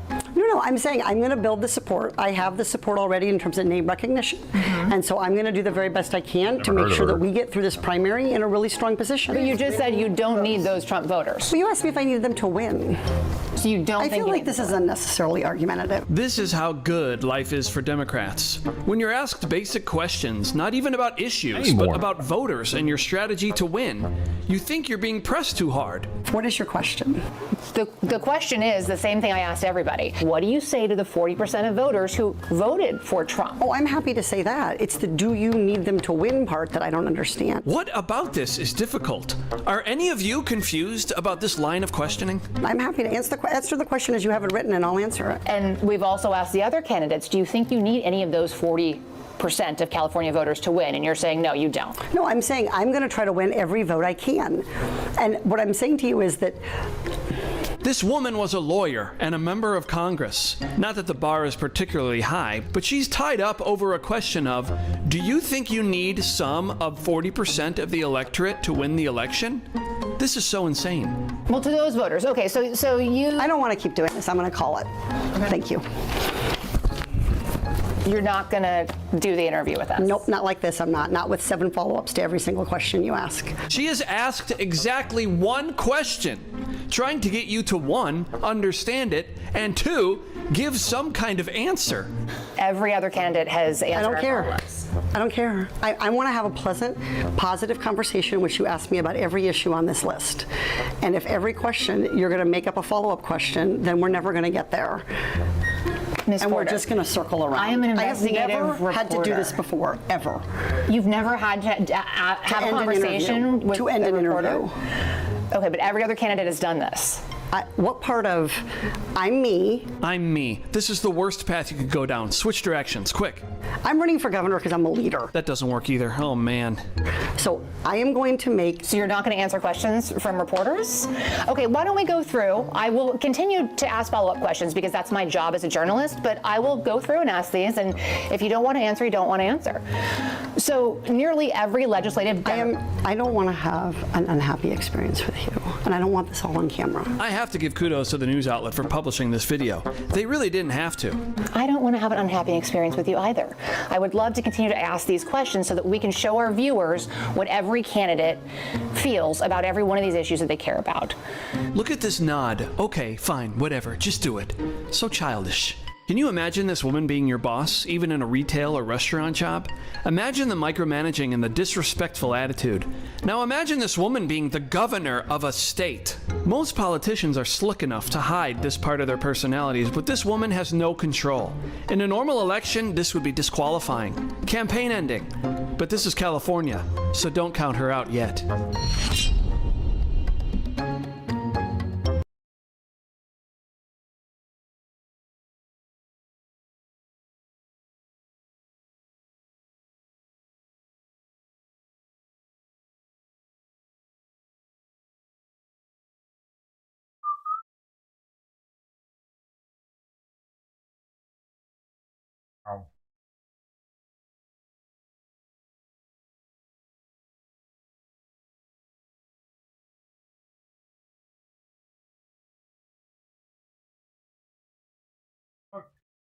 What are you doing?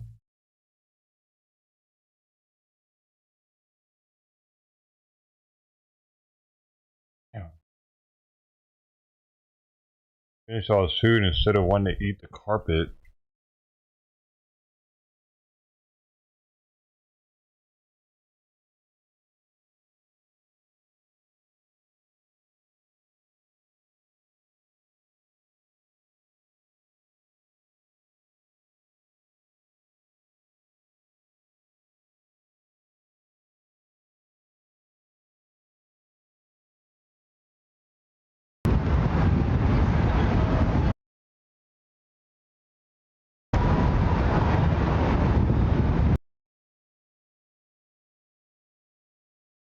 Dude.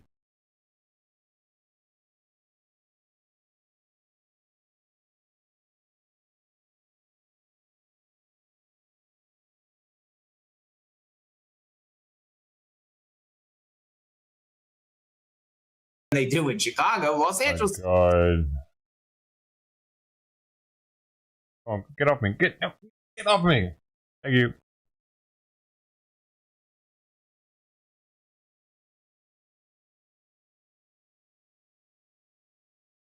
Hot in here, man.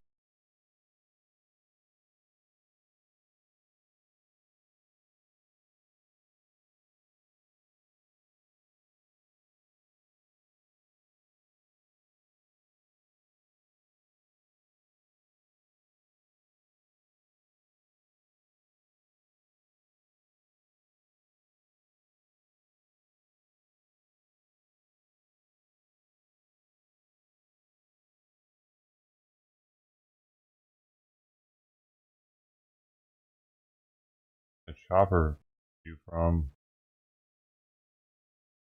over though. Like, chopper's looking at.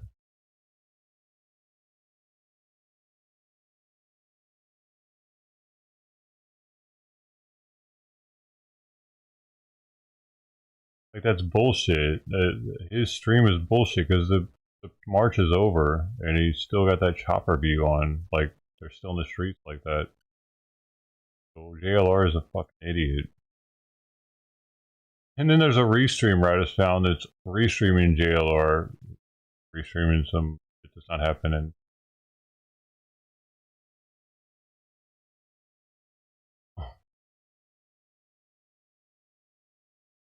It's like Portland. It's been fun out here the past few nights. Found this guy. He's got 2.35 stars. Quiet? Fun.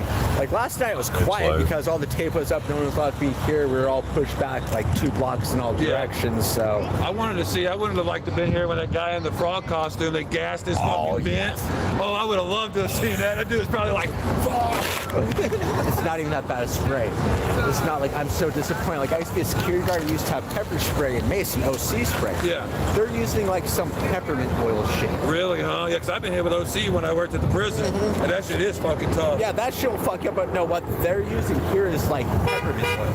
That seems to fucking see, and that's why people keep coming. Right? It's enough that it makes you cough, but not like an owl cough, just like, why am I coughing cough?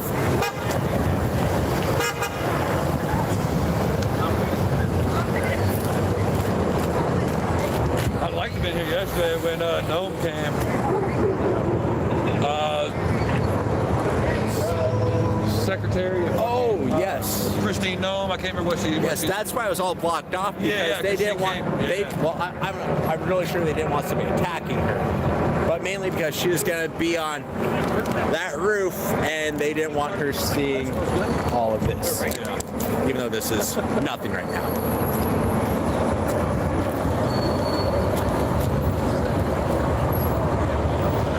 Yeah, I was expecting a little bit more.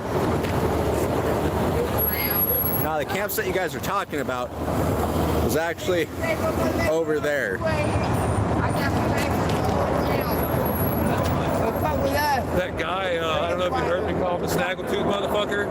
He's an older guy. Oh yes, Richard. So I seen him. He tried. I was at a No Kings thing down on the waterfront.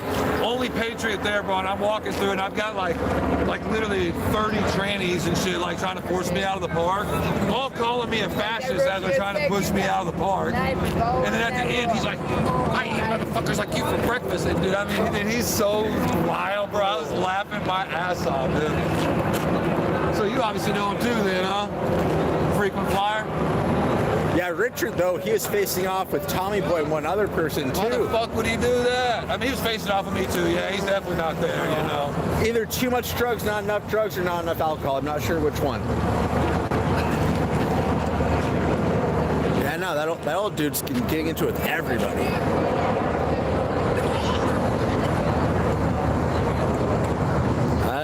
That's apparently Hermitas.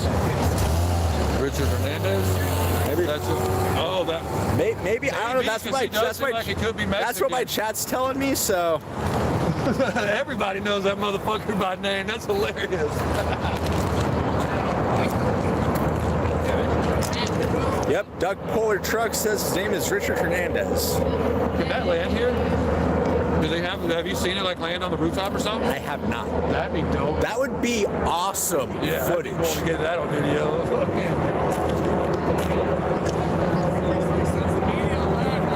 And up on the roof, you guys, the real heroes. Nice.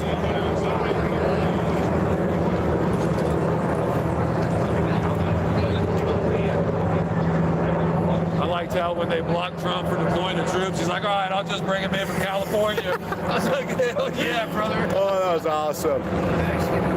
Nah, you guys, Tommy's not here yet. I hope he does come, though. Even though he got robbed last night, I'm sure he's already got his stuff up. Patriots showing up. I hope Tommy shows up tonight.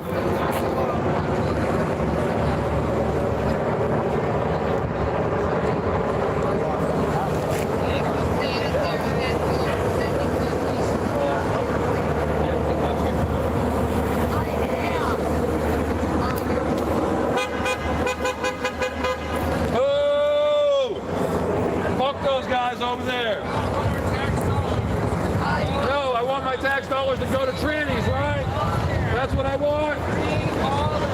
illegals and trannies, we want them all in Oregon.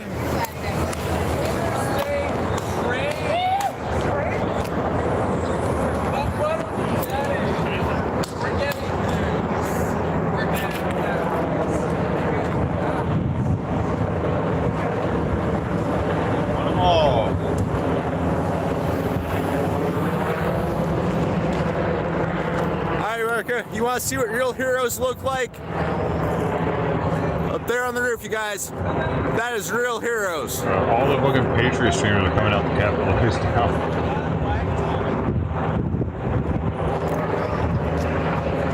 Thank you! Where's Oreo at?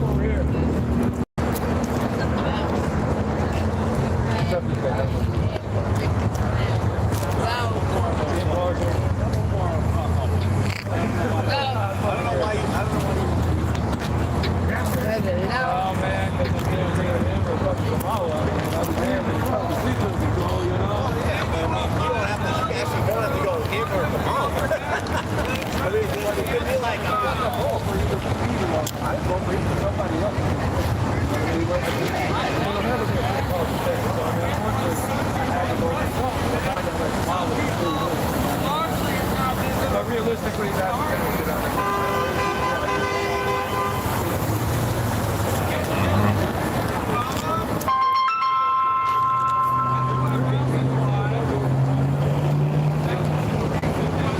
Yeah, we saw him yesterday. He's gonna go up there. He's supposed to be here tonight or tomorrow. Sometime. I didn't catch the day he said. I thought it was gonna be tonight though.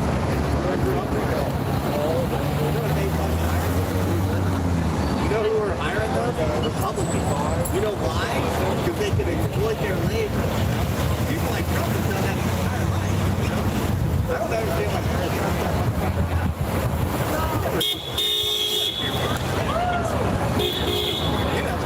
whatever. I mean, it's your fucking thing. I hate them both, man. I can't think Democrats. Is he current? I live downtown. Where's your burn? we have people at It was Portland, you know, like a beautiful, like, it was always a liberal, like, 5-6 years ago, though, the Keep about 20 years ago? Pretty cool. Now the Keep Portland Weird is getting fucking wild, bro. We got people dying of fentanyl, heroin. That's a real problem. That's a real problem. Open Measure 111, that's when everything went to shit. Do anything because they fucking Measure 110 or 111, the legalized drugs thing is when it all went to Yeah, sure. That's when it all went to hell. Homelessness and drug addiction is a real problem, right? How do you solve that? Does Trump have any solutions for that? It is a problem. I'm not saying. Lock them up. I'm not saying it's not a problem. Prohibition didn't do that for alcoholics, did it? You know, Prohibition never did that for alcoholics, right? It doesn't really work. Yeah, but I mean, it's your apples and tomatoes, dude. Fentanyl and alcohol. Come on, you know what I mean? Sure. But I mean, there's not a proven track record for locking people up. We need to make, in my opinion, we need to make sure people become homeless, right? That's what I think.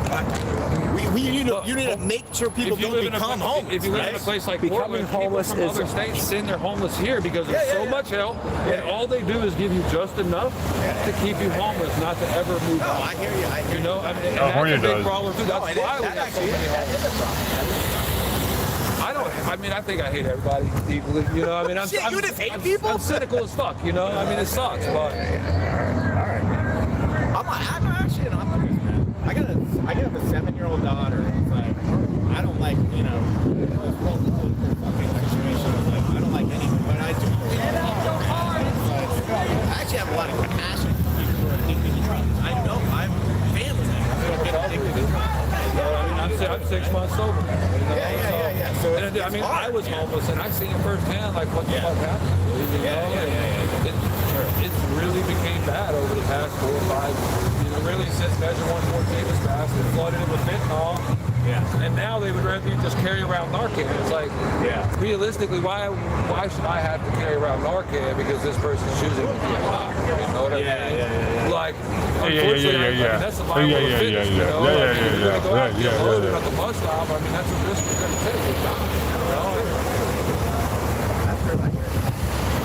It's a complex shit, dude. I don't know. It's bigger than any of it, dude. No, I agree with that. I totally agree with that. And it's like sad because I don't think anybody, I really personally don't think anybody's trying to fucking solve this, trying to make us believe that.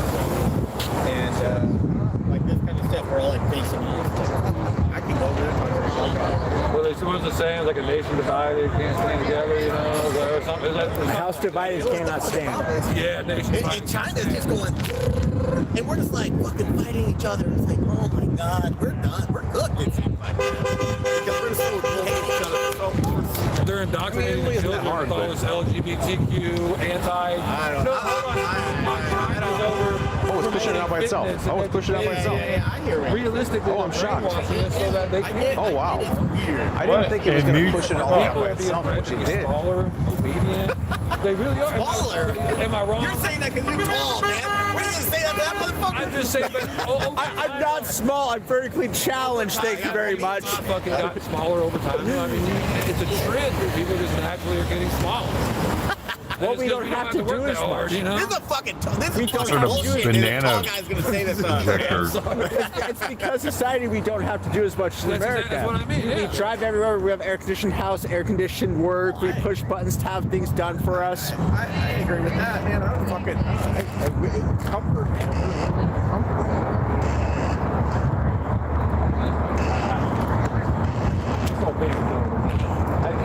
No queso, no cheese. You know, it's like, oh, I live a mile away from where the hot spot of the nation is. Like, all right. Isn't that crazy, dude? Like, and Portland's It's been silly to me, but like, yeah, it's crazy. I've made this drive every It's night for the fucking past like 4 stupid. nights. I've Portland made is that hour anything. every night for the past 4 nights. Hardly any illegal immigrants there in comparison to LA. Not to you guys. Portland's some sort of weird You can ice. see the camera, so. What does seem hot spot? It's just. Where's the dancing frog? Goes to show there ain't shit to do in Portland. Come down here, boy, when they got his ass with pepper spray. I was like, yes. You like that? Pepper spray a frog? What are you doing? I don't know. We go to the protest. Go down. Ain't nothing else to That's do. what got me to come down here. I was like, okay, I have to go. If they're pepper spraying people in costumes, I have to go. And I'm happy the first night it was nuts. You had to have seen the one with the fart spray because he went straight for that thing. And then there's a video, like an old one, of some dude hitting with fart spray in a little bit and just fucking him up. I feel bad for the dude in the frog costume. That had to suck. There's no way out of that, dude. In You're your stuck. eyes. I mean, that's in everything, dude. Because that blower is circulating that shit inside. I actually feel bad for everybody. Oh There my weren't gosh, any right? streamers. Nobody would give a Last shit about night being somebody there. was screaming and cussing at people because last night it was calm. It was like a dance party out there. Yeah. And somebody was freaking out about the music. So you think they'd be able to enforce like a noise ordinance or something, you know, and like make everybody leave because it's like noise. I mean, right? I mean, at a certain point, there's got to shut the fuck up. But also, if there's 600 people out here and everybody tells them to F off, they don't have the ability to keep 600 of us in. For sure. But like, and even if they started to like group people up, people would dip and they wouldn't get everybody. And it would be even worse the next night. That's how pretty much public Right, you're right, you guys. I feel so bad for every single person in this building. Now that giant building down there, I really don't care because they clearly have way too much money. But this building, I feel bad for these people. Why do they have way too much money?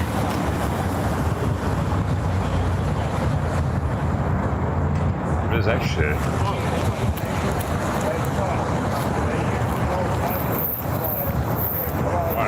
Their building is nicer than that one.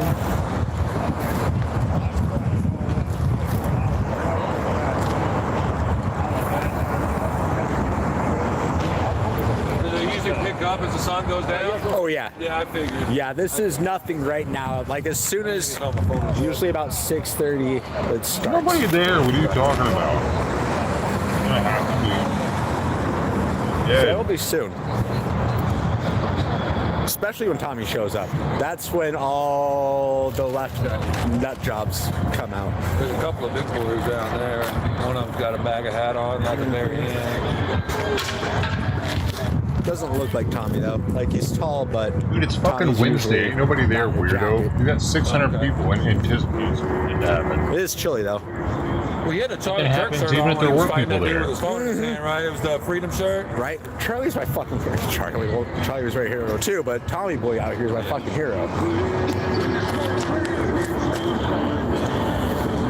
And my chat says that Tommy's here, so I'm assuming he's down there. I'm actually gonna walk down there then. Well, thank you, Of course chat. he's there No more because than I he's a do. broke-ass streamer trying to fucking capitalize. Nothing.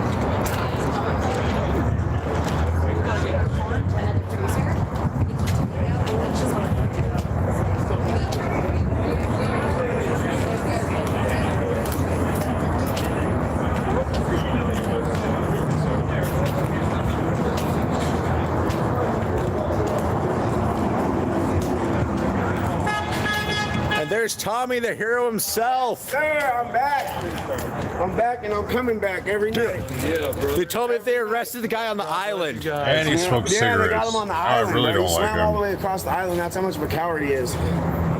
This dude's a straight hero, you guys. Patriots, what up, you guys? Hero? Patriots out Not here even, already. The mouth. I'm Everybody's not got gonna one. be out here long. I need to go to sleep for like 13 hours. You know? Tommy's my fucking hero, you guys. Heroes really fucking used loosely nowadays. Yeah, swimming across the river at 1 in the morning in the freezing ass water. It's I mean, I thought the hundreds of those people get his asses.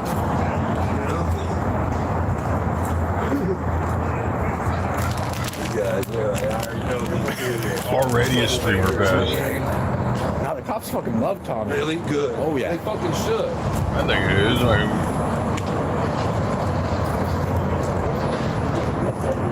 Tommy doesn't start nothing, but he'll definitely finish it. there's nobody there. Why are streamers showing up? I got you, little man. The people will show up now. Protest. Gotta have the streamers there. Nothing happened. Or it didn't happen. Hey, dude. It wasn't like that here in 2021. Them motherfuckers were happy to record as if streamers were there. Those people just wanted to break something. So which one is Tommy Boy? That guy, right? Okay, yeah, that's what I was thinking. He definitely built more like the guy I've seen fight. Yeah, no. Yeah, no, that's definitely Tommy Boy. Absolute fucking hero. He's like 5-0 out here in KOs. I even count that dude who swam to the river as a KO because that dude had to go through sticker bushes. That counts.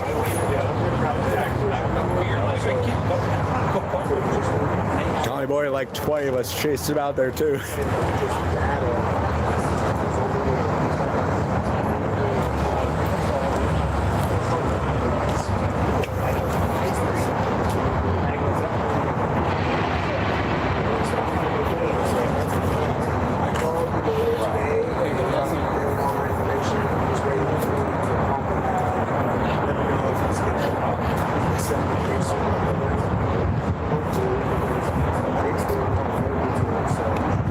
Can't tell if this guy's out here supporting or he does blue eyes. I'm assuming he's supporting. I would assume so. Well, it depends on what you mean by supporting. Supporting I guess if you hold it upside down though, it's like anti-establishment or something. I don't understand this thing. People make up stuff so much to be offended about and You different do. things. I don't even know anymore at this point. God bless, brother. I get it. Yeah, doing the Lord's work, man. There's one of them up here. Right there. Oh my God. Thank you. It's looking everywhere. Thank you.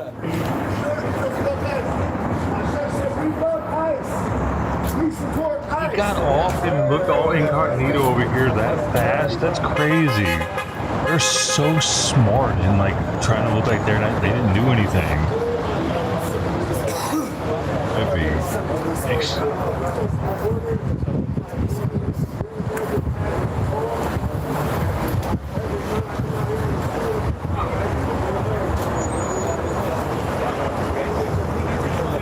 absolute fucking mess with the dude. Give them another warning. It's all right. Just keep drinking beer in public. They don't care. Now, if you're smoking weed in public, that's a completely different story, though. But smoking fentanyl, they're okay with that too. I mean, it's wild. I don't understand it. Well, I've been to jail once. I was for smoking weed in downtown Portland. His fucking cage open, and she probably used it. She's way too big for that box. Litter everywhere. I just cleaned all that up this morning too. That's fucking dope. Vacuumed it all. Just wait until nighttime when freaking ICE starts shooting pepper. I'm fucking tired of having cats, dude. Please save me. When I was in Salem at the Capitol, we were in the middle of a war with Antifa. We were getting hit with pepper balls, flashbangs, everything. Dude, it was wild. Legit war in the streets with the motherfuckers.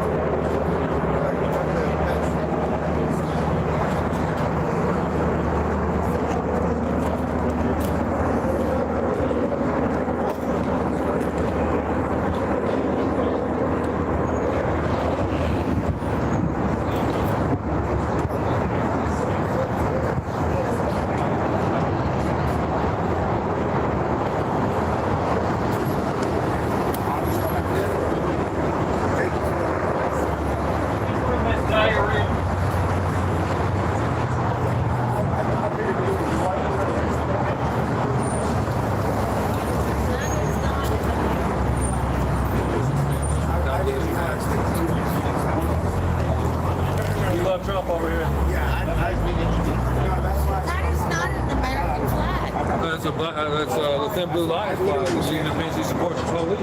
I'll go local. God bless Thank you, man. They need that. They definitely need the support.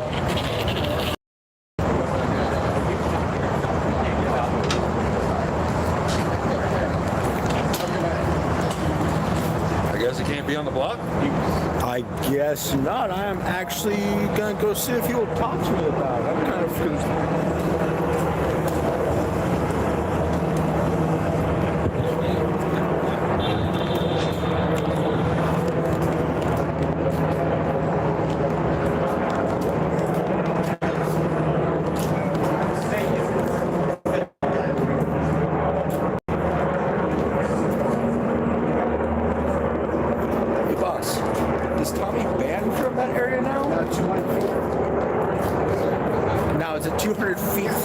Center itself, or a certain from the ICE Center itself, which this is way past 200 feet. This is way past 200 feet. In fact, I was gonna say where he was at least like 500, right? Because I feel like just across. It needs to be clarified. 200 feet or 200 yards. 200 yards is completely different than 200 feet. That's 2 football fields. That's a huge difference. That's. This is way past 200 feet right here. Way past. What? I appreciate you. Thank you for letting me know.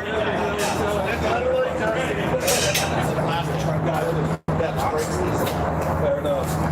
What do you say?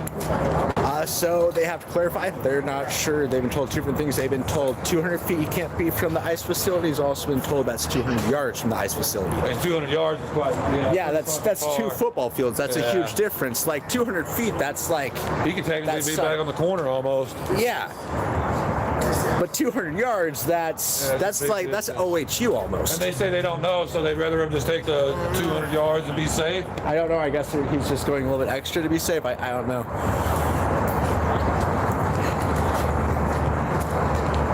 Well, that sucks. I mean, he's the one down here protecting shit. We're running him out. First they came for. Oh, hell, they made that hard as fuck to get off there.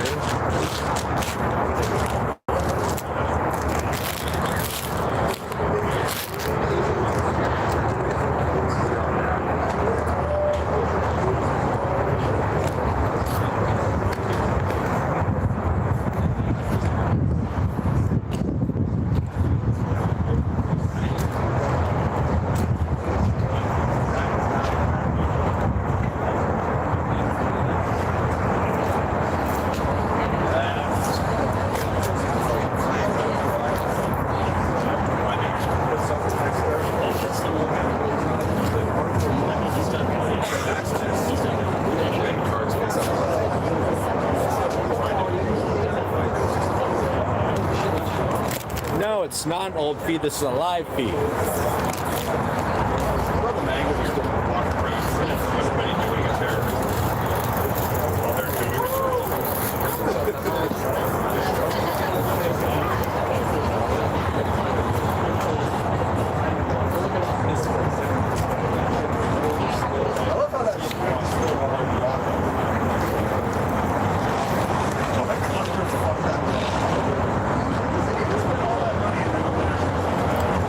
That's the building. Those are the ICE agents. And down there is Tommy, the absolute legend himself. I apologize, I did not mean to get your guys' view.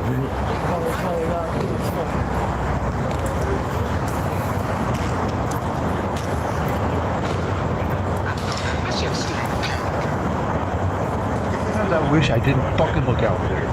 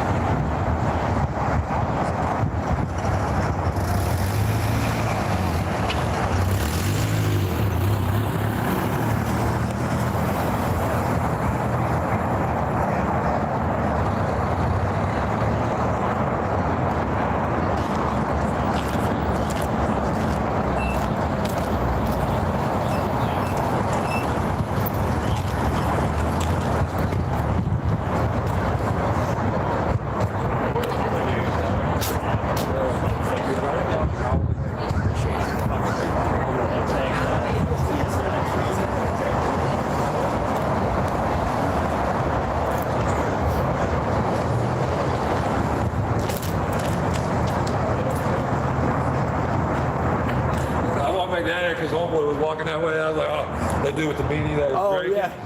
He's still over there. He keeps coming back around the corner and like hollering, and then he like walks back off.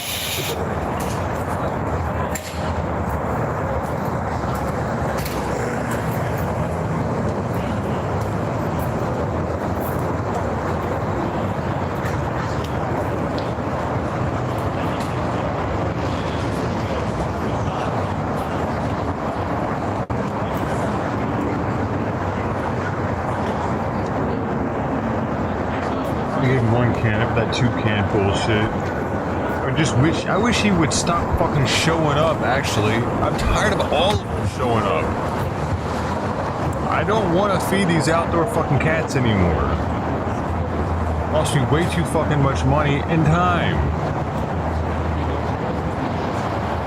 I already gotta deal with it. 3 indoor cats is enough for me, for sure. 1 was enough. Without any of the outdoor cats, 1 was enough. I'm so mad that this is my life now, dude. But I can't stop doing it now because I fucking feel sorry for the little shits, dude. I'm not giving him 2 fucking cans every morning or every time he eats anymore. Fuck all that. Extra $60 a month. Oh, damn. It is going down. It is going down. Tina and all them said there's no violence down here. There's nothing. No self-control, no impulse control. Right. What's in my face? Good. Because they supply all these people alcohol and drugs, and that's how they keep them out here. It's hanging behind you. That's how they keep them out here. Is they give them free alcohol, free drugs, and they keep them around as propaganda. And then when you record them for coverage, they want to snap your phone out of here. That happened to you? Yeah. Did he actually make contact with you? Oh yeah, my phone went flying. Yeah. For my first, I didn't put your face, bro. I'm recording just like this. You walked up to me.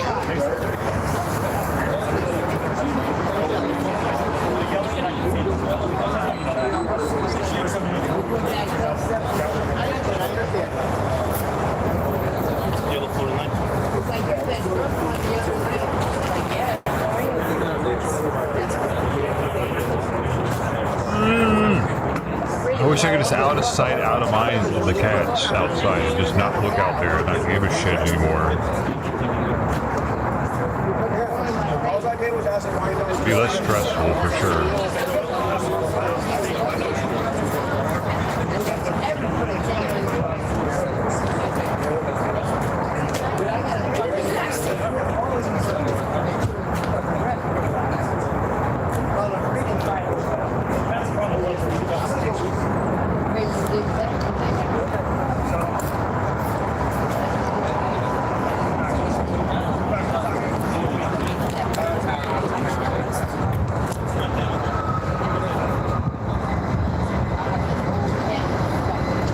Try to trap Dom in the morning too because the slot opened up. She messaged me today.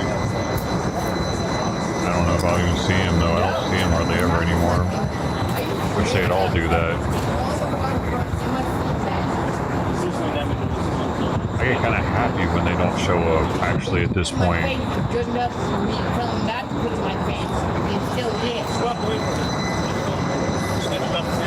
I didn't snap that.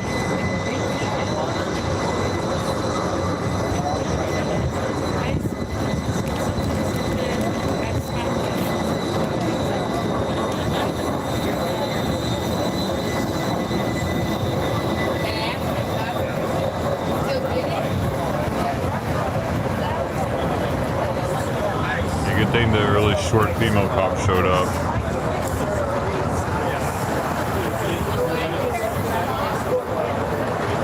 I mean, I guess she's as tall as that really short dude next to her, though.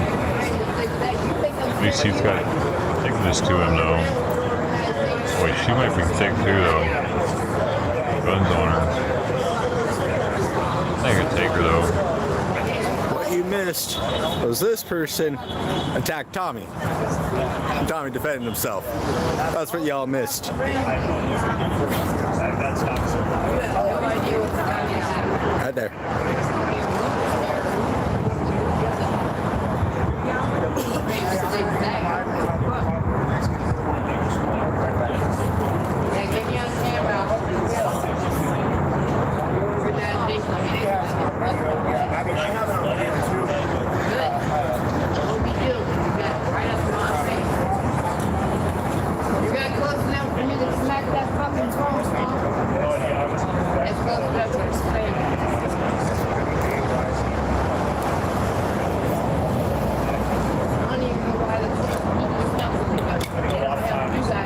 Oh, slave. He still didn't eat all the damn food. Dude, no, I'm really glad I didn't. But which way did he go? Left or right? He probably was the right. He's wanting me to stir that shit. I'm gonna go see if Frank finished his food and give him his if he has and doesn't want it anymore.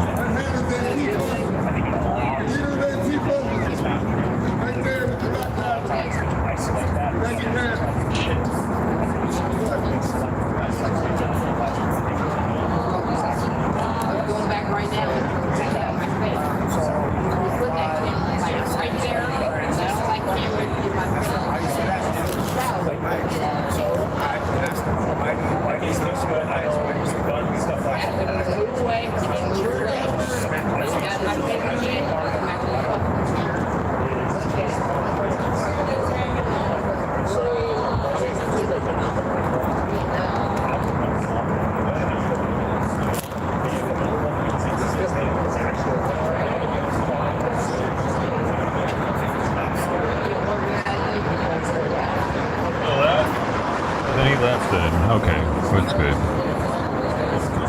Finish all his food, man. This. Look at this. Man, these cats are weird. Dude, sometimes I would put down 2 cans and he would leave like this much. I put down only 1 can, he left the same amount. What's his problem? Eat your food. I don't know why, but it pisses me off when cats don't finish their food. Oh, I know why, because I gotta throw that away now. I hope you're recording this. Oh, I am. Yeah, that dude fucking provoked the shit and put the camera in my face. Yeah? Yeah, he sure did it. Why don't you go ask him? No, we can put this live on camera. Yeah, you know you're live on camera? Don't provoke me. I got backup provoke me. Hey, yo. Yeah. This lady pulled up and she's like, in case you guys get pepper spray, I got some saline. I was like, all right, I'll make sure everybody gets it. Straight to the garbage, my dude. She's over there telling the police I stole it. He's like, well, did you give it to him? She's like, yeah, well, that's between you. I'm like, oh, shit, garbage. Yeah, hero. Everybody's a hero. There. True American hero. Appreciate you guys being out here.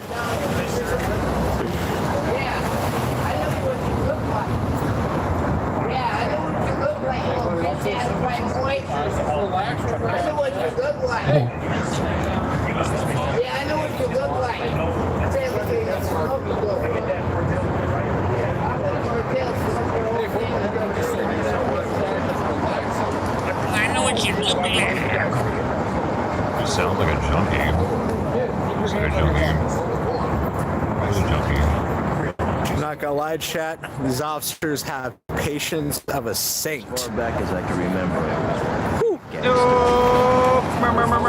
Awesome, man. Coming through. We got 9 subs now.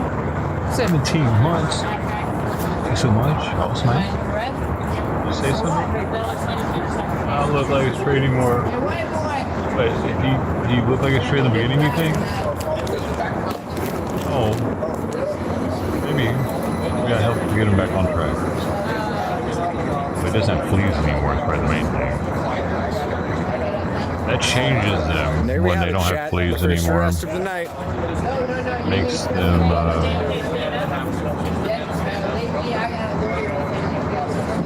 where they can concentrate on other things.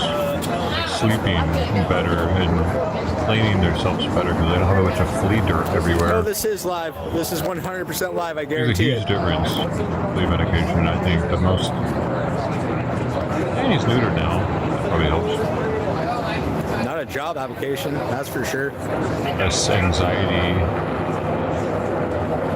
Less feeling the need to get laid. Tommy is right over there. He's getting less fights now. Have a good night, brother. He'd always have cuts on him from getting fights. Hey, brother, you're white. Or Why are you saying white boy? it's weird you say white boy. Hey, enjoy the jail food, homeboy.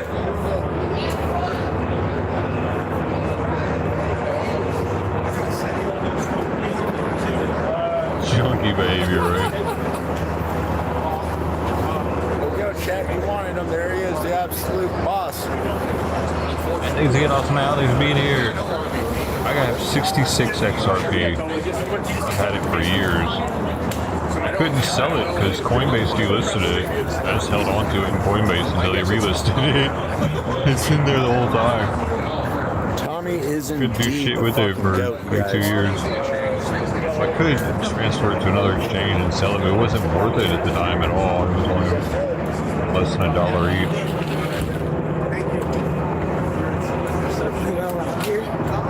Some dude attacked Tommy and they were donating to me. We used to donate crypto to me. You can still donate crypto to me, actually. For the one-up, the link tree. Yeah, I'm great. Hey, thank you for the job. I feel happy. You guys know everyone's get my phone out of my hand because I was asking why he doesn't like ice. And One last look at the person who attacked Dom, you We're guys. stingy with our crypto nowadays, though. It's different times. At least I think it's a guy, it might be a girl, I'm not sure. We're having a bubble Bitcoin, man. And I might get canceled for misgendering And- somebody, but I don't really care. What's the other one? Bitcoin BMW.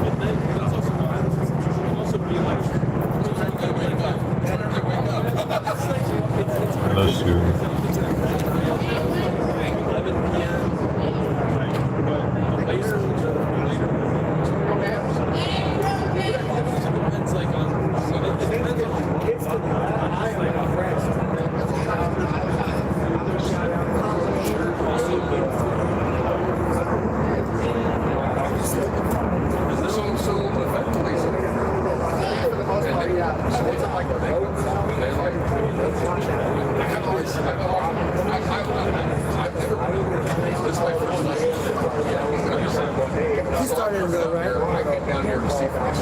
Well, it depends on your definition of starting it. Because he's instigator.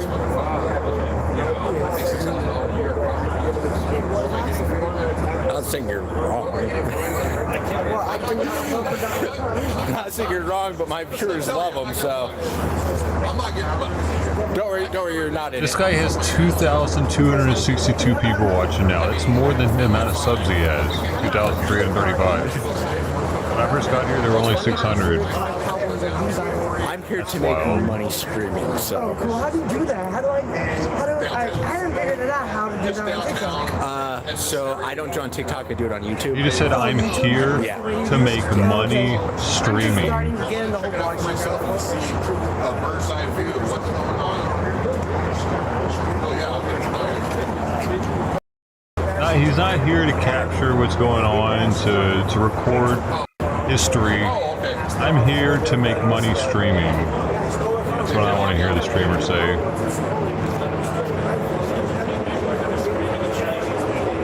No, I mean, he's got a lot of people chatting.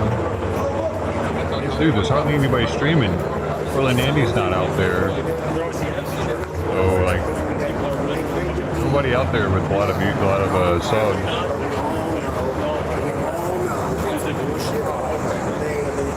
If you go on, I really wish you didn't bug me so much right before it was time to eat, because you're getting fat.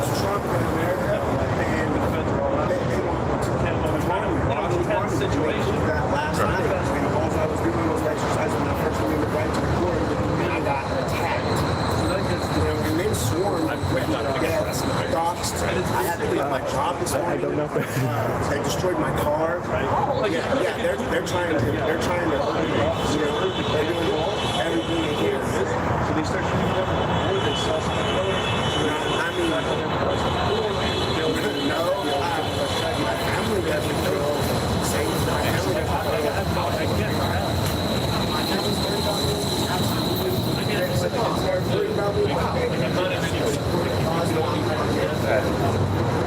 I leave the.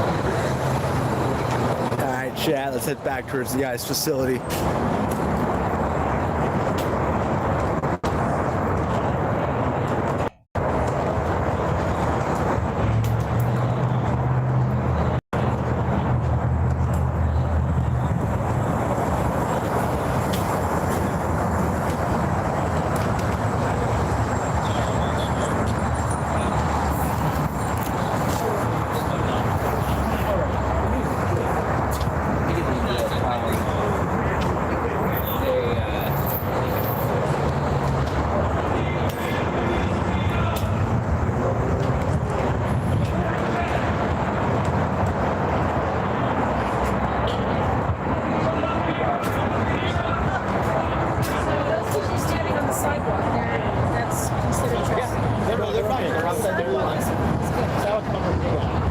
It's the driveway.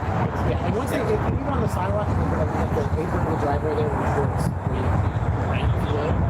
like they can walk on it, but then when cars come and go, they have to get the agents come out and make pathways before they and if they weren't there, I think people would not have a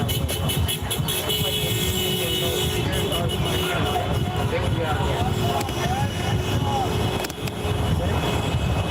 Somebody's here over the other.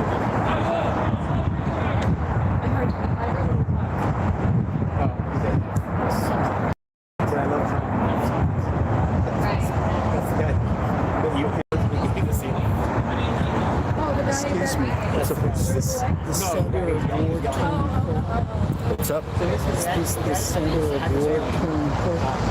It's supposed to be. It's so. This guy needs some energy drink. Right. So this is nothing. So for the past few nights, it's been pretty bad. Somebody special came. I forgot who the lady's name was. So yesterday day they blocked off that intersection, like a block and a half down, a block and a half that way, and nobody was allowed in here. And that really cut down on the protest. The city made it. This motherfucker is just 100% there to make money and knows nothing about politics. Some lady was here, I don't know, Christy, no, maybe the director of DHS? The secretary of DHS, maybe? I don't know, man. I don't know who she is. That, hey, we're keeping the blockade up until the end of the week.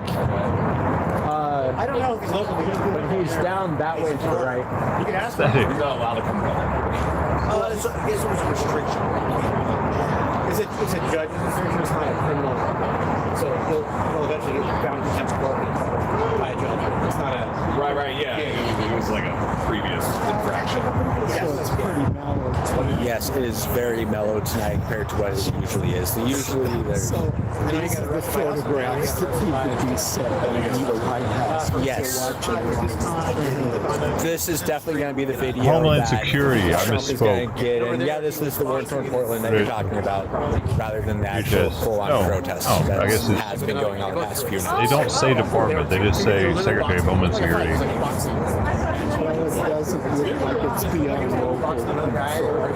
Yeah, no, this is nothing right now. This is a little bit of an embarrassment, I'm not going to lie. Is DHS not Homeland Security?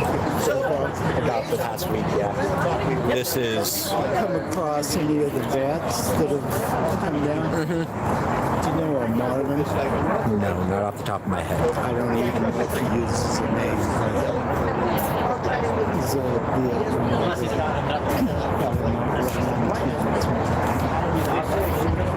but it looks it's also still really early. Things usually pick up around 7, 8 o'clock. So what about the truck traffic business? Is it pretty much done for, do they stay open 24/7? Oh, bringing stuff in and out? Yeah. Yeah, when the protests are going on, like 30 of the guards have to come out and clear the streets so the vehicles can get in. Like, you know what I'm saying? At least when Oreo's out there, he knows what the fuck he's talking about a little bit. Like, he knows who Christy Nome is. He knows who, he would know who Pam Bondi is. He would know who Cash Hell is. He would know, usually a bunch of armed guards come out and you would know who the administration is if they showed up. Yes. This guy is a fucking idiot. I can already tell.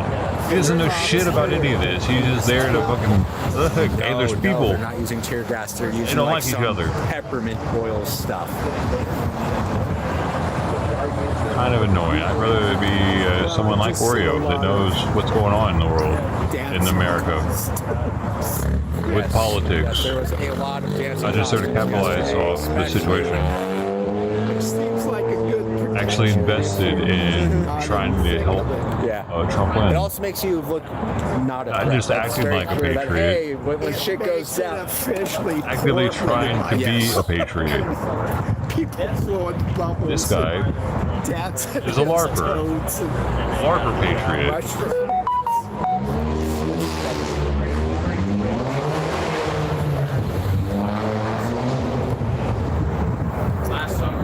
A tourist.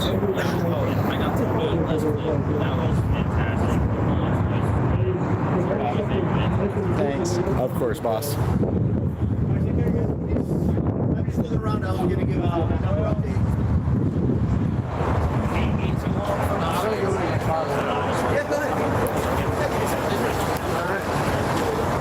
Let's go down and see if the crowds gather around Tommy. See if that's where everybody went.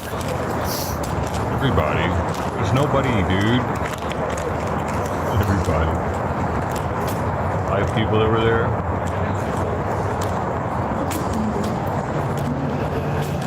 Like, what I do is really as well. Yeah, dude.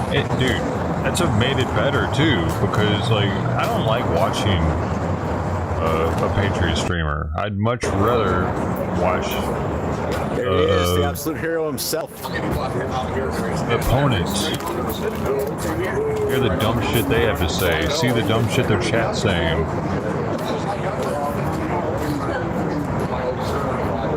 Tommy the goat.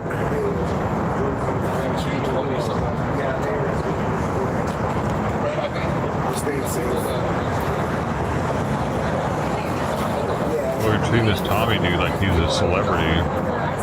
Last night? Oh, yeah. I'm sorry for the phone over here.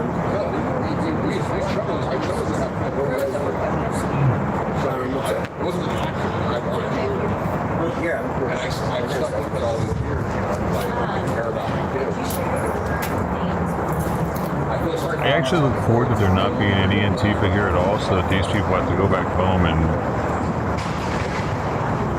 wish that they were streamers. Guys, they don't use pepper spray, they don't use tear gas, they use some peppermint calming bullshit that makes you cough. I want to see, like, I kind of want to see what the hell this guy did before this. I'm gonna look.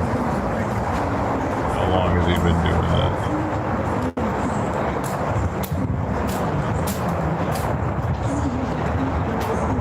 Like, what the heck, Antifa?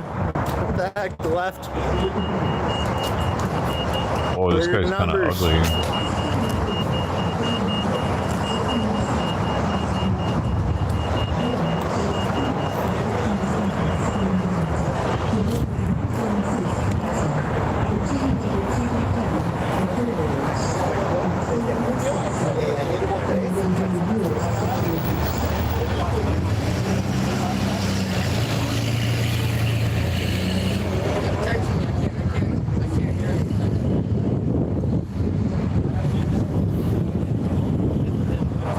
He has so many shorts, it's ridiculous. Like hundreds of them, it looks like.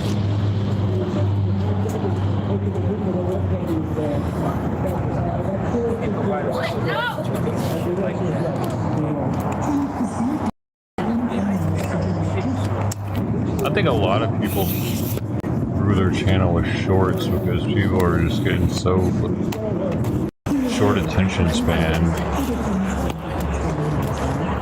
don't like shorts. I don't hardly ever watch them.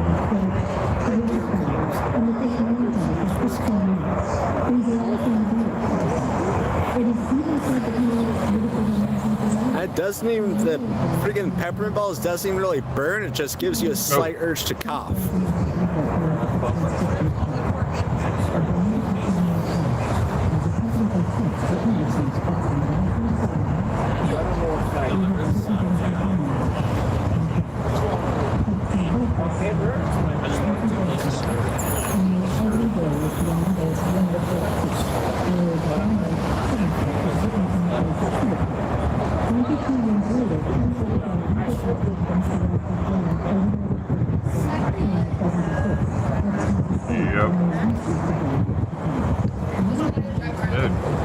Officially dead there.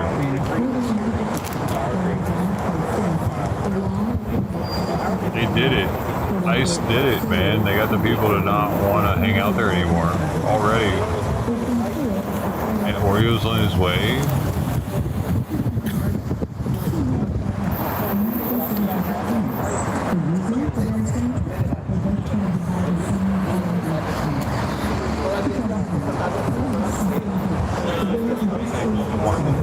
Why is this guy even there, man? I would feel fucking weird being there. I mean, I got 1,700 people watching him stream, 2 people stand there. You guys are talking about is gone. It was someplace over there.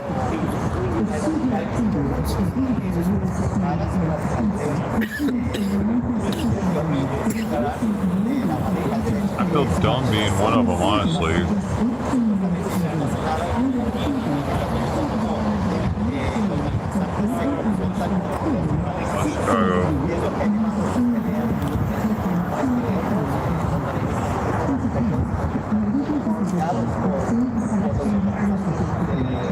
Ooh, hit the fucking ball up. I gave Frank the rest of Freckles' food. I'm gonna go pick it up.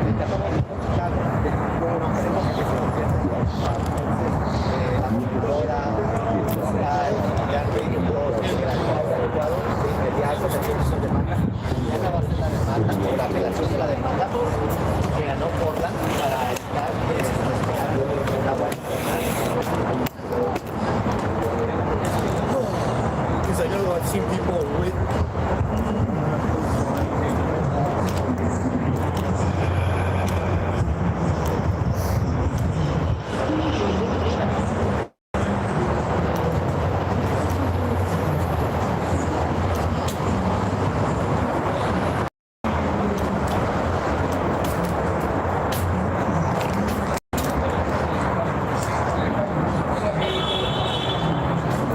I wonder if ICE and Donald Trump will allow him to come and move on the property.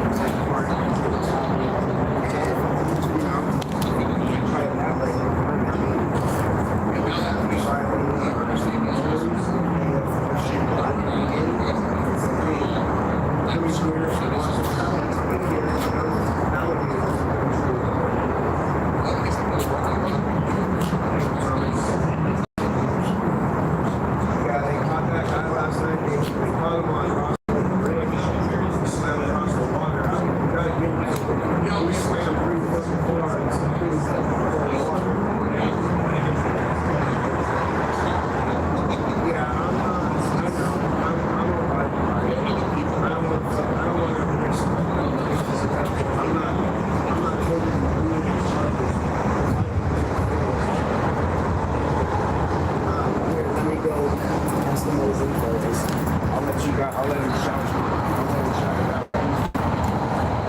You don't always get what you want.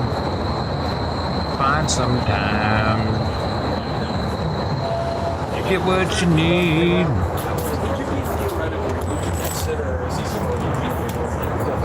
Where did Ocean go? Oh, he went that way. I'm gonna walk around the block. He's right there. Oh, he's coming. Okay.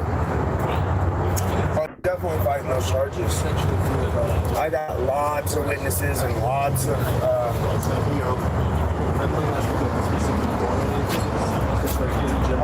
people want me to shout out all the information so they can follow you. No, they're not.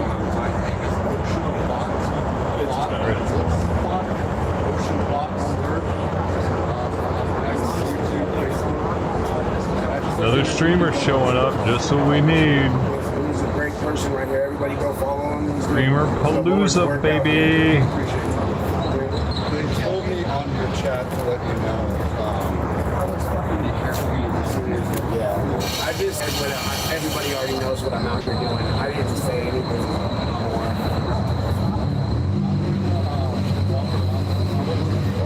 Yeah, I'm not sleeping. I'm probably gonna leave 8:30 with that. I gotta get some rest, bro. This dude's not, he said he's not gonna leave my side, so you guys wanna walk around the block and go over there for a minute? Yeah, why don't you hold hands then? It's that light pole right there. Whoa, Memphis ranks #1 in the nation for HIV. I did not know that. Thank you, Reddit, for that little tidbit. Gross. Ew. I'm looking into that. We're asking the Oracle.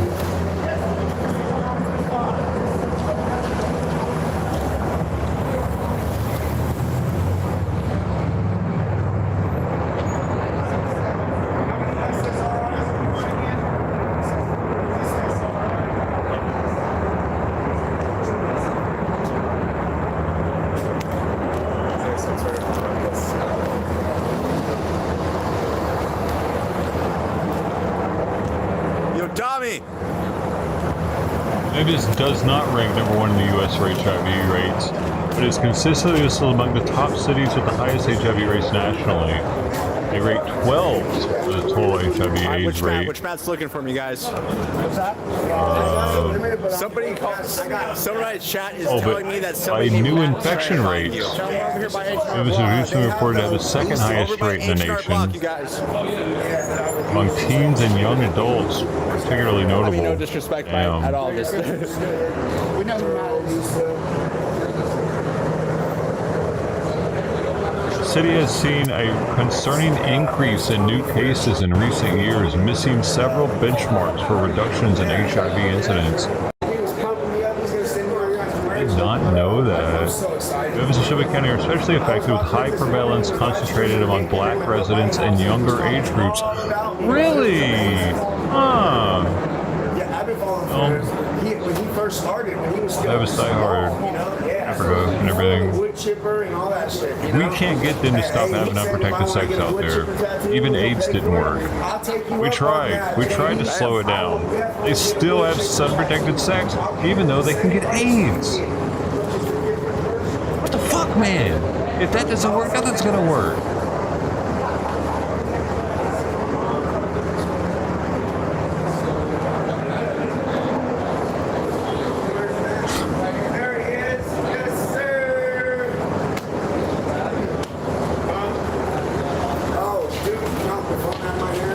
Despite efforts by public health campaigns, the rate of infections in Memphis has recently increased rather than declined.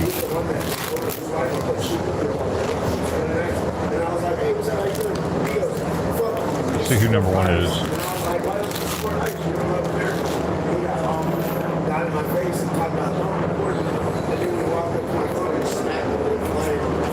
Miami.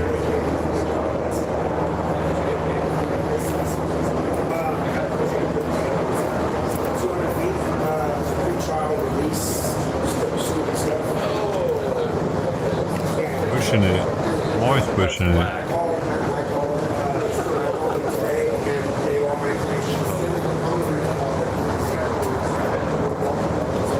How you doing, brother? I am doing fantastic. How are you?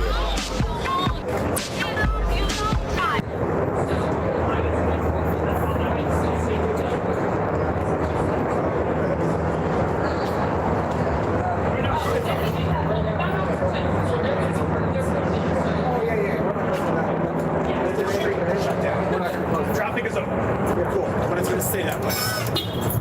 Right now.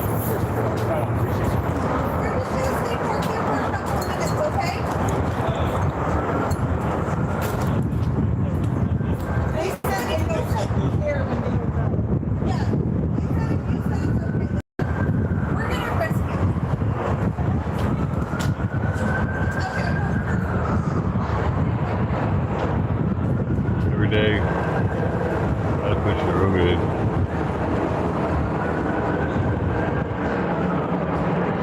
Stop, won't stop. Somebody hold me down. Oh no.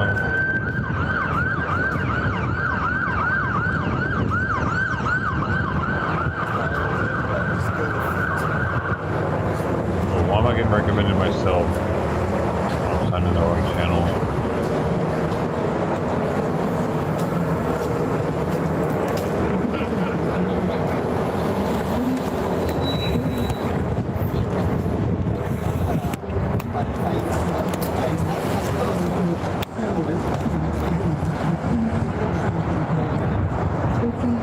We have 4,800 subs. When did that happen? Even earlier. Thought I heard something. Thought I heard Biden.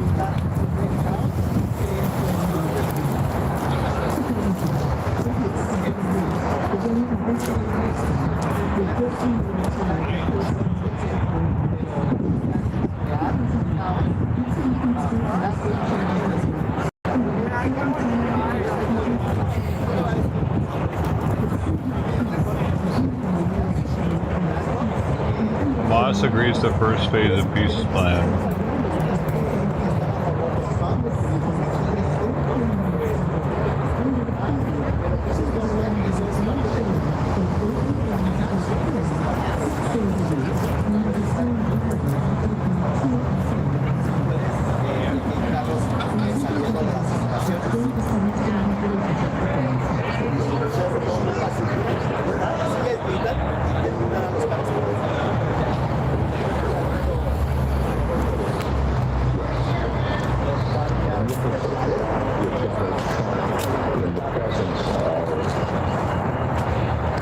Females under the age of 18. Today I'd like to answer that question, at least today. And then we're going to answer that question.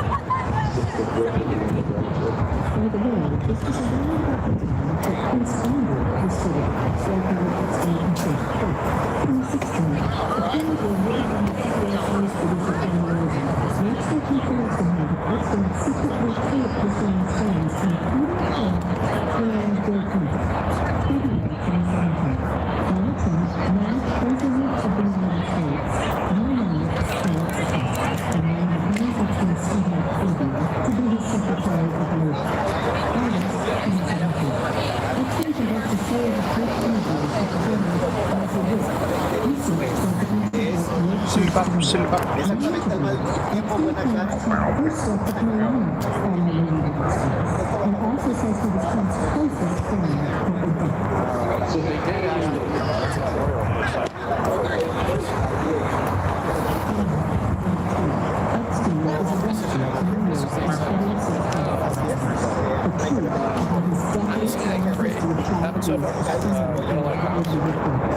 It's just a bunch of Patriot streamers out there now at this point, actually. Are you the one I talked to yesterday about the golf club?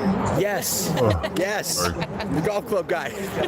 See, I'll forever know you as the golf club guy. Especially since we've acknowledged I'm the golf club guy. I think you guys saw it out here walking. Say you're 88, Steve, without saying you're 88. Exactly.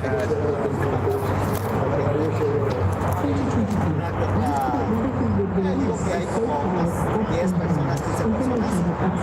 Hay unos que son anti-Trump, otros que son pro-Trump, anti-ICE, pro-ICE, pero lo que es un hecho es que está muy calmado. Así que, bueno, ahí traje las imágenes para que usted sepa de primera mano en vivo está bastante calmada la situación. Primero se corrigió la noche está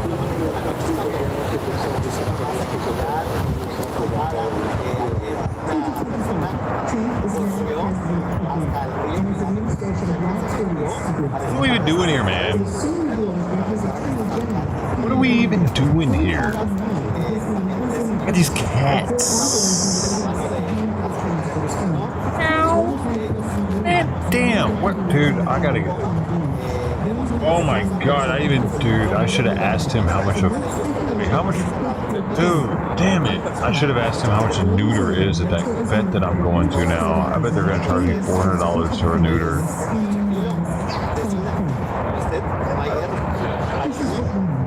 I gotta figure that shit out, dude.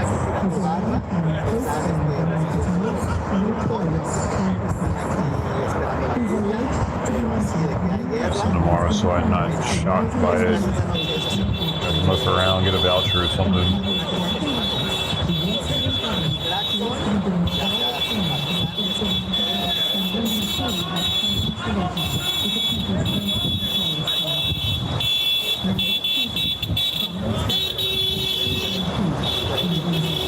I know you guys get tired of hearing about cats. I get tired of having cats. I know the feeling.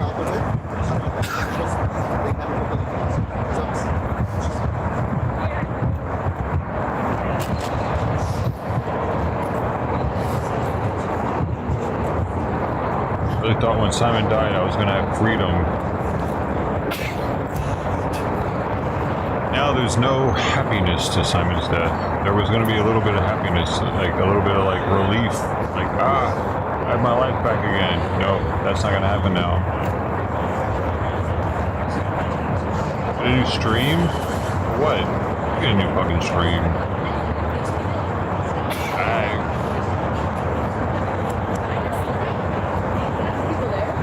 I want to hear somebody bullshitting into this chat. I'm glad he's not talking.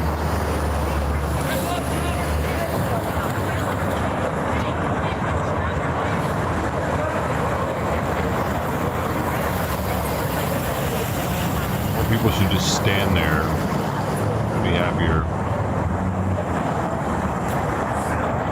Look at this Portland Andy. He wouldn't have shut up this entire time.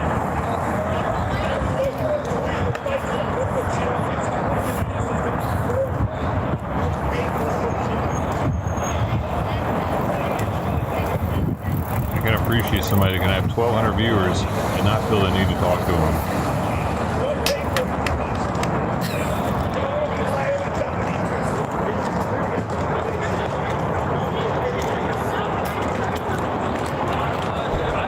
That kind of shit, dude.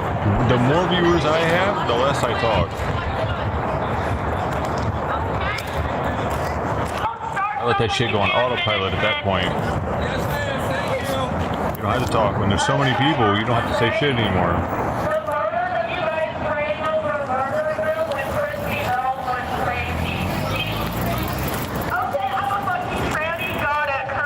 I would have hundreds of viewers just leave it and go get Taco Bell.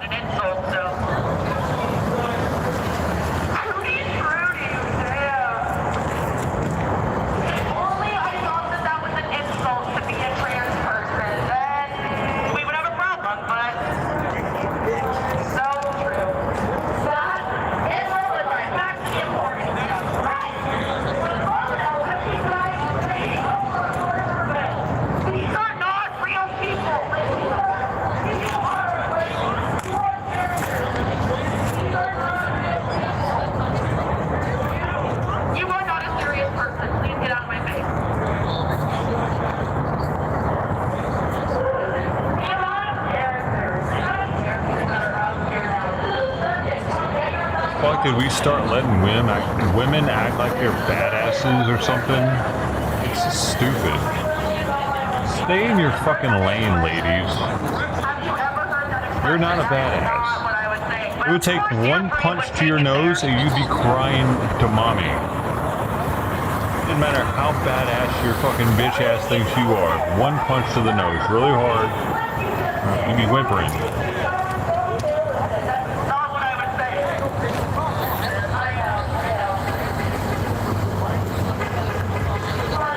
Saying, why'd you do that?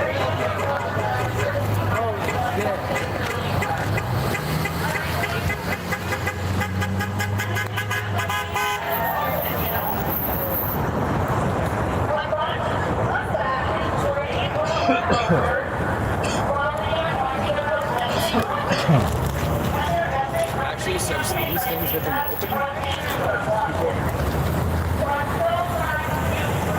the civil rights movement made women want to be badasses.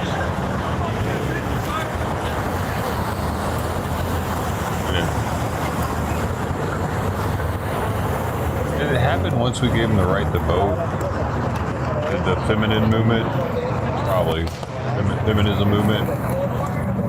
Was there a feminism movement before they had the ability to vote? But it wasn't very strong. Because they had to get along with us for us to want them to vote.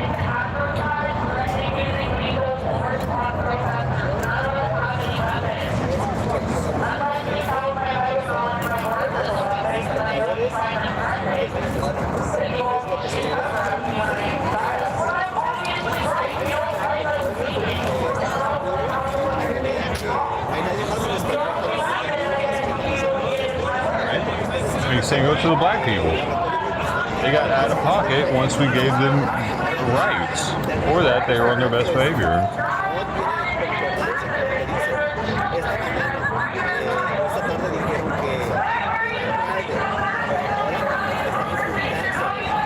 Like per capita, let me see. Before the civil rights movement,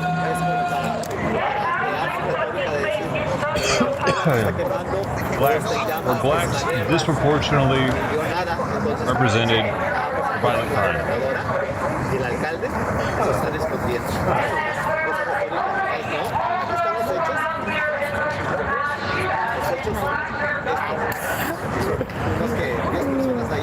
I love you, chat. You guys are awesome.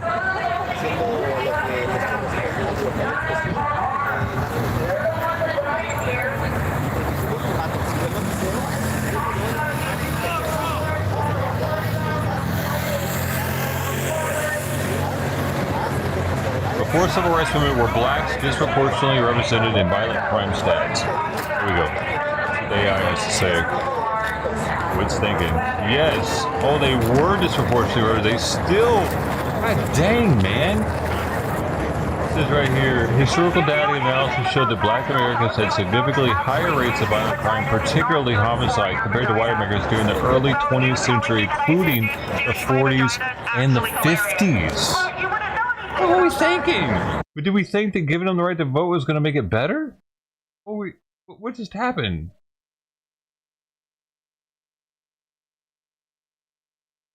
Wow. It didn't work, whatever we were doing, I think.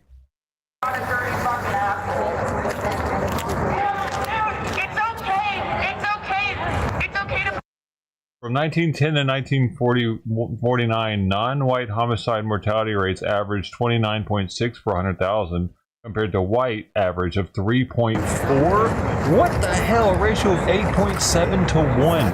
8.7 times more likely to be killed by a black person from 1910 to 1949. This is the Federal Protective Service. The facility is closed and not open to the public. 800% more likely. Vehicular traffic. Remain on the sidewalk or across the street. I didn't know that. I thought it was after they got the right to vote they started acting super crazy. So they were already acting super crazy, and we were like, "Hey man, y'all want to vote? Here you go. Come on." Who did that? Who the fuck did that?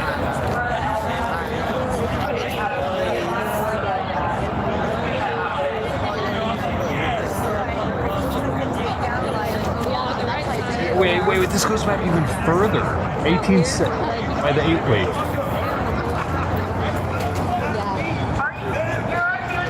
Oh, but this is saying racial disparities in justice system.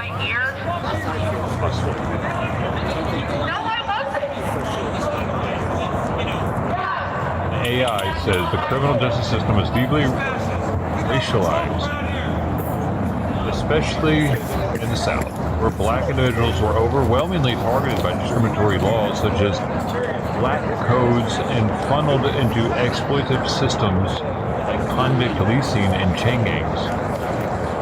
By the 1870s, nearly 90% of people under criminal custody in southern states were black. Wow, what the fuck, bro? What the fuck? Yo, I knew there was a lot of blacks in the Memphis or Shelby County jail.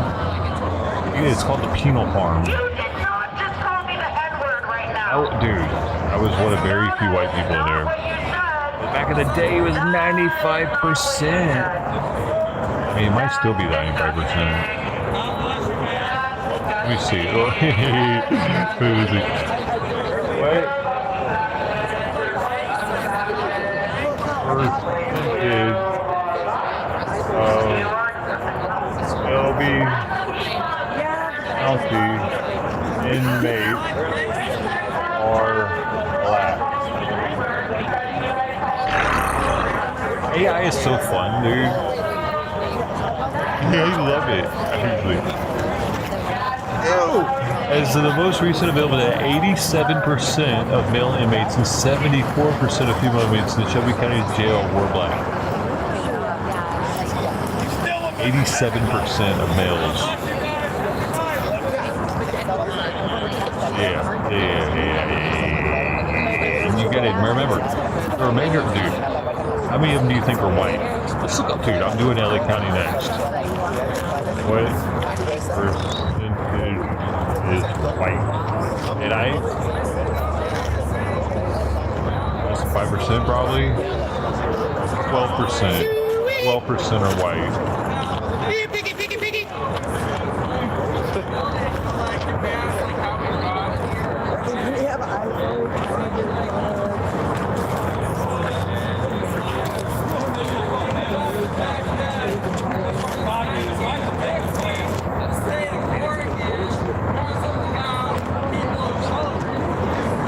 Despite comprising about 38.5% of the county's male population.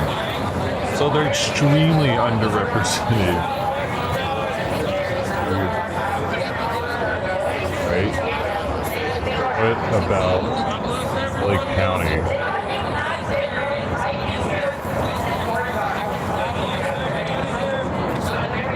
It does it perfectly, dude. This AI stuff's addicting.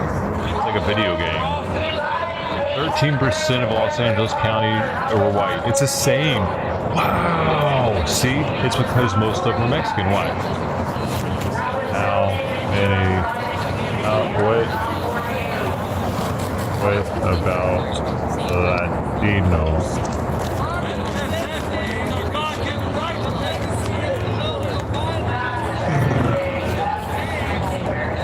%. Yeah, that makes sense. Because it's mostly Latino, but then there's a lot of blacks.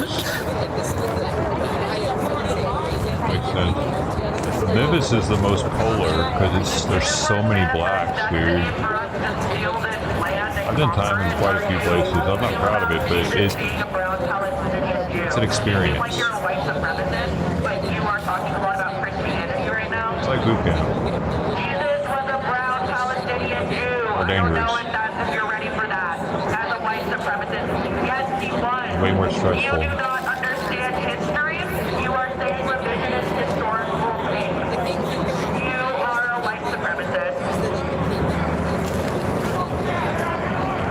Dude, him doing the whole Nazi salute thing isn't a good look. I don't care what he's doing. He shouldn't be out there doing that. It's not funny. It doesn't do anything for us. Right? Just don't do that. No intentional Elon Musk moments, please. You're not the richest man in the world.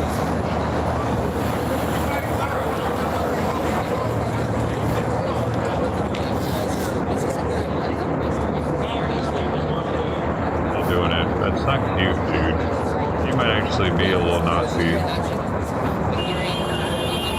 Like, my grandfather was in World War II.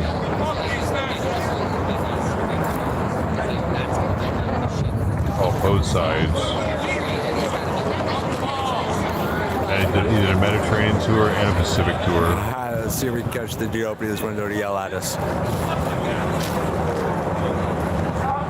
Second from the bottom. One with the blinds closed, keeps opening and yelling shit. Let's go on. You sunk my battleship. Back then the battleships were where it was at, man. Didn't have very much motion to the ocean, so you didn't get seasick hardly. It's like carriers are now. They're pretty extremely stable. The biggest that we had at the time.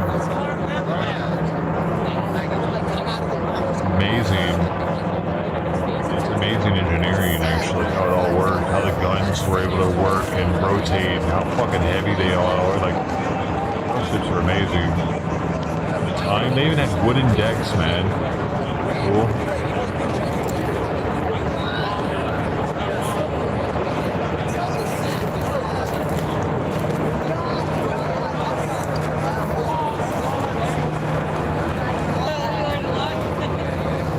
I think there's a battleship here that you can tour.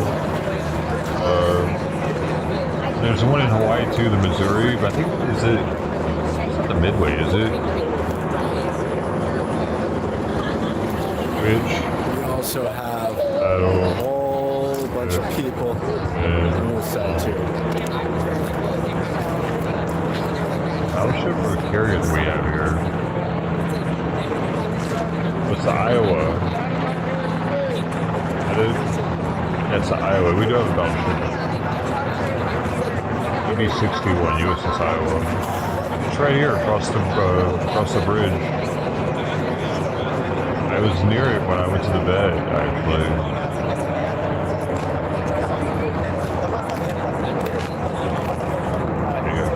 I could drive, like, next time, well, yeah, maybe next time I'll drive by it when I'm coming back. I'll have to drop him out if I take him to get neutered. Like, I'm not going to stay around for that. I'll be dropping him off. I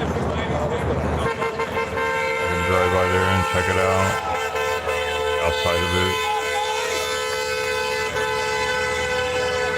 Same exact ship. Same ship. Grandfather was on.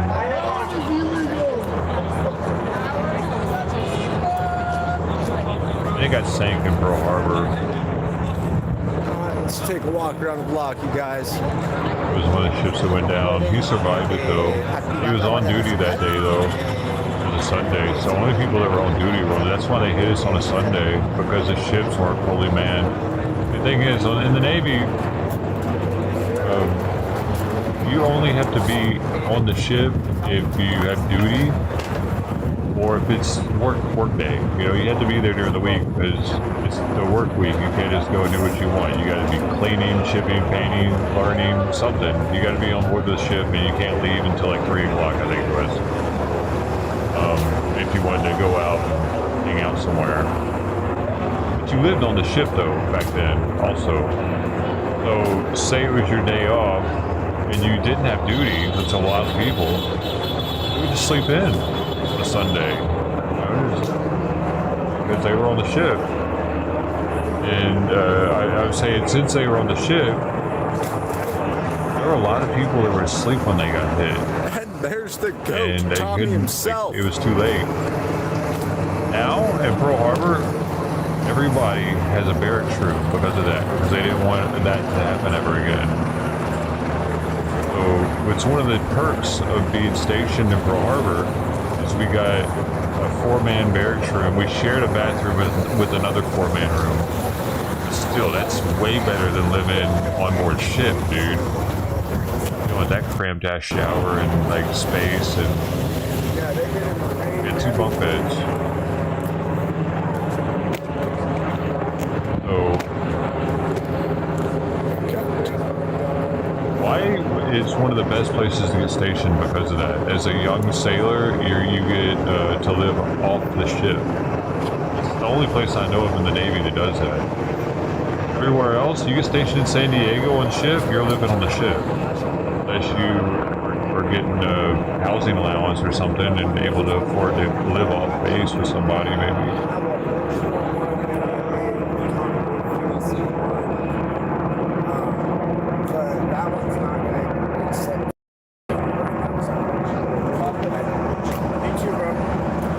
Most people, that's the one thing, man. Most people that go into the Navy, they don't get to live in barracks. Housing, I should say, because they're not going into barracks unless they're in Hawaii. Look at all this shit. You're really lucky with that. I experienced a different Navy.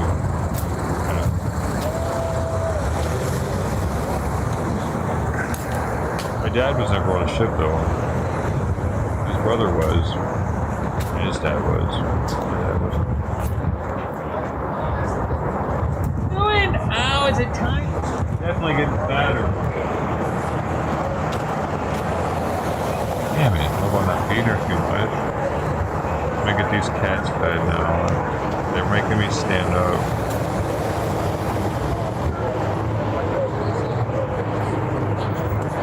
Troll most of my life. Toxoplasma gondii is deeper than my brain. I family on both sides of what? Really? I probably did too. I didn't know them. Our family didn't know them, but I had to.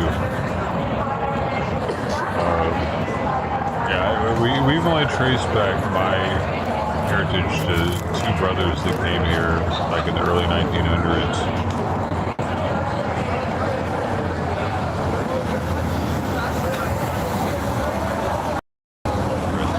They might have changed their name or something.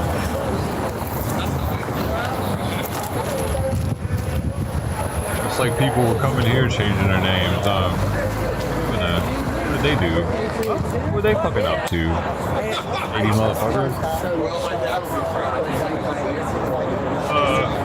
I lost my paperwork. Is that what my ancestors did? Yeah. Numbers are starting Were to they pick up a little documented, bit. bro?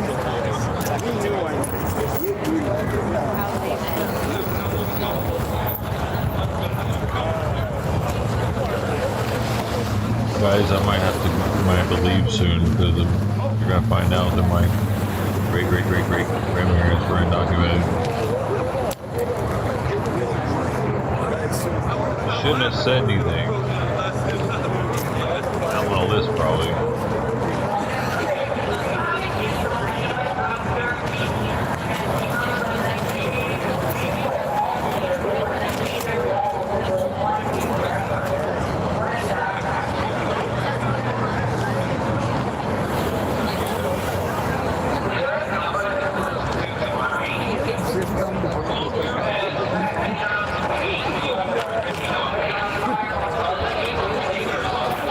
No, maybe.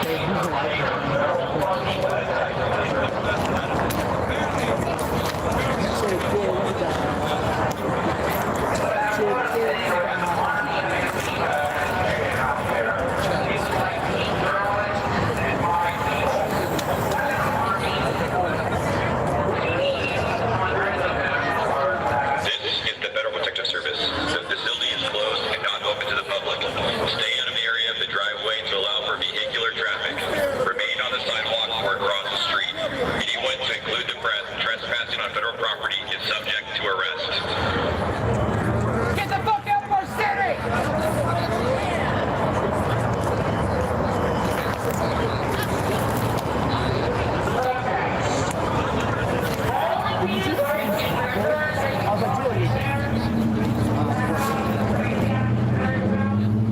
is the Federal Protective Service. The facility is closed and not open to the public. Stay out of the area of the driveway to allow for vehicular traffic. Remain on the sidewalk or across the street. Anyone to include the press trespassing on federal property is subject to arrest.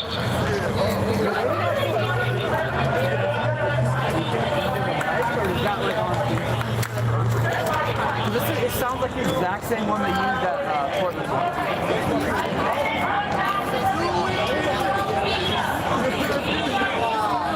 That's the Portland Bike Brigade. This is the Federal Protective Service. The facility is closed and not open to the public. Stay out of the area of the driveway to allow for vehicular traffic. Remain on the sidewalk or across the street. Anyone to include the press trespassing on federal property is subject to arrest. As a Jew group, free Palestine. Absolutely. Yeah, they've been trying to divide us for ages. It's fucked up because my mother is an Israeli immigrant. She moved here from Israel, and like her family. Rockstar, you want to sponsor me? Like the indoctrination. I'd love you forever. Like Israeli schools and shit. Like my uncle Danny was like in 3rd grade, and he'd come home from school and be like, I want to be a fighter pilot and kill all the Arabs. And it's just like it was mostly my grandmother that saw that shit. It was just like, have you ever heard of the No, I haven't.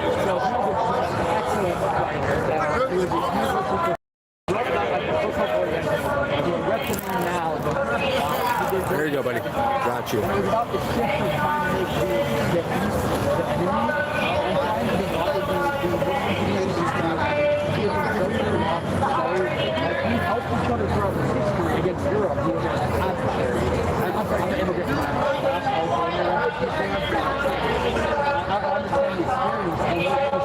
This is the Federal Protective Service. The facility is closed and not open to the public. I wish there could be more unity, but it's just like This is the Federal Protective Service.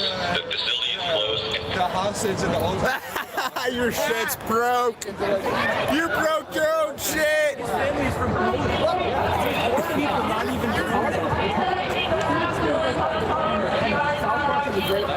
I saw that.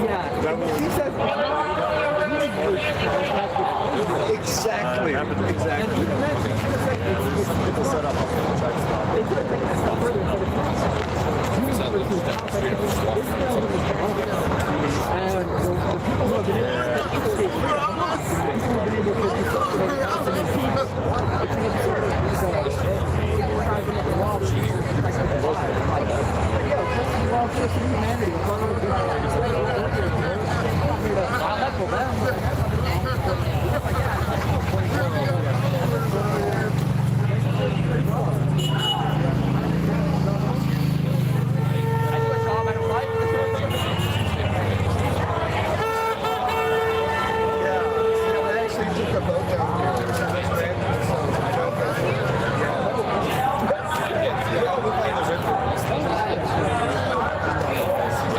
So I don't get ran over by the Corvette Spirit. Keep doing that. Then I got it.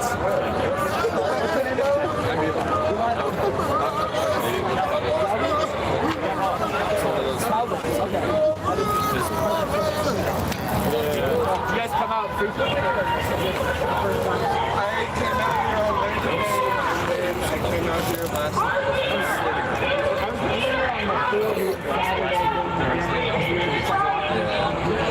I was sitting out there, I was playing a game. I was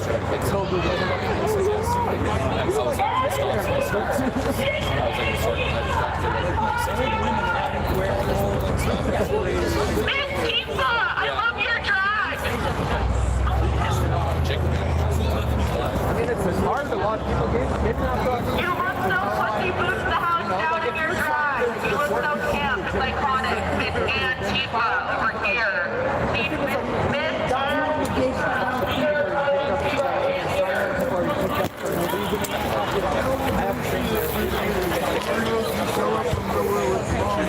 We don't negotiate with terrorists.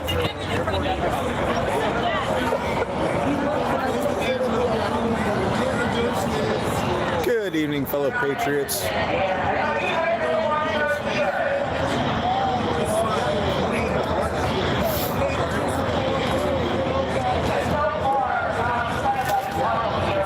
can't see it, chat, but there's a roof full of fucking heroes up there.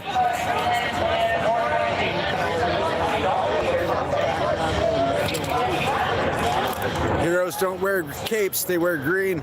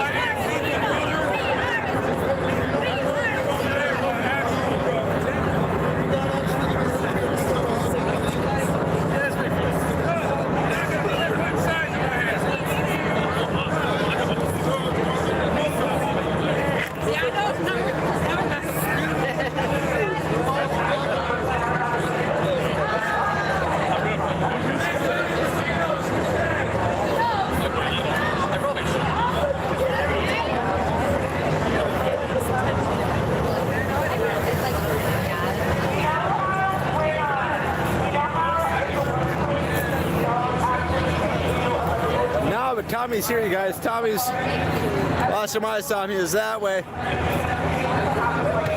Got looked for him like 3 or 4 times, found him. Was with him when the person assaulted him for his phone.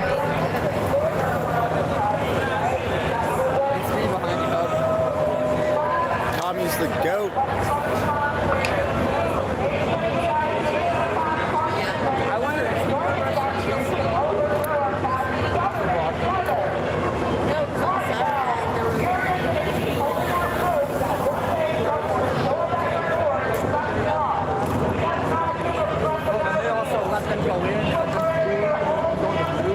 Two sides here. I have the side of America, the side that makes me money. I see green and only green.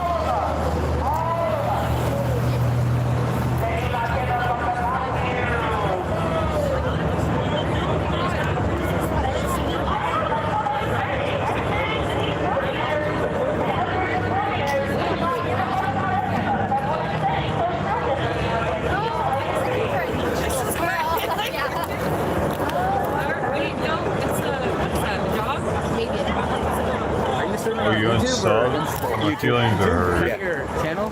Richard the Did Goat. you say something? I didn't know you were here. It's so weird. I didn't know YouTube was able to do that. SCM3331. Who you were. Emblem should be like white with a goat, and it should say Richard the Goat. Should be smoking blunt.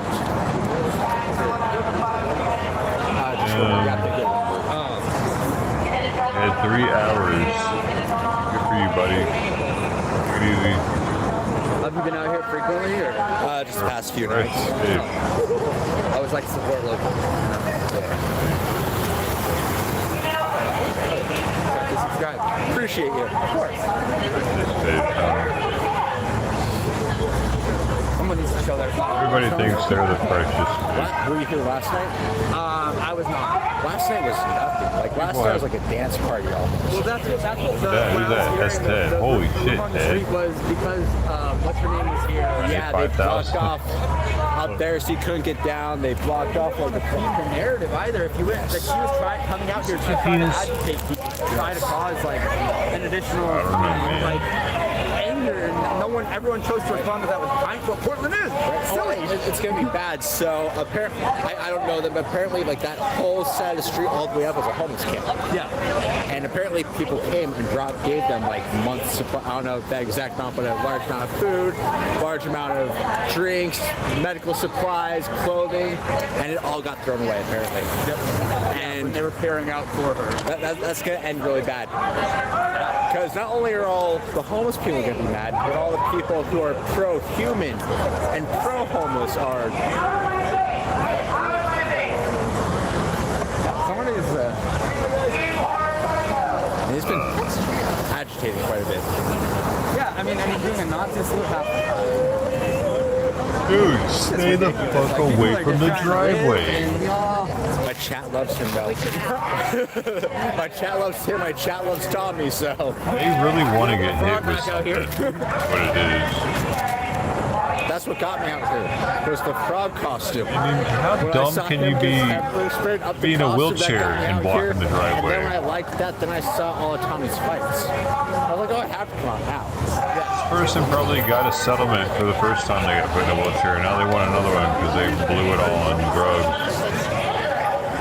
Right over me again!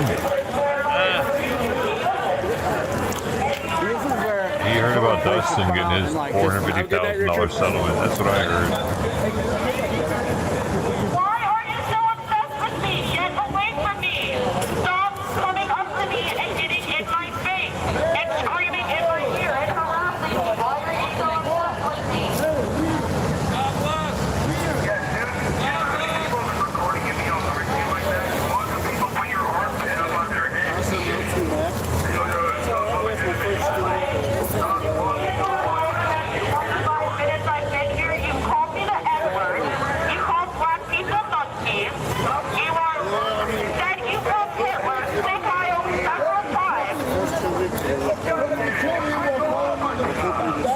Lou Maldonado. Is that? Who is that? Hey.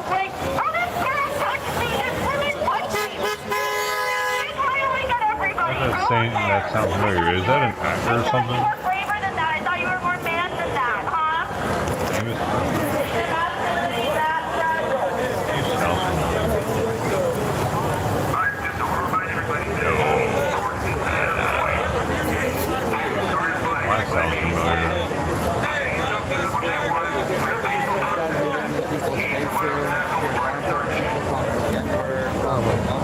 Dude, I got up way too early this morning thinking it was going to be that Twitch thing.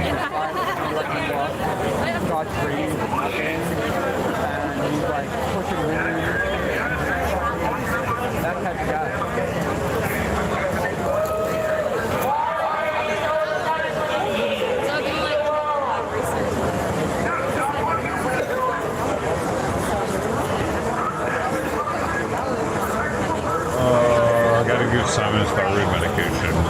I'm appalled. What's stupid is the night when nothing is going on, I caretaker have in the the world. most No, I'm viewed not. people watching Really ever. not. I mean, nothing goes on usually. And then the two nights I was here where shit was going down, nothing. I had 8 people watching. But now that's boring and pointless. 766. What the fuck?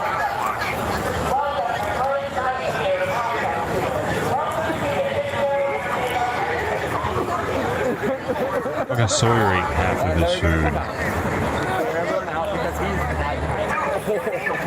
So tired of trying to get him to eat, dude. He's turning into Simon.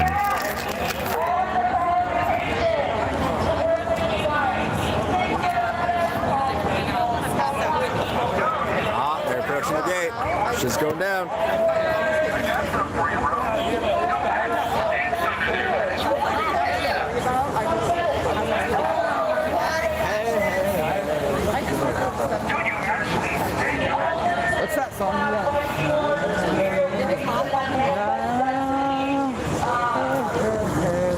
Goodbye. No, they got word from them.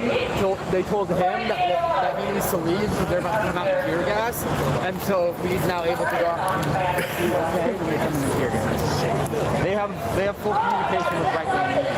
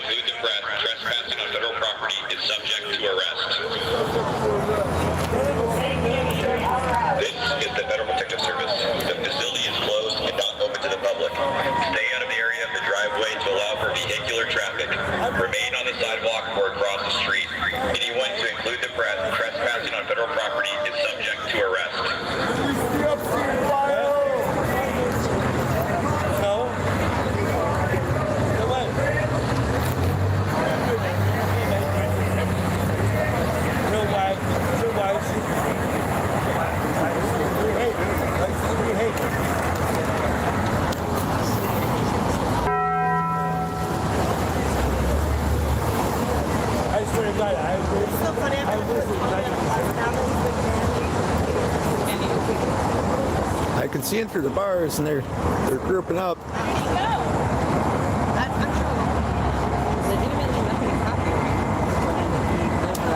The only reason is that they have a car coming in, and they need their car to get in or out, and so they're going to clear out the area, let their car in, and then go back into their cage. Everyone here is in sneakers and a hoodie. This is the Federal Protective Service. The facility is closed and not open to the public. Stay out of the area of the driveway to allow for vehicular traffic. Remain on the sidewalk or across the street. Anyone to include the press. Dude, he's not eating his food. I don't know what to do with this kid, man. It hasn't eaten really any of its dinner. Trying to transition him to something else. He wasn't eating that one very, like...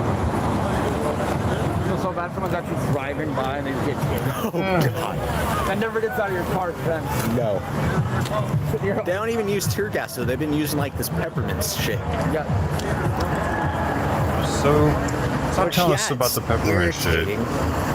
Mildly, but it's not. I don't even know if I believe you.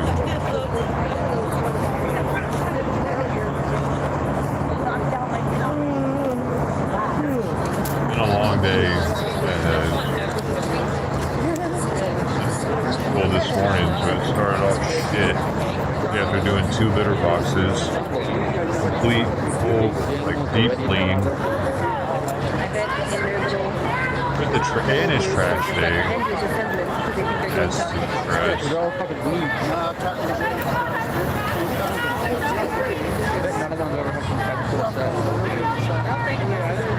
Not going live this morning though. That was. And if they do, their partners would definitely don't know what they're here. So that's why they're masked up.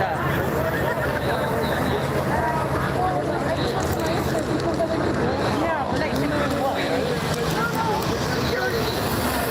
Chef and oven baker or whatever process. I think when I watch that Diablovich, that I get more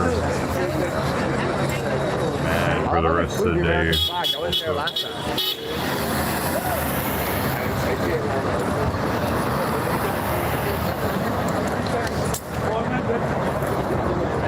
You said we got a problem. What happened at 750? Was she, did them continuing to get on the desk? It's not my fun here.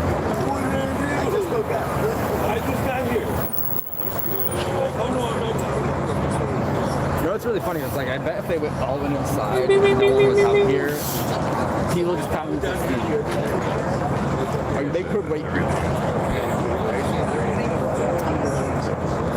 Oh, I wish he would just eat. I don't even feel like letting him out again because he's not eating.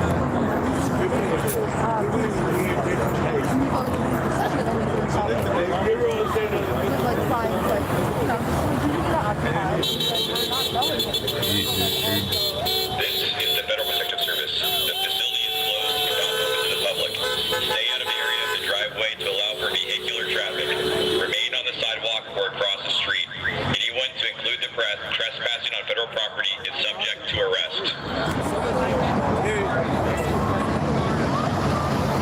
Yeah, arresting the press is insane. You should be allowed to do that.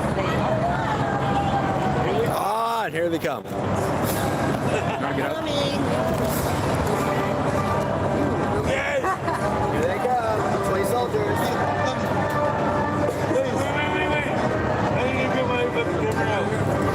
Captain, you want to get up? There's a time to get up.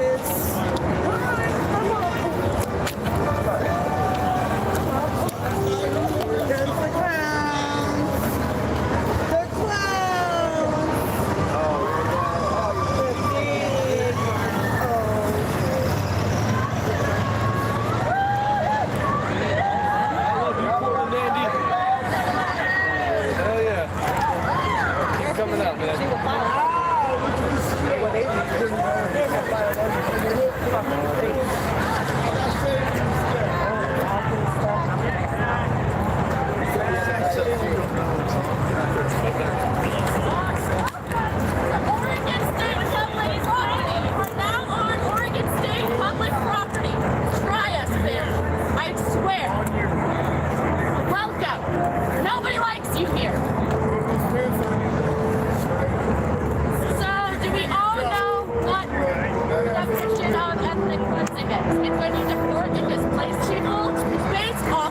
Ethnicity.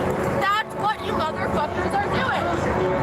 You are ethnically cleansing people. That's what you are doing.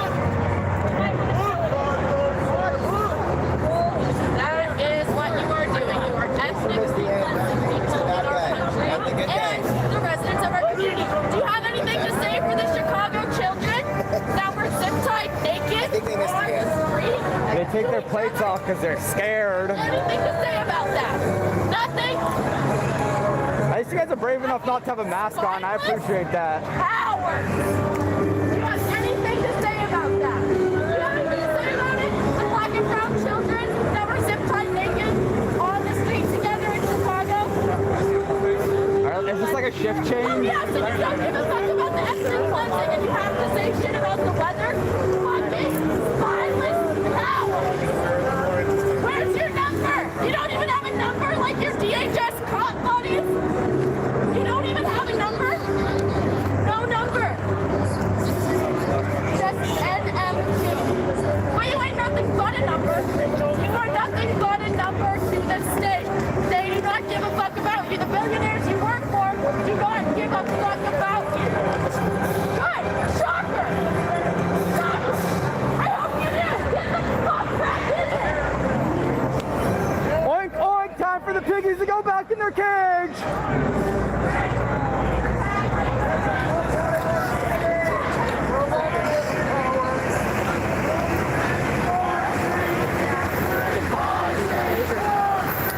Our streets. Our streets. Our streets. Boo! Your mom must be proud. Unless she might be racist. She might be with them. I don't know. Considering how their age, I mean, their probability says.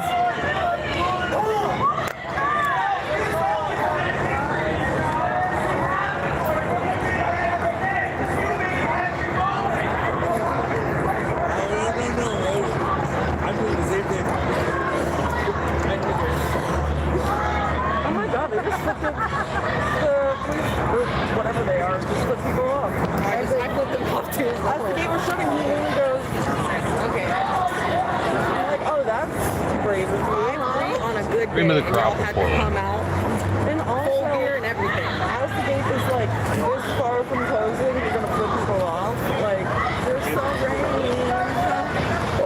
the thing. None of these.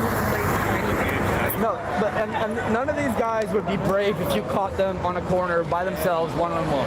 They need their gun. They need their friends. They need their things to be really brave people. Being brave is being here, not being over there. There's brave and there's crazy. Crazy.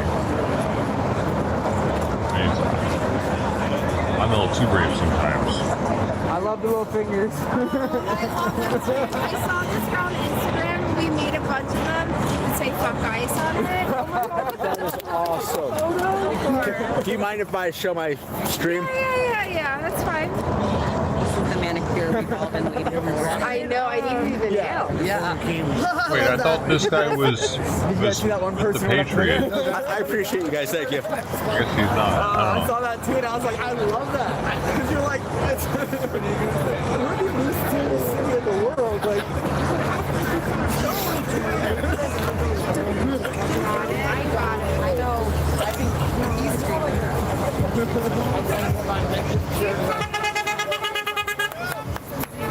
They're just not really funny for some reason. The leftist protesters, in particular, like leftists can be funny. They're like, Jerry Seinfeld's probably a leftist, right? He's funny. Like, I mean, I dig Seinfeld. It's got some funny things in it that make me kind of chuckle. Family Guy? I think it's a leftist, right?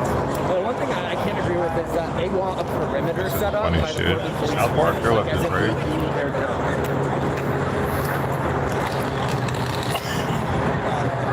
We're funny sometimes.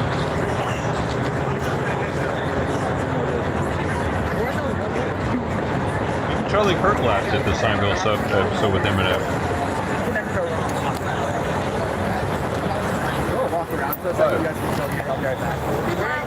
Leftist protesters are never funny.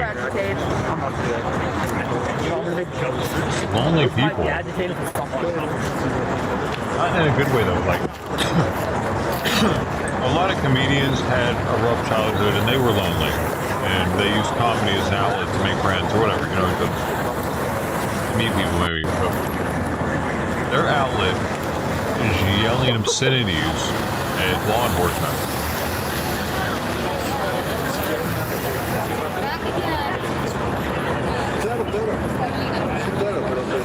We're making friends. We're finding their people.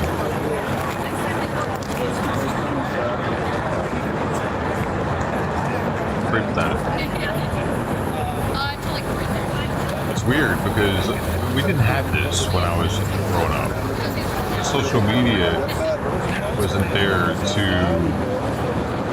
grow it. That's what it does. If these people that are out there streaming, they're the ones that are helping to grow this shit. They're telling people that this is happening. Yeah, but hey, like, how would we have found out that this was happening? The news. That was the only way. Word of mouth, maybe. Someone calling you. Hey, man, you hear this shit's happening down there? Oh, no, I didn't know. All right, I'll see you there, dude. That was it, though. Those two ways. When somebody that was new and was going to call you and let you know, or the news happened to be there. Now, you could probably just go on YouTube, and if you live in Portland, it might just get auto-recommended. Because he was doing that for them. They weren't doing it for the People's Convoyers, though. For DC. Why did he leave us? Too boring for him?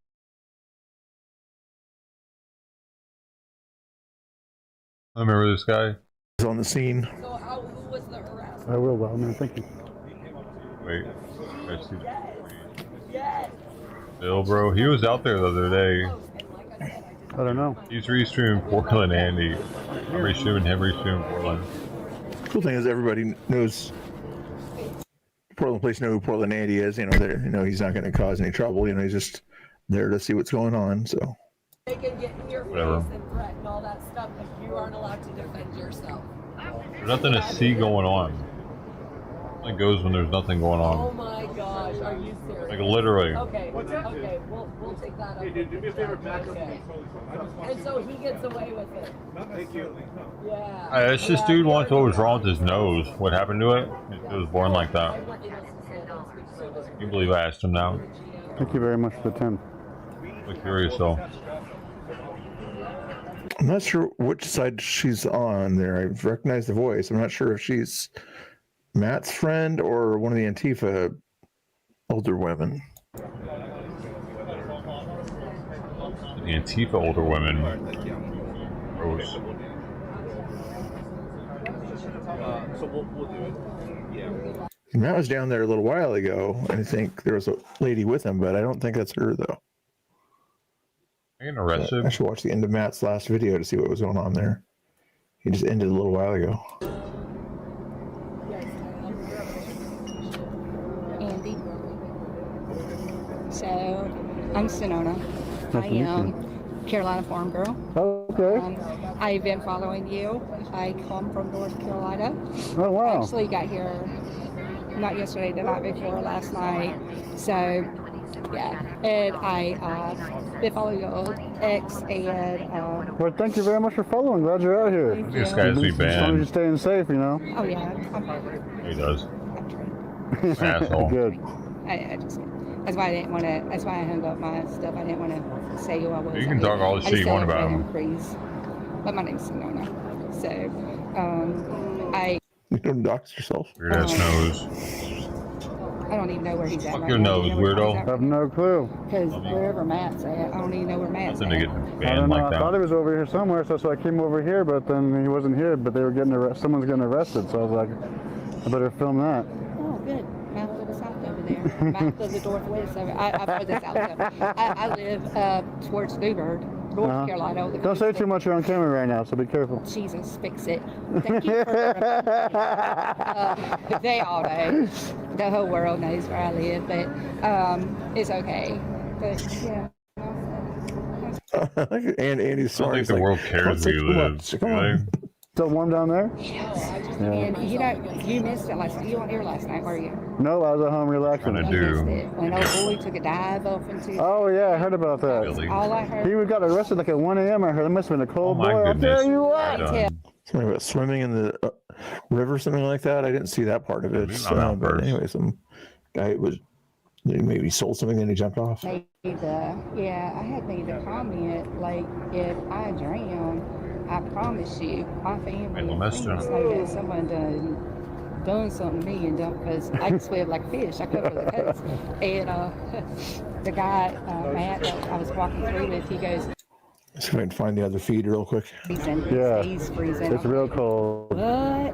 So, yeah, then we were looking for him. Not we were walking just looking to see what they were doing. Right. It's like, because I heard him go down, go, Oh really? yeah, the briars were getting Oh good. man. And I was like, oh my, that's well, all of a sudden, you didn't hear nothing else. But Tommy's on Twitter, I think. And then you didn't hear, and I was like, yeah, he's hiding up in there somewhere. Yeah. But then they were looking, and I was like, well, they're either looking for him or a body. And they did find him, but you know he had to be freezing. He must have been he freezing had to, his 'cause it's ass off. right here, where we are. Yeah, it's right over there, right? I gotta stop talking about it, you guys.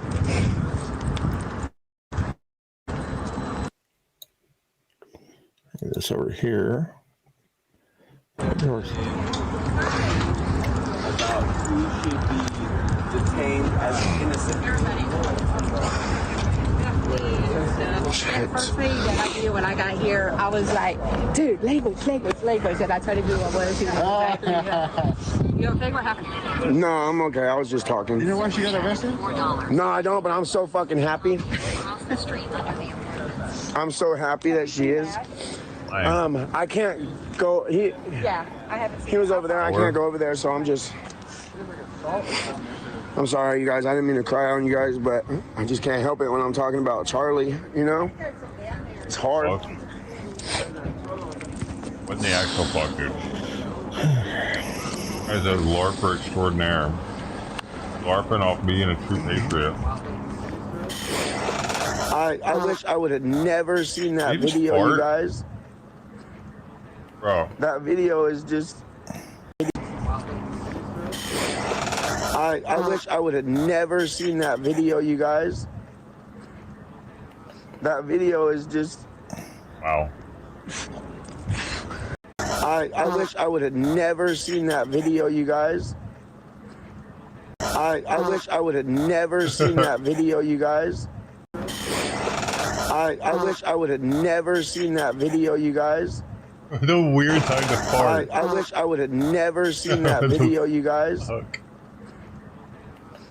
I would have never seen that video. I wish I would have never seen that video, you guys. Nobody in this chat said anything about it either. What's going on, beer guy? Nice to see you. How you been doing? Nice to see you. Hopefully you're doing good out there. Right now we got Tommy Boy. It's kind of sad. I guess maybe he hasn't seen the first time he saw the video of Charlie or something like that today, I'm guessing. And supposedly he quit his job because Antifa found out where he was. Allegedly, I haven't heard that from the horse's mouth yet. Why am I talking a lot about horses today? That's weird. And there's another glitch here. Twitter videos usually do good, but sometimes they glitch out for some reason like this. Not sure if Tommy's having issues or something else, but I guess that means we'll go back to Portland Andy until that when I hear it cleans up there. I'm going to do it the old-fashioned way because I don't have a fancy computer system or program. I was a sonar tech. We're going to walk down there for a minute. You guys want to keep an eye with Tommy? Yeah, cool. Our emblem was a pair of headphones or for our pen. Portland Andy doing his thing out here. How we doing, guys? Tam Tam in the house. Rating symbol. Hey, Tam Tam, you sometimes watch Portland Andy? Sometimes I see you in that chat, I think. Nice to see you. Nice to see you. I just kind of like the fact that he used to restream me all the time back in the day, right? So I was like, only fair that I get to restream him once in a while, right? I think that sounds fair. Getting over the flu. Oh, I'm sorry to hear that, your guy. I'm sorry to hear that. Sorry to hear that. Here he goes here. An arrow through it or something? I've driven on this road here. I haven't seen it forever. Everywhere, dude. Yeah, they finally. X got it. Yep. My old. Hey, get in this lane here, and I was trying to head south, and I'll see if anyone's being harassed anywhere around here. I don't see anything happening.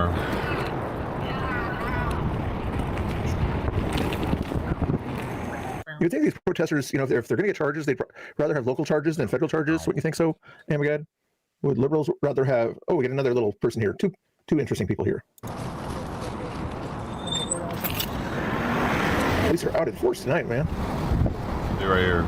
The set of headphones with an arrow through it. Artec rating. We got the Muppets coming in here in a second. It's 15. Like acorns on a string. Oh, whatever.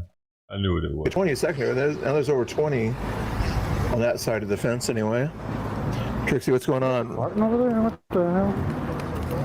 Oh, I'm not farting, Andy. Calm down. I'm not farting. Somebody else might be Trixie. farting. I'm not farting. Oh, I love it. The cow's here. Rather cow and a rat. Trixie now. Oh. Yeah, the 233 hours on de-escalator Twitch. is out there again, guys. I'm not sure how old he is. He just looks like a Santa Claus. That's one of his viewers right now.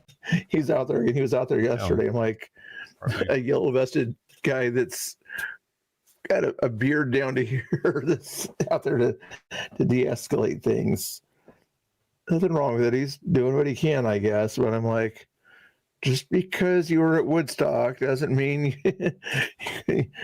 you wanting peace now is the same thing.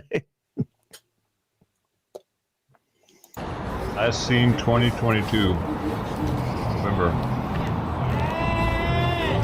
That's not being mean. You guys think I'm being mean by saying that? That's not being mean.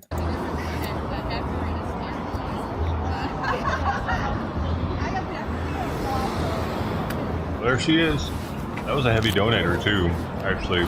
Well, one thing, at least the protesters won't be able to yell at any people upstairs, besides the ICE if they go up there, because all the reporters and everything are in Washington, D.C. Interesting. He was anti-People's Convoy. They're on every corner. I'm afraid to drink a damn beer out here. There's so many damn cops. They weren't all Democrats. We're going, whoa! Okay, that's what I'm doing. I sort of want to do what Portland Andy does here. He's got his situation with the camera on his thing here that's doing the broadcasting. He's got his microphone, probably a wireless microphone right here, so you can talk into it. And then he can sort of view his chat on his other cell phone at that point there too. So it's he's got everything connected there. BCP. What? No, Did he You come mean back he's there got tonight? everything connected? I'll believe you, beer guy. But if I'm right that he's not there tonight, then you have to say that I'm right. I was doing you're that wrong. back But in let's 20. see. We'll double check him real quick here. It's really not that phenomenal. Keep an eye. We're spinning the next block. We went the other way. We didn't see anybody. 2019 so actually. I got to stop on every damn stop sign and everything.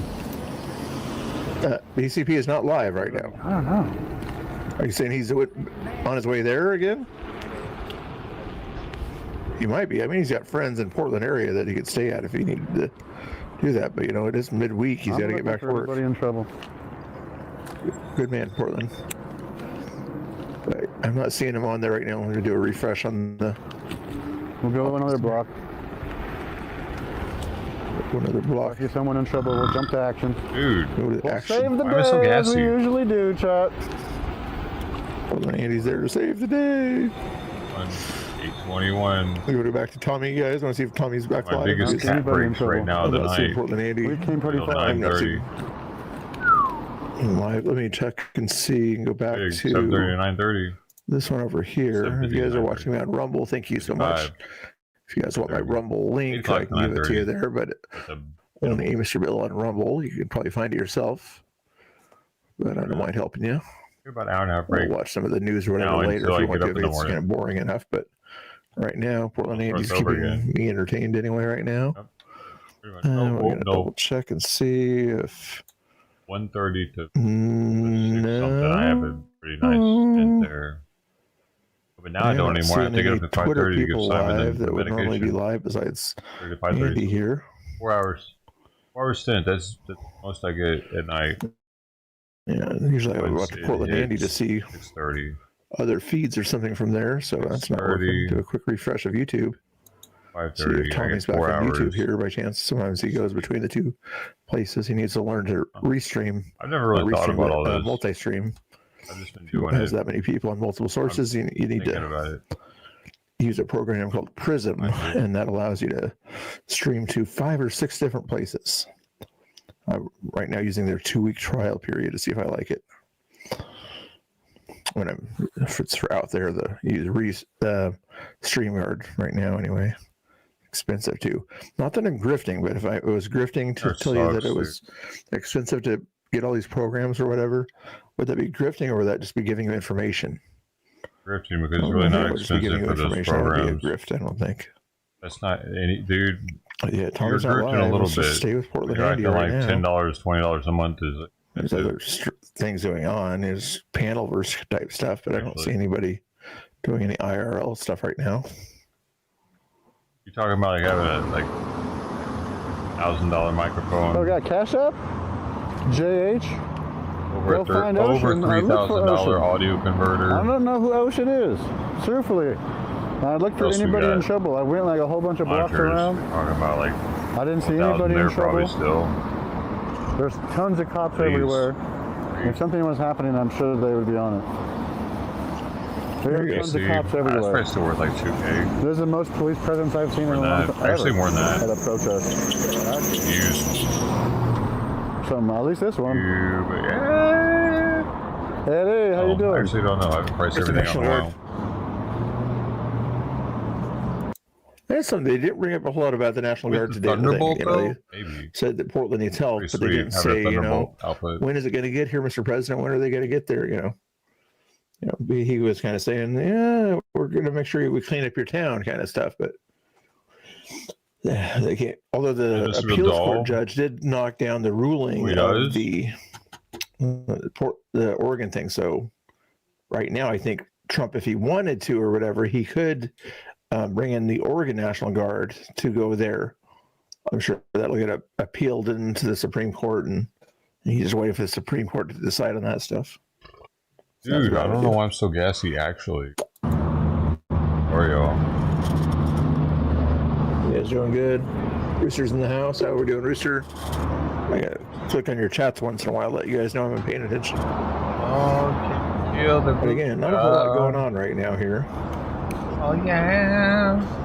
You know what I could kind of do to be kind of a cool guy here? You remember when the Gaza rooster... Andy's video right there. Go check out Portland Andy's.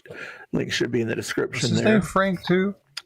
You know, he also puts it on the screen here for you. Was that Well, fucking Rooster's name Frank too, audio dude? from the like my bookmarks on the news here. How about that? Outdoor cool cat. multitasking thing, huh? Steve. I know how to multitask Okay. once in a while. It was like a This basic audio name, though. You're going to hear Very Jack common Wasebnik interviewing Katie Davis. Played the Rooster song. When he was roosting, it was perfect, dude. It's an honor Prayer to be to call here. had I'm just healing ended up. or I was on something. your show last week to talk about Antifa giving me a black eye. I am thrilled to be invited to the White House now, and I want to start off by thanking President Trump for officially designating Antifa a domestic terrorist group. It's much needed, and I cannot wait to see what the administration does with it. It was pretty sick. No, and I think I only did it one it's time. amazing to see you, to hear, but what happened to you was absolutely horrific, and it shouldn't happen to anybody. It certainly shouldn't have happened to you. Like they're getting bombed and shit every day, but that Rooster's still staying alive. You needed to. What did they say specifically? What were the injuries that you suffered? And I can see you even still have those So I have a injuries. black eye, I have a concussion, alive, and man. an eye hemorrhage. I have So faith. I've been hanging in we there. got I've a been trying to fucking power rooster through. in my neighborhood. I I was heard it not this going to turn morning. down Go an invitation to the White House, but like political 7:30 violence in the is morning so or extreme something. in the Pacific Northwest, specifically Portland, and the federal intervention is desperately needed. So I think we're going to try to plead that case to President Trump at this roundtable. That was before the roundtable, so that was very cool. First of all, I like watching other restreamers to see how they do it. See what else As you look for compared to me. Ocean, And plus, whoever it he makes is. so I don't have to do Oh, shit. thank you. No That's hands, sweet of ma. you. Thank you for the very generous Cash App. And thank you for using Cash App. Just because you look for Ocean, whoever he is. That's sweet of you. Thank you. Not grifting or anything like that, guys. Not grifting. Like I said, because I'm not a grifter here, guys. Some people consider me a grifter, but like it says down there somewhere, it says non-grifter. But just letting you know, information-wise, I do have a Cash App also. He's gained weight, So, dude. you know, I have a Cash App. I think it's only face. Mr. Bill, something like that. Anyway, not that I'm grifting. Okay, not grifting. I swear something happened to his nose, though. I asked him, hey, who was here when I asked him that? What happened to your nose? Anybody? Everyone missed you.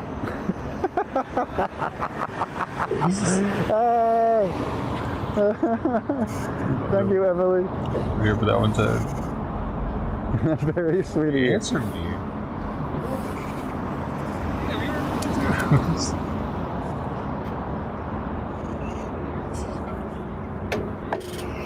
Just genuinely curious. I thought something happened, like there was an IED or something. I know you want to drink one of those beers, but don't bud. That's Nothing. how I you was get like, syphilis. I ain't touching those dumbfounded. beers, bro. You know that's right. What do you know about mouse? Oh, never mind. Never mind. happened. Yeah, this is interesting conversations there. Mr. I don't know. Jet I Setter still don't over know if there. I believe him. I don't want to take too much of his quality content here, so let's go back and check out some of this other. Such an one of these guys interesting here, shaped nostril. I recognize the guy's voice. Talked to Mondani today. And I'm not laughing at the fact that he has to deal with that. I'm laughing at the fact that he said he was born with it. I don't know if I want something to eat. What? I would like something to eat. Let me tell you something. I've never seen anybody else born with nostrils like that. He didn't say I was born with this. It's a defect or anything. Hey, Mr. Mandandy, I got this. This is my. He just left it that I was born with it. You're not welcome here. I'm like this. You hate Jews.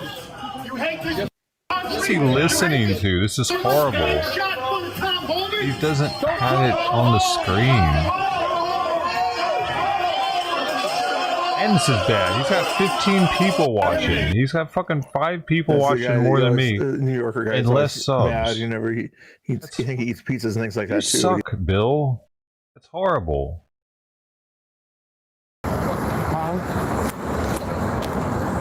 God, he sucks. He's banned me, so I don't fucking feel any pity for that idiot. If he bans me, you can suck a cock through your weird nostril holes. Making money, asshole. Hello. Live a cock, bitch.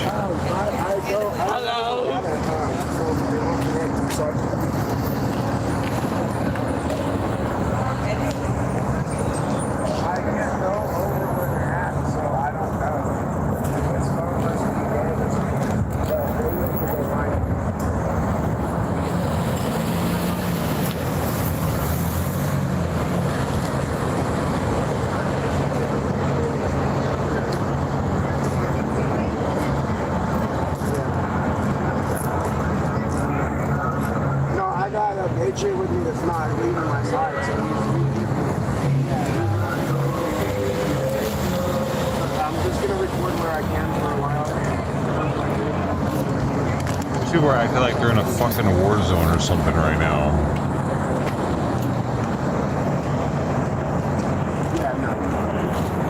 Yeah.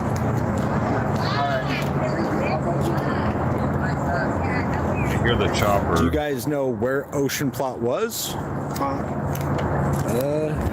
So I try to say. What's this Ocean Plot? I know they went to look for him, but they haven't came back yet.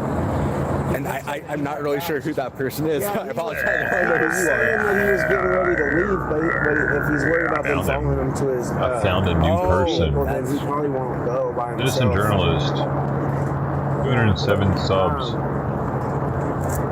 Guess what? Not one of them, you little piece of shit. I'll kick you around on the ground, son. I'm sorry, that's a quote from Major Payne. So they're not gonna... I'm being good. He was gonna rip the kid's dick off and kick it around the ground, son.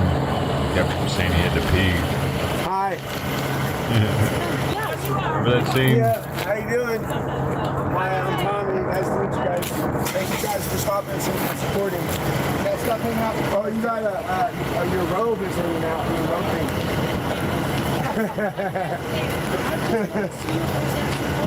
Yeah. Thank you. No, you're amazing. You're amazing.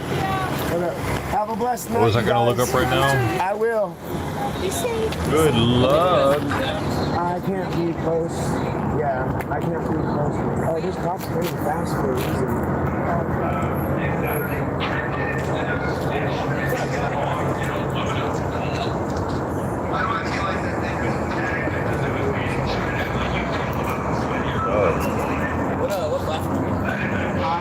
I'm not on it anymore because I'm running for dad.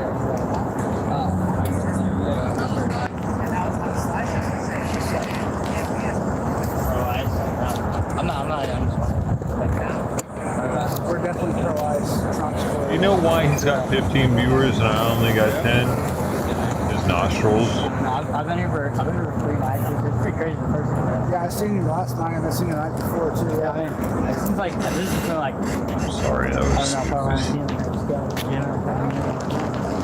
know I got some pretty nice nostrils myself. Yeah, after yesterday was pretty bad. So imagine, yeah, a lot of people last night. It's not gonna stop. You guys find Ocean. It's always like, turn you. I caught her assaulting somebody on 4K live stream. I just walked over to the cops. I was like, man, I'm gonna dark on you live on YouTube. Yeah, Somebody in this guy's chat's name is Scooby Jew. Okay. Hey, Scooby Jew.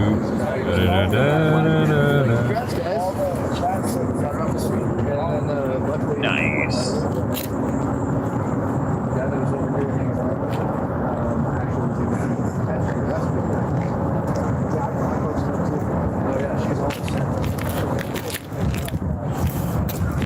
Have a great night, you guys. You leaving? Ready? Have a great night, Tommy. Butthole. No, I'm gonna head back that way. I thought you were just taking off. You said so. I was good to go. I'm probably gonna make your percent probably. All right. Thank you for coming out, bro. Of course, I appreciate you being out here. Yep, I'm gonna be out here more. Legitimately, your videos got me out here. I see. That's a patriot. Why? Because you want. I'm so happy That's not that a I can be patriot. He just said he's only out there to make money. Appreciate you. Thank you. Proud, bro. Thank you. What a patriot is, you shitbags. Like these fucking bugs. Like a patriot would have wanted to be out there to document that what the Antifa was doing and shit. But this guy that we're with right now has said multiple times, and he's all about the money. He's out there to get paid for streaming, this and that. Like, he saw dollar signs when he saw that dude out there. He doesn't know anything about politics. He didn't even know who Chrissy Nome was. The grifter, that's it. Yeah. Now, this dude, mega grifter. Larfin is a patriot. He's not a patriot. A patriot would know at least who Christy Nome is. or at least want to know who Chrissy Nome is. He was like, yeah, there was some lady here. So he wasn't like, hey guys, who was that lady who was here yesterday that was really important? Like, he would want to know who the fuck that was if he really cared about being a patriot. Why he'd want to know why she was so important. Why, like, why she was here. Something. Maybe even who her counterpart would have been in the previous administration. Or, who was her, Concealed carry, I'm fine. So create the word for it. Pundit? Something like that? Not the right word, but something like that. Mind if I look at your helmet for a second? The person who held the office before her, which should have been Mayorkas. You just see the stark difference in the two. It's astonishing. Like, wow. And he was hard to look at, too. He was an idiot. Acted like an idiot, so he didn't have to answer any questions.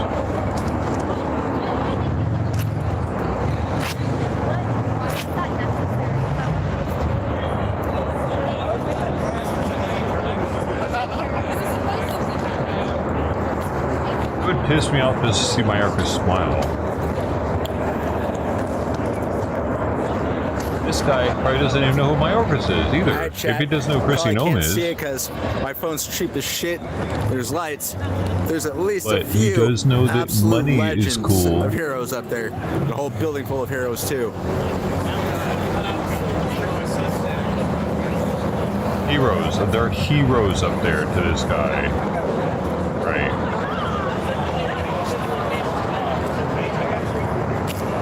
Everybody's a fucking hero, though, to this guy. So, there's that.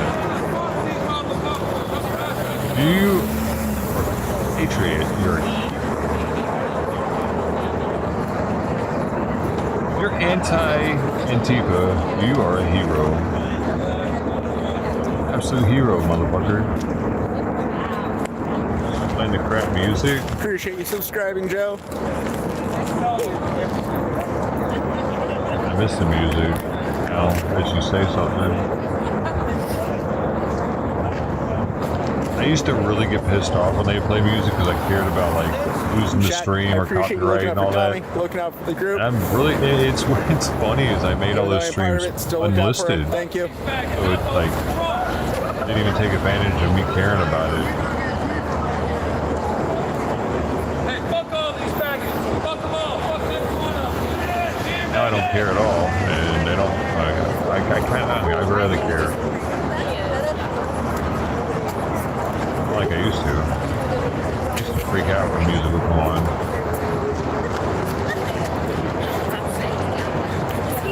I'm not near them anymore, you guys. They're way or that way or that way. They're talking, taking care of stuff. I'm sure someone will be on soon. Who's here? Waterfront.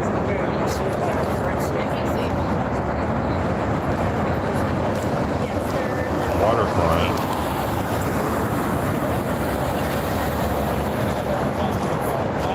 What's that about?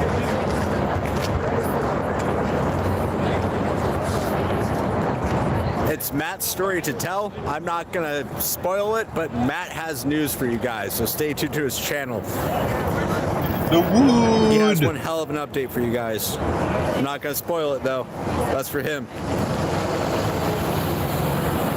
He got his dick wet.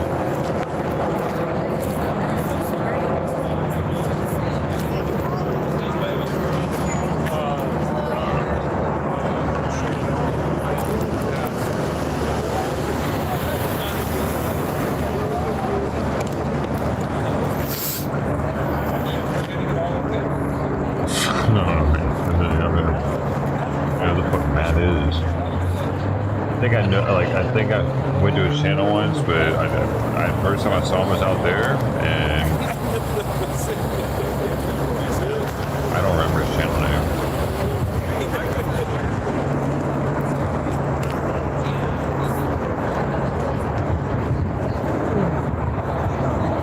That's it. That's all the cops went off too. There's only like 3 of them there, so. I don't really like going to the big ass streamers like that and hanging out with them for some reason. I don't know why. I prefer to be with the smaller streamer. At these things, at least.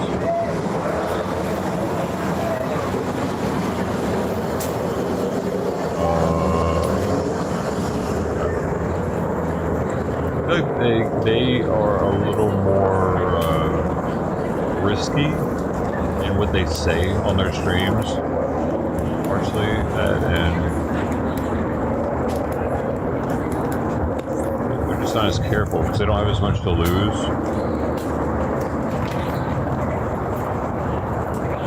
All right, chat. See you ask so nicely. We'll go back to Tommy. Oh, there he is. There's Oreo. Driving to Portland. Y'all, who was asking about Oreo earlier? What you want? I got what you need. I got what you want. I got what you need.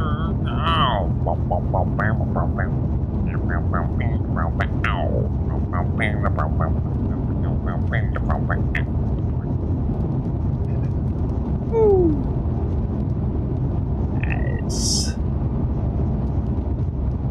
So, it looks like he's only been live for 28 minutes. 32 miles, Portland, 400 miles. There it is, 400 miles to Portland.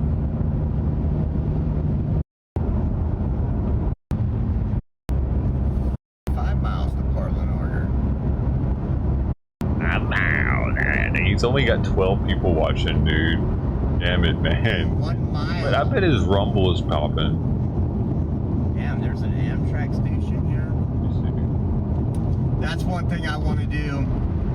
Maybe this summer, maybe next summer, but have a family trip that we cover going from the West Coast all the way to the East Coast on Amtrak and showing everybody some of the most beautiful scenery you've ever seen.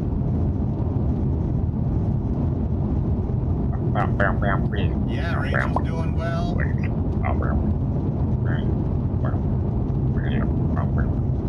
He does say he has 198 people on Rumble, so yeah. Probably where most of them are. He might have a Facebook too, I'm not sure.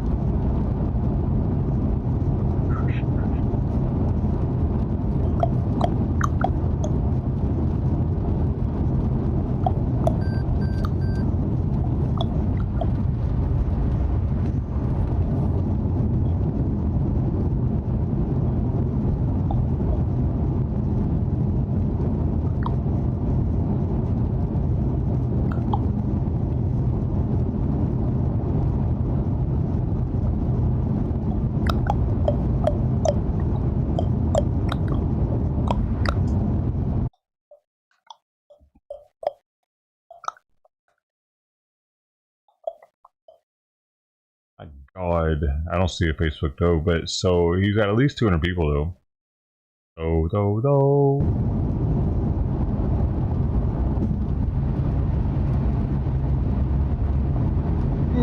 Alright. I guess I should let him out of his cage for a little bit longer. I'm gonna take his food out.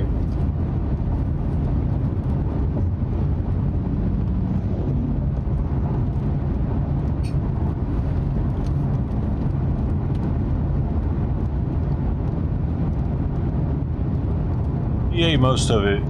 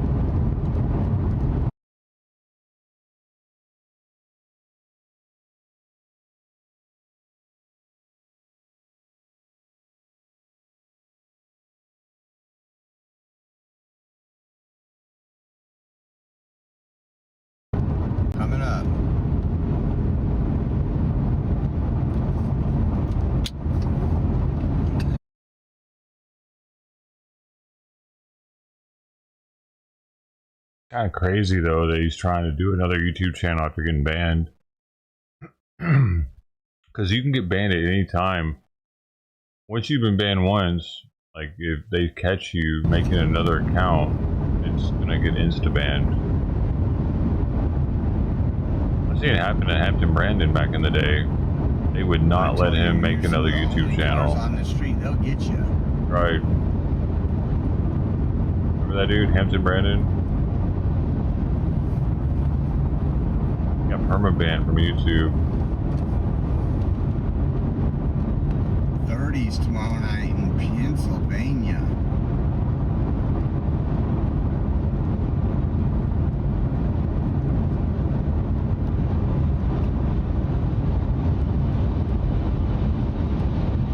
You don't remember Hampton Brandon?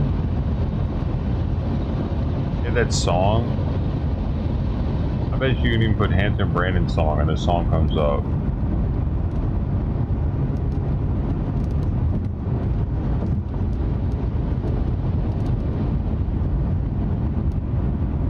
I didn't even spell song right and it came up.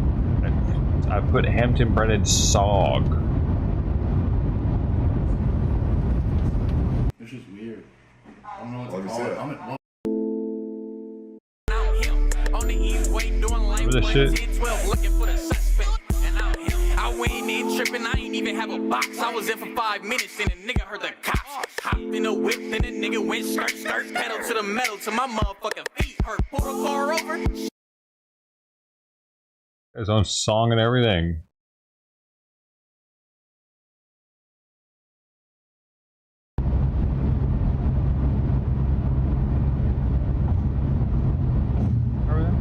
Yeah, that was old school. Says, I hope you brought rain gear. I'm gonna stop and get a poncho. I was looking at that. It's gonna be raining. Good old Portland.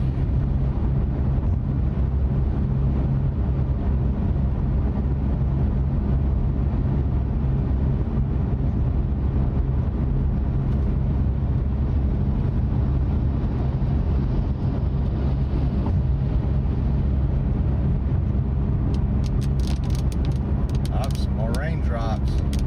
His fur is so soft, dude.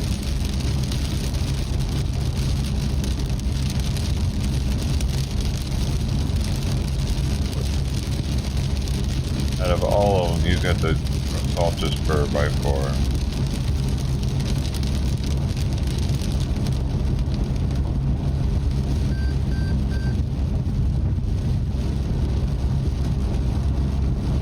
Made it through a hot summer too.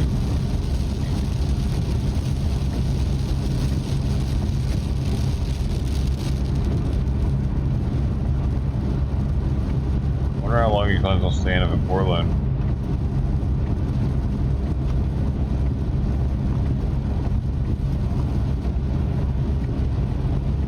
Gosh, I gotta click nice that. little Toyota truck right there. Perfect. I think it's Toyota. See with that van that he got people to fly for him.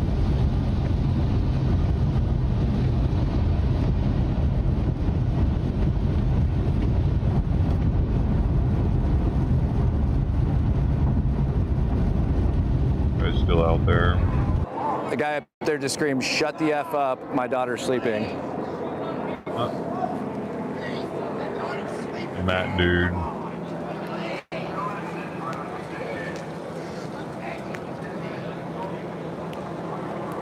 Do you guys enforce the noise ordinance? It wouldn't start until 10, but there's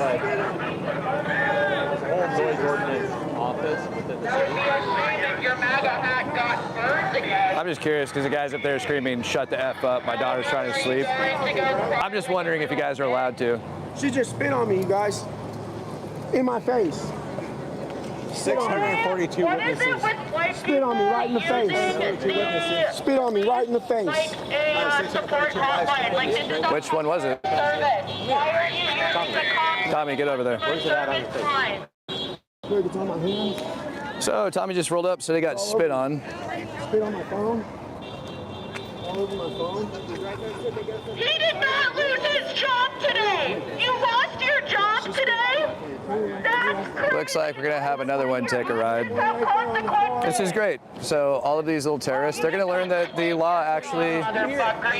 Tommy, chill out and talk to the cops. And being a white supremacist, that's why you got fired. Are you telling a trusted adult because you're afraid, because you're a little skilled? So again. Well, I'm gonna stay here. You cannot be for real. This is what's fun. What's amazing, and this is why you guys are like, why do you do what you do? Well, this is why we do what we do, because these idiots actually think they run the street. The other night on like this, what you want. She's about to understand how the law works. Unconscious. The law is applied equally. Somebody touched you, and now you're crying like a little bitch over there? They try to save. Oh no! The law applies equally. Mindless coward! They're like female children, on the really. megaphone. When you actually start thinking of them like incompetent So, that's children, how you know or just they're people weak. that were never raised correct, makes life a lot The easier. female's been on the megaphone for like 2 hours. She's upset because she has to walk away. There's no man over there willing to take charge. This is a white supremacist. He's been sick. Uh-oh. Hey, buddy. Well, hey. Tommy, get back over here. Don't go over there. I was just gonna go right here across the No, Tommy, wait right here. Why are they gonna treat Tommy like a toddler? Ownership of the First Amendment today. You get traumatized when I read it to you. Notice Isn't how Tommy the one of the neighbors were telling Rugrats? that idiot with the megaphone to shut up.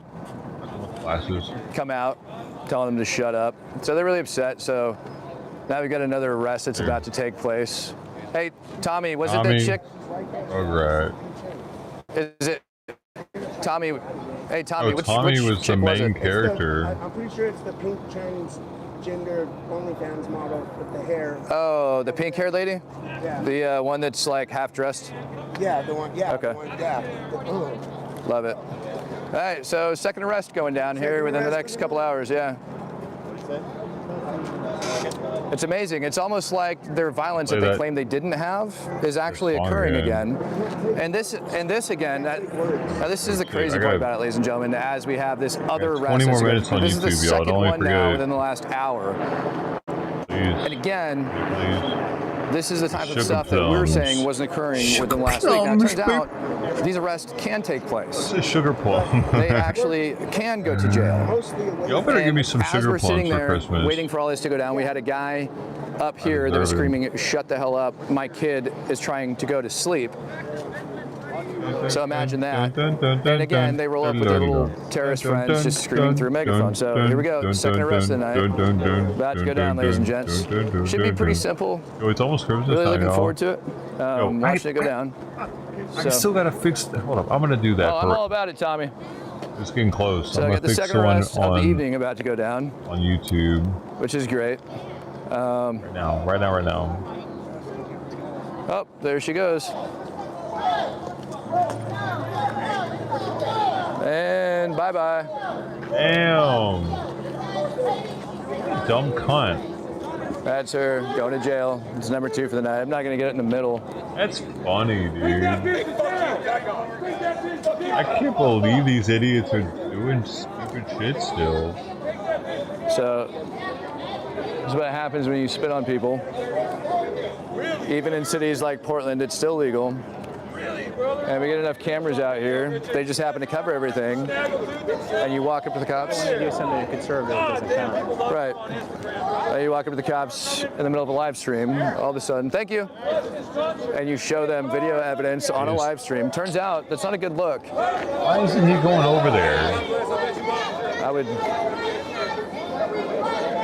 Okay. See what I'm saying? The fucking guys with too many subs that don't take risks. The cops are arresting somebody right now, and the protesters are really upset. I'm fine to go somewhere.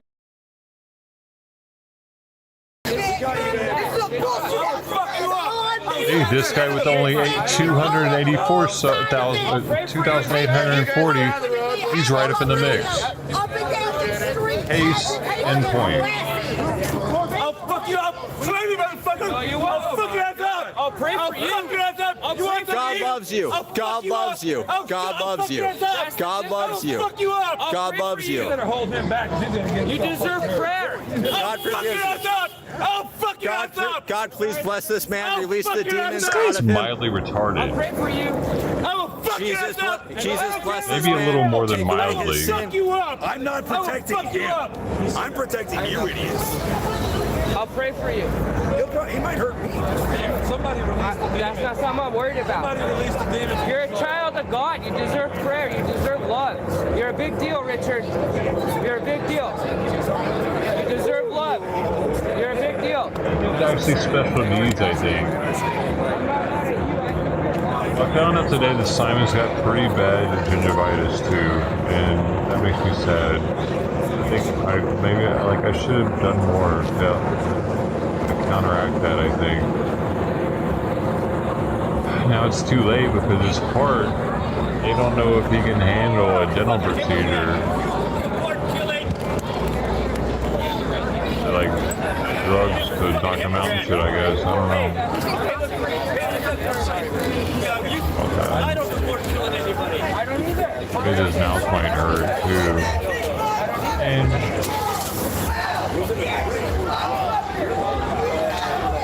I'm tired of feeling sorry for animals. Exhausting.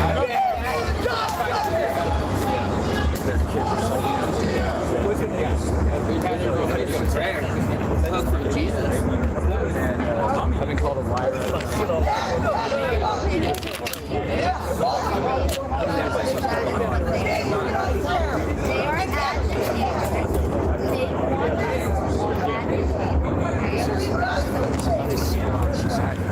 Do you know who that is? Who? The guy with the hat, Tommy. What is his channel or whatever? Tommy Boy. Tommy Boy? Yeah. He's like local. Yeah. I don't know. I've only started seeing him for the past like 4 nights. Exactly. He's a Mike Chat grifter. seems to know a lot more than I do. He's like a local. All right. Well, how would you say influencer? No, he's Influencers a person that should have wanted to be a streamer. Until he's got to try to jump Hey, just trying to throw something in my face. You're definitely not peaceful. Yeah, he's been attacked quite a bit and defended himself quite a bit. What we are doing is Likes out to here fight. peacefully and well within the law. I'm sorry that your education system failed you and you don't understand that. But the solution is right here. It's right here in front of you, and you are choosing ignorance. It's just so weird. Oh, I'm sure I'm so sorry. Like, for example, I grew up in Philadelphia. Yeah, it's so much street. Where's Big D at? But, like, then you don't have people doing this. It's usually Now that would be some content out there. Big, because like a lot of these people are kind of punkish looking. The Patriots. Big Z, I think, is a scrapper, actually.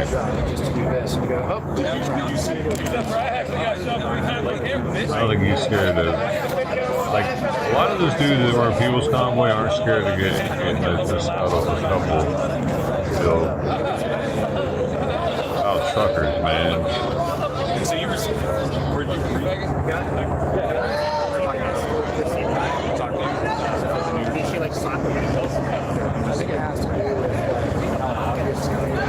It takes a certain amount of bravery just to be like a long-haul trucker.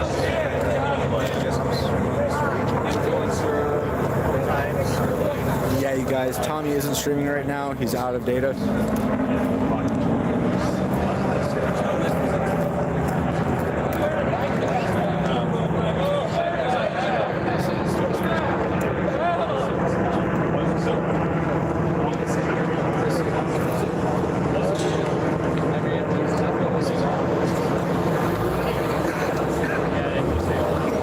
His wife is streaming on OnlyFans, someone said in chat.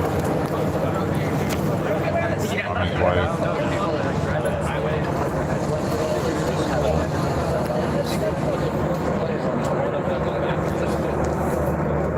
I could do what? I expected this. Do you have any sense of if I thought that it does it on. Let me see what it does to me.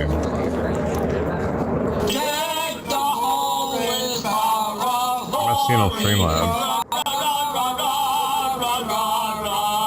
It's Nightbot. Alright.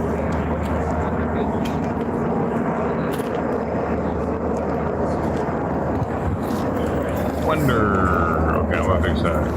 Tucker's wrapping up this thing. In a jiffy.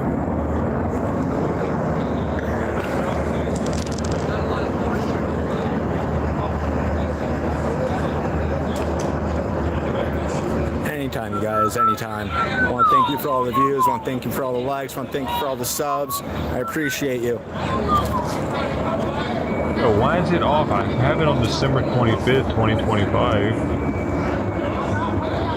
Is it saying how many days are left?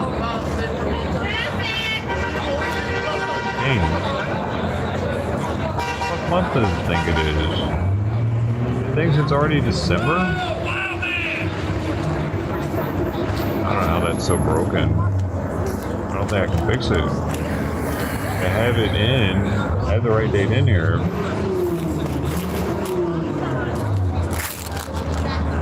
Okay, I can. Okay, all right. How many? I'm gonna say how many days are left till Christmas? What date?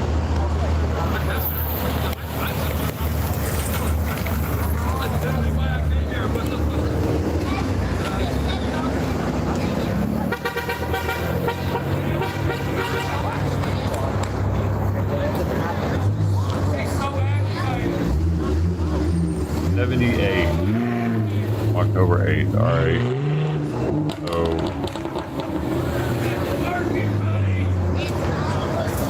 Excuse me, 16. This is 2 months, 6 days. Oh! So it is right then. Driven. I've seen that too there for every time it does it for the past month. I haven't seen it. Maybe longer. I keep thinking it's wrong. Weird. Yeah. Alright, I don't need to change anything then. I was about to fucking do some crazy shit. I was gonna make it work.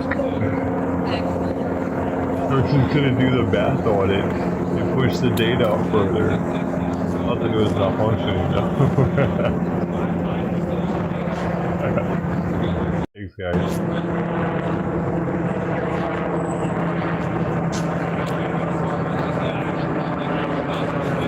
You gon' learn. You gon' be the date I want, boy. Oh, there it is. What's that? The fucking drone. Gonna learn today. There's fucking Tommy, the absolute goat. There's Tommy right there. There's Tommy. I think this is Tommy. On the left is Tommy.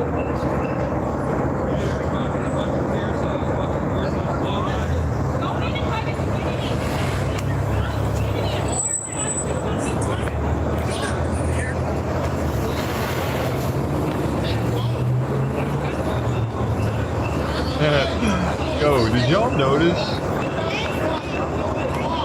that when I made this thumbnail, did anybody, wait, oh you could see it, guys.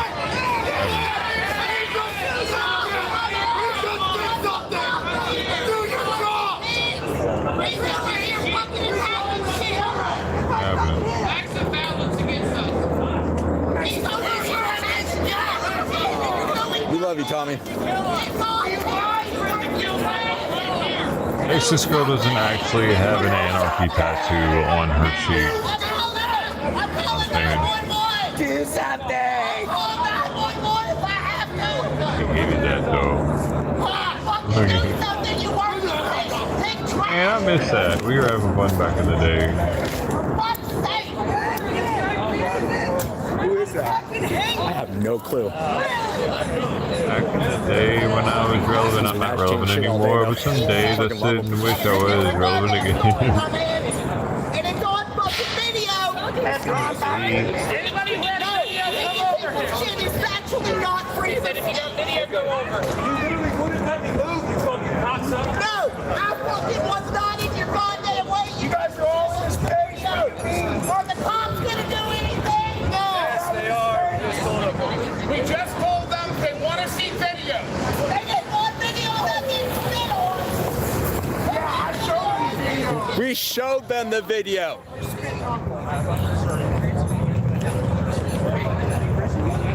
He's got it on video. He has it on video. He was videoing when he did it. Oh, thanks. I need to make more thumbnails. Stop being lazy on. Pay for the Photoshop. Ugly. Should be using it, man.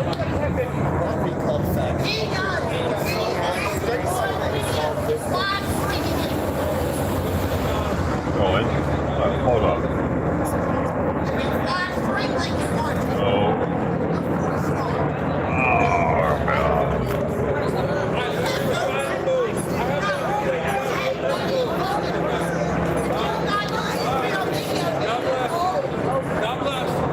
God bless America. God bless ICE.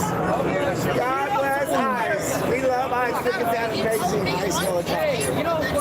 Look at them, boys. Get them, boys. Get them, boys. Parents like force their child like that, it pushes them towards the opposite. You're dead. Like I've seen like obviously. I don't know, sweet boy.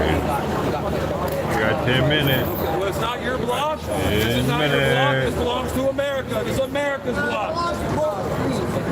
This is America. This is America's block. America can see here. And I will not fuck with you. Are you saying you're not American? I'm just saying, I'm not leaving because I'm fucking American.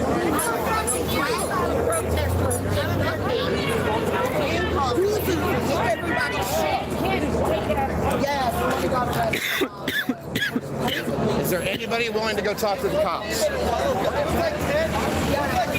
No, you can't have that.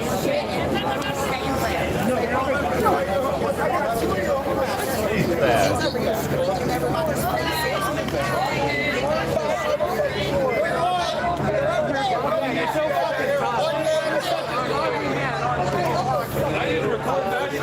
You are really not the one to be talking about getting people arrested for attacking you. You punched a woman unconscious the other day. No, you punched a woman unconscious and then 2 hours later you punched another person who was a man. You punched 2 people in one evening.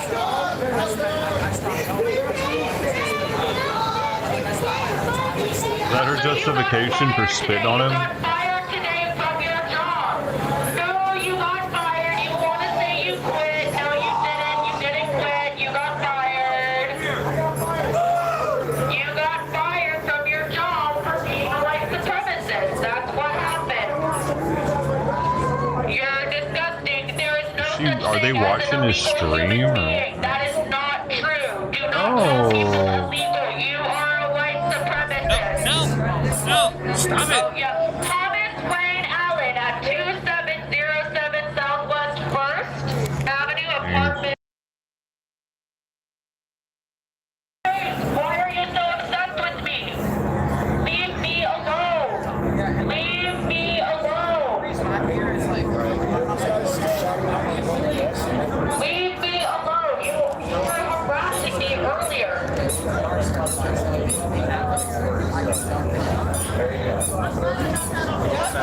Stay Thomas Wayne Allen. Never trust a man with 3 first names.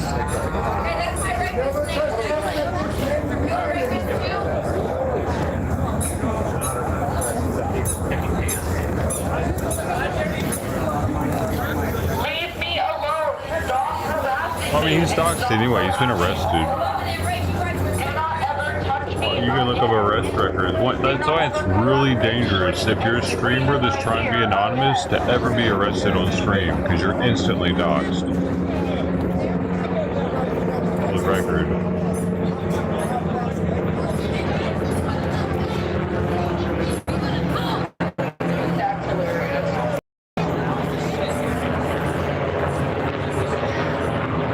Returnal? What is that?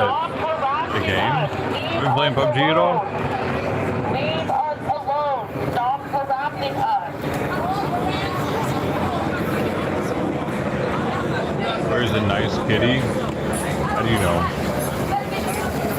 What is a nice kitty?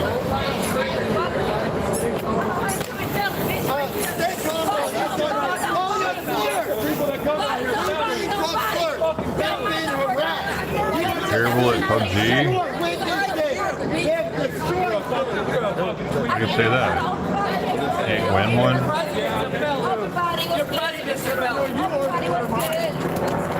This guy's still there working with his vest on. He's a felon.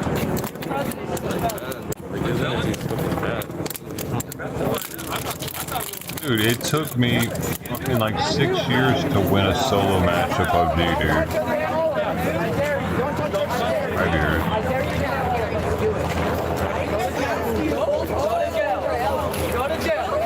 4.5 years.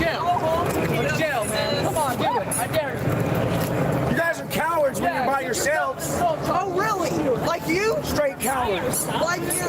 You only do shit when you're in the front of the car. You only do shit. You're only talking in a group, right? Second places though. Oh, that's adorable. It looks like a little mini penis. You guys are doing it right now. You guys literally just doxed me. So yes, it's very cowardly. The squeaky pig in his hand. Yeah, open trial here. This was good. He's wearing a squirrel outfit. Literally. You never scared of the pig, homie. You're literally cowards. calling someone Antifa terrorists. Your mama's a coward, bitch. You arrested Antifa. Your mama's a bitch. You know instantly when you see somebody show up in a stuffed animal costume that you can kick their ass. Right?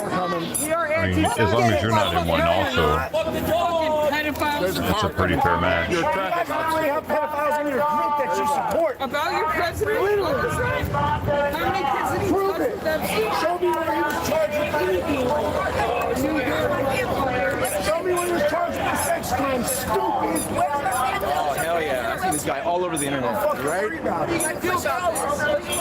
that's how you guys are pushing people over in wheelchairs. Because you're a fucking disgusting person. Yep, I'm disabled too, bitch. I ain't got no disabled in the brain. Disabled in the brain. Yep, say the last body I dropped. You gotta stop smoking meth, nephew. Say the last body I dropped. You gotta stop smoking meth, you fucking meth whore.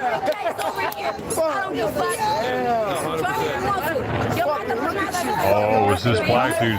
This black dude, what's he doing? Hey, she says she has a murder case. That's the guy you gotta watch. This quiet ass black dude right She here. thinks she's black. Actually, She wants to do black. that's the one I'd be paying attention to. Nice kid. You guys are racist. Because he's black.